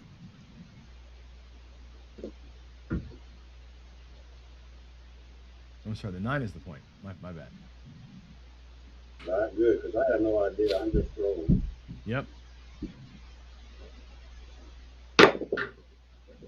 Aces again. That was a bad toss.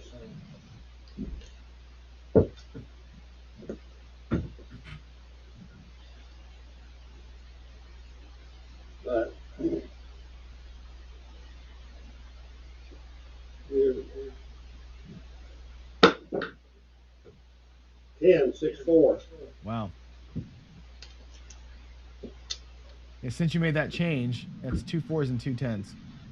Yeah, I would expect that off that set.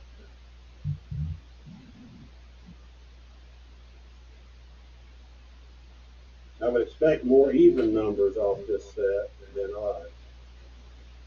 That's what we're seeing. There's a midnight. Wow.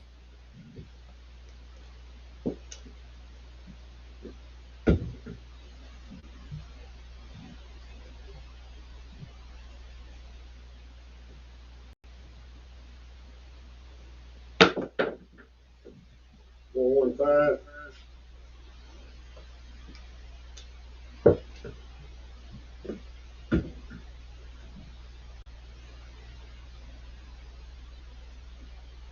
Yeah, I just started working this toss about 2 weeks ago because I wanted an alternate position. Hard 10. Whew. Rushing the outside. Yeah, those pay better. It sure does.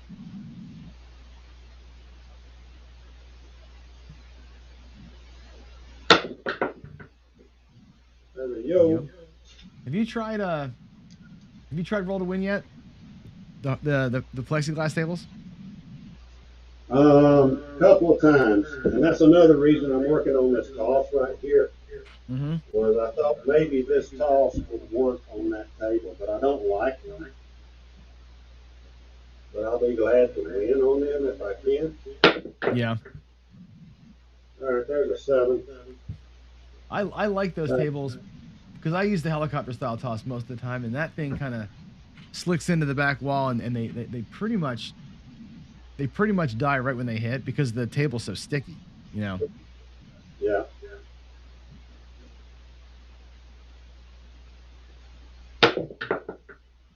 Three, 1, 4. Okay. You want to stay with that cross 6 set I'm using? Yeah, definitely. See how many from this and 4s and 10. So you're asking how does it work? I don't know, man. This is just what we do. It just does.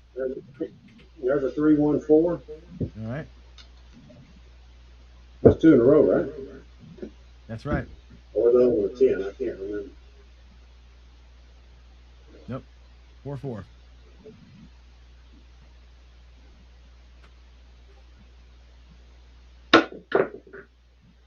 Another yo. Okay. You just got to know with that set I'm using, you're going to have some yos come in and a few ace deuces every once in a while. It's mostly even numbers for sure. We got one person betting. We got one person here. That's at 25 cents a box number. Anybody else want to jump into that? Got 538. 538. Okay, there it is. So yeah, I'm expecting even numbers out of this, more so than even. I bet a lot of even numbers. A lot of times I won't even start a 5 in there.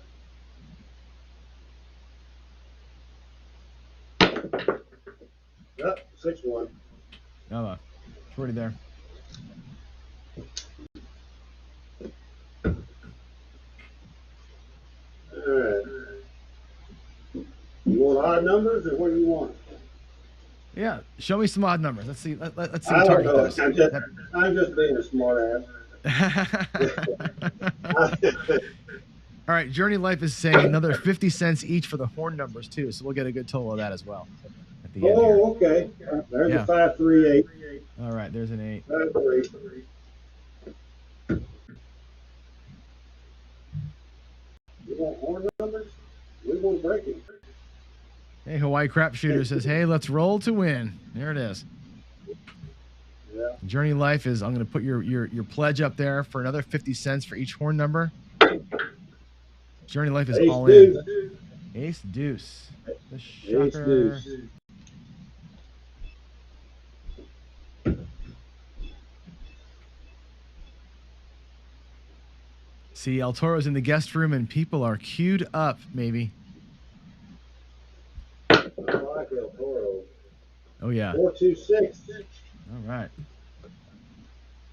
But again, this is all a new toss for me, and I'm way out of location. Another pledge for 25 cents per box. That's awesome. 639. All right. You see how those dice are kind of just sitting down there flat? They really for the are. most part? That's what I'm really liking about this toss. And I think I could exploit it, maybe. I intend to find out on that plastic table. 426.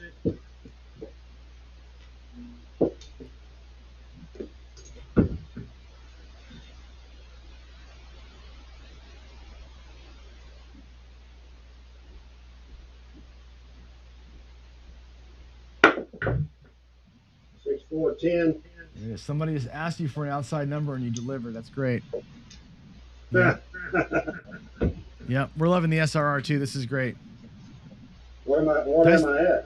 You're at SOR of 14.3. Dice Grinders, Arnell wants to know what kind of toss are you doing? He's saying you like this toss. How are you throwing it different? What? I can't show it with one camera. But I did a video on it the other day where I had there's an aces. It's really a 3-finger grip, kind of deep, but I'm trying to keep the rotation down to less than one. The one rotate. That's right. I remember that video now. You're trying to make it rotate only one, super soft, right? Yeah, I really want it to land on the numbers my thumb are on. Mm-hmm. So that would be a quarter rotation, right? Wow, that's really light rotation. That's tough. Yeah, that mentally, that's what I'm thinking. Now, whether or not that's actually happening, no. 437. Okay. We have another pledge. Another pledge from Magic Aces coming through. Good. Another Journey. She's going to match, or Magic Aces is going to match Journey Life's entire donation. That's fantastic. Thank you so much. I'm going to put that up again, just so we can celebrate that. That's awesome. Yeah, Dicey. Or no, he's floating the dice. Is what it sounds like. Yep. 325. Yeah, El Toro has sniffed it out too. Got another 6-7 minutes. Yeah, El Toro is saying by the reaction of the dice. I'm going to put this up here. El Toro says by the reaction of the dice, it looks like an underhanded knuckleball into the mixing bowl, and basically it's what it is. He's doing a 1 or a quarter of a rotation and barely landed them in there. So. No, it's not underhanded. No, he said it looks like it. Yeah. That's a 5-3-8. I'm actually throwing it just like this. Just like that. Can you see that? Mm-hmm. That's what I'm throwing. So you're like from the right side then. Okay. Yeah, so I'm doing it from down here on the stick right. I started practicing this when I got back from Vegas. Yeah, my right side toss is always underhanded because my shoulder hurts so bad. There's aces. All right. Boy, I'll tell you what, I would be paying the rent on you right now. Well, I'd love for you to be there. All those aces. Boy, oh boy.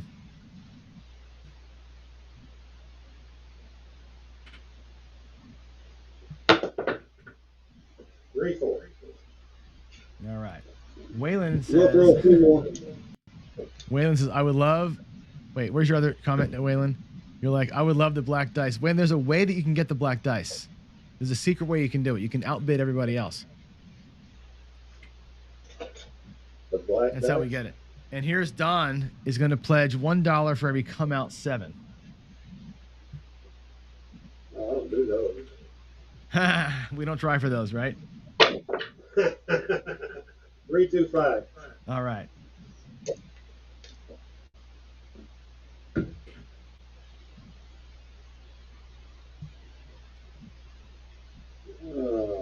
Let me change sets. I'm seeing some new users in here. I'm seeing Sledge Nail It's in. It's funny because people are coming in and joining us from different channels and don't know who we are. So that's fun. 628. All right. 628. So introductions. This is Ed from Roll to Win. I am John from Pro Craps. We're running the Craps-a-Thon, if you don't know. And we're going 24 hours straight, raising money for problem gambling. So that's the deal here. And right now, Ed's rolling maybe 100 rolls. We'll see. 314. Pledging money for all the box numbers that we hit here. 314.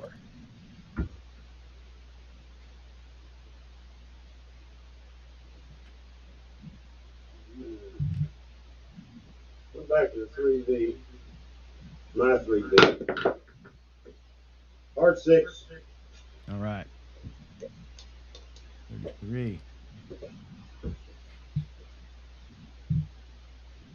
Yeah, Dice Grinder is a good point. If you're an ATS better, you're certainly not trying for a come out 7. Right? No question. 6-1. Mm-hmm. I'm shrinking my SRR. Yeah, I just dropped a little bit. Where's it at? You're at 10-8. Okay, that's about my norm. There's 11.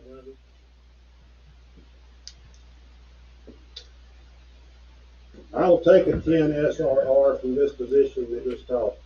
All day long. And I'm still using, I haven't ever tracked any rolls from here, so I'm still using my stick left dice sets. 415.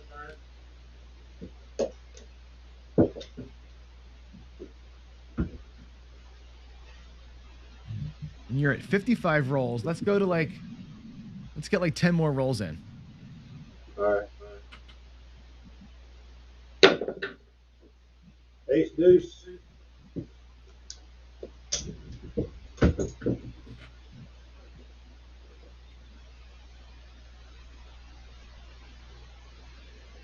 Got 9 more to go. Oh, here's the porn stars again. Ace deuce. Oh boy. 2 shockers in a You're row. hurting somebody. Yep. You're hurting somebody. Well, if they're in the field, if there's always iron crossing you, they're doing all right. Yeah.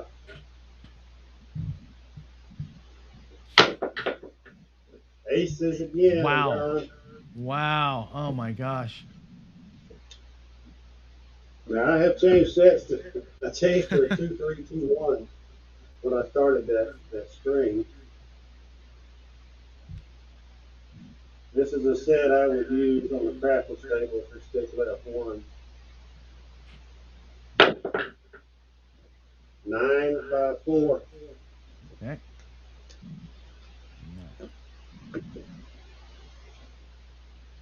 The antenna's back. Hey. How many more shots? We got 5 more. 5-3-8. All right.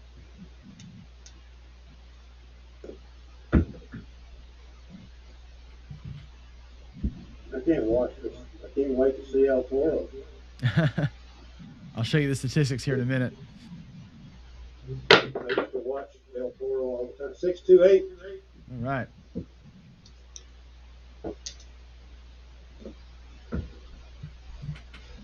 How many more we got?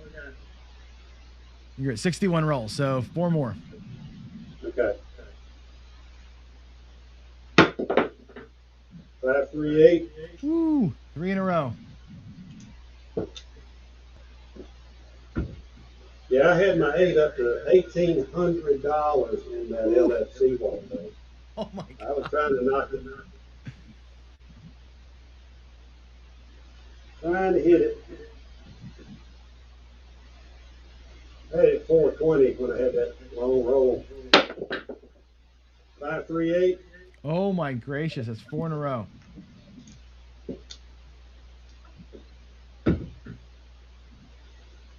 So you can't repeat numbers or something like that. The math says, right? That's what the math says. Yep.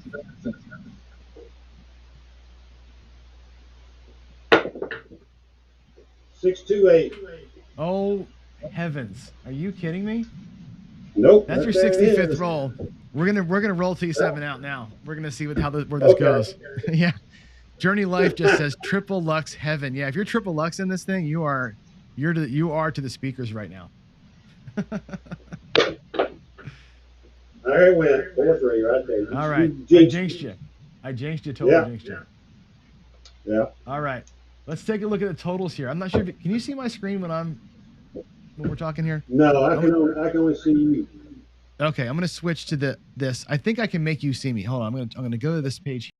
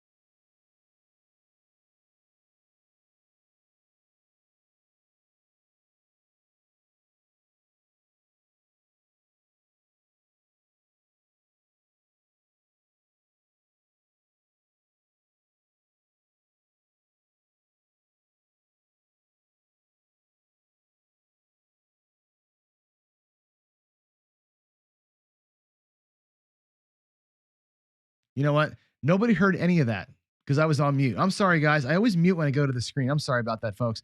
Let me repeat all that for you for the video here. So we've got, if you're keeping score at home, here's the totals. So the box number totals were 8 4s, 5 5s, that's 13, 7 6s, that's 20, 13 8s goes to 33, 5 9s, 38, and 4 4s is 42 box numbers and 18 horns. So if you're betting where you were donating or pledging based on box numbers and horns, it's 44 boxes, 18 horns.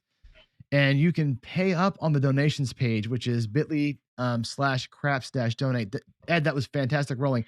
Your SRR was a 9-6, and I was joking that I jinxed you because I made you go one extra roll. But hell, that's what happens, right? Nothing like seeing 5/8 in a row in real time. That was really cool and fun to watch. So, Ed, you're a pleasure, man. Thanks for jumping in here with me today. Yeah, that was awesome. Fun to roll, fun to watch, great talk, and I appreciate you breaking all that stuff down, bud. All right, we're gonna switch over now to I'm gonna go back to the main screen here. Let's get to I'm on the wrong scene. Hold on one second. We're gonna go here. We're gonna go there. All right, now I'm back. Let me hit that and then hit this again. All right, so we're back. Thanks to Ed. That was great. Man, that was good. Fun to talk. And it's good for me, like, you know, and I know I've got a lot of folks that join these things and we talk about dice influence, dice control, all the things. And I've had Ed and I've had George and I've had, you know, Michael Shackelford, who certainly doesn't believe in it. A lot of folks in chat. It's good to go back and forth, right? And get some perspective and really get some definitions around words that we throw around a lot, right? So we talk about on axis and what does on axis actually mean? And I'm starting to get a better definition of it. This helps me in that dice control series that I'm doing. So selfishly, these interviews are going to provide us some good content for that. And I think that's actually really, really good. So I'm pretty happy about that. So with that said, let's take a quick look at the tally and see if we've done any better since Ed started. I'm going to go back and show you the donations screen real quick. We were at 1587 a minute ago before Ed started. Let's go to 1662, right? That's great. Don is our most recent donation with $50. Thank you very much. And we've got a few pledges that just came through off of Ed's roll. So I suspect we'll start seeing those donations hit the wall here in a minute. And let's run over here to the bidder, the auction screen, and refresh that. And yeah, let's take a look here at where we are. I'm telling you, I'm challenging somebody here. I need this Big AZ thing to get bid on, right? A day in Arizona with Big AZ. Come on, man. It's sunny all year long. Big AZ. You get to golf and play craps with Big AZ. I mean, that's got to go. That's got to go. And we got to get this owl picture. The owl picture, I'm telling you, it's one of the coolest things you'll see. And we're about to have El Toro in here. So I'm going to go ahead and bring in the crystal light so you can see it in my hands. I'm going to show it to you here in a second. And we're going to bring him in. So let me show you the commercial while I go and refill my coffee cup. And I'll be right back with the man himself, El Toro, joining us in about 3 minutes.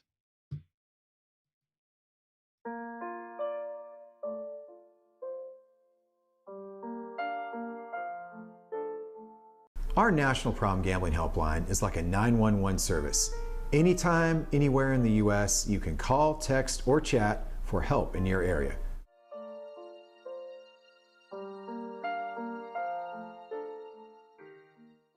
I just learned how to play at a very young age, and then I started playing in junior high and high school, and it was just such a part of my life. When I got my own bookmaker, he was really helpful. He said, you know, Donnie, when football's done with, I got basketball and hockey. We lost our home to foreclosure. We lost a motor home. We lost a car. This was all our daughter's senior year of high school.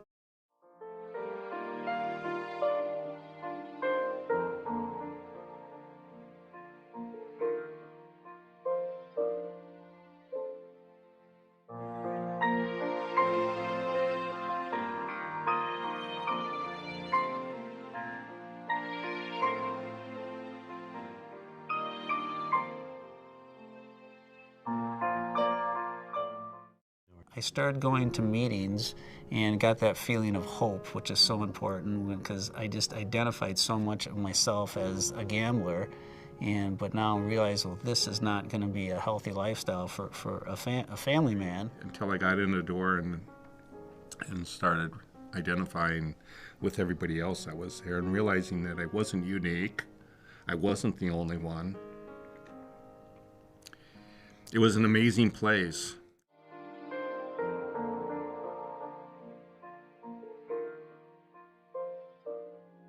Life in recovery, is a way to experience the world. My marriage to Diane is selflessly giving, not selfishly taking. And that is awesome. You have a choice to be brand new today. You can start your day over whenever you want.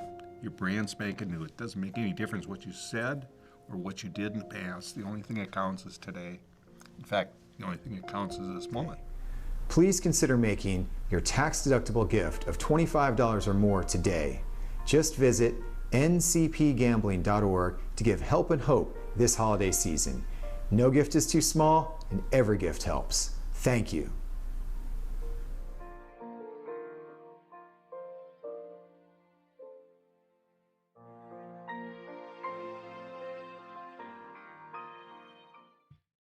All right, let's bring him in.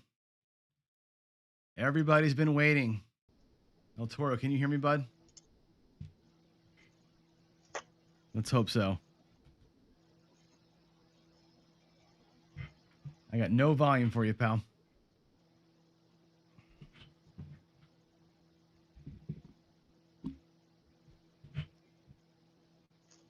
Check, check.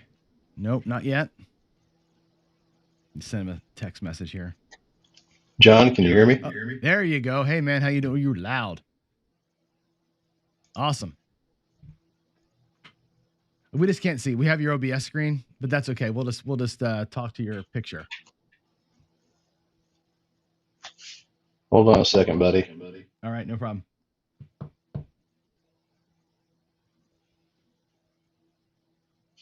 Hold on a second, buddy. Yep. Oh, we got an echo. Well, I guess I can't hear you through my earbuds, but I got you. Okay.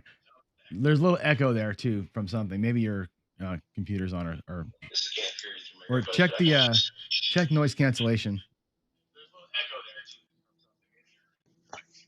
Gotcha.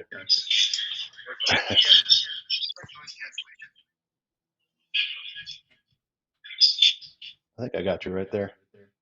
Yep. And I'm not echoing now. Good.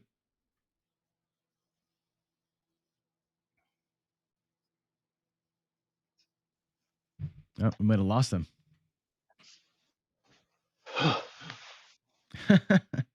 Is there that big of a delay with us?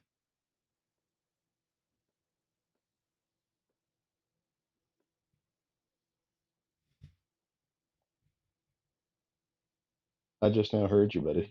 Oh wow. Let's have you disconnect and reconnect. I'm going to send you a text message here.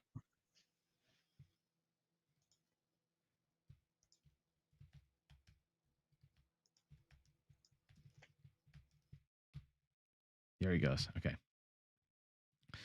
Yeah, it seems like for some reason when folks are in here, let's go ahead and turn these things off. Close that. Let's close this. Yeah, it seems like when folks are in the green room too early, we're definitely having an issue with delay. So that's okay. We'll get him back in here. We'll start it back up again. Yeah, Don, we're not gonna, and maybe we might not have video. Here he goes. Let's try it again. All right. You're back. Do we have? I'm right here, buddy. On this? All right. Can you hear me in real time now? Looks like it. Good. All right, cool. Yeah, we're not gonna have your video, but we can hear you, and I can tell you that the chat's going bonkers because you're back, right?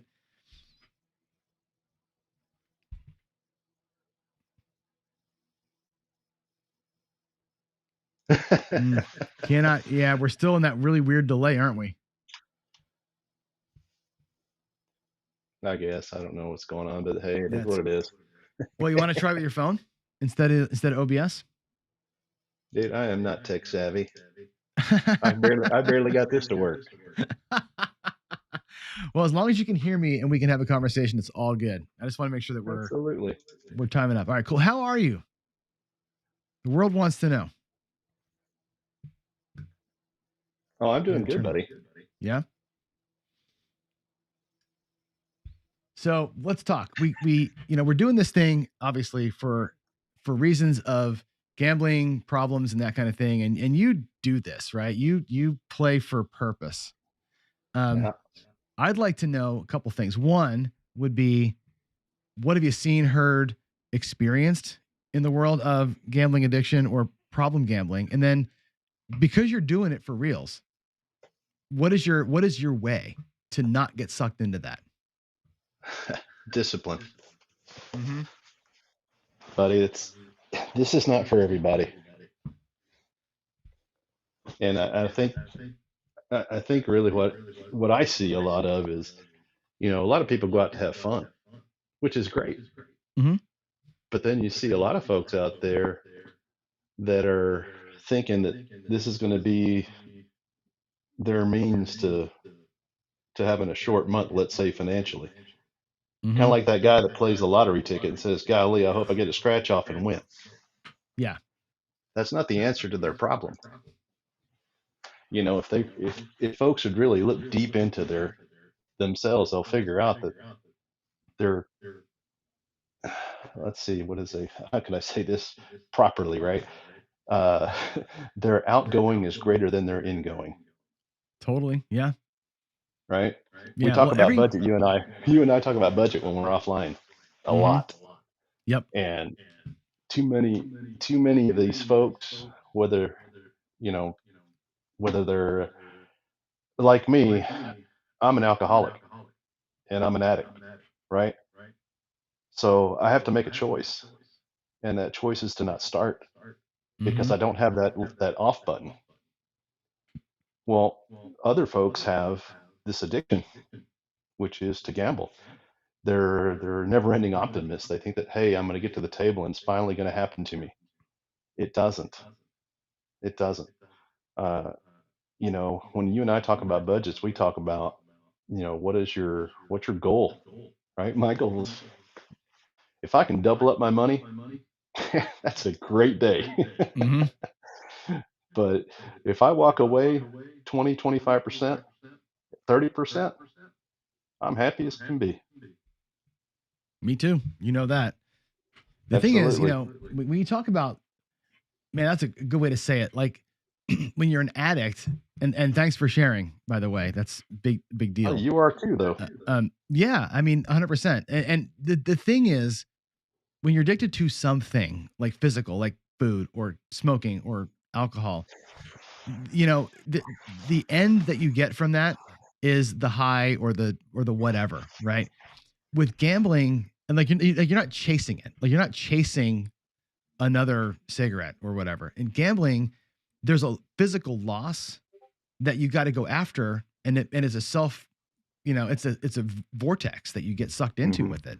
And I think that's why gambling addiction to me is the worst kind, because there's that double negative. It's like, yeah, you're an addictive personality, and like all addictions, it causes pain to you and your family. Yeah. But man, I mean, you have to go for more.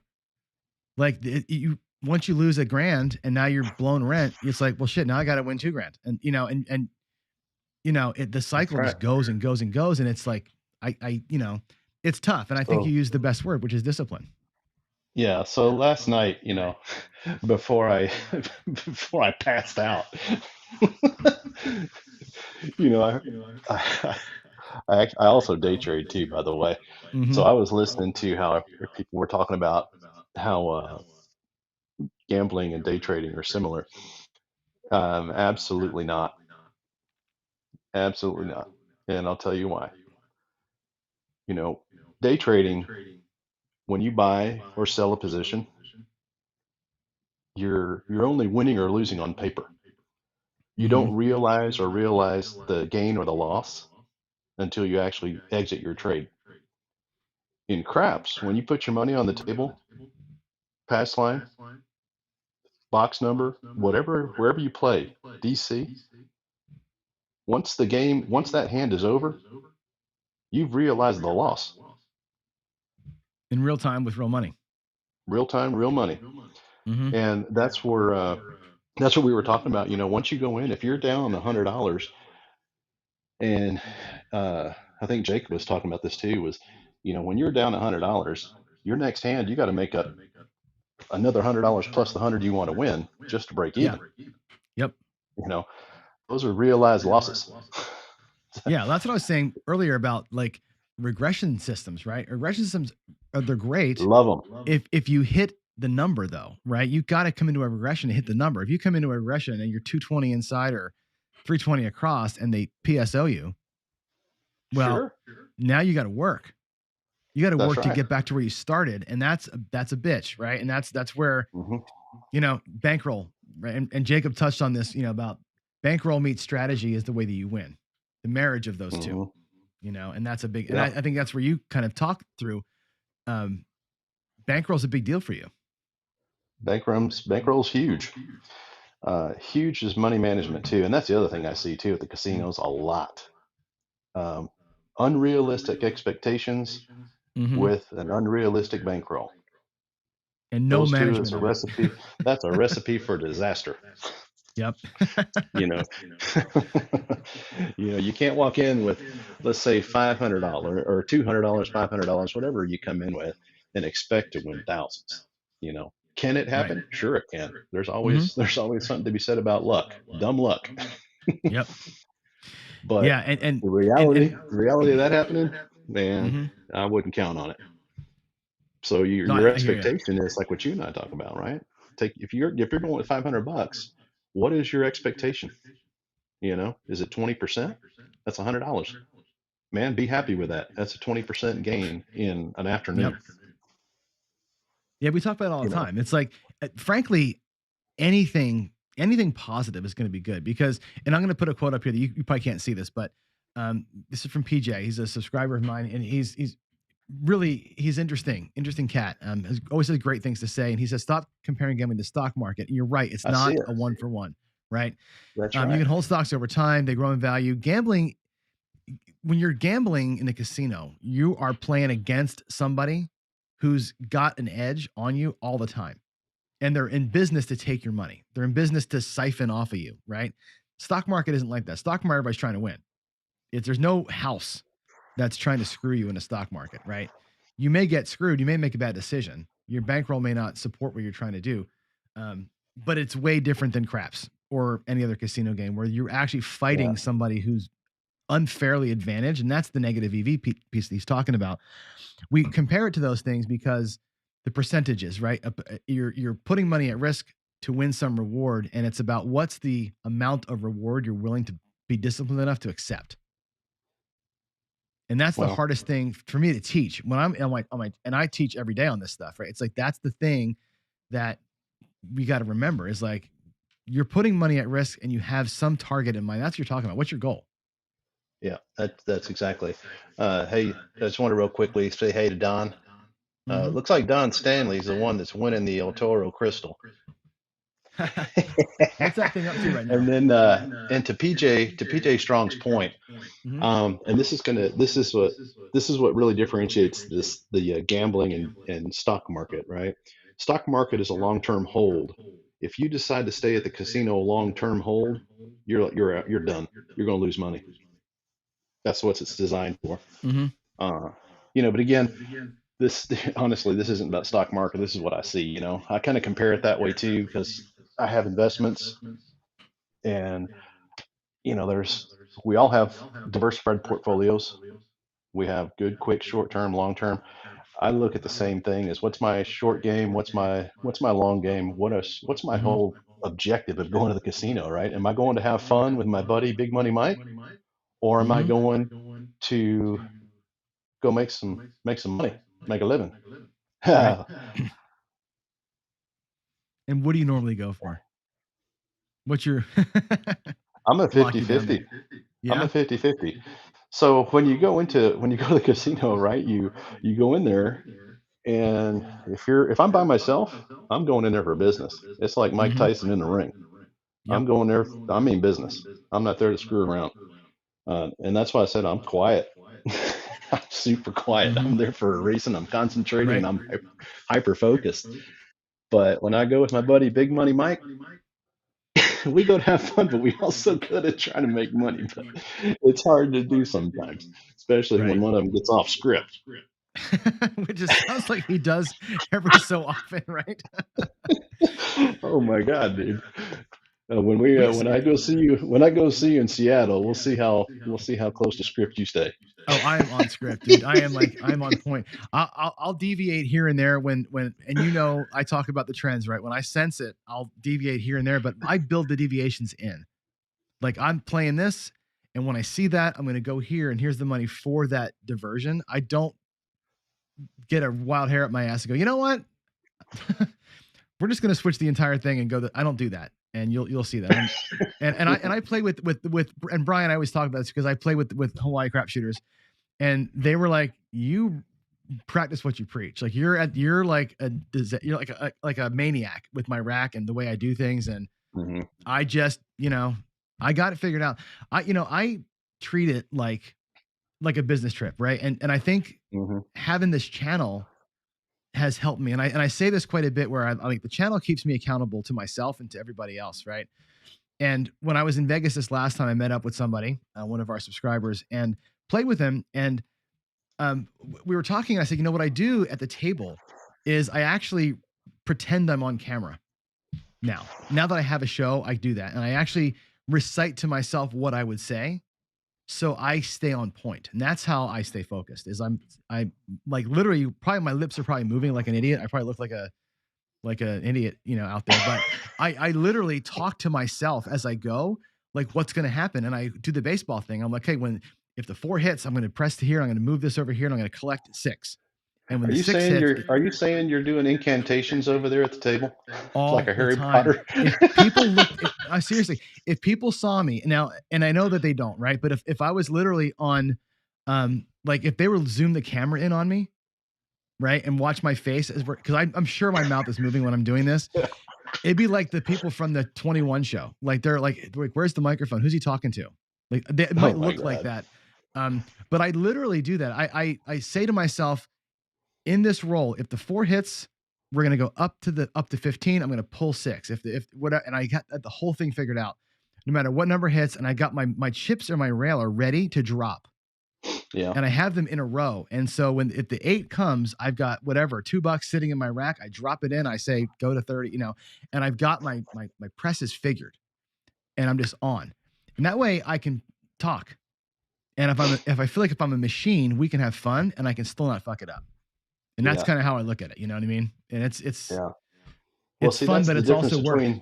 that's the difference between you and I as and others, right? So once we figure out that, hey, we've got these addictive personalities, and we like to just I don't even know how what the word for this is, right? Where we go all in on something, right? Mm-hmm. Thank goodness it's not gambling, because you were probably the best of the best chain smokers. Oh my God, dude, I was 3 packs I a was the day. best of the best. I was the best of the best drinkers.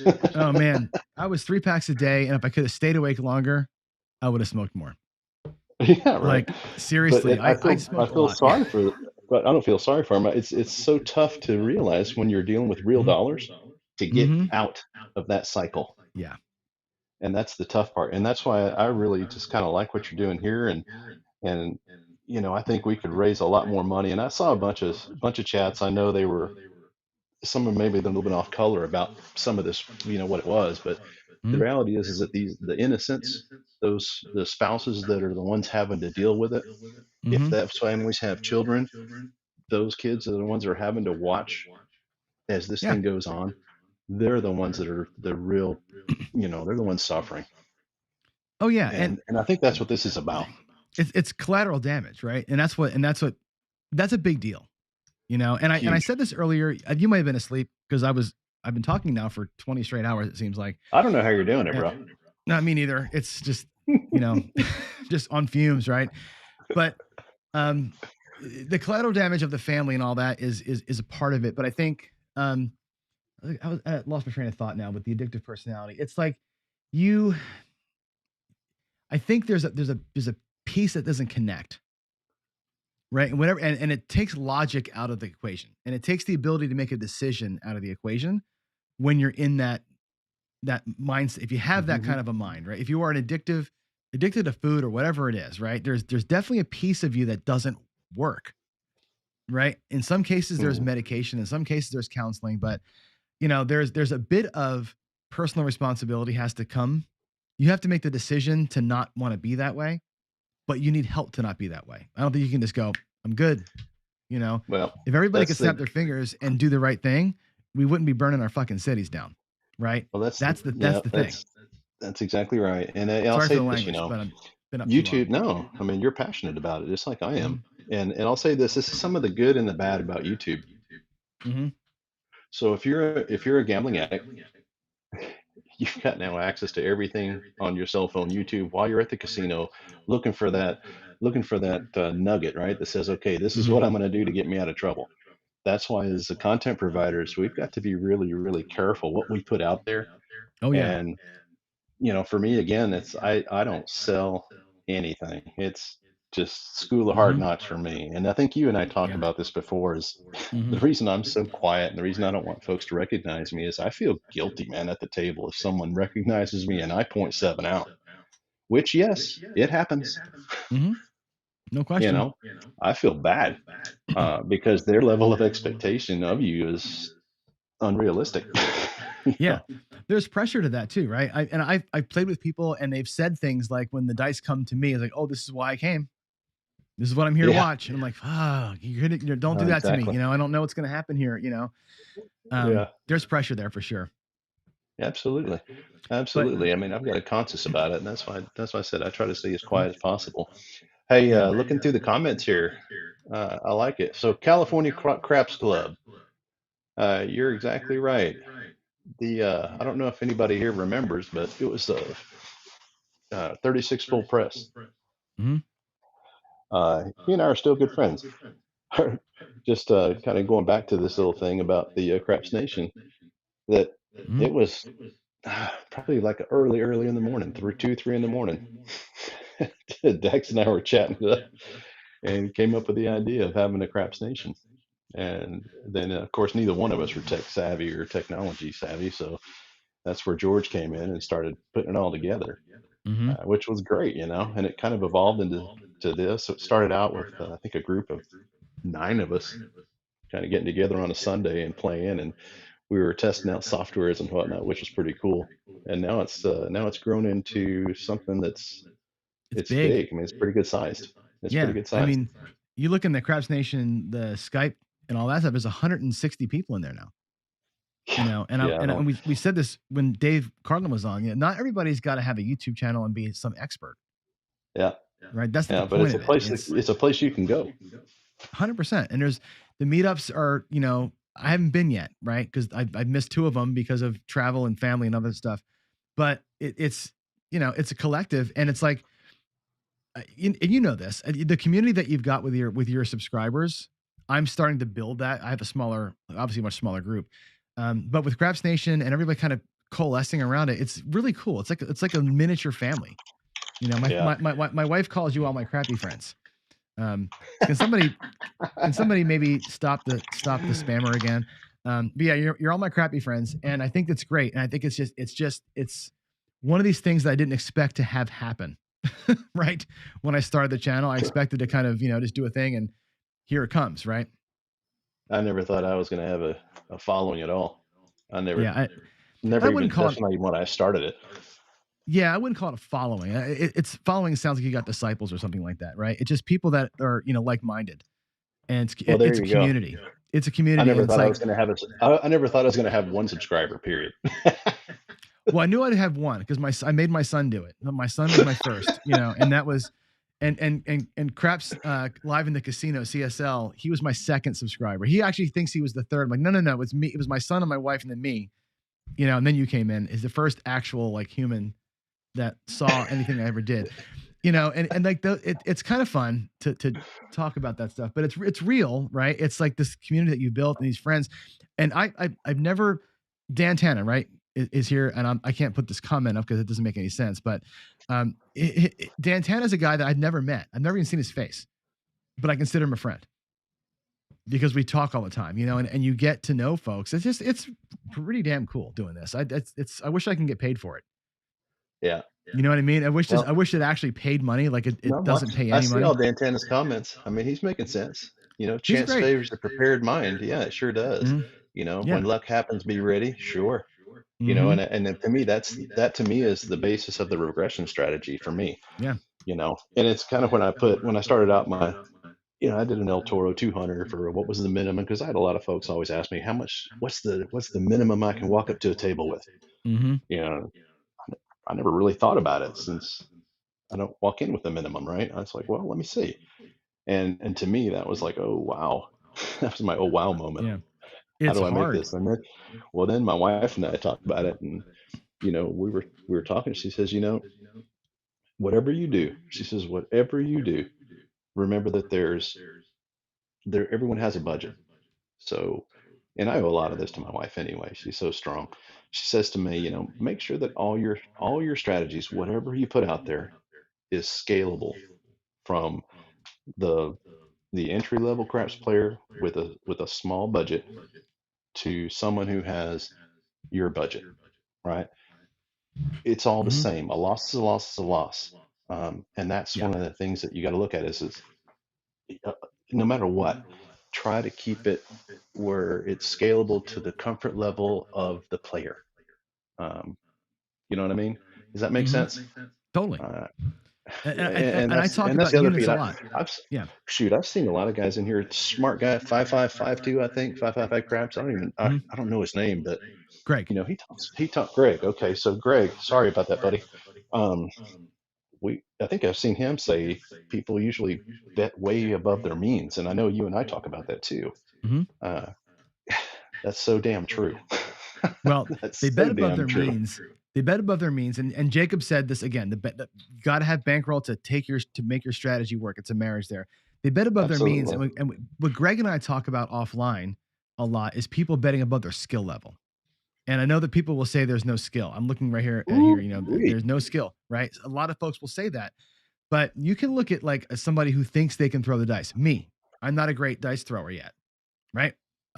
Short into my career of learning how to actually throw the dice correctly, I certainly would never bet on myself high Well, because I you know don't I ain't outbet there your yet. skill. I'm not going to outbet my skill, which my skill is 0, right? And the folks who No, think, come you know, on, don't say it's that. well, it's all right. It's a 6 out of 10, right? Which Well, that's I'm a better 6 than out of table 10 minimum. anyway, right? I'm matching it all, right? But if that's your skill level, then you bet below that. You don't bet above your. You don't. You know, when I was in high school, here's the story for you. And this is actually a sad story. Another sad John story.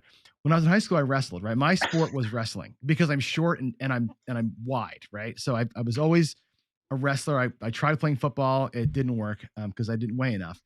I played catcher in baseball, so that's my body type. So I wrestled, and I always wrestled overweight. Right, I always wrestled. So when I was in high school, I weighed like 165, What does 170. that mean? I wrestled 188, Oh, okay. and I did it for 2 reasons. One is I wanted to never I never wanted to have to hold back. I always felt like, and this is cocky, right? I always felt like I was gonna, if I wrestled at my weight, I was too strong, and I wanted to be able to go all in. But I also didn't want to have to cut weight. And I always felt like if you cut weight wrestling, and those of you out there who coach and know wrestling, if you cut weight, I feel like that make you weak. So I always wrestled above weight, and I think that was a mistake in some respects. I had a good time eating and working out as hard as I wanted to and building muscle, but I lost a lot of matches because it turns out the guys that weigh 15 pounds more than you, pretty much going to be stronger than you. And a lot of them Yeah. are longer and bigger than you and can tie you in in a knot, right? Yeah. So outplaying your weight in that sport Yeah. didn't help. I actually broke my back wrestling. That's why my back is bad. And Well, it's not that's good just for you in like craps this, either. right? Not It's good just for you like in this. craps either. Don't outbet your bankroll, and you got to Yeah. look, and that's kind of what I look at too. So I have a different approach to bankroll and bankroll management. Think about it like this, right? And this is something you and I talked about. I want to say like 4 or 5 nights ago. You asked me, how do you play your strategies?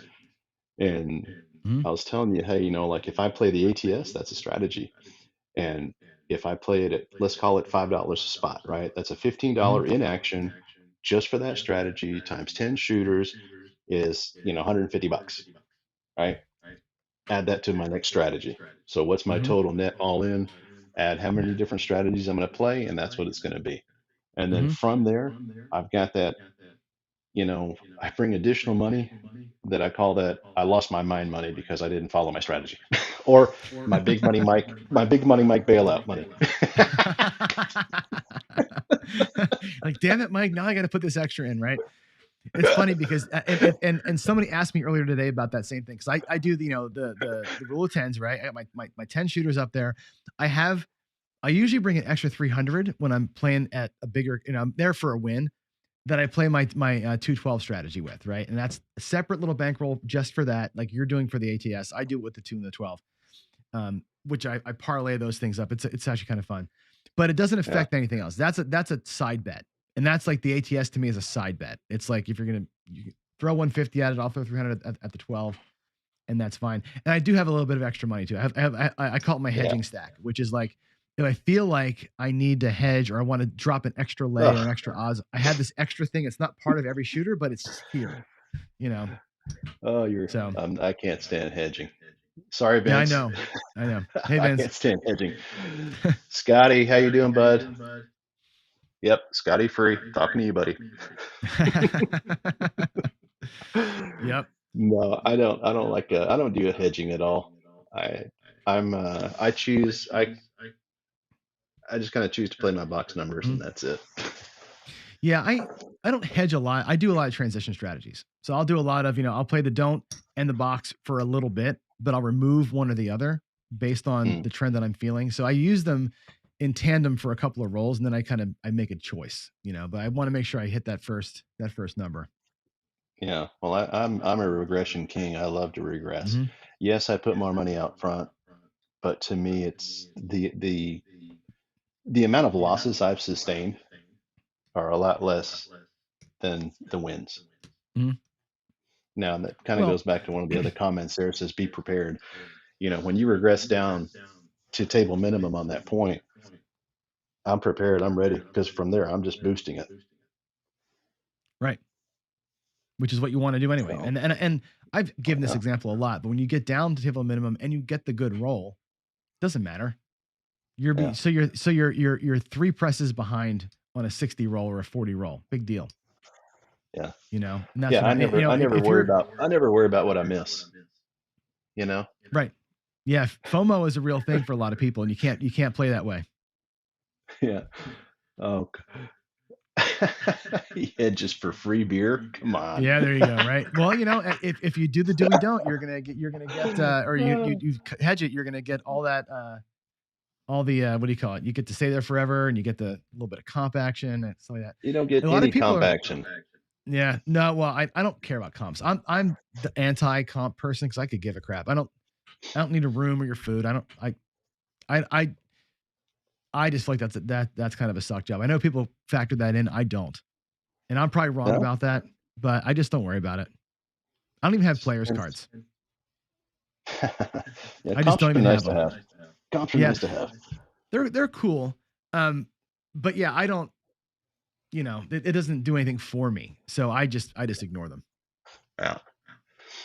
So, anywho, Yeah. So, quick question for you. A lot of people are asking, and I don't know why we're going down this road here, but I'm going to ask you the dice control question because everybody keeps asking me.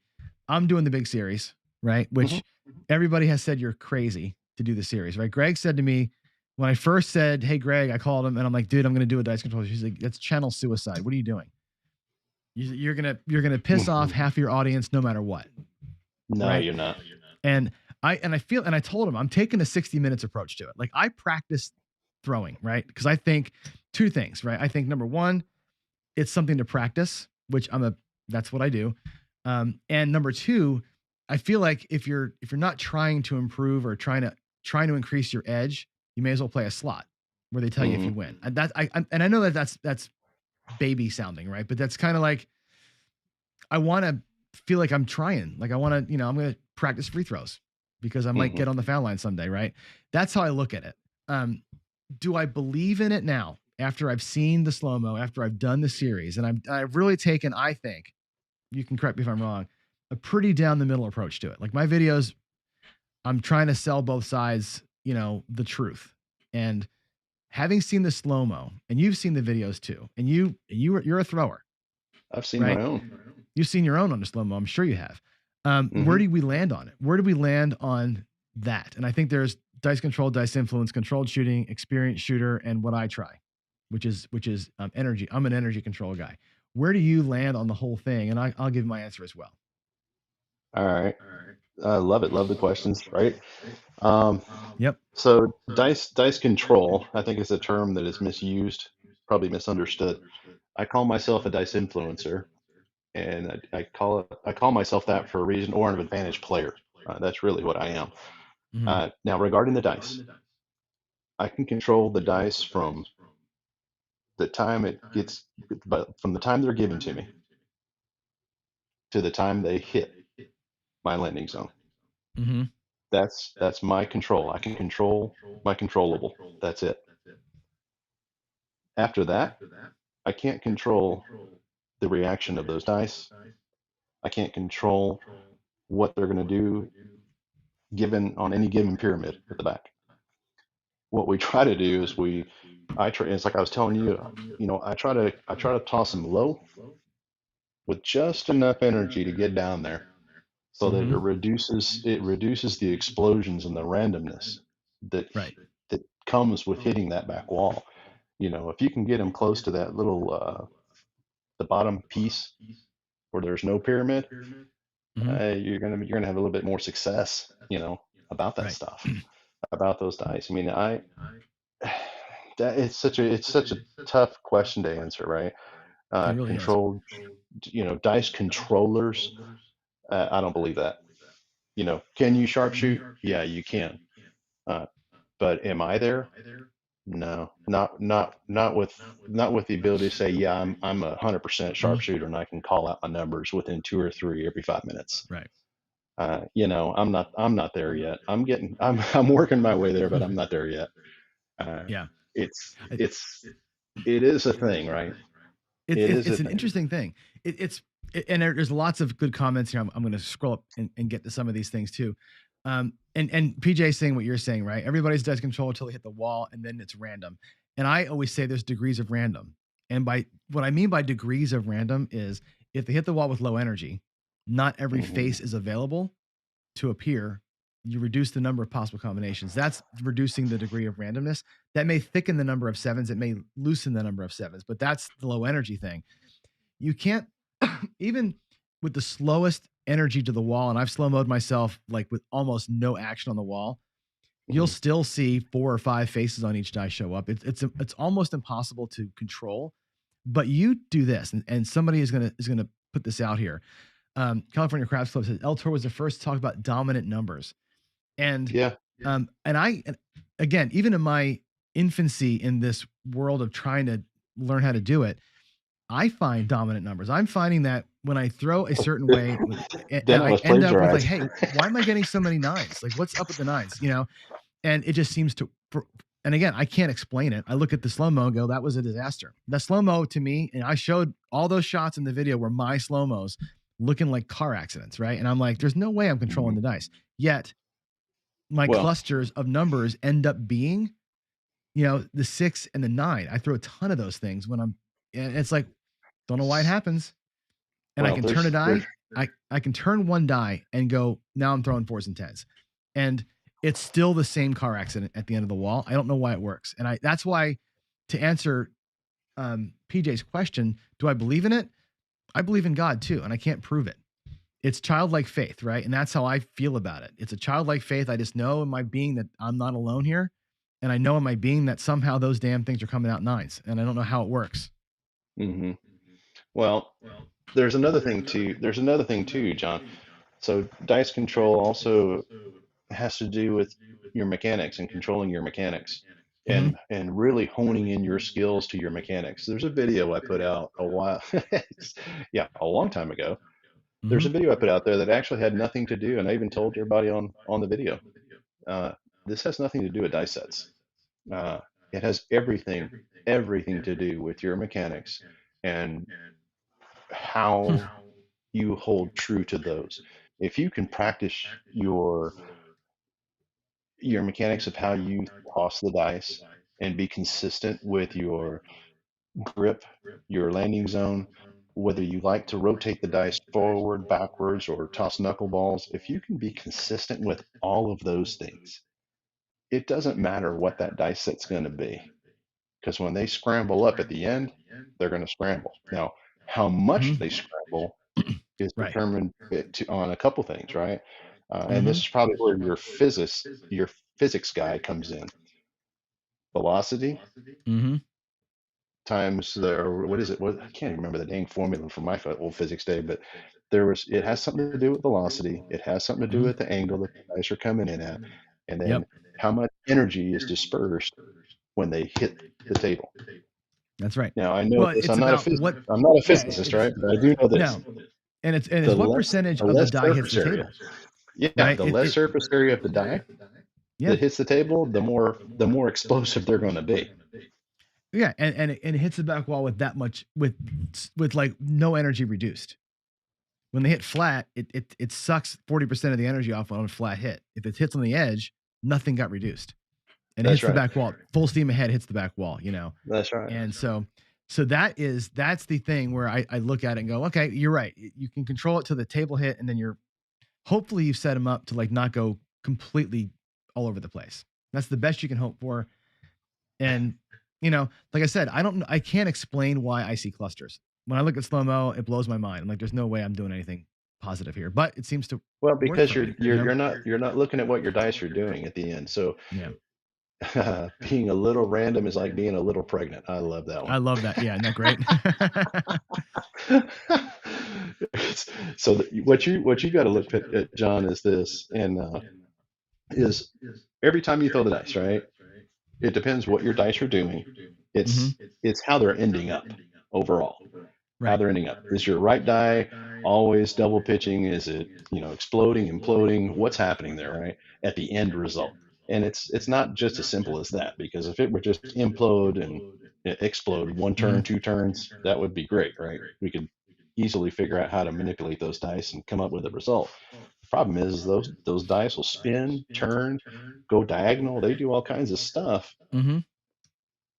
depending on how your mechanics are on those dice are, right? You're not consistent with your speed into the wall. You're not, it's not consistent. That's why you get different results. Now, the dice sets that you use based on your mechanics are going to yield you the same grouping of numbers no matter what. That's right. I don't know why it's that way. It just does. Mhm. It just does. And it's interesting. You're right, PJ Strong. Hey, yeah, it's Yep. right here. PJ Strong's right. Yep. Low energy doesn't reduce the randomness. It just reduces the amount of space that those dice are going to rebound. It's just like a tennis ball. If you play tennis and hit the ball against the wall, if you barely get it there, it's going to bounce back at you not very far. But if you knock the crud out of it, it's going to fly right back at you. Or ping pong, right? Same type of thing. No one's denying that the dice are random after they hit the table and hit the back wall. It's just, how do you manipulate those dice to reduce the amount of revolutions or turns or that's what I'm looking at. yaws or skews. I mean, that's what I do. I'm trying to reduce revolutions. That's the entire thing. And I said, when I look at my good throws under slow motion, you'll see that only on one die, only 2 faces ever turn. It's off the wall and it's boom, and they stick and die. And if you can do that, you know, I still get 7s. They're still random which 2 faces are there, but you potentially don't have a match. And I think that's the best I think I can hope for. And somebody brought up the robot, you know, and without going to a huge rabbit hole here, because that's a whole video in itself. No.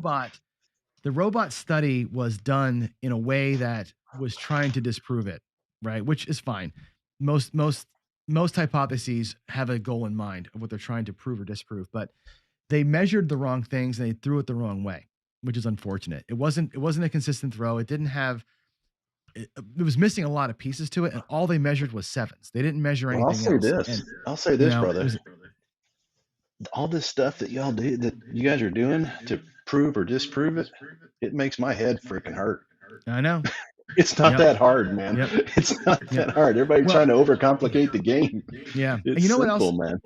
Man. Here's the other thing to it, right? And I think this is kind of funny. Now, unless you're a don't player, this doesn't apply to you. And I've said this on other interviews I've done here today, is this: somebody setting the dice is trying to do good for you, right? If you're a right side better and I'm setting the dice, you should be happy that I'm setting the dice. Like, God forbid I understand what I'm doing. What if I figured it out? You should be happy that I'm doing it, right? Not the belittling stuff that we see all the time. And I think that's what that's the series I'm trying to go with here, is like, hey, there's a little bit of something here. Nobody's getting hurt by trying it. In fact, we're trying to do something good. If you think it's silly, who cares, right? If you think it's silly that I go to church, who cares? It doesn't affect you either way, other than it makes you wait 4 seconds or 10 seconds instead of 2 seconds for the dice to come. That's the only effect on your life. And it shouldn't matter unless you're a don't player and I'm good at it and I'm taking your money, which is, a shame. I see you, Dylan. I was getting there. I was waiting for Sean to finish. So, Dylan wants to know, am I retired? I retired forever. No, I'm not. And what do I think the future holds for me? El Toro for president. No, just kidding. I'll be coming back. Yeah, I believe I'm gonna probably get back. I'm gonna get back. I think January. We moved. My table has been retired for a while.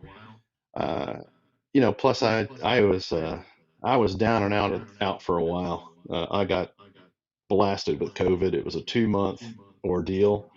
I couldn't even function. I wasn't sure what was going to happen to me, actually. And that's no joke either, man. That stuff is brutal.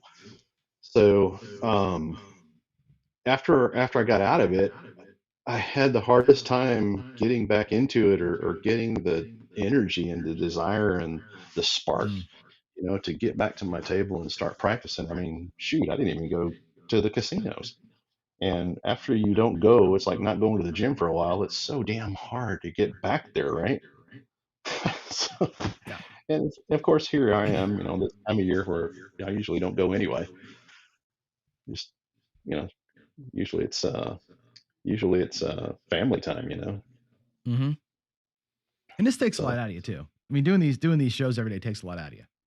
oh, buddy, and you know how to program and video, do whatever. For me, I'm just, I don't know how to do any of this crap.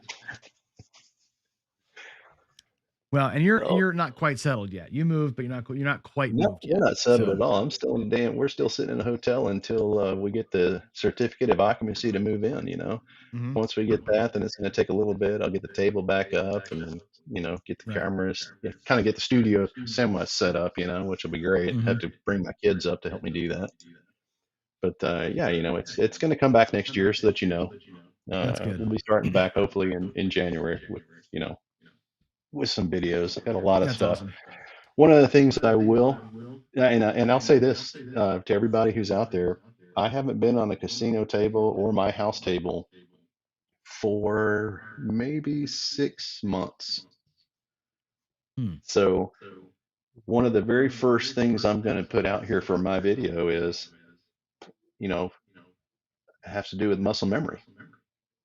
We're going to see, really, because we all talk about it, including myself. I'm going to see on a live show, do I really have muscle memory? Is that something that does have an effect on how these dice go? And what's my 7 out ratio, right? We're going to see.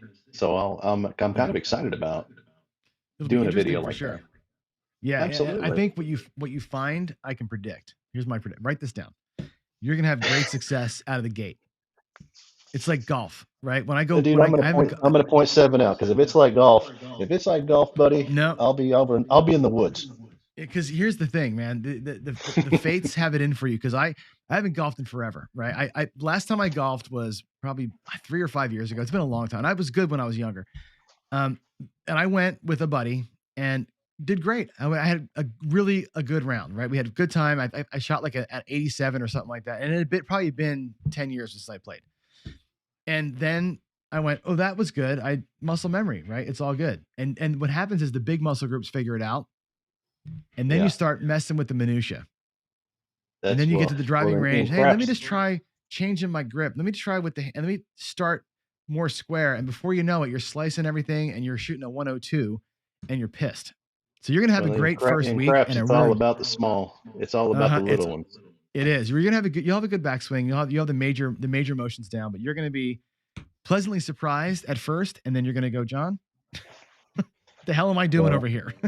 my own personal challenge for me is, can I still throw the damn knuckleball? Can I still throw those dice dead to rights, man? Can I toss it? I don't know. That's such a hard thing to do, man.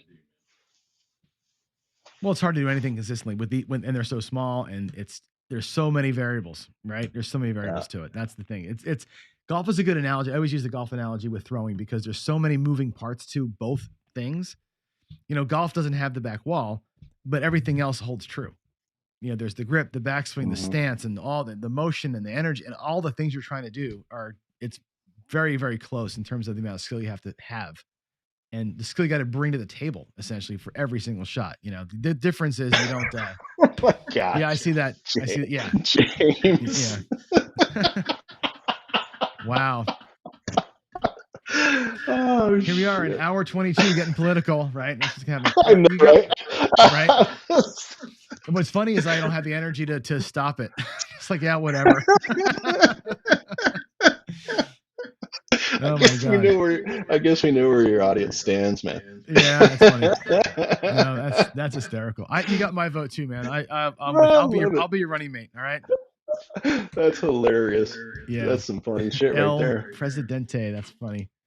That is too damn funny. I love the community, man. It's just something Yep. else, you know. Oh no, It's let's go, I Brandon. think And I now think. we're Oh now it's God, is it rolling now? It's it's now rolling. we're You guys starting. have got to stop this. It's it's gonna get out of hand soon. Oh my God, Yeah. let's go, Oh. Brandon. I love it. Yeah, William, this is a great thing. I love this. The goal of golf is to play as little golf as possible. That's right. The goal of DI Back when is I to play played as golf, much it as was drink. possible. That's right. That's funny. Oh my gosh, that's a really good way of saying that. But yeah, I think the goal of golf, different goals, but all the Hey, so one of the things I tiny do want to muscles, touch on, man, one of the things I want go to for it. touch on you and I talked about was, Yep. and I know you talked about it, and with some of the other guests was the team play. Yeah, that was you know what? It's on my list of my next things. Can you go a little longer? Do you mind? I think Jeremy's going to be a little I late don't getting mind. in. He's at the airport, so You know yeah. me. You know me. Yeah. You and I talked for 2 hours, and it felt like 10 minutes. 100%. Let's talk team play because you and Big Money Mike play as a team. I have done probably 5 shows on this, right? Where I'm like, if we were sharing a bankroll, how would we play? Because I don't think if we're both doing the same strategy, that'd be stupid, right? So on your show, when you had a square pair, you guys were doing the team play thing, and that's where I first kind of chimed in with you, I think. Mhm. And everybody was playing the same or wanted to play the same strategy. So to me, that is not the way to do team play because everybody loses on the Mhm. exact same rolls, just different levels of bankroll. That's all. Yep, that's right. So if one loses, everyone loses. If one wins, everyone wins, right? That's kind of the baseline of it, right? Now, the way Big Money Mike and I, when we do it, it's kind of fun. So Big Money Mike is I've known Mike for God, years, man, years, best friend, and we'll drive up, and we live in Dallas, so we'll drive up to Choctaw, right where Dan I think is, Don, where Don is. So we'll drive up to Choctaw, and on our way up there, it's about an hour drive. We'll talk about, hey, how are we going to play? How are you going to play? Blah, blah, blah, blah, blah. What's your dice set going to be? What do you think my dice set should be? And, we have all this, the pregame play. We get there and we kind of start out that same way. I'm pretty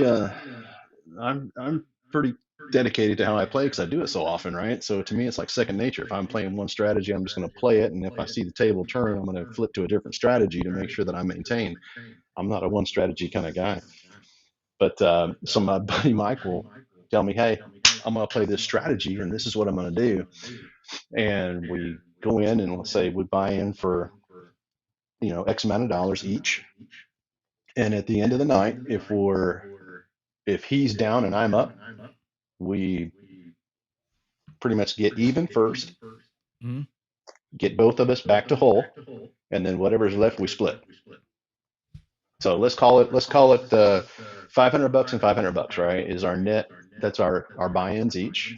And if he's down $200 and I'm up $200, it's a wash, right? We both net $500 each. We're back to even. Now let's say he's up 1,000 and I'm down 200. Well, then we've got $800 to divvy up, $400 each, right? Now that's kind of how the bankroll management of it works, or the bankroll portion of it works when you split it. Right. And that's Now, because it's a combined purse, right? It isn't like it's a combined purse, yeah. You're just right. playing And two different strategies, right? Exactly. Or two different It's ways. not. Yep, got it. Now the tough part about that is when you're like me, when I'm watching my strategy and I'm watching his strategy starts to change. So he doesn't quite stick to the plan.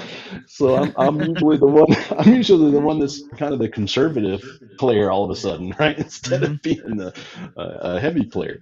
It's a little bit tough to do. But all in all, when I go with him, it's to have fun. Bottom line with him, he and I go to have fun because we, like I said, it's not he's got a really good job, does real well financially. He doesn't need to go to the casino to make money. He's like most everybody else. They work for a living, right? Yeah, it speaks to discipline, though, right? If you're disciplined with, like you say, you always joke about him going off kilter, right? But if you're both Yeah, he if you're does. both here, right? That discipline that you got here is good, right? That's kind of what you're looking for. Yeah. So You the know? more to the left he goes, the more conservative I get. You've got to pull it back in again, right? And which changes your Oh God, mindset yeah. at the table too, right? So that's interesting. Yeah. You know? And it's fun though. I mean, I have fun with him. It's always good. I mean, Oh, sure. What do you find when you're playing team play? Yeah. We've both said this, and it's true, right? You can't play the same thing. You can't play. I know that George may or may not be here with us right now, but George, I know when George did the team play show, he basically had everybody playing the exact same strategy. It was all across, and it was at different bet levels and at different pullbacks. Like one person was across high regress, one person was one hit and down, one person was 3 presses and out, but it was all the same numbers. They just did it, managed the money on the numbers differently, but it's still the same numbers. That's The right. same thing still wrecks all of you at certain points in time. How did you approach it? Yeah, yes and no, right? If you put more money down, then you're going to be winning a lot more money per point hit. Mm-hmm. You're offsetting the losses of the other guy, right? Yep. That's what the So I thought mean, process that's was for sure. Yeah. that's the thought process of it. It does kind of work that way, uh, as long as there's different variations of betting levels, right? Mm-hmm. But the better way, to me, the way I've seen it more successful when Mike and I go, our outings are always more successful when we're both playing two different types of strategies. Now, Hawaii crap shooters, it's not because there's a trend on the table that he changes his plan. I think it's because he finally gets lubricated with alcohol and he just loses his mind. Just kidding. I know he's watching too. That's funny. No, we just like to have fun when we go, we like to have a Mhm. lot of fun when we go. So when you say different strategy, how do you guys approach? I don't, you don't have to give it all away, but I mean, is it more like place bets? Are you like one guy's inside, one guy's outside, one guy No, so pressing, one guy not? yeah, so I like to put place bets in. I like to put place bets. My buddy Yep. Mike loves to play come bets, right? Mhm. He loves to play come bets, which is awesome. And he does his own come bet strategy. He'll do, I guess it's you do 3 come bets and then down. He does pretty good at that. Yep. I'll play the hard ways whenever I get to a certain level, on a place bet. So if my even Mhm. numbers are at, uh, let's call it a black chip, then a quarter's going on the hard ways each. Because it's a no brainer to lose the $25 on the Yep. the the off chance that you hit it, right? It's worth the risk. It's worth the risk. Uh, and then every now and then Mike, he'll play that he'll just get that wild hair and says, hey, give me a 12, it's Right. right in the middle of nowhere. And he'll do that a few times. Mm-hmm. And then we'll both decide who's playing. We'll figure out who's going to play the ATS. We may do that. I'll play it one guy and then he'll play it the next guy. So our bankroll stretches for our ATS strategy, right? At Sure. different levels. Or when I'm shooting, I will typically hit the smalls first. So I'll usually go super heavy on the ATS small, throw a quarter up there, Hmm. And then quarter 5-5 or quarter, 5-10, whatever. Interesting. So that we'll play it that way too. Because But then you again, my cluster down budget. low. Interesting. Yeah, I cluster them down at the bottom for some weird reason. The 5 is down on the small side too. Mm-hmm. That's your number, right? I'll bang out that 5, man. I don't know why. I just bang it out. But that's kind of what we do is we make our bankroll set up a certain way so that it stretches us to a particular period of time. And then after that, we're back at the cashier's cage and off we go. We're done, Then we'll hang out, have dinner and hang out and just shoot the shit for a while. Right. Then eventually I get a text from my wife says, "Are you coming home today?" Ever? Yeah. Right. That's awesome. Yeah. No, I see it the same way. I definitely see place bets and come bets as being the way to approach at least a 2-person team. And I can see leveling between that the way that you'd work it. And I can actually see people playing come bets staggered. Like I'll take the first 2 Or Yep. I'll take 3 and you wait 2 and then take 3 after me, and you're going to kind of catch. You're going to catch what you're going to catch as they come. I think that's actually an interesting way of approaching like a 7 to 9. Everything I do is 7 to 9 rolls, right? I figure that's It's also another way that we beat the table max. Sure. So, and you and I you asked me a conversation one time we had at night was how do you beat table max? Yeah. That's how you do it. We've talked about it, right? And I've talked to David about it once too. It's like, or what can you do? Because if my casinos here, when you come out here, you'll see they're $500 table max, right? So if you're got a decent bankroll and you're coming out a little bit hot, you can hit table max in a couple of shots, and then what do you do? Right? Yeah. Where are you going next? Well, the best you can do is do a put bet. And once that's maxed out, the best you can do is the big 6 and 8. And then you're like, at least you got like, here comes the porn stars again. I told you that's what I did, right? Yeah, that's exactly the way you do it. But the interesting thing is with the put bets here, I asked a dealer friend of mine, you can't go max bet on the put and then also put odds on it. The total bet has to be. So the best you can do is like $100 flat and then $400 in odds or something along those lines, depending on the number. Oh, for the table max, you mean? Yeah, for table max on a put bet, you That's have correct. to basically, as low as you can on the flat and max the odds out on it. That's the only way to get there, because you can't exceed total unless I've heard of places that let you do it. Some casinos won't allow you to do that though either. Because you're the same player They'll with the say same max to a bankroll. number. That's yeah, right. well, they'll also say max dollars to a number versus max per bet. So you can do a place and a put unless they tell you can't, max to a number. Correct. And if they know you're sharing bankroll, then you certainly can't do it. That's right. Well, that's why it's better to go with a team. Now, currently it's hard to find, those guys that'll be consistent or that you can trust really, that more than anything else, or just you like hanging out with. That's all in the same city. For me, Mike and I go way back, so I know he's not going to steal from me. And I won't steal from him either. It's just we just have fun, man. We just have fun. Anytime you can make a good outing, and it's your kind of like what you guys did when y'all went to I don't know if you went to Nevada or Las Vegas with it the was crew. Reno. Yeah, Reno, y'all had a good time, and everybody won money, and it was great. That's the best time anyone can have. It's the best thing you can ask for. It was awesome. It was the best time because it was people, right? It wasn't just me going to work.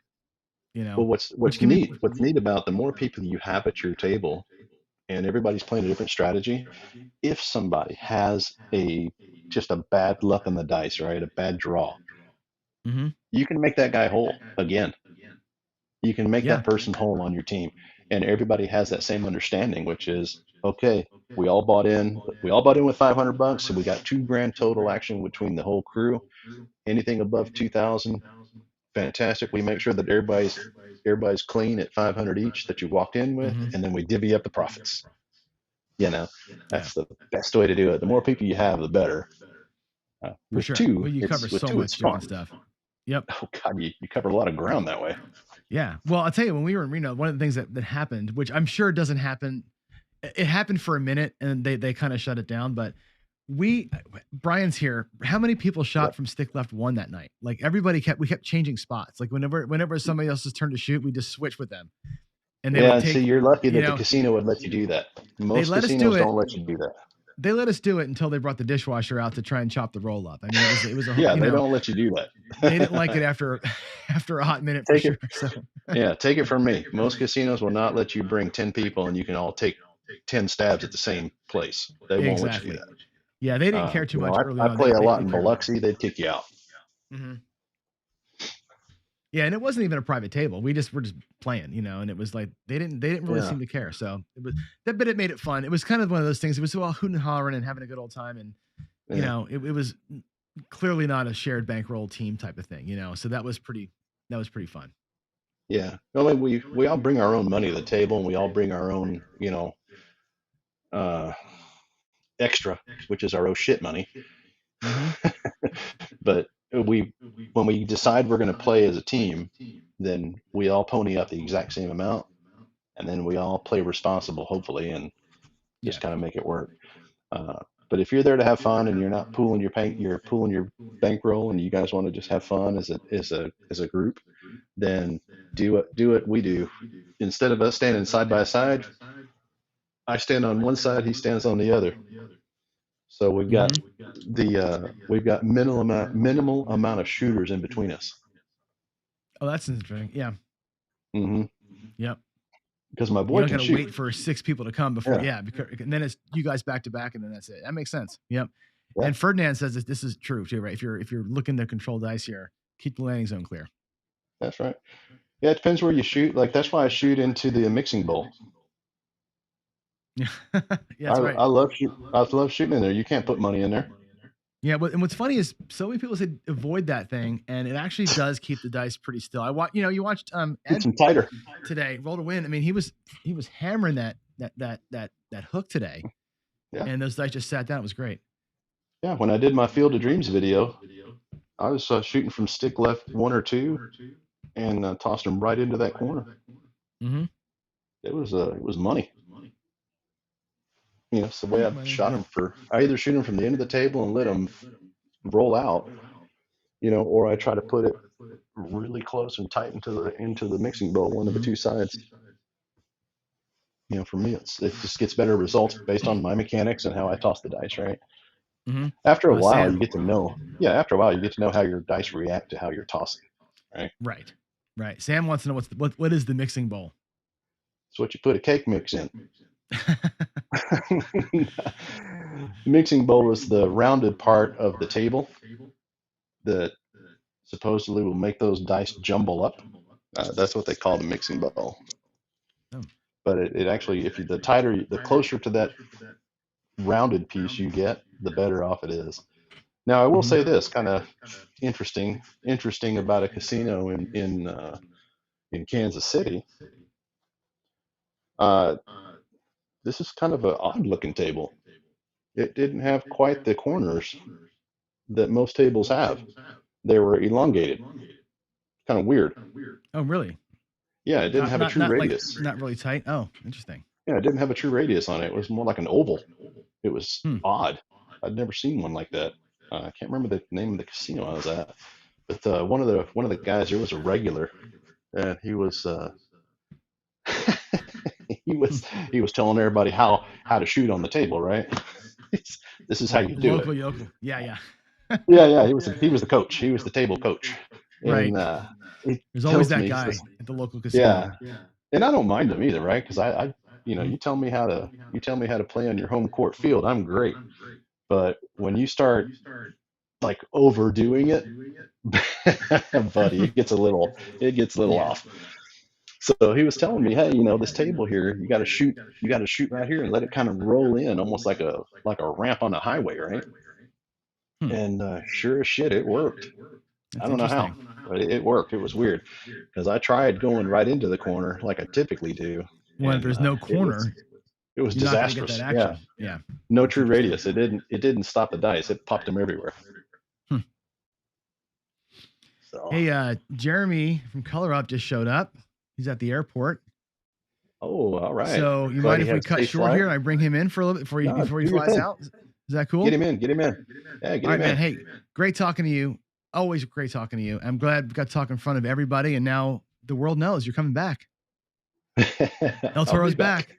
Coming out of retirement. Yeah, man. All right, we will chat later. Hopefully I'll see you soon, bud. All right. Peace. All right. You got it. Bye. All right. We're going to go right to Jeremy because I know he's at the airport. So, Jeremy, I'm going to change your name here so people know that you're not El Toro, but you are Color. Whoops. Color Up. Hey, man, how are you? Can you hear me okay? Good. Yeah, you're actually at the airport, like waiting to board a plane here, huh? Yeah. Yeah. So we don't have a lot of time, obviously, because you're going to be flying out, and I got a guest coming on in a little bit. But let's chat real quick. So you're a big reason why we're doing this fundraiser for this charity. I think this is a piece that we had talked about privately. This issue of problem gambling, gambling addiction. I've been talking to everybody about it a little bit, and just kind of like it was interesting to talk to David Casino Quest as a dealer, what he's seen, what he's kind of gone through himself, and some of that stuff. And everybody's got their horror stories or things they've seen.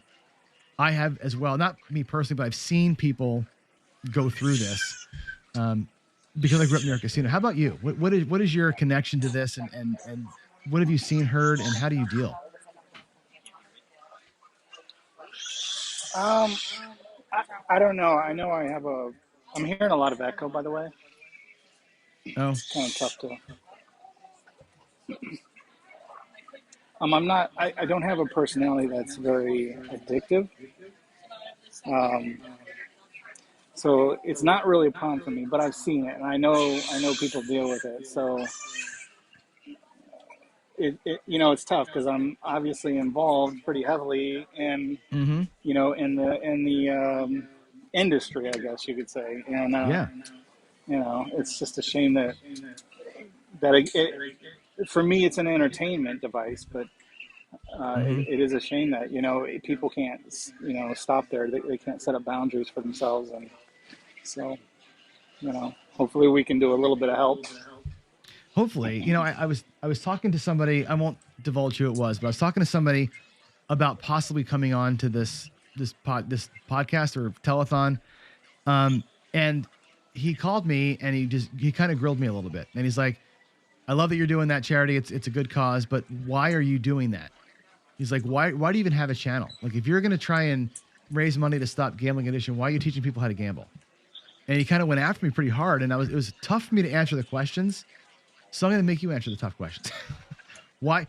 Okay. It's an interesting point, right? It's like we're trying to raise money to help, yet also teach people how to do it. And how do you, because you said it's an entertainment thing for you personally, but your channel and my channel and everybody else we're talking to, we're on the other side of that. I think it's doable because, for one, we're trying to have people, whether through strategy or whatever, to try to approach the game as thoughtful and in the best position they can with as most knowledge about the game. But although it is a problem, just like anything else, it's not a problem for everybody, and it's not even a problem for a majority or maybe even a minority. It's probably a small amount that it's a problem for. It's just like actually drinking or whatever might be a bigger problem for people. But it's it's a small percentage, and we just want to help those that it does affect. But yeah, I think it is. We're not talking about huge numbers. I mean, if you look at the way that Las Vegas has transformed over the years, it's not really so much a gambling town as much anymore, right? It's like an entertainment town. Just because the money's not there, and especially these next generations that are coming up, they're not gamblers like it was. Because I think back then, prohibition and different things, people, it was that sin, that they're looking for. Now it's just like, these, the younger people growing up, they don't really care. That town has changed so much. I remember when it was a pure gambling mob run town, and then it was all about the family. Remember, they had all roller coasters and they tried kiddie that. ride. They tried that, and that did not fly. I mean, I loved it, actually. I was telling the story earlier. My wife's a camel gambler. She can gamble for hours, 8-9 hours. She can go, right. I can't. Craps is in and out sometimes. And I went to every casino. I've seen every casino in that city to go on the rides. I've seen the Sharks, the Mandalay Bay. I mean, I've just done the tour. I actually enjoyed when it was family time. Now when I do that, everything is off color now. Just, you're running around, you're running away from porn basically. So yeah, it's an adult town for sure. Yeah. But it's just not, I don't know. They just don't cater as much to the just gamblers. I mean, it's still there, obviously. There's still plenty of opportunity. And, I've recently moved to Reno. It's a little different than Vegas in that it's more of like a city with casinos in it, as opposed to like casinos with a city surrounding it. But, you see the couple people lounge, around that you can assume have a problem. But I think it's a small percentage, and you do want to look out for those. It is a problem for everybody, just like anything could be. So that's all. I don't think it's you know, I don't think it's a huge deal, but you have to admit that it is a problem. And so that's what we're trying to do here. We're just trying to address that. Just raise some a little bit of awareness for sure. Yeah, you know, Vegas. It's Yeah, funny. I Vegas mean, is it's changed. That city's changed so much. And one of the things we joke about the mob running it. The mob ran it right, you know, except for unless you crossed them and you get your knees broken or something like that. But it's so different now, isn't it? Like the comps are different. The comps are all done on a computer. It isn't like, yeah, you're doing okay, we'll give you a room, you know, because they want to keep you there. It's everything's a percentage of play, and you know, things like crapless and the 000 roulette and all that is spreadsheet calculation, like Shackleford. You know, everything there is a tweak on a thing, and that's the new rule because Spanish 21 pays 0.0002% more than regular 21, and that's the thing. It's just so different now, and it's yeah, I none mean, of it's designed to help you. no, it's corporations and they're squeezing pennies, so that's what they do. You know, it's Yeah. not like, yeah. And sometimes you think it's gonna hurt, and like these decisions, like, okay, let's all go to 6 to 5 blackjack or whatever.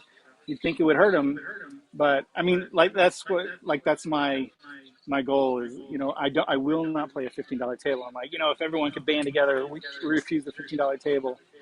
Maybe they'll Yeah. keep them 10, but it's just not, you know, Yeah. feasible. And so the casinos will just make more money because that's what There's always they do. somebody.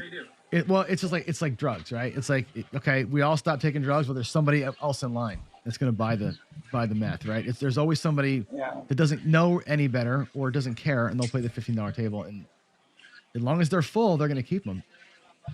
You know, and the same old true. Like, you know me, I'm always so against. Oh, here's a comment from Greg, by the way. So awesome to see Jeremy here. He's been such a positive influence. Thanks for what you do. That's from Greg at 555. But yeah, they're nothing they do is in your favor, right? And you know me, I'm always, I'm so anti-crapless, and I'm, you know, halfway anti-roll to win for lots of reasons, you know. And I think that's, to me, that's more what we're going to start seeing is big time game changes like that.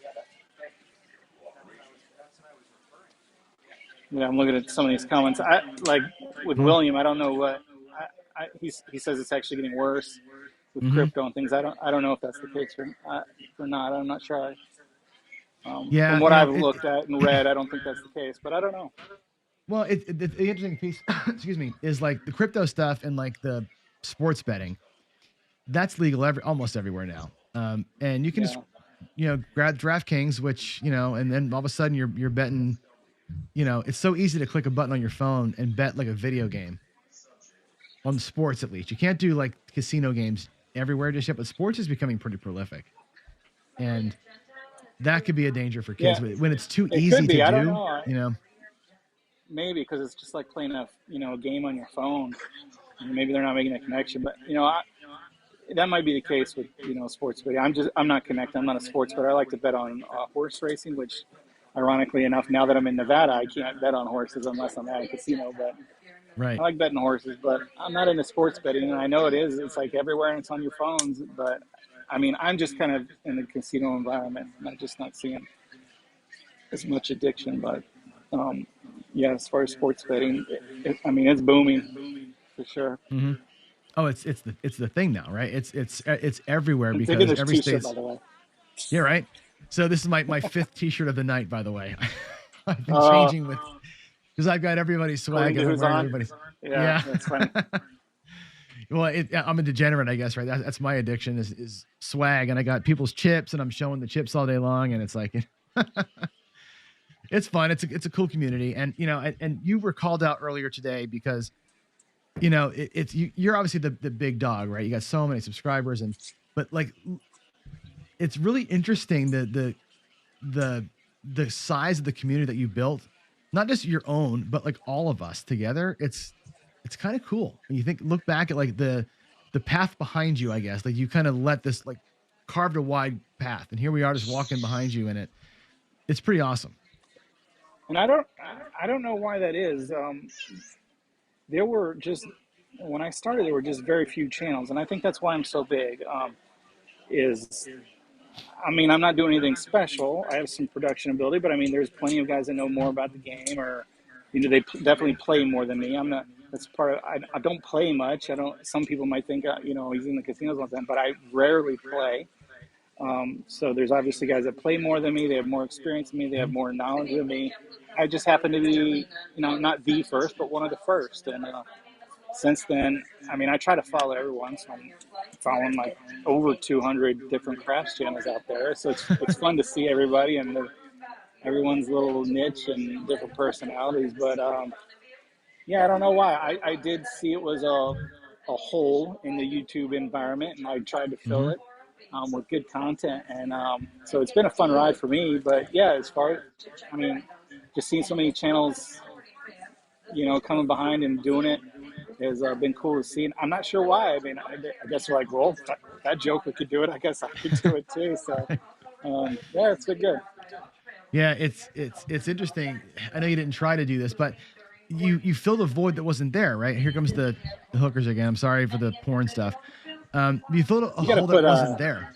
Well, I don't have the button, on a right? blacklist. Everybody else is the people who are chatting are hitting the button to ban these people, but it comes up every like 20 minutes. Yeah, you got to go in your but- YouTube settings and put blacklist those words. Yeah, that's what I gotta do is blacklist the words, the XYZ, the .xyz's are where it always comes from. It seems like, but remember, we're streaming on 20 channels right now, so this is coming from everybody. This is the combined chat that we're seeing. But yeah, you filled a need that wasn't there, which was thoughtful content. Like a lot of guys were filming themselves practicing, or here's my ideas, or here's the DVD I'm trying to sell, so it's a 2-minute video, or here's me holding up my book while I talk about craps, and you've called some of those folks out. You just went at it like, hey, I'm going to make a quality video and teach. And there was nothing like that when you started, No, yeah, just a couple like casino promotions, a couple guys trying to, get quick, selling books about whatever. And then there were a couple, Bone Thrower was there. There was a couple guys. Maybe El Toro was before me, I think. I don't know. There wasn't much, that's for sure. Just maybe 2 or 3 active guys, at least that I was aware of at the time. But yeah, not much. But I knew it was big because when you look at some of these, like the Sahara had a video how to play craps, and it was 10 years old, but it had 500,000 views. I'm like, people are interested. So now, did you do the Elf channel before or after the Craps channel? Like, were you already in YouTube space? That was after, I think. I'm not sure, actually. Yeah, I was just curious because I think it was that after. could lead you to. Yeah, okay. Because one begets the other, right? Once you figure out the whole way YouTube works, then you can, I'm already, I'm such a nerd. I'm already thinking about other channels to start.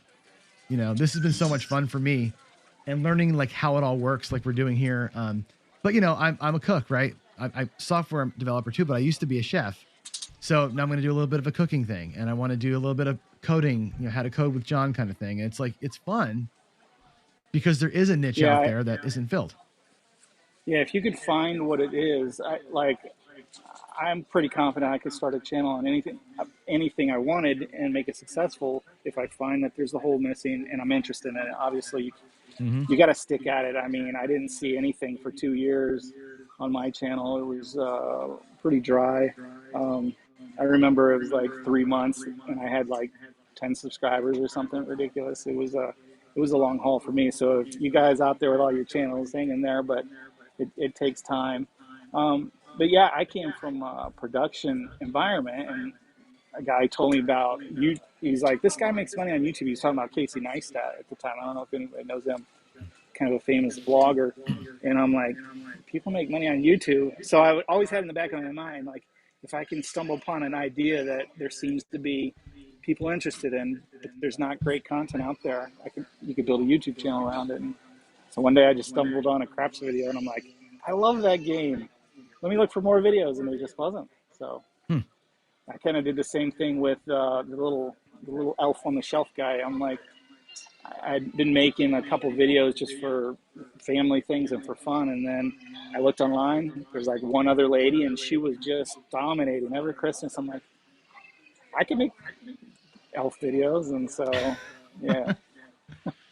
And that's like a 1 month run. Like you start that on Black Friday, and then That's it, right? Yeah, I've tried it. I mean, there's been years in the past where I've made videos all throughout the year, and it's just completely dead. But as soon as like the day after Black Friday, it just takes off, and then the day after Christmas, it just It goes to completely zero. falls off. So it's pretty funny. Yeah, That's pretty cute. yeah, it'll go from like 50 views a day to like 50,000 a day in the Right.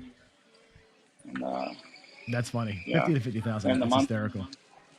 Well, I was telling my wife, I'm like, so my daughter, my son's out. My son now lives over in Oregon. He's moved out, graduated college. My daughter is a junior in high school. And we've stopped the Elf on the Shelf thing years and years ago. I'm like, we're resurrecting it this year because I was thinking about when I was making the picture for the auction for your tablecloth. And I've been telling everybody all day, like this thing, it's Craps history. You got to get on this and whatever. And I said, and it's got elf blood on it. And if like there's like 5 people that probably remember you saying that last year on one of your, I think you interviewed with Dave or somebody, or maybe it was the guys on the podcast. And I'm like, that's fantastic that you have this. Why don't you tell that story? What's on the table? It's one of my biggest videos. It happened to be the Elf on the Shelf operation. So we through a little video magic, we cut the elf open, and he's got like, I forget now, like candy and little toys and stuff is inside this elf, and I'm pulling all these things out of this little elf. And there's some goo with glitter, and so on that table, and I haven't got it off. There's a little couple red spots of elf blood with a little glitter infused in it. So. Of course, elf blood has glitter in it. That's fantastic. Yeah, of course. What else would it have? Right. Now, I'm gonna go see real quick. I'm gonna switch over here. I'm gonna refresh the screen. Now that you're on, you can start telling folks. Let's see. You're up to 525 on the layout.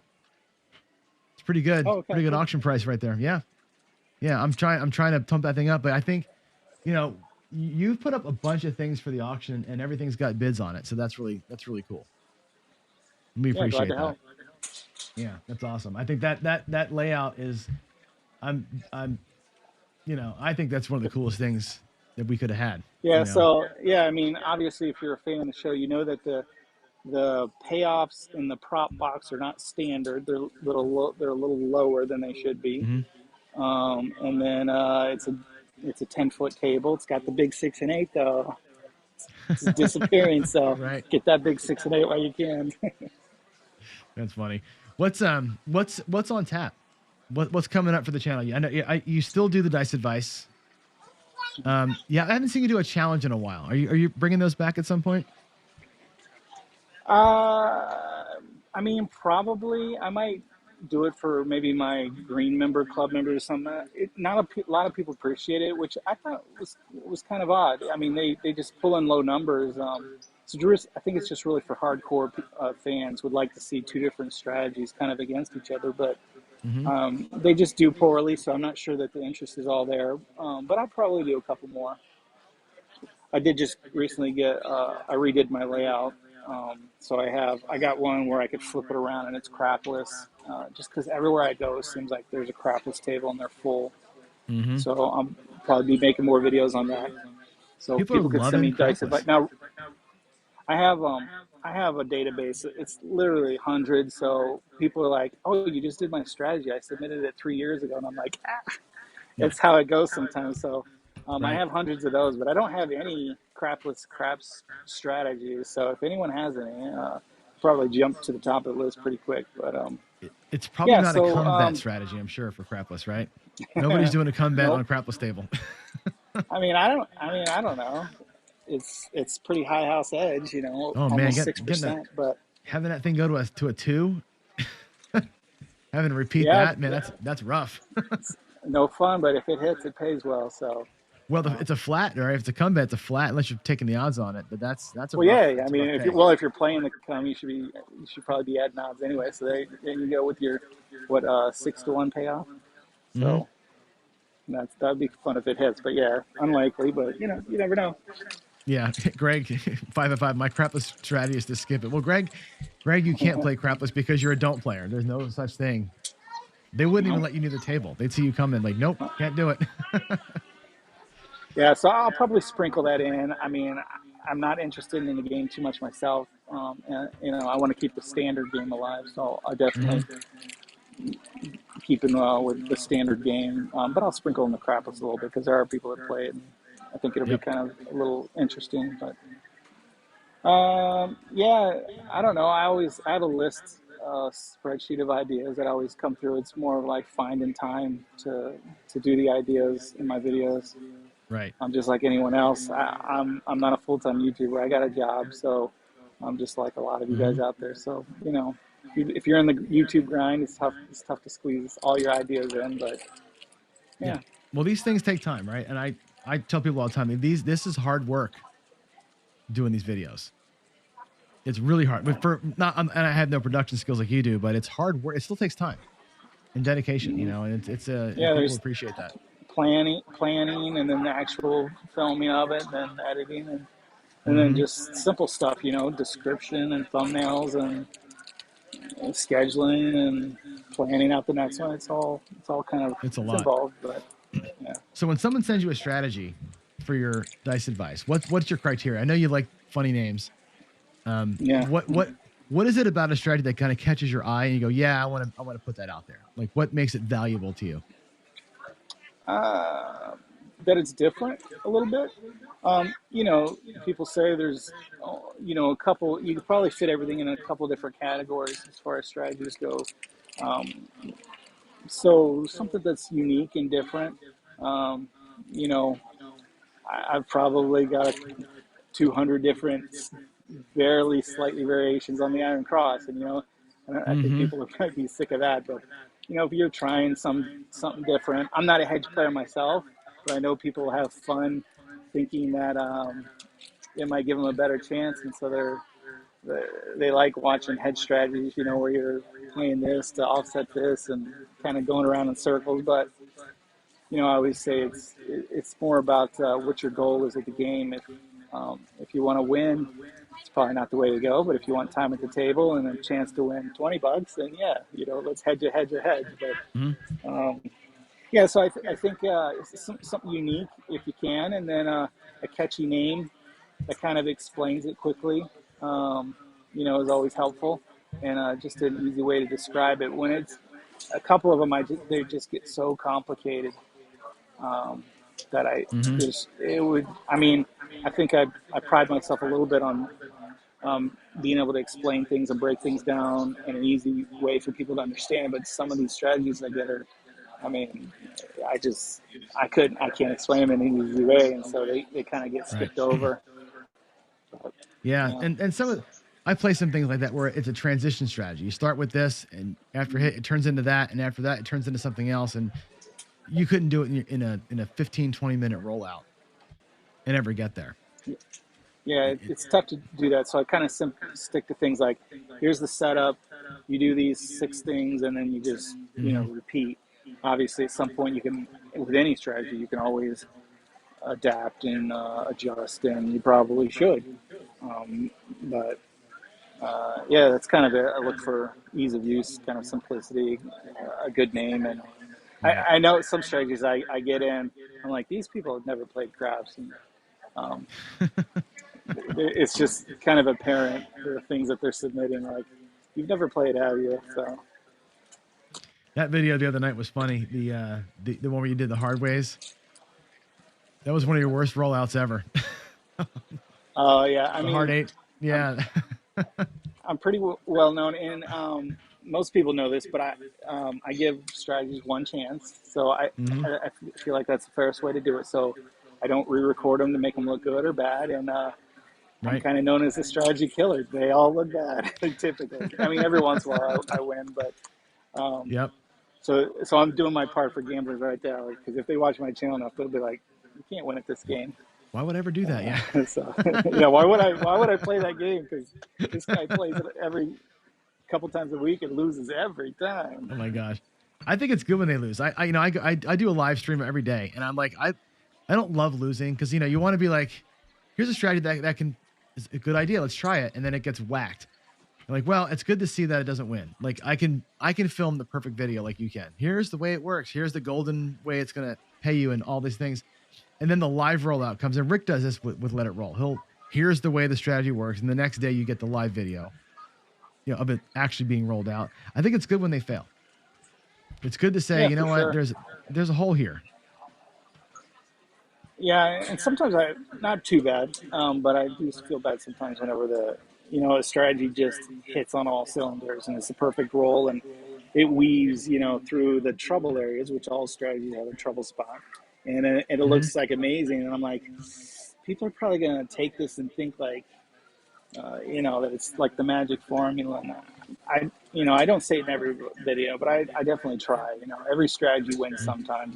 None of them win all the time. Right. So yeah, sometimes I feel a little guilt about those ones. Like they just thread the needle and just come out like looking like a rose, smelling like a rose. And if I play Yeah. 10 more times, they might lose eight of them. But that's what I Yeah. decided to do when I first started, was just rolling one time, and that's it. What's your go-to? Oh, here's somebody calling in. What is your go-to? What do you mean? Your go-to strategy. What is your Oh, um, well, I'm not a big bankroll guy, and I don't play that much, so I have a small amount. So I don't really have a go-to strategy that has a name, but it's usually start small, win what I initially lay out there. Like, okay, I guess if I did have a go-to, it might be like 22 inside or something like that. Um, but I start small, try to win that money back, and then once I've recouped, that $20, $40 that I put out, then I'll start pressing heavier and go for a big score. And that's kind of it. That's kind of how I find my enjoyment is, pay it real conservative at the beginning just to get that. I don't, they call it house money. I don't, obviously, I think that's been beat to death. I think most of us know it's not house money, it's our money. But it is a little more comfortable when it's money that didn't come from your pocket and you can press. I feel comfortable pressing that money. The money that I saved up for the last 2 months to go to the casino and have fun with, not so fun for me pressing or playing really big for the, two rolls in regress. It's not me. So Sure. I'm usually start small and slow and then move fast once I got some so you're winnings. so you're building, not regressing and going. That's more your style. Yeah. Yeah. I mean, I kind of do every once in a while. We'll, play kind of in the middle a little bit, but it's kind of the same. I'm trying to get the same, reach the same goal of, get that money off the table, get it back into my pocket, and then with any winnings, then I'll press, play big. So that's the only time I wouldn't play and just regress and then watch the table. Usually, if it's regressing, it's to recoup that money, so then I could, with any other further winnings, press big. Right. Cool. So I guess a couple of other things I want to chat with you about is, well, we talked a little bit about the channel. What's up next for the channel? Anything new and exciting you want to launch here or talk through, or different directions No, maybe? I moved to Reno for a specific reason, and that's to find a partner Yep. with a casino. So I'm working on that. I got a couple, I don't know what's the term, pokers in the fire or whatever. So Yep. I got some interest, and so that's moving along, and we'll see where it goes from there. I don't want to say too much, but Yeah. I'm not the type that announces, and I'll just wait until it's in place, and then I'll let you guys know. But yeah, that's what I'm working on. But you're digging Reno. Oh yeah, yeah. I couldn't, like, for me, Vegas, I love it. It's a favorite place, but 3 days and I'm done. Yeah. But Reno's different. It's got a small town feel, and it's just it's a nice place to live. And then it does have the this Vegas style resorts. There's a Mhm. couple really nice ones that are worth going to. So small town Yeah. feel, but you still have access to that Vegas weekend if you want. Yeah, you're not that far from Vegas. Yeah, and it's not when I was there, I really enjoyed, like you said, like the casinos are smaller, which is nice. You're a little more personal. And I loved how you said it's like it's a town like that happens to have some casinos in it versus Mm-hmm. a casino with the city around it kind of thing. I went and looked at Mesquite, and it's the same sort of setup. Mesquite's got 3 or 4 casinos, little tiny town. It's same sort of deal, which is nice and comfortable. It's Yeah, fun. yeah, you got the 3 downtown like connected, like would so you can walk to all of them. But I avoid those actually. They're El Dorado or Caesar casinos, Yep. just because they're $25 tables and they're just more corporate-y. But there's the Peppermill and the GSR and the Nugget and the Atlantis, and that might be it for tables. And then there's the Lake Tahoe ones. But yeah, they're just they still free parking. They're still kind of that. They're all individually owned places except for the ones downtown. So they can do things. I think the comps are better if you come up and visit. You learn the rooms quicker and different things. So like I said, free parking, and they still have the $7.99 steak deals and stuff like that. Right. So they're still they have to attract the people. So it's still kind of got that part of it, which I love. That's cool. And you're close to Tahoe. Like I said, Tahoe's a nice little vacation spot. If you want to get away from it, but also not have to drive 9 hours to get someplace or fly. Tahoe's pretty cool. Yeah, but living in Colorado, we picked up skiing, snow skiing, and so we really like that. So we knew when we picked the spot, we wanted to kind of access to that. So the weather's been nice, but it's right there. We live in the foothills, but we see the ski slopes just out our back door, and so itching to get out there this year. That's pretty cool. Hey, Brian just says that it was cool playing with you and me at this GSR. That was fun. Get on an actual live table. We played some bubble craps earlier than that, but that was fun playing there. Yeah. That was a really cool place. If GSR is big, that's a big place. That's no joke. Yeah, that's probably one of the bigger ones. They have all the shows and different things like that. So GSR is a nice one, kind of big open feel. Peppermill is more of a classier one, I would say, but it's like a maze. I get lost in there still. Atlantis is just like an old school 1980s themed. It's kind of a tropical theme, but it's kind of a little. I don't know. It's okay. And the Nugget's different. I haven't spent much time in the Nugget. But yeah, it's a little different for everybody, Yeah, the Atlantis I thought was really tight. It was small. And they had a table there which I had never seen, which was half 5 and half 10. $5 on one half table, $10 on the other half of the table. That was weird. Yeah, they're the most crap friendly, I would say, because they do run those tables. So like you said, they're split, which means I think they're the only one in town running on the really small ones, running $5 tables. There's some in Carson City, different thing that are $5, but so yeah, they half the table's 5 and half 10. I think more places should do that. And then they also have like the roll counter, like they do at like Fremont and different things, where they keep track of the roll, and they have TVs up around the 3 tables where you can see the leaderboard for that day and different things. So I think they kind of cater to the craps player more than the other casinos. But yeah. I got a picture of that somewhere. It's kind of funny because the picture makes me laugh. The roll counter was, I think it was 21 rolls, you win a t-shirt, or whatever, 25 rolls as a t-shirt. And then it was like 60 rolls, you won this half of the progressive jackpot, and 75 rolls was the whole jackpot. But I think the 60 rolls, like the jackpot was like $230. And the 75 was like 4. I'm like, if I roll 75 rolls, I'm making more than $400. I can tell you that. I would hope so, unless you're really playing some hedge strategy. I mean, you could say bet one number over 75 rolls and still make $400. You could, I mean, that's kind of funny.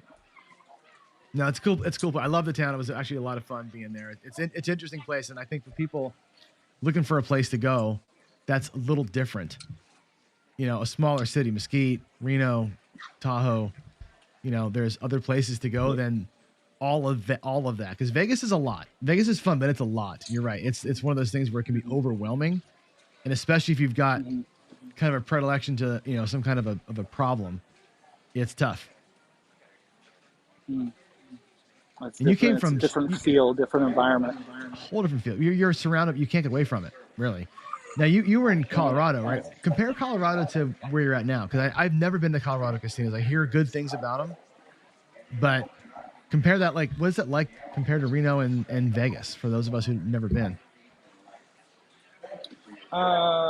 Blackhawk is, I loved Blackhawk. Now, this is, most of my time there was pre-COVID, so it's like everyone was $5 tables. Everyone, it's kind of like almost like the old Vegas downtown. It's a little bit more spread out, but everything's walkable. So there's probably 10 casinos all within a little bit of a walking distance. So that part's really nice. You can stay at one and kind of walk to where all of them. Whereas Reno, you can't. You really have to drive around or Uber around. So it's like a little miniature thing, but it's an old ghost town. So Denver said, or Colorado said, we're going to allow gambling, but we want it pushed out. So they picked these Cripple Creek and Blackhawk, these old ghost towns with nothing going on. So it's all these couple of antique houses and then just all these casinos. So they've got, most of them are smaller places, and then they got a couple, the Monarch and Ameristar are, I would say like Vegas style casinos are big and nice, but for the most part, they almost have like a mom and pop feel. Now since COVID, everything's like $10 and it's hard to find crews. So they've got, it's not a 24-hour town and stuff anymore. It's usually like a weekend town, and maybe you can, half the tables in town are open, at 8 p.m. or whatever, but it's a little hit and miss now. But before, and I hopefully it gets back to that. It was just like it was $5 paradise. So it's cool in that way. Now there's nothing else there. There's no restaurants. There's no shows. It's literally just half of them are decent casinos. The other half are all just slot parlors. And a couple places have food, Ameristar and different things, but it's not like a town. There's no restaurants. There's no shopping. Like if your wife's not interested in gambling, you're bringing her. There's nothing but casinos. So it's a little different in that way. Well, definitely a destination. I mean, it is, yeah, 30, 40 minutes away from Denver, so you can obviously just go there. But yeah. But the ride sounds great. It sounds like it's a beautiful ride up there. So yeah, you go through this little canyon. If you go the right way, it's really beautiful along the river through this canyon. It's pretty cool. Reminds me of I went to Deadwood, which I had to do off my bucket list. So we went to Mount Rushmore and Deadwood, and Deadwood's kind of the same thing. It's an old Western cowboy town, but they're a little more mixed. They have casinos, but they have more touristy, shops, and they sell trinkets, and they have restaurants and stuff. So that's more of a family. Everyone could find something to do, whereas Blackhawk is more just gambling. Deadwood. I've been through. I was actually in Deadwood, but in the '90s, so they didn't have the casino when I went through it. I had more fun at Wall Drug than I did in Deadwood. But you're right. That's a bucket list thing for me. Wall Drug. Have you been to Wall Drug? In South Dakota? No, it's stupid. There's Wall Drug signs everywhere, and it's like a giant weird like curiosity shop. Alligators with human heads and that kind of thing. It's just a weird place. Okay. The South Dakota's kind of famous for that. But yeah, I want to go to Deadwood. Deadwood's definitely a bucket list thing for me too. I gotta travel and see it. So, all right, man, we're about out of time here. So you can close up here. Talk about the club a little bit. I've been telling folks all day long. We're here, streaming in front of people that probably, everybody has to know Jeremy, I'm sure. But let's talk about the club and how great it is and what folks can expect. And yeah. No, it's just community. I'm trying to get people together. I know Craps Nation does it as well. They're bringing the community together. I charge for it because I'm a greedy bastard. Not really. I want people to. It's not a small amount. You can get in for like $5. So it's just a little something to give some investment. It weeds out people. Usually, if things are free, it brings in some unsavory stuff. But it's a friendly environment, and it's growing, and there's just a bunch of great people. So that's really, they share information about where they are locally, and then they, fantasy craps and that sort of thing. But it's real. People are becoming good friends, and they meet up all the time in real life. Yeah. So, and I feel like I know a lot of people through it. And so it's really just about making a community of, all of us that love craps. So that's it. It's worked well for that goal. I mean, I can tell you that I'm a member of the club and also Craps Nation, and I find that the conversations we have in the club they're great conversations. There's really good strategy talk. The fantasy craps goes almost every night now.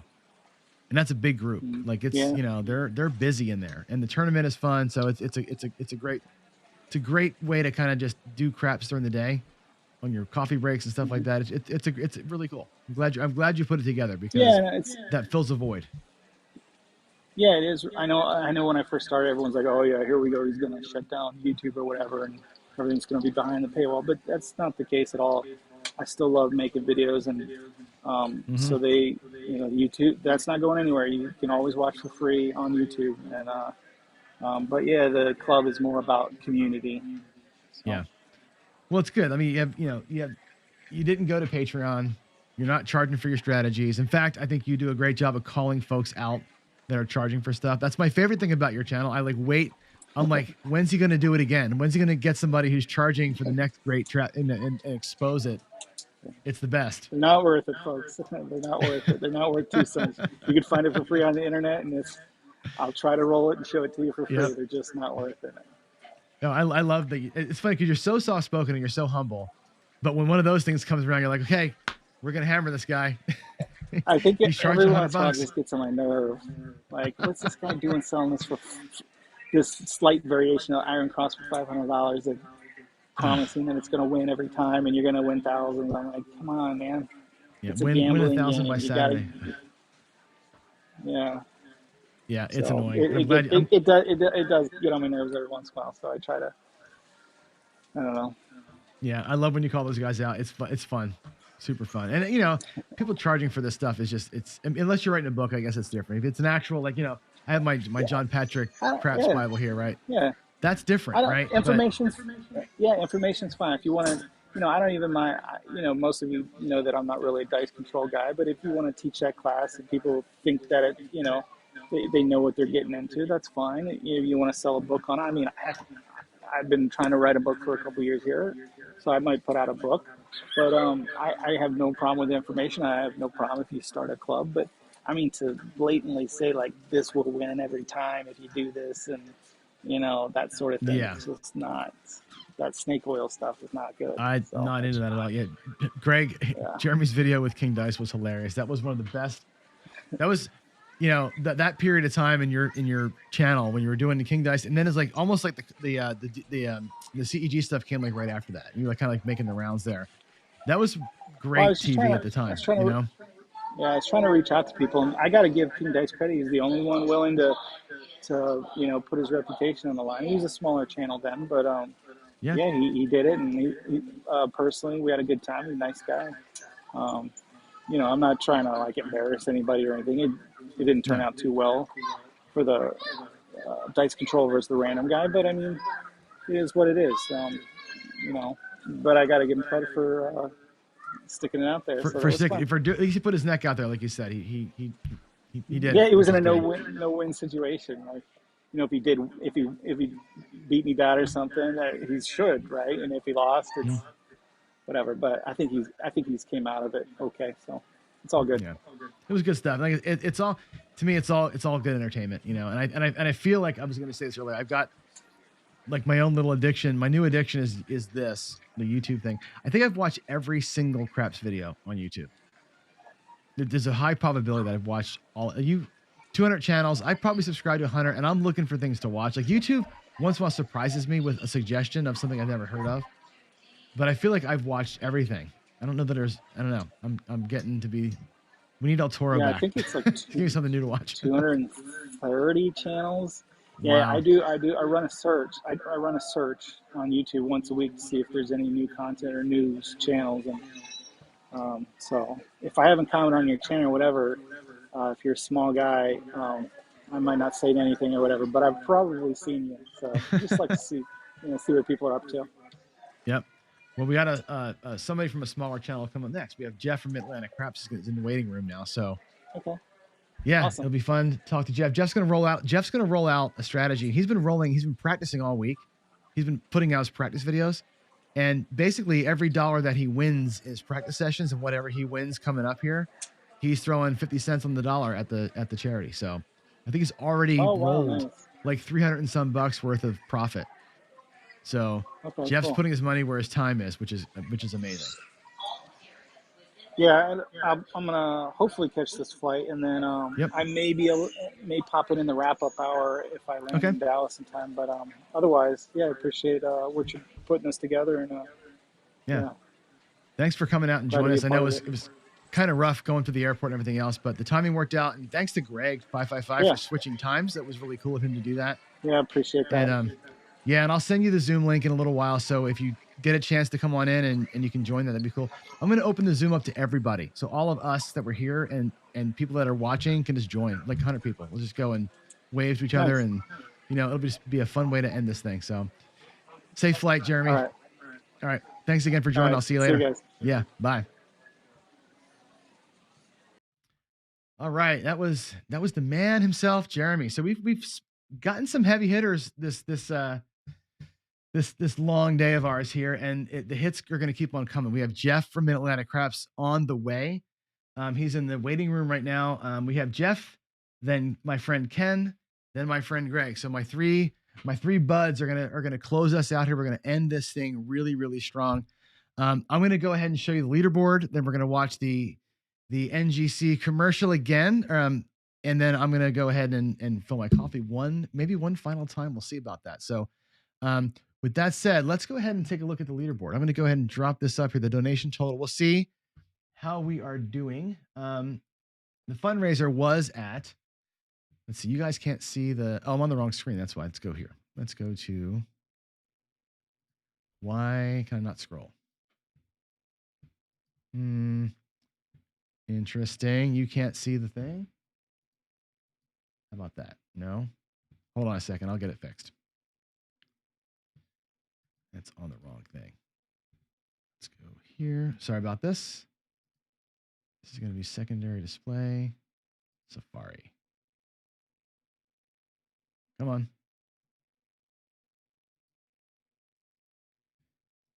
I have two things going. That's why. This thing has to go away. Sorry about that. Little glitchy on my part. Here we are at the auctions. Let me refresh the auction screen and see what we're doing here. I think we should be creeping up into really positive territory here. I'm still looking for a bid on the big day with AZ. I can't believe nobody's bid on that yet. That's good. That's a great thing. We're getting there, right? We need some bids on the trucker hat, the owl picture. We got a bid on Ken's shirt finally. That's great. Everything else is like it's motoring along. We need the color up mug, and I think the dice grinder hats have got some bids. That's great. Let's get on the big AZ trip, guys. That's a big one. I think that's going to be one of the more interesting stories to tell after this thing is over with. Let's go also look at the fundraiser board. We were at, let's see our new total. Where are we at here? New total is 1863. We're creeping up on 2K in straight up donations, which is awesome. Between the donations and what's pending in the auction here, it looks like we're gonna crest 2,500. Which is, I got to applause. We'll applause you guys later again, but that's 25. I feel like Garrison, 25K or 2,500 is a lot of money for us. We're a small group, and wow, that's pretty humbling. So let me cut away here for 3 minutes, and we're going to go ahead and learn more about the NCPG. When we come back, I'll bring in Jeff, and we're going to roll it out and talk a little bit about Mid-Atlantic Craps and Jeff's plans for his channel and also for this fundraiser. We'll see you in a few minutes.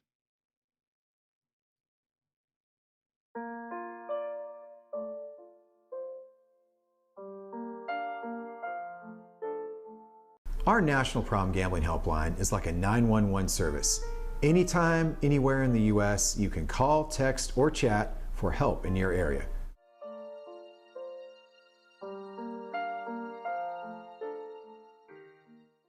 I just learned how to play at a very young age, and then I started playing in junior high and high school, and it was just such a part of my life. When I got my own bookmaker, he was really helpful. He said, Donnie, when football's done with, I got basketball and hockey. We lost our home to foreclosure. We lost a motor home. We lost a car. This was all our daughter's senior year of high school.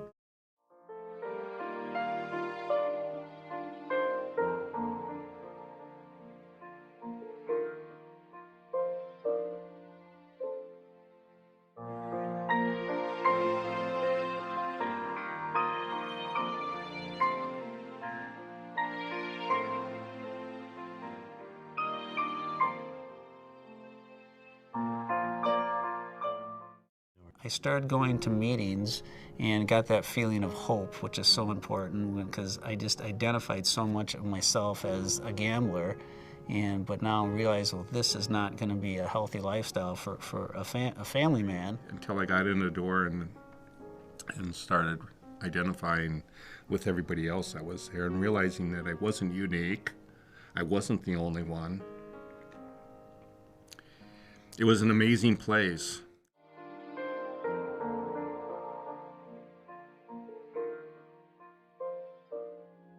Life in recovery, is a way to experience the world. My marriage to Diane is selflessly giving, not selfishly taking. And that is awesome.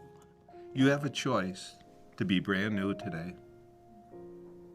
You can start your day over whenever you want. You're brand spanking new. It doesn't make any difference what you said or what you did in the past. The only thing that counts is today. In fact, the only thing that counts is this moment. Please consider making your tax-deductible gift of $25 or more today. Just visit ncpgambling.org to give help and hope this holiday season. No gift is too small, and every gift helps. Thank you.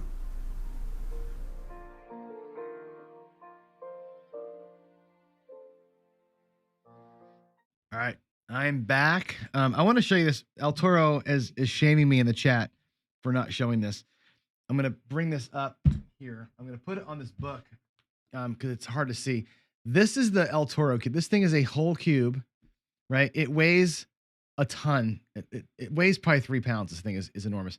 Inside of it is the El Toro logo. You can see that El Toro Dice Club logo.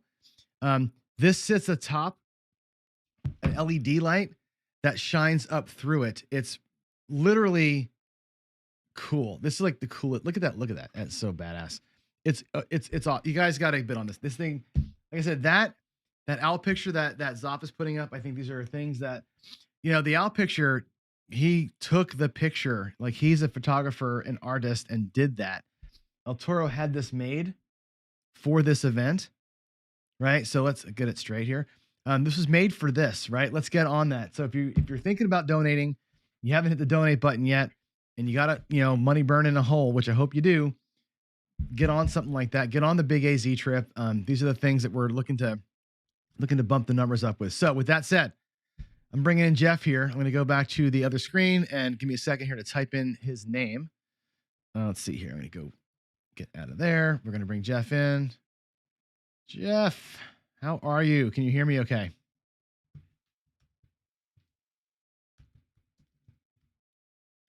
I'm not getting any. Can you hear me? Can you hear me? There we go. Yep. All right. All right. There you go. I'm changing your name so people know who you actually are. Cool. How's it going, man? All right. How are you? Is this what I'm doing all right. I'm hanging in there. I'm living the dream over here. Are you tired yet? Not even a little bit. I might look. I'm sure my eyes are a little bloodshot and jacked up, but I don't feel it at all. I feel actually really strong. Well, and it's you're easy. doing a fantastic job. Well, I appreciate that. This is actually pretty easy, believe it or not. It's silly and crazy to say that, but you guys are making this easy on me because every guest, except for a couple, right? I'd never met Michael. I'd never met Steen. I getting to talk to friends. It's just like talking to friends. You and I talked on the phone. You know what I mean? It's no different than that. It's no different than that. And it's like, let's just BS in front of a bunch of people. And while we're doing it, hopefully they're digging deep, right? That's what we want. So you're going to do something cool today. You're going to roll your strategy, and I'm going to let you share what you shared the other day.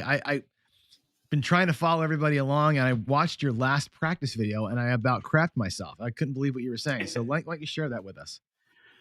Well, what I did was I'm fortunate enough to be able to donate. I pledged $100 last weekend as we practiced this out after that week. And I said, you know what? I'm going to do a minimum of $100. So I went in to start filming videos on Monday, Tuesday, and Wednesday. And I was afraid that you and I were going to go live with this roll tonight, and I was going to be backwards. So I figured, why don't I go ahead and capture some videos, some rolls, and I can't win every time, but maybe I'll win a couple of times and be able to boost that $100 some. So lo and behold, on Monday, um, I don't remember the progression of the videos. I guess I should have wrote those down. I had like a 200 and some dollar winning, which I bumped up to make it an even 150 because I didn't think Tuesday was going to come, and I had another 200 and some plus winning, and so I bumped that up to 125. So that took me to 275 right off the bat that I was going to donate, and then I had another session which I won just a little over 200. And when you put it all together and you break it down, it's a little over a $700 winning. You break that 50 cents on the dollar. I said, well, I've been saying that all along. Each video, you can see the rollouts. My videos are shot unedited. They're just you get what you get. And we're at $377 today as we stand. And I'm afraid when you and I head to the tables, that this might be the losing session. Well, and I hope roll, not. it might be. Yeah, right. Well, I'll roll my strategy against you because I'm a primarily dark player, hybrid player, such as yourself. Little different style of playing. I'm not a strictly don't player. So you can't always win. And when you get on a table with a long roll, like today during Live Fantasy Craps, Ed, at first he killed me, and then he made me. And that's the power of the hybrids system. So I was able to say, well, I wasn't on the dark to begin with him at all because I knew his reputation. I never played dark against him nor George. No disrespect to any of the other guys. But if it wasn't for Ed's roll, bringing me back because I was able to donate an additional $25, which I've already contributed through the link that you have from Live Fantasy Craps today. So, you take the total of both. I'm not, like bragging or anything, but I hope that you and I can add to that so that we can push you over that $2,000 mark when we get done in this hour. Actually, I think you just showed the channel. I didn't quite see it. Was it 1,800 and something? 18 and change. Yeah, it's 1863. Yeah. Well, we're going to try to get you to 2,200. So maybe if I do my math, maybe even 2,300 before we get done today. Just in this hour. So as far as what I did all week, I shot videos Monday, I shot videos Tuesday and Wednesday, and I've started pre-shooting videos because, as you know, I'm getting ready to go on vacation next week, and I'm going to be doing some cruise ship craps and heading to the Bahamas to play craps, and we'll have some trip reports like I did back in October. So, with that said, I strictly played my dark strategy the entire time. I played a squeeze 4 strategy, and I got to give credit. I think Jacob said it best last night when he was talking about some of the channels that people are just continuously rolling out strategies and a little bit of a twist. So my squeeze 4, I want to give the shout out to both of these guys, both Brian over at Hawaii Crap Shooters and Jacob for how I play that strategy. It's a combination of kind of two of their ideas about what they do. So I don't want anybody to think that it's the Mac Squeeze 4. It's not mine. I just took something that was already there. I didn't reinvent the wheel. I just took something and used it. And so far, I'm going to say I have good success with it, especially on the shorter roll. But when you get into somebody like what Ed did earlier, oh my gosh, if you can't transition out of the dark and back into the light, and I didn't even want to go back I didn't even want to try the dark on him because I was keeping the KPI for George. And I'm like saying 20 roll by. Then he hit 30. And then he hit 40. And I had to confirm with Troy over a 0.7 out. Troy was at 41 or 42 because I pushed the 7 so fast I wanted to look. But, that's what you wait for. And it was that roll that brought me back today. I'd love to be at the table when he's rolling. No kidding, right? I mean, he crushed it in the other thing too. He rolled 66 rolls with me and crushed it there too. He had, 2 super long. He's a dude for sure. Oh, he just Yeah. impressed the heck out of me. It's the first time I Yeah. rolled live fantasy craps with him, but I watch his channel and I'm just impressed with what his ability is. As you know, I'm a Mhm. newer, serious craps player. I've played craps recreational for many years. Traditionally, like you, I started from well, you started with your parents and on the blackjack. I started with just gambling from a standpoint of poker, and from that standpoint, my two local casinos, they closed their poker tables, poker rooms, I should say. And then COVID hit. And between that Mhm. combination, I was playing craps. I just took it more serious and I started recording. Well, first of all, I started practicing strategies, and then I built this little thing on my kitchen table. And then I bought the same setup that you have behind you from the same Mhm. guy that you got yours from. We probably got it at the same time. You were probably the Yep. reason why mine was so late getting here. But if you look at mine looks identical to yours in the back. It's just I've added some things to my table.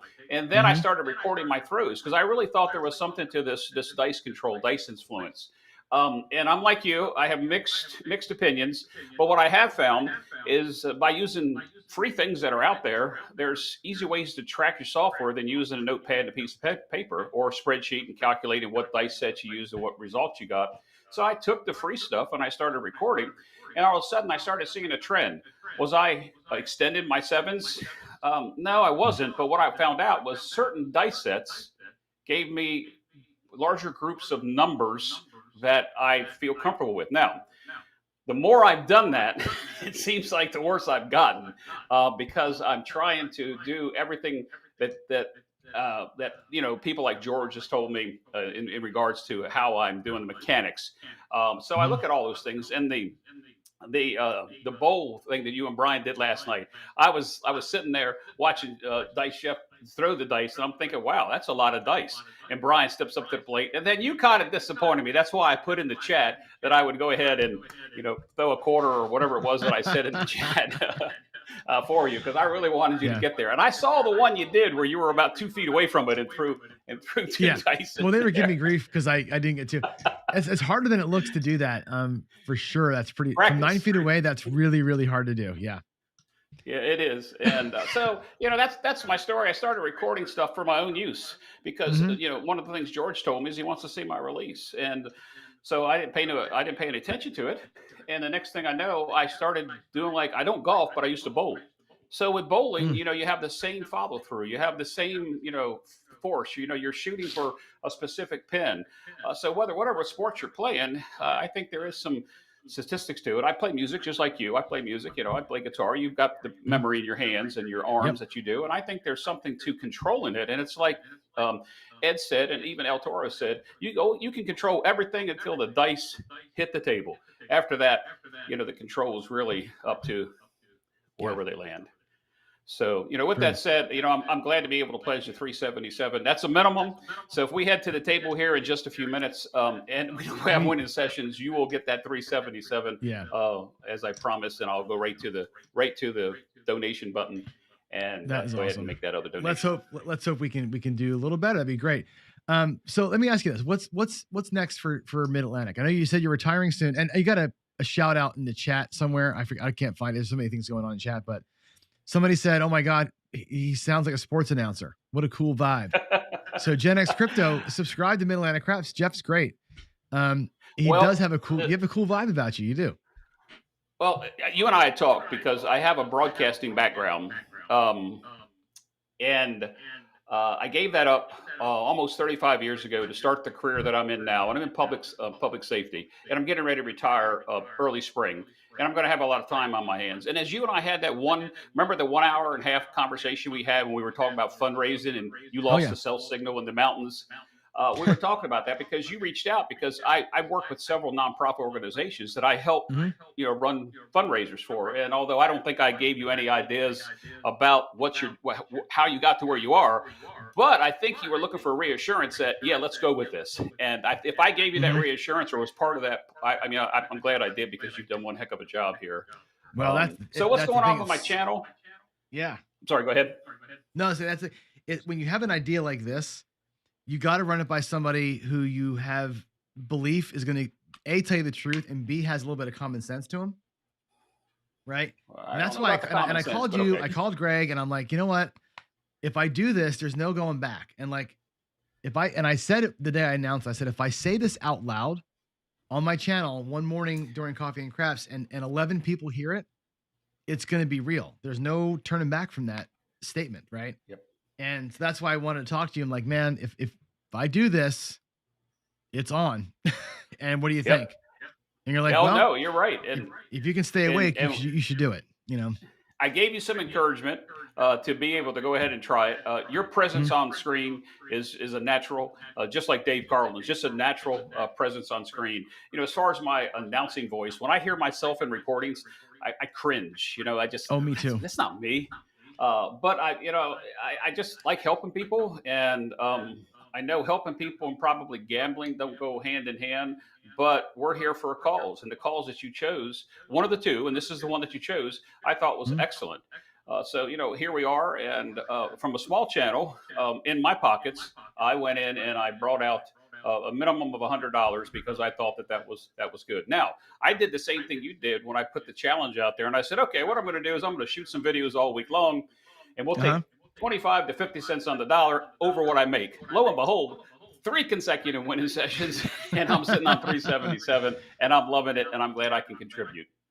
That's awesome. That is so cool. So we were talking about next up for Jeff. You're retiring soon. Yes, right? in the spring. And you're gonna do this not full time, but you're gonna make this a more of a priority. It sounds like, right? Priority, yes. I have a lot of hobbies, and just like you, I have some other vices that we don't want to really talk about.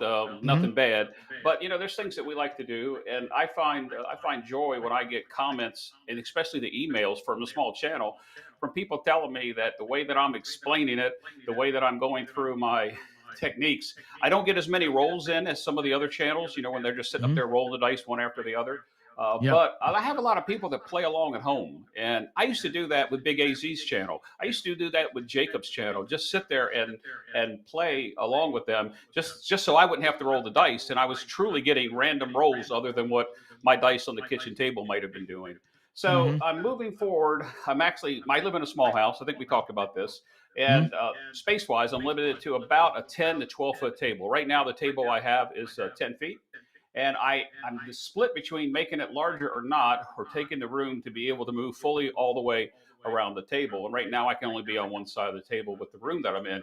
But as you see, it's served me good. You can even see my ceiling fan up there running, and the lighting. You know how you got to get the lighting and the acoustics right. So there's a lot to it. So I've got this other room that I'm going to transition out sometime after the first of the year. I've got some new equipment coming. You and I have talked tech stuff for 4 or 5 different times, about equipment, and go back to a chat in one of the forums we were in, and we showed pictures of camera stands and those kind of things. But this is a hobby. I'm not looking to make money at it. I watched the interview with Jeremy and how he started, and he was probably the first one that I ever watched. And his production level, because I have people that are in the photography and videography business, friends of mine, his production level was outstanding. And it wasn't until I realized what he does is the reason why it's that way. But he's such a humble person. Almost every person that I've played with, that I've become Craps friends at the table, online, or my viewers or subscribers, they're really good people. They're really down to earth people. I don't want to keep mentioning like the Craps Nation group, but they were the first group that I entered. And they took me in like, I guess I'm an old fart, but they took me in like I was, one of their own. And I've become very fond of some of them. I haven't met them.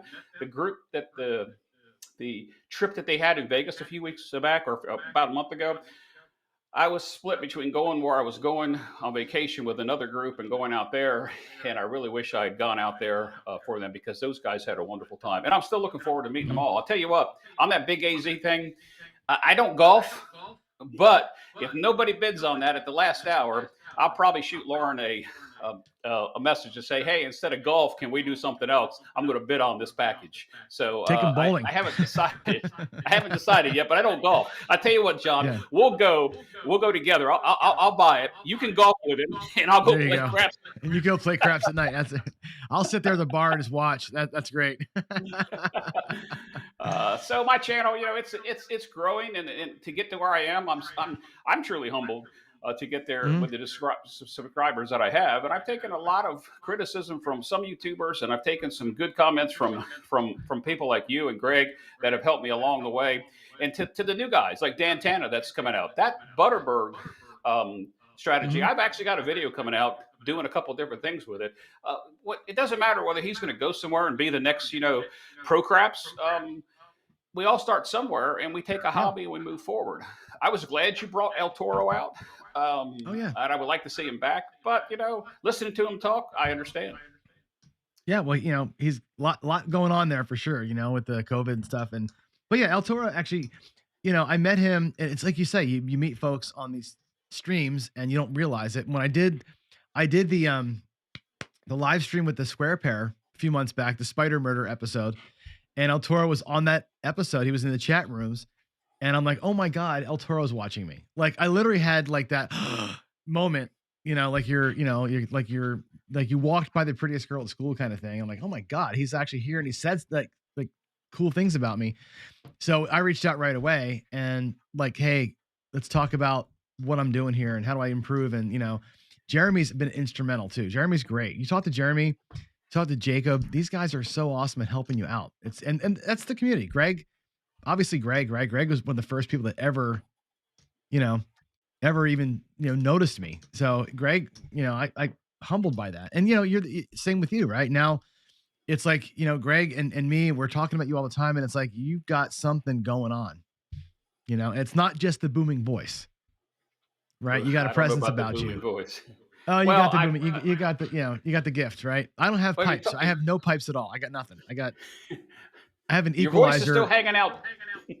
Your voice is still hanging out 3 hours later. Yeah, no, but I have a software that makes me sound like a man. I always joke about it because my regular voice is not good.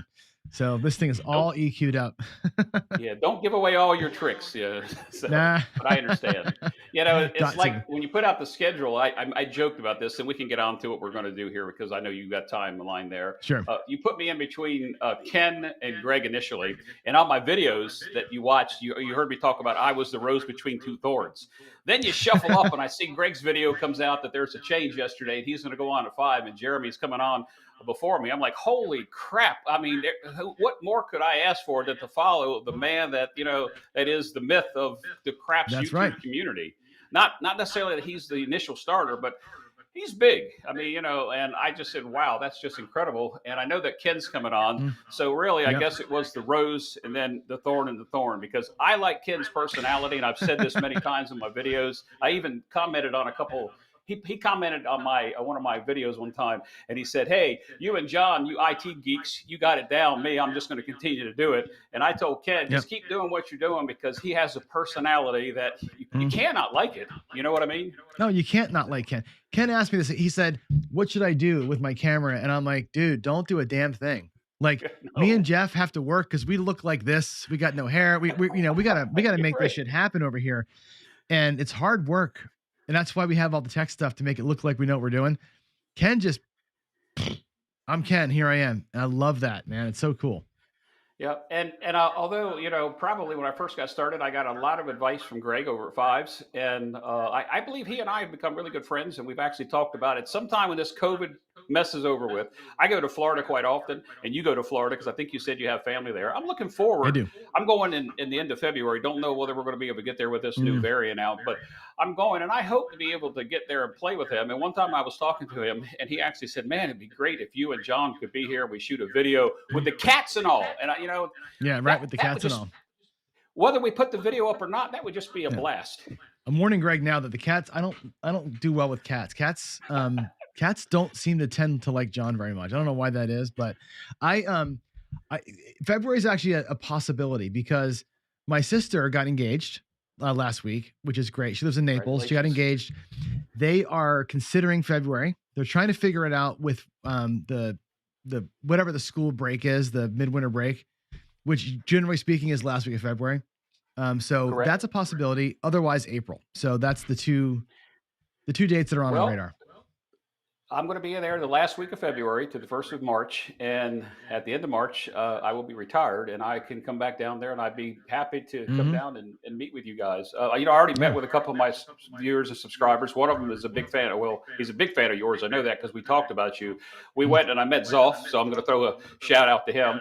We played craps for about 45 minutes. We talked for an hour and a half to 2 hours just about craps and YouTubers and, Yeah. just the names that came out. And he bought my lunch. So I guess I owe him lunch. But, just to meet these people, it's a hobby that's become, um, I hate to keep using the word humbling, but it's just great to be able to see people with the same passion and drive for something that we know it could affect our pockets, but we're trying to do what we can do to protect it, to limit our losses, which goes into your questions about bankroll management and those kind of things. Mm-hmm.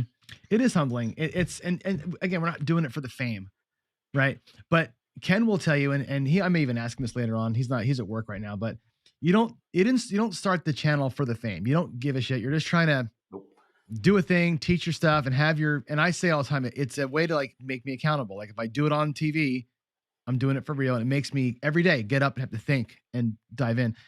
But you can't help but look at your subscriber count, and you can't help but look at the comments you're getting and take the emails personally and all that. It's part of it, and the celebrity it ends up being a part of it, and you can't escape that. And everybody needs to know we're just two fat old guys playing craps. I mean, it's just, It's and people I've ran into a couple people, and one of them was on the cruise ship. She's a subscriber now of my October cruise, and she referred to me. I'm not a celebrity. I'm just Jeff. People call me by my last name. I said no, that was my dad.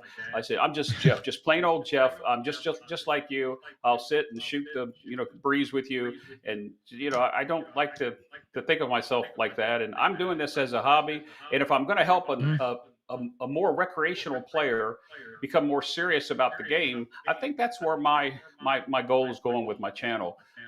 I have a lot of experienced people that watch me, and I have a lot of. Greg once told me, "Hey, don't let the criticism bust you, because if you do something wrong, trust me, your viewers will let you know."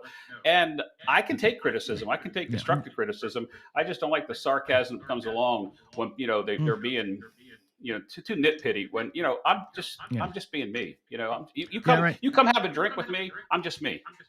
Me too. And I'm the same. I'm unpolished, and I get to talking back there at the table, and I mess up, and thank God we have Gainer, right? Rob is out there making sure we don't screw up our math every day. Rob does that for like 5 different channels. I mean, think about that. Like that's dedication to the cause. There's a guy without a channel it's just making the rounds, making sure that we don't screw it up for other people. That's accountability, right? And Waylon, same thing. Waylon's running around. Sometimes Waylon gets a little angry and pops off a little bit, but there's passion there. Waylon's like Big AZ without a channel. You know what I mean? And I love the passion about that, right? It's like, it's good to be like, yes, I feel this. And you guys, I want you to hear what I'm feeling. And that's the voice you get. And I think that's what we kind of engender. So it's good. We're getting more porn. Clear the porn out of the chat, please. God, I just blocked it last night. I stayed up till somewhere between when you had Dave on is when I dozed off. So I didn't get that much sleep either today. I'm sure you're as tired. But when I go back and I think about my journey to get where I get here, I think about Joe over at Craps Master Journey and listen to his story and his table build and the way that we do different things. It's just amazing because we all start as recreational players. We just want to become more serious about the game. And what happened in my beginning is when I was playing, not just recreational, but when I got playing a little more serious, I found out that I was losing just playing the one side. And I said, there's got to be more to this. And that's what the Big AZ said last night. He said, there's got to be more to this. And what about this, the don't side or the 7 side? And so I started watching a lot of channels, but including from Jeremy to Jacob and Lauren over Big AZ. And I said, that's where my mindset went. If the house has the edge, let's play with them for a little while, transition out, go to the light side, and if we get lucky with a longer roll, we'll transition back in. And that's worked for me for it's a little over 2 years, a little less than 3 years. But being serious at the table, I play with somebody locally, and you probably know who he is, and he doesn't want me to mention his name. But we play, and we typically stand side by side, and I listen to you talk with El Toro. We stand side by side, and I like stick left 1, and he likes stick left 2 or 1. But when I'm done throwing, I back up, and he's got this space. He's got that space there. And the box people know what we're doing, but that's working together. Now, we don't split our chips, as contrary to a couple of friends that think that we do. We just play and have a good time. But when we're playing, he and I don't talk. We might high five, every once in a while, but we're too serious about watching what's going on and knowing what our next move is. It's a recreational player that's going out there and dropping $300 on a $15 table. You got to have a plan, $5 tables, you find them on cruise ships and early in the morning. Not true. All right, let's go play a little bit, shall we? Sure. I'm gonna change my microphone. I'm gonna change my mic. Sure, no, we got some work to do. So to get the screen, I'm gonna apply that. You should still be hearing me, I hope. I do. All right. My voice may have changed volume a little bit there, but that's fine. Go back here. I'm gonna go to small. Let's see, table view. Let's see here, gameplay. I'm gonna go to this. I gotta figure what screen I'm gonna use here. So this is gonna be this will be my cam link. That's my table. Let's see, you're gonna be, let's take this one out. Let's make this one, whoops. This one will be Jeff. Oh, look, there's your table. Look at that. How good are we at this, right? Unlock the overlay. You're going to be up here. I'm going to make, I can't make them too big because we'll cover up too much of the screen, but I'm going to cover up your throwing station with my table. Sure, no problem. But I can see your, I can take that out. That's okay. I'm just, my table's overlapping yours a little bit in the video. So we're going to see, and I'll put some words up here so folks know who is who. This will make sense later on. I'll let's see. And if you want to, I'll run the KPI if unless you want to do it. I will not do it because my screen doesn't have enough room. It might be too small, actually. I already have it on my screen, don't I? You do, but it's tiny because if you look at what I'm broadcasting, it's in the corner of my screen. Because if I want to show both tables, then it's tough. Yeah. So. I keep track of it because it keeps my rolls. And, I go back in my videos and listen to what dice set I throw if I'm not throwing randomly. And I go back and I put it in Bone Tracker. So, I'll keep it and we'll just see if we hit the ATS. Not that I'm going to bet the ATS. Perfect. All right. So you're going to be upper right. I'm lower left. Everybody knows our tables by now. So let's go ahead and play it out. I'm going to play Butterberg today. I'm going to play my new version of it. I'm going to work through it. My rack is at the top of the thing. I'm buying in for 10 shooters worth. We're not going to get that far, but 10 shooters at 170 or 275 each. So I'm going to go with 100 on the don't, and then I'm going to do 160 across, and I'm going to take a hit, come down, and work. I'm going to work into the don't come with my winnings. And you'll see how I do that when we get into it. Okay. And you're going to run what? I'm going to go ahead and start with the 4 squeeze. Which is a combination of anything but 4, anything but 10, along with Brian's one of Brian's strategies as well. I'm only going to use it to build the foundation, qualify the shooter, whatever you would like to call it. I believe in that philosophy. I got 50 on the don't. Although I do play this occasionally when I shoot, I typically do it against a random shooter. But I have 50 on the don't. I have 140 on the lay with the big taken out, and 20 and on the hard 4. The only thing I'm not protected against is, the come out yo. So who's shooting first, you or me? You can shoot first. Okay. So that Butterbird that you speak of, I've recorded a video that shows me playing the back wall along with after the come out and you take the back wall down. I transition to a 2-level green chip, $50 Butterbird Interesting process with just 2 hits and down. So that video will be coming out later this week. Not that's trying to cool. promote myself, but I just did. But, that's cool. No, I actually like that approach to it because coming from the back wall lay into the Butterbird is a way to hedge the 7 here. I'm not hedging the 7, so I'm really exposed for the 100 on this come out roll. So that's the one piece of it that I don't like. But you weigh that against losing 30 on the outside. So let's see what happens here. Well, with the Butterbird, if you have both the pass and the don't pass, you're also not protected against the box bars coming out either. So I'm not doing the pass either. At that level. Yeah, I'm doing this straight don't. So I'm not going to do the pass don't pass because my casinos don't let me do it. So I run this to practice for my local. So I'm exposed here on the come out roll completely. Okay, you are. So I'm willing to take that shot. Yep. All right. So I'm going to throw, and Waylon's probably watching. He's going to love this. I used this set exclusively today on Live Fantasy Craps. I had a roll of 9, a roll of 10, and a roll of 4 with this set. So it's the 5, 6, 3, 5. All right, and really what I'm trying to do is I hit a lot of hard 10s with this. Not to say that I'm controlling the dice; it just seems what comes out. Watch this. I'm jinx myself. I'm gonna throw an easy 4. All right, dice are out. And there's a 5, 3, 8. Okay, so. All right, good. We're on the 8 then. Cool.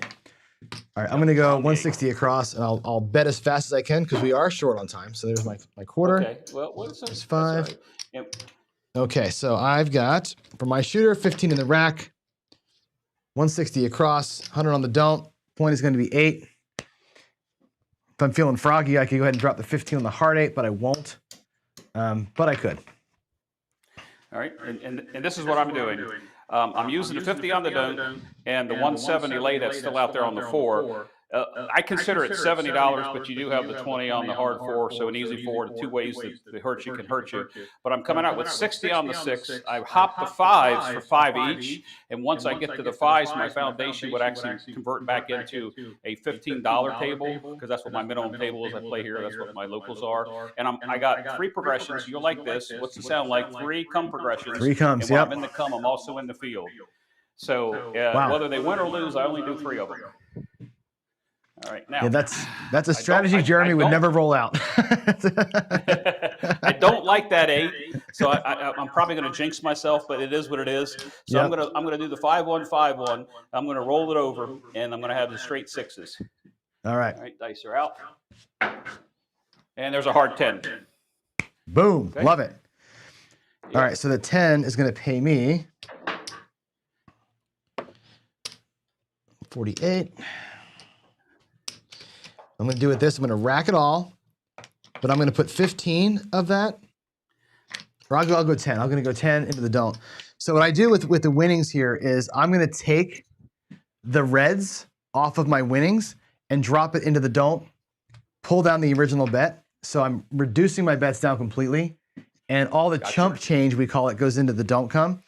The 4 and 10 are weird because they pay an odd number, but that's fine. That's a unique twist to that strategy.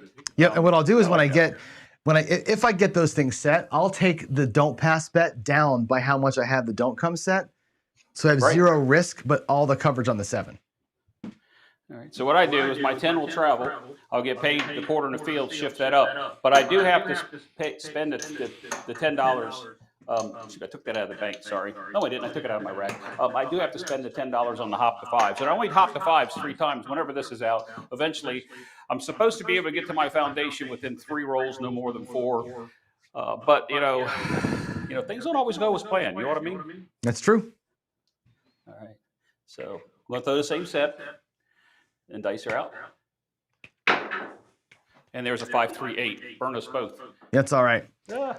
I'm That's fine all right with that because okay my don't. I'm not worried about that. Yeah, my don't come travels to the 8, and I get paid on that. The 8's going to pay $35 and come down.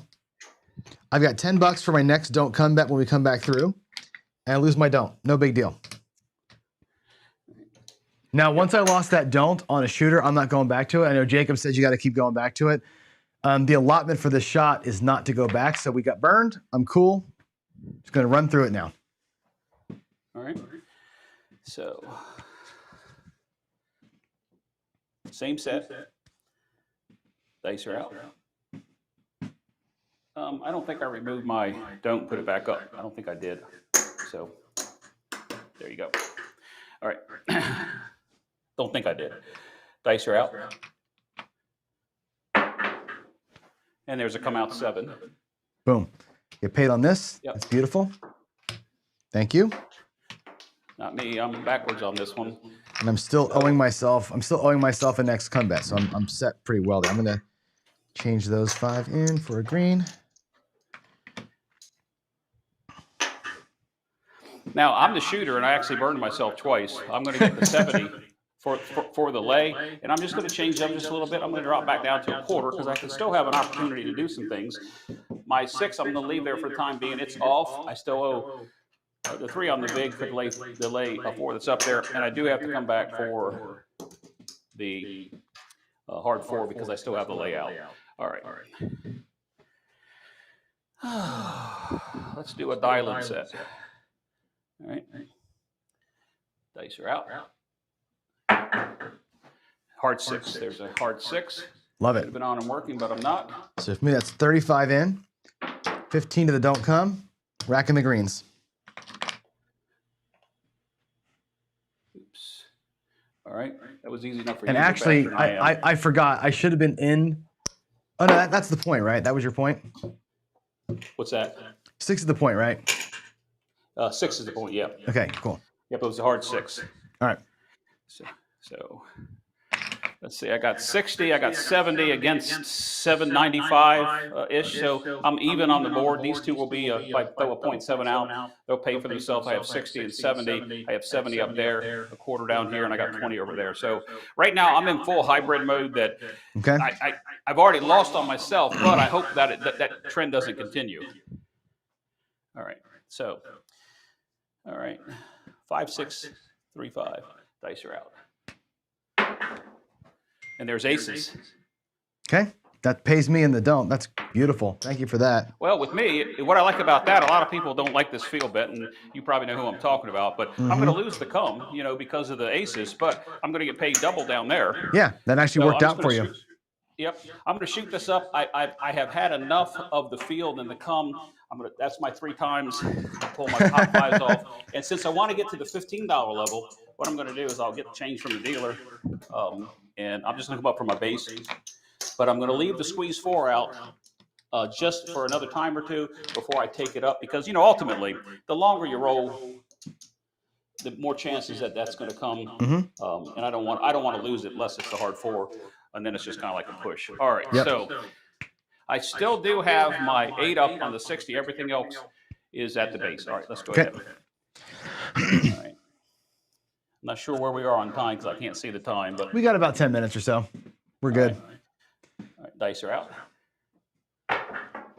And there's a 5, 3, 8. That's what I was waiting for. See, that 8's going to pay me 70. And although I put my foundation out because I waited too long, if I was going to stick with the shooter, I could have just stopped with the shooter, but it happens to be me, and just pulled everything off and just wait. You don't have to play every shooter.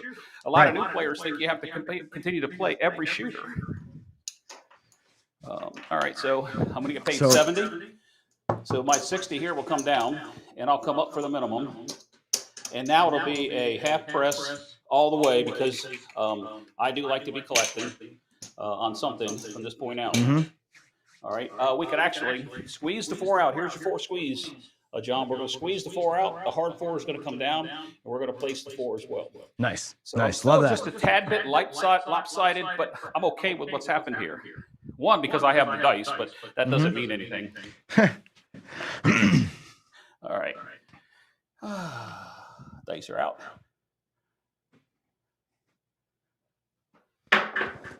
And there's a 9, 5, 4, 9. Good shot. I needed that one. So for me, it pays 35. I'm racking the greens, and don't come in the reds. Yep. So I'm going to get 21. So I'm going to press the sister. So I'll take the 8, the 5 up. The 8, 5 is not really a sister, but the 6 is the point. So I'm going to rack 10. I'm just coloring up my rack here. So I'm actually right now, believe it or not, after losing that $100 on the don't, I'm actually dead even. So I've already recovered my money back, and what I have in action out here is actually all profit. So I'm solid right now. Well, and that's good. I mean, we're playing 2 different strategies with 2 different philosophies. But if we were playing at the table, I'm not rooting against you. I want you to win regardless of what side of the line you're on. Yep, exactly. Exactly. Dice are out. And there's an AC Doocy. Yes, thank you. One of us. Another freebie. Yeah, I'm in the don't come right now. It's a freebie. So this over here is all profit. Oh, hey, that's right. Yeah. I'm not looking at the screen, so I'm listening to what you're saying, but I'm not looking at the screen. Yep. All right, get a couple more rolls in here since that was quick. Dice are out. And there's a Yo 11. That's a bummer. That one you didn't like. That's all right. Yeah, that one you didn't like. That's all right. That one you didn't I'm like. still ahead, right? I'm still ahead, $12 after losing $100. I'm very happy with that. I could pull this down. I could pull down all what I got, $65, and pull that in as profit. I'm going to let you hit one more number, and then I'm going to pull it down. All right, dice are out. Yeah. And there's a 639. 639. Not what I'm on. And since we mentioned him during our time together, I've primarily been throwing the whale and set since then. I'm throwing the 5-6-3-5. So that's going to pay me 21. And what I'm going to do with that again is I'm going to catch the 9, going to take it up to 20, and I'll go ahead and take the 8 will go to 30, and the 5 will stay at 20 for the next hit. And I'll Okay, wrap all this is my last shot on you. Your last roll, I'm pulling my fronts down. We'll see what happens. Okay. Money shot right here. Call it the money shot. Money shot. Give me a 5. All right. Give me a 4, actually. I'll take a 4. I would change the dice set and try to do that, but I'm just a rhythm roller. No, do your thing, man. Where I am, because I need 2 more hits, and then I'm on the profit side. Pretty decent. Dice are out. 415 now. You asked for it. There you go, baby. Awesome. That pays me 35, right? The reds go in the don't. The greens go to the rack as profit. I'm pulling the 4 down. I don't need that anymore. Now I'm up $78.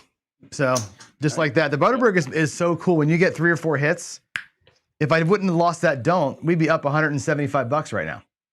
I love that strategy. You're right. Exactly. Yeah. Yeah. Right. Love So that strategy. I get paid 28. I have 20 on the 5 and the 9. I will take this back up, and probably even on myself shooting, I will regress. And when I'm on the don't, and people see me playing the don't and shooting, they're confused. But then they see what I'm doing. When they see me regress, typically they regress as well. Now I don't have any odds on the don't, so I'm strictly light at this particular moment. I'll drop back down here in a second and show you what I'm going to do because I'm ahead on the shooter. All right. All right. We better hope this roll doesn't go much longer because we got time constraints. Dice are out. And there's a 12 boxcars. Okay, Bard here. All right.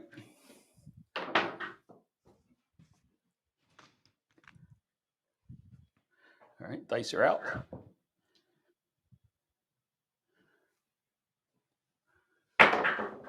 And there's a 3-1-4. Oh, I took it down, but that's fine. 4.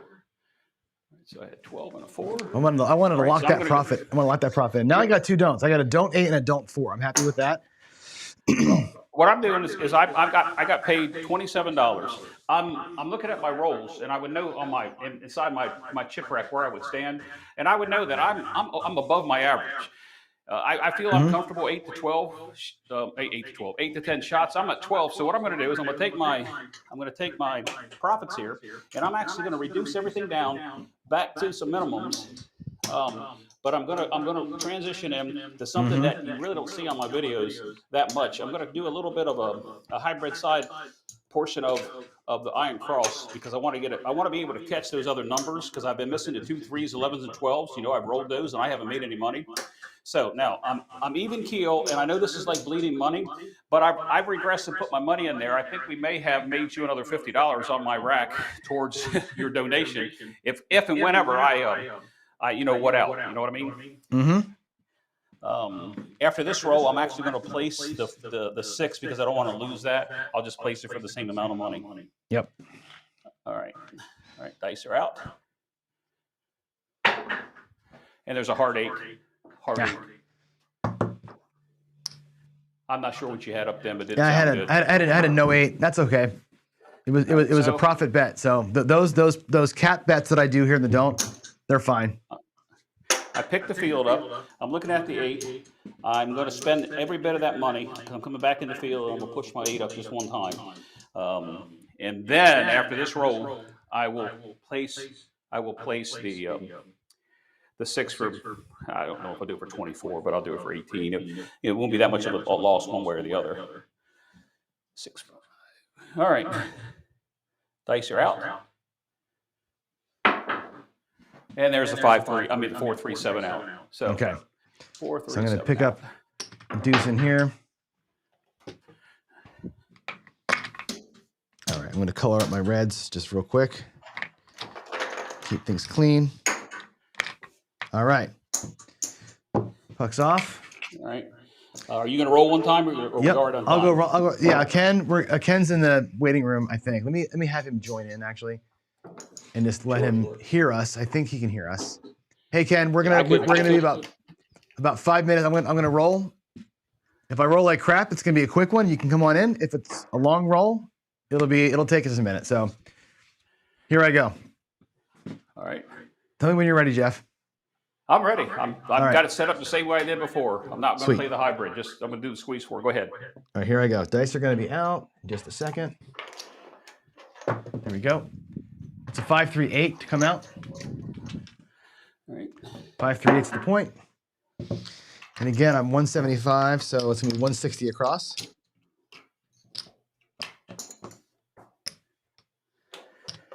That's 1, 2, and 3 to the rack. All right. Let me know when you're ready. I'm ready. I did the same thing I did. You are quick. A field.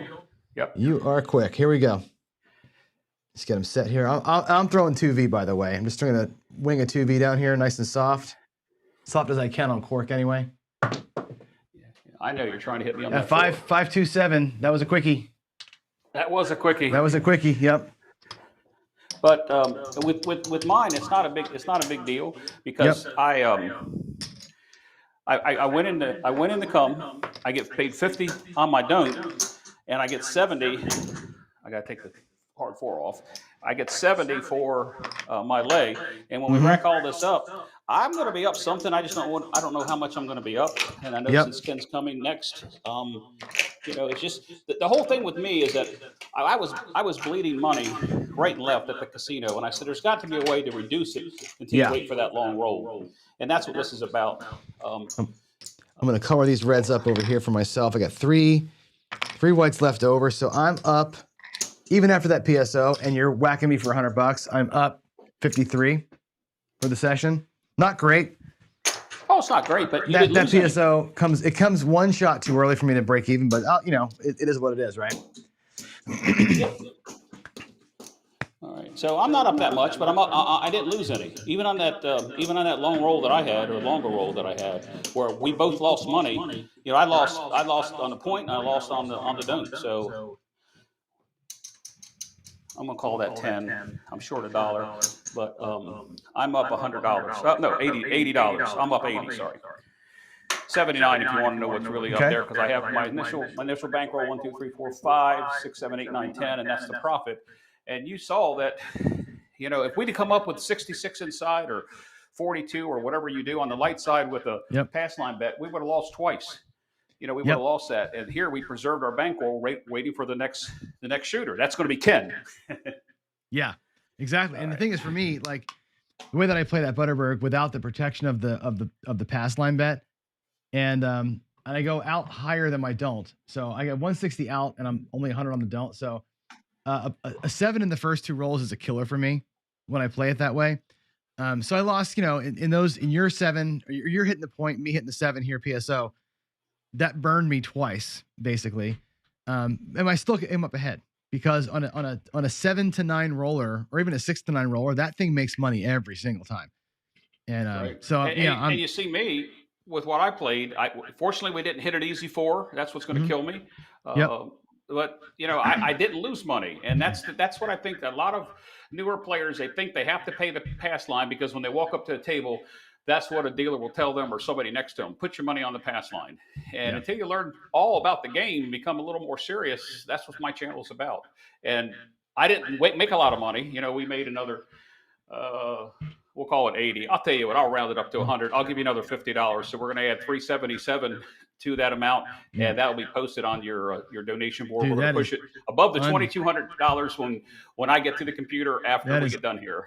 That's unbelievable, man. I so appreciate that, and I know the charity obviously appreciates that. That's awesome. And Dan 10, I'm glad I got to roll your strategy out live finally. So I'm gonna spend more time on that Butterberg next week for sure. With warm rolls. Jeff, thank you for that. That was great. No, thank you. I look forward to coming back when you're on your last hour. Absolutely. Yes, that'll be fun. And then we should do I keep telling everybody the same thing, but we should come back one of my evening lives, and we'll just do like an evening live and just kind of do this kind of thing and just hang and roll. Well, People love seeing I think that. if newer players, let alone experienced players, if newer players could see several players that play the hybrid system, and not just the don't and not just the light, I think if we all did our little variation at one time, I think people would see that there is something to the hybrid. You might not make a lot of money. The key is we preserved our bankroll and we're not out. Yeah. Well, what does John Patrick say, right? It's how little do you lose, not necessarily how much you win. That's the thing, right? That's the thing. So anybody out there, I'm looking at some of the chat. I'm trying to run by the chat. There's a lot going on there. If anybody had a side bet on Jeff or me or money on the wins or whatever you're going to do there, that's your total, right? 80 for Jeff, well, 53 for me. Looks like old number 7 said post 50 more for Jeff. I don't know if that's what he's going to make or whatever. Let's hope so. My subscribers that I failed to mention this real quick. I had 5 subscribers that were going to play along. Whether they're watching or not, I don't know because I wasn't watching the chat. Right. Obviously, I didn't make that much money today on them. But even if they just gave $10 each, it would help the cause. 100%. 100%. All right, John. Thank you. I appreciate it. Hey, good work. Thanks, good work. Good All work. Right, thanks for coming in, Jeff. Yeah, thank you for that. And yeah, all we can do to help you. Yep. Thank you. See you later, sir. Thank you. Yep. Bye. God bless. All right, we're back. Boy, we're creeping into this thing, aren't we? We are at 3:00 p.m. my time. Ken Knows Gambling is kind of in the guest room. Oh, there he is. He comes out of the darkness and just sits on up like that. That's fantastic, man. I love it. Here we come. I'm going to bring Ken right in. We're going to go to Talking Heads. Here we go. Let's change this to your video. Let me go to Ken. I'm going to go to stop the recording, start the recording. Okay, Ken's in, and I cannot hear you. How's the volume? There you go. Now I got you. Can you not hear me? I got you. Yep. I change your name to Ken. Okay. Just Ken. Is there a delay like there was last night? Yeah, it's is there a delay like there was last night? There's a little bit of a delay, yeah. You want to try disconnect, reconnect again? That seemed to work. Well, I've switched to my phone. No, it didn't. It really didn't. I'm on my phone versus my computer this time. Yeah. Yeah, but we do sign language. Yeah, right. You know, it's like, hey, huh? Yeah, what I found is that if you leave and come back, it'll hook your mouth. What happens is that your mouth is not matching your voice, like on bad TV. So. Oh crap! Leave and come back. Oh, there you go. Wait, no, it's fixed now. Now it's fixed. What is it fixed? Yeah, you're good now. It fixed itself. Now we can see. Perfect. I wonder if I just got closer to the mic. I don't know. Now you're good. You're on time. There's no delay. Yeah. Well, good. You're in your Ken Unfiltered chair, which is great. I love that. Whenever you're in the Ken Unfiltered chair, there are, I don't know how many people are online right now. I'm going to check the stats here. I got 54 people on my channel watching it. There's 13 other channels streaming this thing. There's probably 100 people watching. Buckle up. Because Ken is unfiltered. You know, don't be Jeff totally over unfiltered. Mid-Atlantic guy. He was saying, "Hey, how can you help but not like Ken?" I said, "Well, I got some relatives to argue with me." Yeah. So Ken, we got to talk. So last night you were on a little bit. We of course do. We meander a little bit. You want to tell your story, right? You want to tell the story. And I think it's important for this talk because gambling professionally is not achievable for lots of reasons, right? You did it, right? You did it to see if you could do it. Oh wait, I got to stop. Skill Luck says, love Ken's shirt. If you love Ken's shirt, bid on the damn thing. Right? Ken is auctioning off one of his shirts, right? I saw somebody, I don't know who did it, but somebody finally, I said, "Oh man, I'm going to be the one that don't have no bids on it, man. I'm going to be the hind tip." Yeah, Rick Sowers. Yeah. Somebody did. If y'all love Ken's shirts, get on them. Get on one of them shirts for sure. They're awesome. It's a 3X too for fat people, man. It's a great shirt. Gen X Crypto, by the way, just dropped $80 in on Jeff, the voice from Mid-Atlantic. That's great. I love it. All right, back to you, Ken. Let's talk about the gambler's journey and what it's like to try and be a pro gambler. And what did you experience? How did it go? Microphone, floor is yours. I'm going to go turn that light off back there. When I did it in about the mid 80s, 86-ish maybe. And I wasn't married. I was in between marriages. I had no kids. And me and my dad would sit at a kitchen table when I was 12, 13, 14. And we just, I mean, I've known how to gamble forever. Okay.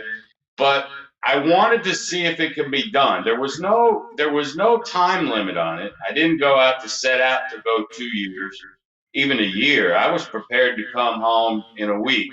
I just wanted to see if I could do it. It was just one of those things on my brain in my 20s. And I said, I got the skill. And true enough, before I even knew about John Patrick, man, I had sessions down. I had the rules. I had, win goals, loss limits, even before I even knew who John Patrick was. So when John Patrick came about later in my life, it just reiterated I thought I invented some of this shit, but I didn't. So anyway, now listen, this story, don't try to emulate it, man, because you're going to get killed. So I had $1,100 when I decided to make the jump. I had 4 days at the old Aladdin Hotel, which I think is gone now, right? And I had that paid for. So I got off the plane, and oh, by the way, I was so confident in myself, one-way ticket. All right. So I am now in Vegas with $1,100 in my pocket and no way to get home. It was just like, if I'm going to jump, I'm going to jump. Now, here's the touchy part. I started my journey on a 9-step blackjack martingale. That's how I started. I don't do that anymore because I just figured out over the years there's no reason to do that. You can eke out profits without having to risk a whole bunch. But back then, I'm just telling people that's how I started. But when I played, you could play with silver dollars. So it was 1, 2, 4, 8, 16, 32. I could go up to $256. Limits were there. I didn't have to worry. But it's how I did it. Because I know you mentioned John Patrick, and he said it's not what you bet on, it's how you bet on what you bet on, right?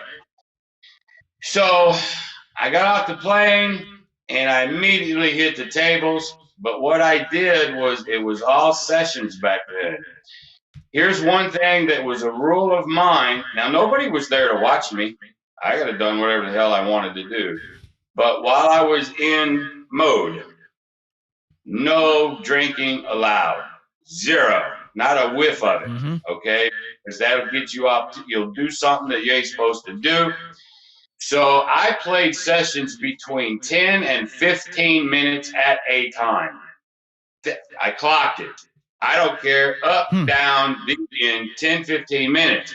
I was averaging about $9 to $15 a session. Now think about that, y'all. There's no such thing as unless you get on some stupid machine.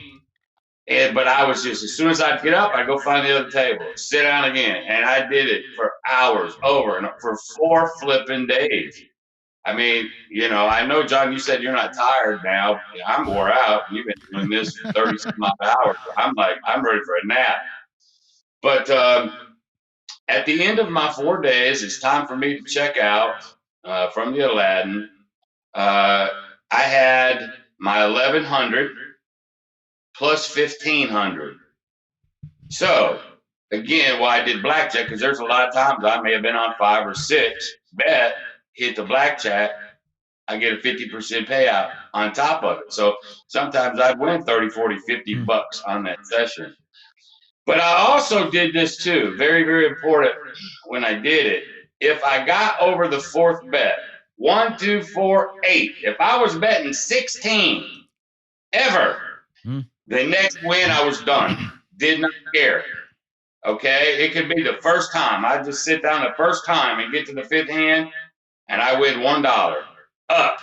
Gone. I just didn't want to give them the shot to get there. And let me tell you something, y'all. Playing like that, I had enough to do this twice. If I'd have got whacked early, I had another one sitting there. But that's it. and you're 1,100. I lived in Tennessee, 1,100 miles away from home, and you're toast. That was tough, mentally tough. It's insanity, man. Oh my God. And that's where I started eating my mom's Valium. I became a Valium addict. To be honest with you, by the end of my run, I had to come home to get off that shit. But it was, and that's the part that I learned in the first week.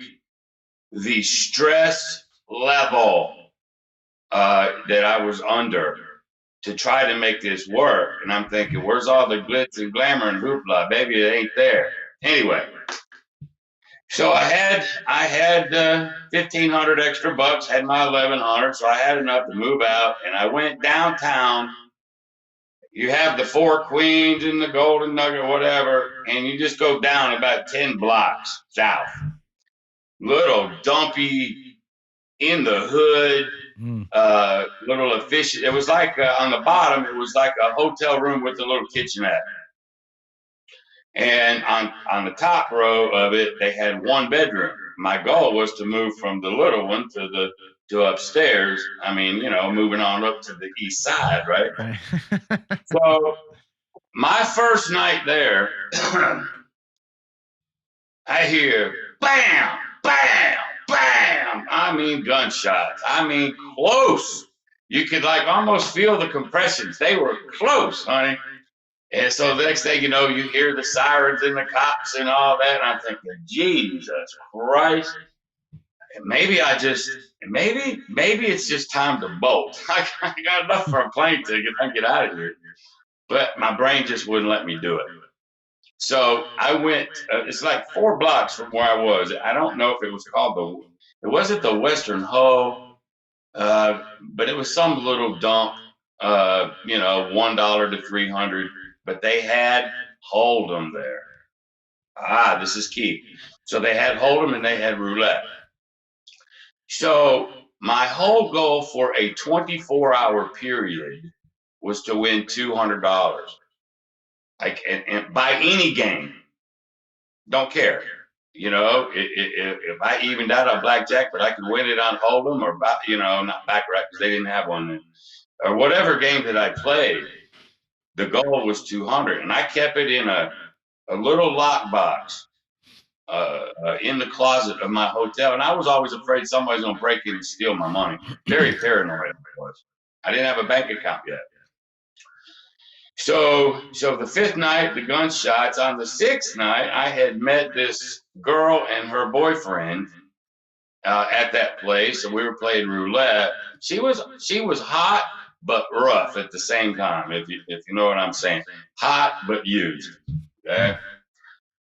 So the next thing I know, it's nighttime. I hear a knock on my door. She's in her slinkiest bikini. She comes in. She had one of them bottle of 50-cent Wild Irish Rose wines, and she didn't even play. She said she wanted me. She wanted to have sex with me right then. And I'm like, "Ho, time out. Your boyfriend's just right here upstairs. Well, he can't satisfy me." Blah, blah, blah. Oh my God. And I'm like, "Oh my God, man." She got naked and all that. I didn't do anything with her. Actually, I politely kicked her out because Ken don't play that. And plus, security was on my mind. She gonna drug me? Do they want my money? You know, what do they want? Nobody, unless you're reading the Playboy Forum, nobody comes knocking on your door going, "Here I am." Nobody. So I thought there probably was some underlying things. But here in 1 week, I went through all that in 1 lousy week. All right. So I'm like, gee whiz. But anyway, my day would start whenever I got up. Okay. And it would end when I had the $200. It could be 2-3 hours. It could be 15. It is what it is. And so every night I would put my money in my little lock box, and anything over the 200, there were several days I had over 200. I used that to learn. I actually was a pro gambler because I was doing it for the living. That's the only reason you could call me a pro gambler, because it wasn't because I have the knowledge then that I do now, because I didn't. But I did it for a living, so thus you could call me a pro gambler, right? Is that right? Yeah. So I took whatever extra money to learn, be it baccarat, be it other crap. I didn't throw a pair of dice for my first 3 months there. That's true. It was a few games. That's it. I stuck to it. I mean, discipline out the wazoo, boy. And but funny thing happened about this martingale thing. Now I still played the martingale 9-step with blackjack only. I did a video about that. If you're going to do a martingale, do it with the blackjack, and I gave the reasons. But I was talking to my brother, my older brother. He goes, "Well, Ken, if the martingale works with blackjack, it'll work on anything." Now, my pea brain, listening to my older brother, because back then my older brother was just smart. And so we were looking at the roulette, and he says, "Well, if the columns are 2-1, that's actually a better payout than blackjack at 3-2, right? So, and we could go with 50 cents. So I could go 50 cents a dollar. That gave me an extra shot, 10, right? So I forget what column I played. And on the first flipping series, it popped me 10 in a row. I lost 500 and some odd dollars. Now, boys and girls, you know, by then I might have had $2,000, $3,000, $4,000, but lose 25% of your bankroll in one shot. Height, man, talking about the kick, and there comes some more psychological to this whole thing. It's the gut shot, man. I can't even explain what that felt like. I mean, it's different when you go to the casino now and you just have a bad run and you get whacked. $1,000. You got to go home, tell your wife, and cry in your beer. But you had a home to go to, a job, whatnot. Boy, when that's it, it just amplified that gut shot. Okay. So anyway, over the course of the next year, I made 0 friends, and that's another thing. I got very, very lonely out there. I refused to let myself make friends. I didn't want to let anybody close to me because my dad always told me, trust no one. And even to this day, it's very, very difficult for me to trust anyone. I always think somebody has ulterior motive. But I didn't have any friends. So at about that year mark, I was thinking about giving it up then. I said, a year is a long time. But I looked at the life of it and I was like, really? Is this what it is? Hey, I made a living. I started a bank account. You call it a 401g. I just opened up a little checking account, dumped money in it, and that's how I, paid rent and da-da-da.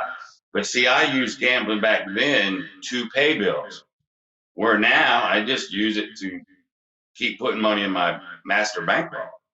I don't pay anything out of it. So it was way different back then. I was paying everything from that. So I couldn't quite do it like you talk about, right? So after about a year of it, now this is funny as hell. I almost went home because I said, hey, I did it. A year's a long time. I did it, but I still wanted to learn some things. I still wanted to accomplish some things in that life, because I'm never going to get to do it again, more than likely, because I didn't want to do it. Anyway, so I thought, well, what I'm going to do is I'm going to go get me a little part-time job somewhere. I didn't have to. I want you to know that. I didn't have to. But I needed companionship. I was lonely after a year. I'm not kidding you. So all these emotions are going. So I got a job. Anybody been to Vegas? Have you ever been to a place? I don't even know if the damn thing even still exists. It was called Pluto's. Open sex and nudity. They had the orgy room and whatnot. Well, come to find out what this place was, It was a highly legal, but barely legal joint to trap men into spending a lot of money. Here was the concept behind this place. Open sex and nudity, completely legal, okay? You could actually have sex with somebody as long as no money was exchanged, okay? I ended up being a bouncer there just to start knowing people, man. I just needed human contact other than the casino. So, I mean, you'd have people come up to you, hey, man, you want to bang my wife? You know, and she's in her leopard outfit and he wants to look like a referee while you're banging her. I mean, I'm in one of those. But here was the key to this place. You had a lot of girls that technically didn't work for them. They were independent contractors. This is how he skated the law. And so here was their job. They're in there showing their titties and they're drinking and all that. And they would come to a guy like me and say, hey, I see a private room. How do we get one of those private rooms? And I tell them, well, you got to go up to the bar, talk to the bartender. Well, when they go up and talk to the bartender tells them, hey, to get one of those rooms, you have to buy one of our premium bottles of champagne or wine. And then you two could go in there and do whatever you want. Well, guess how much they were? Now, this was in the 80s, man. The cheapest bottle was $850, and it went up to $1,500. Oh my God.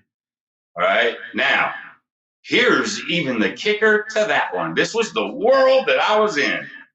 The kicker to that one was it was all non-alcoholic. That's how that guy stayed legal. And so it was so flippin' dark in this bar area. Now, he had to post it on the wall. You know, when we flip the lights on, you can see clear as day. Hey, all of this stuff is non-alcoholic. But when we're in business, you can't read that. There's no way. So they wouldn't have the money. But see, they had a limo service. And the chick would say, well, hey, I know you guys got limos. So we'd take the guy and the girl, get in the limo, and they'd go to the nearest ATM, come back with the money, give me cash or the bartender cash, and they disappeared to this room. Now, as long as that girl did not take any money, theoretically, legally, she could have had sex with the guy, but she's not there for that. She's there for the money. So after a little while and things get a little hot between them, she excuses herself to go to the bathroom. That was my cue that she has left the auditorium. All right. So sooner or later, the guy comes looking. Where's Suzanne? Oh man, she bolted. She left about 10 minutes ago. Out the door. She wasn't. She was hiding back in that bathroom. And you had about two guys like me making sure ain't nobody went back there either. Boy, they would get so pissed, man. But that was the scam, and they did that over. Wow. And over. And they only got, you know, when these guys would come in and see two girls screwing or you know, having an orgy that was completely legal, no money, they thought when these girls did what they did, they thought that's what was going to happen to them. But the whole thing was a setup to the unknown guy. Makes the marketing sound good. So anyway, to make it, I did that for another year. I used that money, you know, for some bills, but actually to start paying on a car, you know, because I was walking and taking cabs for a year because I just didn't need to go anywhere. But anyway, after 2 years, I had it.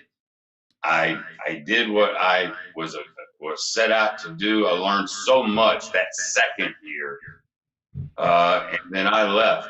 It's like the second year anniversary. I was gone the next morning, type of thing, and just back to Tennessee, and that was it. That was the end of my professional days. But what I did take from it, and to this very day, I don't do the martingale anymore because you just don't have to. And anybody listening to me, I mean, I don't even think you can do a 9-step anymore with the limits. The bankroll is ridiculous. But anyway, I don't have to do that no more. But then after the fact, I learned about John Patrick, blah, blah, blah. And I just developed myself from then till now. So I play 95% of the time when I play, I remember. And I'll play like I did back then with that, like, man, if you don't do it, you're screwed. If you don't do it right, so I play with that mentality of 30 years ago, or however long that was, 86. That's how I play now, unless I was out with a guy like you and we were just, drinking some beers or whatnot, and we're just screwing off. But that's only about 5% of the time because, John, I don't have any friends. That's the truth. I do not have any friends, nor do I make them. So that's one thing nobody knows about old Ken. I've got a pretty tight circle. I'm talking to more people on this YouTube stuff than I have in 30 years, man. I just, personable, but I just genuinely keep people at bay. So I'm really digging this. I really, really, really am. And so I wouldn't mind going out and see anybody. I go to Lake Charles. Anybody get close to that, hit me up, and I'll go down there for a weekend with you. We'll have some fun.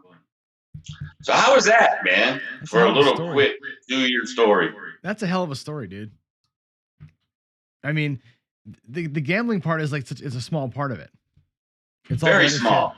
Shit, and get so dumb question here, right? You get the job at the semi-legal place, whatever, right? You get a job there. Is that because you weren't making enough money gambling to eat? No. Or you just wanted to make sure you had the extra stuff? No, I got lonely, man. I just needed human companionship other than people yeehawing at a table. I mean, you couldn't work in a restaurant? No.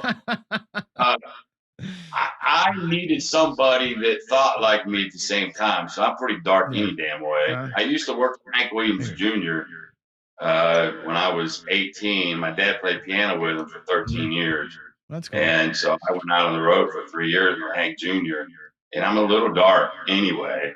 And so I sort of chose that because it was easy. A bouncer, what do I got to do? All I had to do was walk around, look at pretty girls, and throw people out if I had to. That was it. And I think they paid me $50 a night.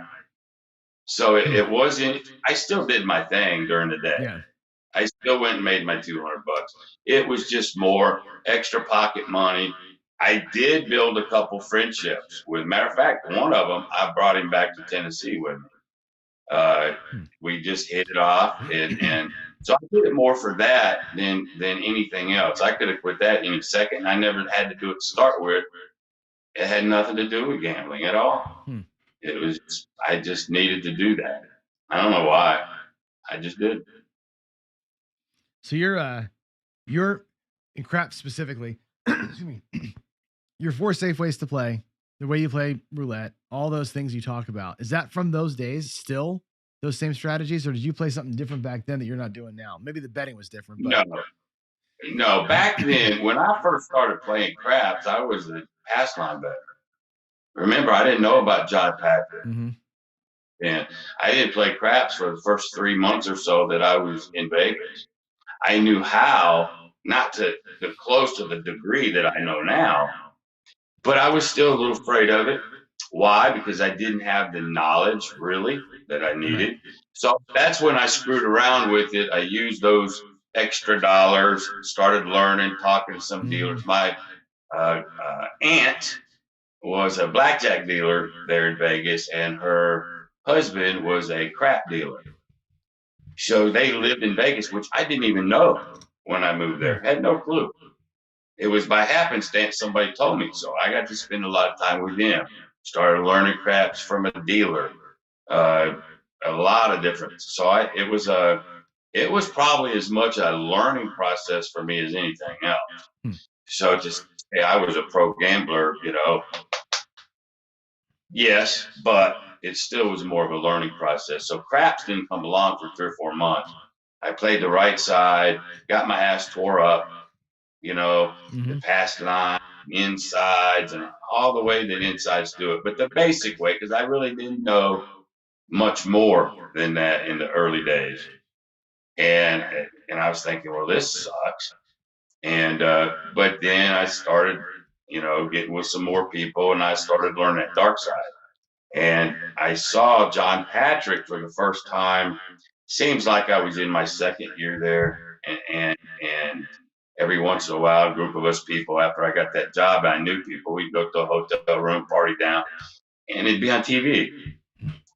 I don't know what casino it was from, but I distinctly remember it.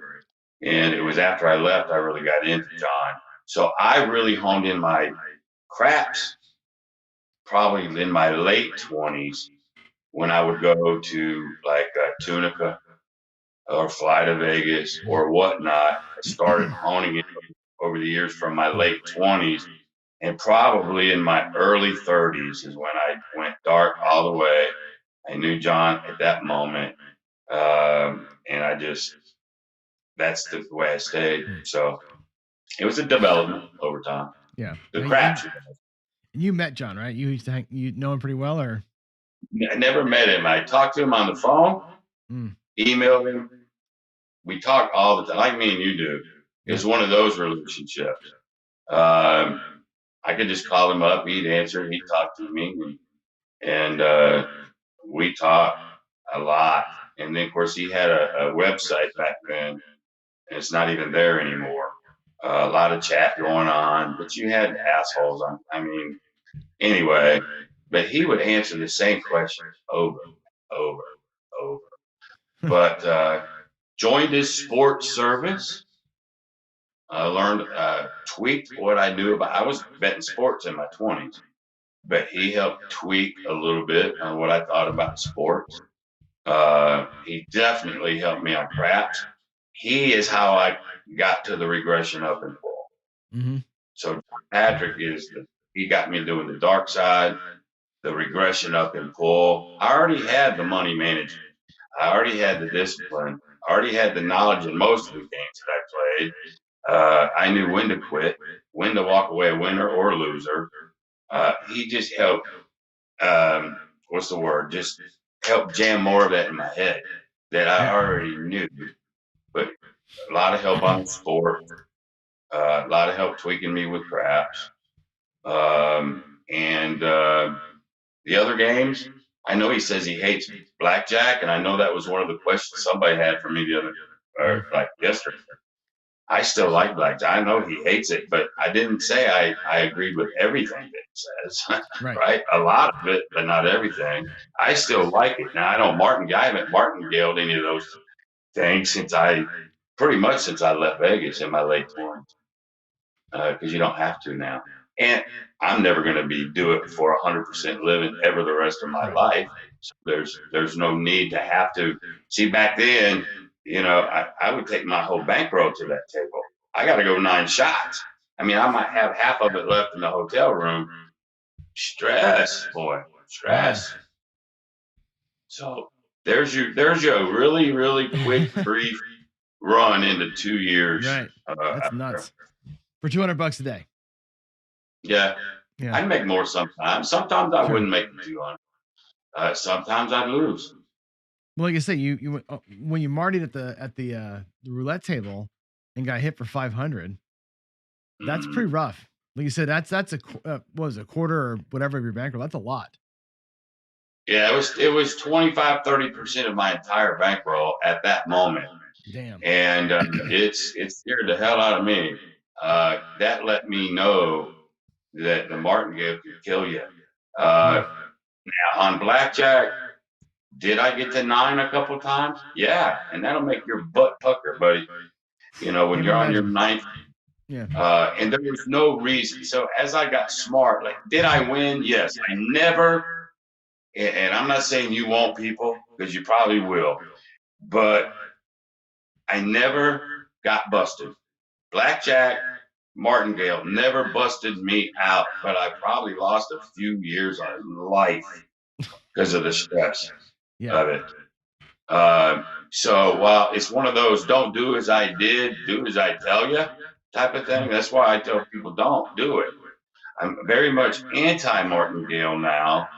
And so I know there's going to be some people who, well, how the hell can you be anti-martingale when you started your damn career that way? I don't know. if you listen to my story, you know that's why. Yeah. There's just no need for it. It is my point. Yeah, that amount of stress is a bitch. I mean, that's like I said, that takes years off your life. Right. And that's the hardest part. And I say this all the time, you know, we're spoiled as a people today, right? But like, I can't imagine not having health insurance that I get from my job, you know, and not having just, you know, the basics, what we consider the basics of life, like a car. Like you said, you were walking everywhere, like not having the basic stuff. And like you said, a bad afternoon could rock the whole thing, and you'd be screwed. Oh, sure. I mean, that's I don't know how you handle that mentally. I mean, that's because people think I said it. Valium. Well, there you go. I mean, that's the thing. Yeah, that's part of the story. And two, blackjack was not my sole. You know how people talk about making a living on one game or the other. It wasn't. I made more money probably over the last 2 years there on the hold'em table than I did on blackjack. So I didn't sit there and just have to do blackjack until I won $200. I still incorporated in there, but it was those sports betting and hold'em, which I keep telling people, those are the two things that you can absolutely beat if you know what you're doing. Those helped me win more money, really, than even the blackjack. Because once I got hit on the roulette table, it scared me to death, and I spent more time doing hold'em. Yeah. But I still did it. I mean, I did that until I left, but not as much. Man, that's nuts. I mean, the martingale thing has never ever occurred to me. You know, when I look at it and you do the math on it, it's a lot of risk for not a whole lot of reward, other than a quote unquote guarantee. If you can outlast it, that's the only thing you got going for you. You know, other than that roulette, because I listened to my idiot brother. Other than that, blackjack is the only game that you can get extra money, and that's why I did blackjack. Because there are times you're betting your sixth or seventh, and you hit that blackjack, and that's a lot of extra money. That's 2 or 3 sessions worth of winnings for me in one hit. And then as soon as that hit, I was gone. You see, and I wouldn't play it again. I never played the martingale once I got hit on roulette. I never played it again the rest of my life on any game. Other than blackjack. And I did that periodically and intermittently all the way through that 2 years. While I'm incorporating other things, while I'm learning craps, while I'm learning, you know, and then you get lucky every once in a while. You go to a Keno machine, you drop $1 in it, 5 numbers hit, you win $400 or $500. That counts, ladies and gentlemen, when you're pro gambling, right? Those count too. And then I guess yesterday that I told you how I picked those 8 teams on that football yesterday. Yeah. Was it? Yeah. Yeah. Circle 18. Watch this shit. That was 15, 16. That counted too. Yep. So getting lucky counts just like you're getting hit. You know, when you're doing this for 100% of your money, all of it counts. And I won't even tell you the story. I don't even know if my aunt's still alive or not, to be honest with you. She was way older than me, but she helped me out a little bit sometimes on the blackjack. She was a blackjack dealer. They didn't have the little mirror. They had to look. So I won't say anymore, but I got some help every once in a while. So you use everything at your disposal when you're in that world like I was. And that's another thing. It's a bad world. How's that? It's a bad flipping world, and I don't think anybody out here. I wouldn't want anybody to try it. I wouldn't want to wish that stress lifestyle on anybody. So while we're all talking about winning and all that, and I'm very conservative because I still remember those days, so I play like I did back then. Right.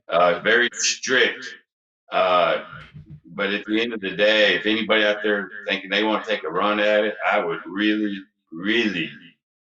think about that again. Yeah, so. And you know what's funny is because I showed the video today, which I think like 12 of you watched it. It was in the middle of the night, the video of my money management, the 401g account video, which, you know, a few of you I saw saw that. no, I saw that. Right. Yeah, you were there when I was showing it. You know, and I make the point in the end of that thing. I'm like, hey, let's play what if, because spreadsheets are all about what if, you know. And I was like, what if you won $100 a day? What if your bank was $1,000, you won $100 a day? How long would it take you to get to 2,000?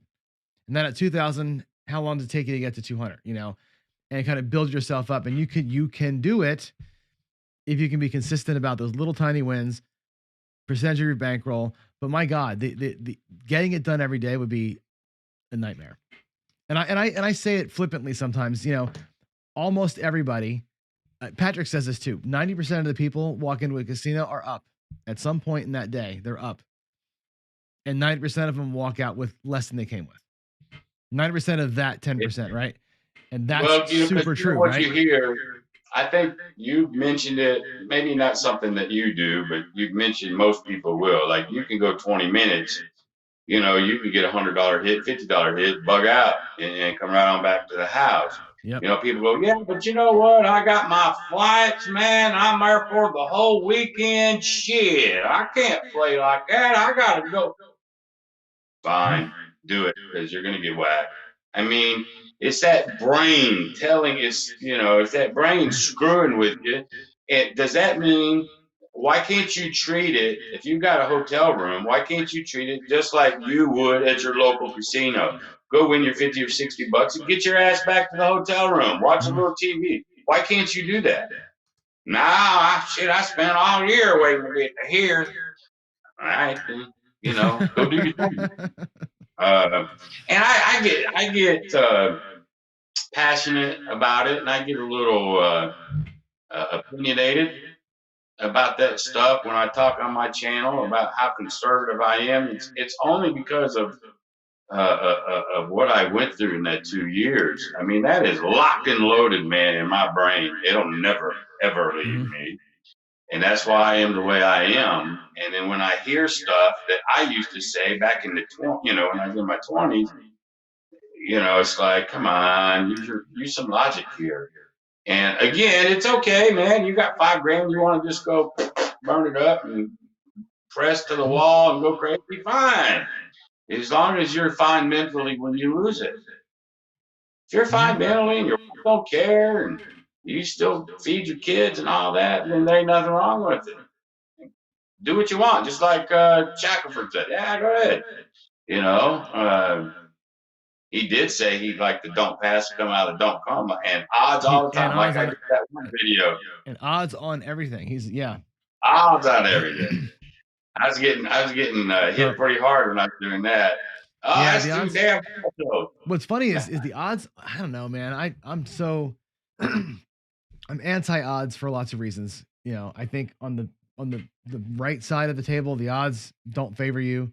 On the dark side, the odds don't pay well enough to put the risk out there. So I'm more about the flat bets. But man, hearing him say that, you know, and I you figure a math person's going to say that, right? The math person says, "Come bet with odds." I'm right? surprised he said it, because most of the stuff I ever heard coming out of Shackelford's mouth was flat bet, flat bet, flat bet.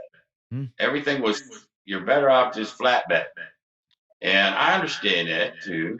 There's somebody that's doing another channel that shouted me out, and he was doing my regression up in pull. I think he won like 350. He's doing it live on live dealers on a casino. He's trying my strategy live. Like, it's called the Baccarat Master, something like that. He just emailed me today, and I went and watched it. And he had tons of streaks, but he wouldn't, you know, if say that he was on the banker and the player hit, you know, he would just stay on player no matter what, and he would miss 6 streaks. I mean, tons of those. Yeah. And he admitted, well, you know, I'm just stubborn or whatever. He still won $300 some on the ruck. And I was glad that he shouted me out and all that. But as I'm watching the video, I don't know if you've ever done a strategy or watched somebody do it, and you're watching them, you go, no. Yeah. Go to the player now, and you're yelling at the TV. Right. No, you don't stay on banker. You go to the, you know. So I'm doing that while I'm watching the video. No, man, look at this streak you're missing, you idiot, you know. And I shouldn't do that, but you know, but he still won, and I was happy for him. And I told him the regression up and falling back right is only to keep you in the game until the streak happens. It's not you ain't gonna get rich at it. Right. I don't care. You're not. I mean, it's just slightly maybe better than flat betting if you can get up in that fifth, sixth, you know. Yeah. But if you're just wavering Well, like that, it's going to keep you in the game while you're waiting. That's all. It depends on the game, right? And here's the way I view that thing, because at Baccarat, you can do it. You can regression up and pull once, take the next hit, and when you get back to your original bet level with your profits, at that point you can go with a progression. You can go, 3, 4 back to 2. You can do some work. In craps, you can't really do that. Like on the place bets, there's no way. There's not enough. In Baccarat, you can get 5 bankers in a row. In craps, and we saw it today, 5 8s in a row, but that never happens. Like that's so rare that happens. You can't make enough money doing it to make it make sense, right? And that's why I think the regression up and pull works better in this game than trying to progress a place bet. I know that some people out here, I know they progress their place bets, but I don't think that's a winning strategy. I mean, I don't really necessarily regress up and pull on my don't pass. My don't pass is I know what I'm going to bet wherever I'm going to bet it. It's there to protect whatever I'm going out there. That's all it's there for. Yeah. So, but I will, now you guys have seen me do it. I will do like a 24, 6 and 8 or whatever. And as soon as I get that one hit, I'm bringing them both down to 12. That is a regression.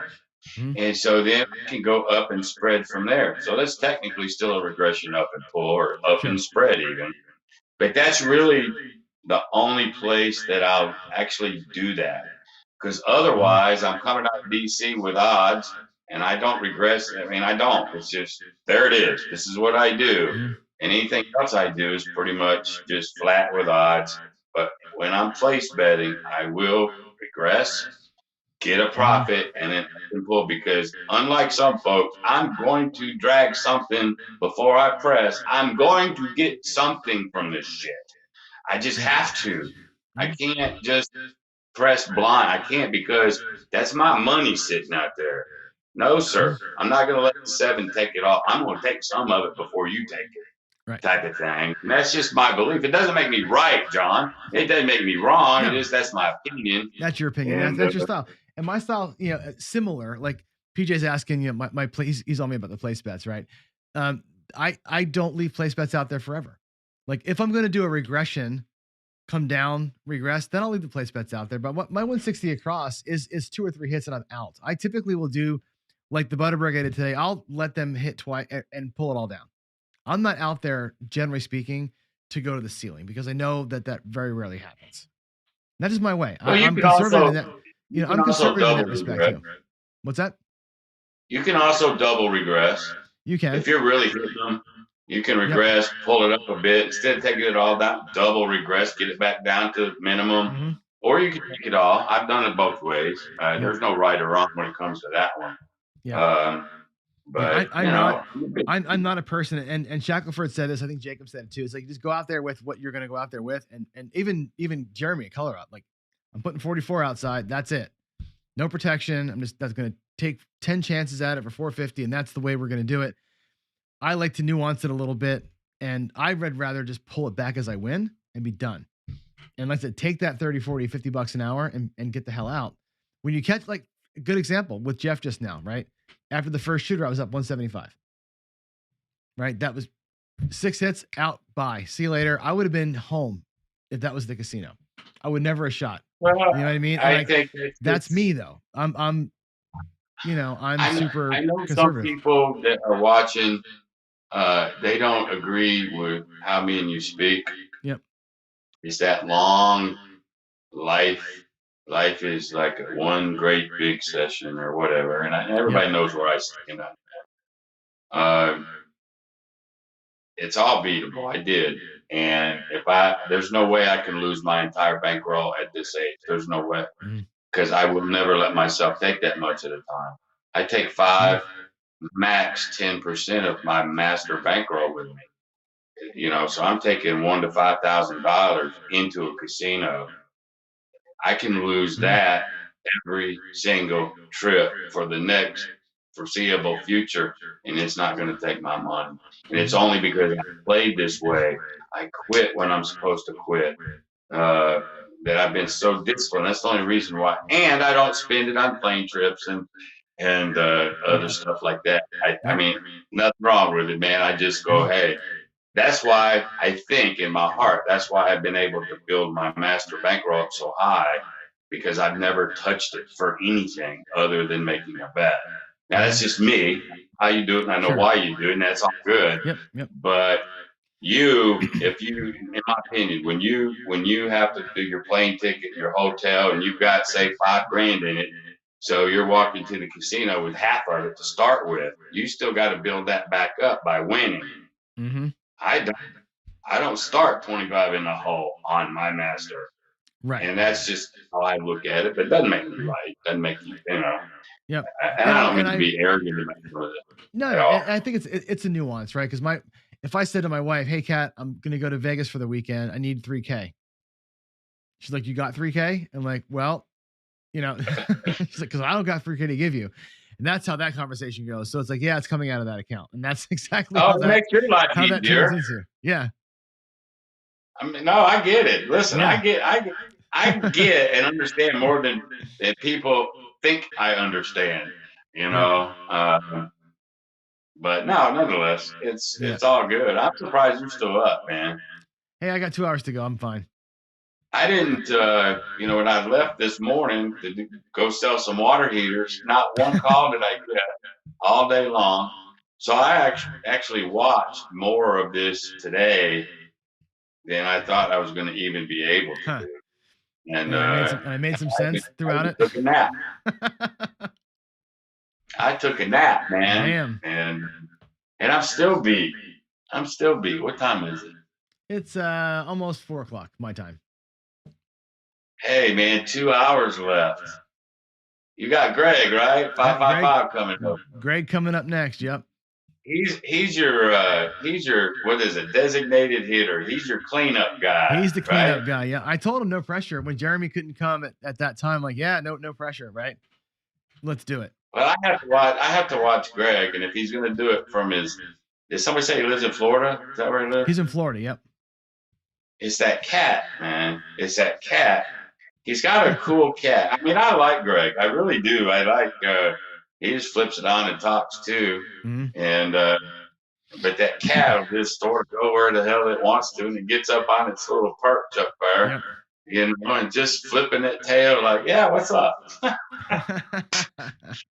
So he's got 2 of them. I didn't know he had 2 cats. The other day he had a second cat up there wagging its tail, and I'm like, oh, he's got a second one, like a black or a brown cat or something. So. No, I can't do animals in the house. Can't do it. My dog is like my child. Like, our dog is like, you see, now you know how good like the cameras are, because when I get the close up on the table and all that kind of stuff, it's like there's dog hair on there. Like, yeah, can't get rid of it. We rescued this dog. Hair, man. Can't do it. Now we rescued this dog from an apple orchard, and she's our baby. We love her. She's big, and then big girl. And then the cat. Fur balls. I can't do animals in the house. Now, hey, have an outside dog? Fine. Oh, that's funny. But my house is human beings only. No hamsters, no chinchillas, none of that crap. No, sir. Well, my daughter had a guinea pig for about a month, and she couldn't take care of it. I made her get rid of it. All that. Whatever, that batting or, just shit everywhere. And I don't have patience on a lot of stuff. I don't know if you guys can tell or not. My patience level, as I get older, my patience level for stupid, idiot things. And what's the word I'm looking for? Inconsiderate. If you're inconsiderate, and you do just dumb stuff, my patience level is like really low for that anymore. I'm like that, Jeff Dunham. He's got that he's got that damn puppet Walter. Yep. That's you, right? That's pretty much me anymore. Well, John, you've done a good job, son. You've done a real. I know it's winding down for you. I know our time is winding down. I appreciate you having me on twice. Man. And your subscribers had to bore their way through two of me. You're a great storyteller. Everybody says you're a great storyteller. It's awesome. Well, it was. Thank you for having me twice. And I mean, you still look like you did 24 hours ago, and I'm dragging ass. Guns are out, baby. So, all good. No, it's cool. I appreciate it. Man, I thank you so. And when I put this thing together, like I said, 2 weeks ago, I'm like, I'm going to do a 24-hour crap show. And my first thought was, can I actually do my day show for 24 straight hours? Like this roll? No. Who am I going to do? I'm going to call my friends. You know what I mean? And you stepped up, and Greg stepped up, and Jeff stepped up, and, you know, El Toro, and everybody just stepped up for it. It's fantastic. I mean, who could ask for a better thing, right? You get your friends to support a cause like this. It's awesome. I suspect you're going to build from this because other than Jeremy, he's started the resident geekdom. And now you stepped in, and now you got Jeff over at Mid-Atlantic, and there's a couple of you guys that have all this stuff. But you seem to be, to me now, you seem to be the new leader of the sub-Jeremy. Okay, Jeremy's up here. Yeah. All right, everybody else is down here, right? But it seems like you're floating up to the top to lead this subgroup. If I can call everybody subgroup without you getting mad at me. So by you taking the lead, I don't see, how'd you get Shackelford? How the fuck do you do something like that? I mean, he's big time. You know what's funny? And he is big time. And it's funny because my dad you're a salesman, right? My dad sold tractor trailers before we had the bookstore, you know, and he told me not always be closing. He said, don't ever be afraid to ask for the money. Oh yeah. He's like, if you don't ask for the money, nobody will pay you. Right. That was his whole thing. And I never did sales, but that was, you learn these lessons. And I was talking to Big AZ. He's from Philly as well. And he's like, I'm from Philly. And, he's like, I'm a soft-spoken, quiet guy. I don't like to make a lot of weight. And I'm like, me neither. When you grow up in a big city like Philly or New York, like Greg did, you learn really quick that your life is this. You're quiet. You don't make friends. You put your hands in your pockets and cover your money up. You're careful like that. And just the way that it kind of works out. I don't know. I mean, whatever. Well, I like don't be afraid to ask the ridiculous. Well, if you don't ask for it, you'll never get it, right? And so I asked, I had two people that I asked that said no, actually. That were another couple of big hitters, and one of them just didn't see it. One of them was going to do it, and there was an issue with some money thing. It was with the GoFundMe piece of it. You're not going to get everybody, but I went to Michael and I'm like, hey, you don't know me. And my email says, hi, I'm John. I run a channel called Pro Craps. You have no idea who I am, but everybody in my community knows who you are. We're doing a fundraiser. Would you be interested in helping out? And 15 minutes later, I got a yes. Just out of the blue. And we exchanged like 3 emails, kind of setting them up like I did with you guys. Here's how it's going to work and all that kind of stuff. And it was a no brainer. He just came right in. I couldn't believe it. But it worked out. The fact that you set it up, you got all these moving parts. You know what you had to do with me. Mm-hmm. Oh my God. I mean, hell, that's a story for you to tell. Oh, that Ken, what a wackadoodle. But you did all that stuff to set everything and the moving parts and the fundraiser and getting everybody to donate. You were sort of the lead dog. And that was my whole point 5 minutes ago. You are now, to me, you're rising up to be the lead of this sub-pack. And I think there's a lot of people out there that would agree with me on that. And to me, there ain't no better guy. It sure ain't going to be a guy like me, right? I'll be part of the pack. But I ain't going to be the lead dog. I'm just not going to do it. So thank you for that, for real. I mean that. I appreciate that. And PJ, you're so funny. No, the big hitters were not sellers of DI.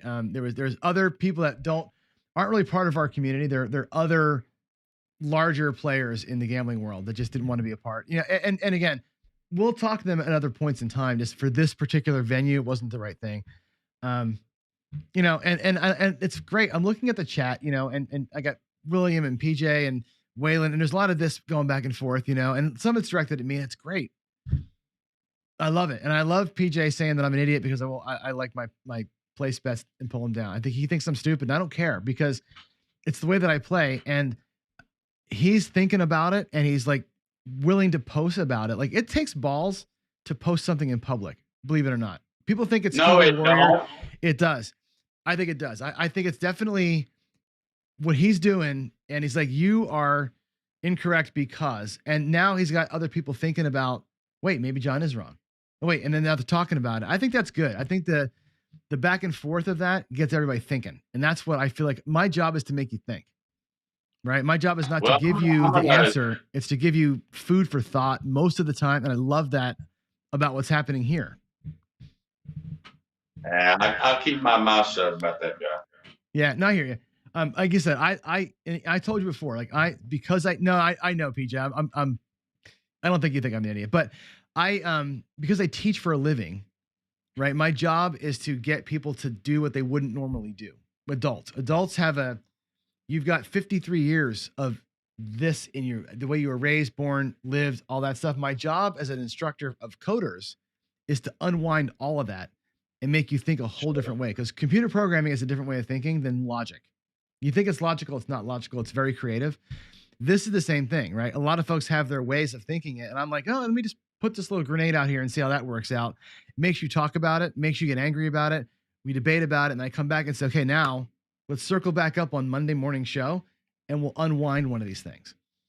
And that's the way that you teach. Man, I agree. You know, and I think that's how it happens to me. And I like a little bit of this because without this, there's no this.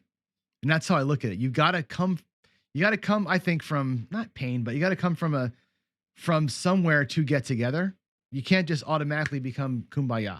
There's got to be a little bit of, you know, something. Right. I believe that. And so with me, you either love me or hate me, not even for my views on gambling, just me as a person.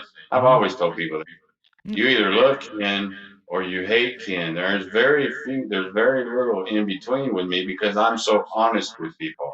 You don't have to wonder what I think about you or what I'm thinking about because everybody knows it. To me, I think that's a good thing. At least that lets you know where you stand. If I don't like you, I don't like you, and I'm going to tell you. Well, at least you freaking know.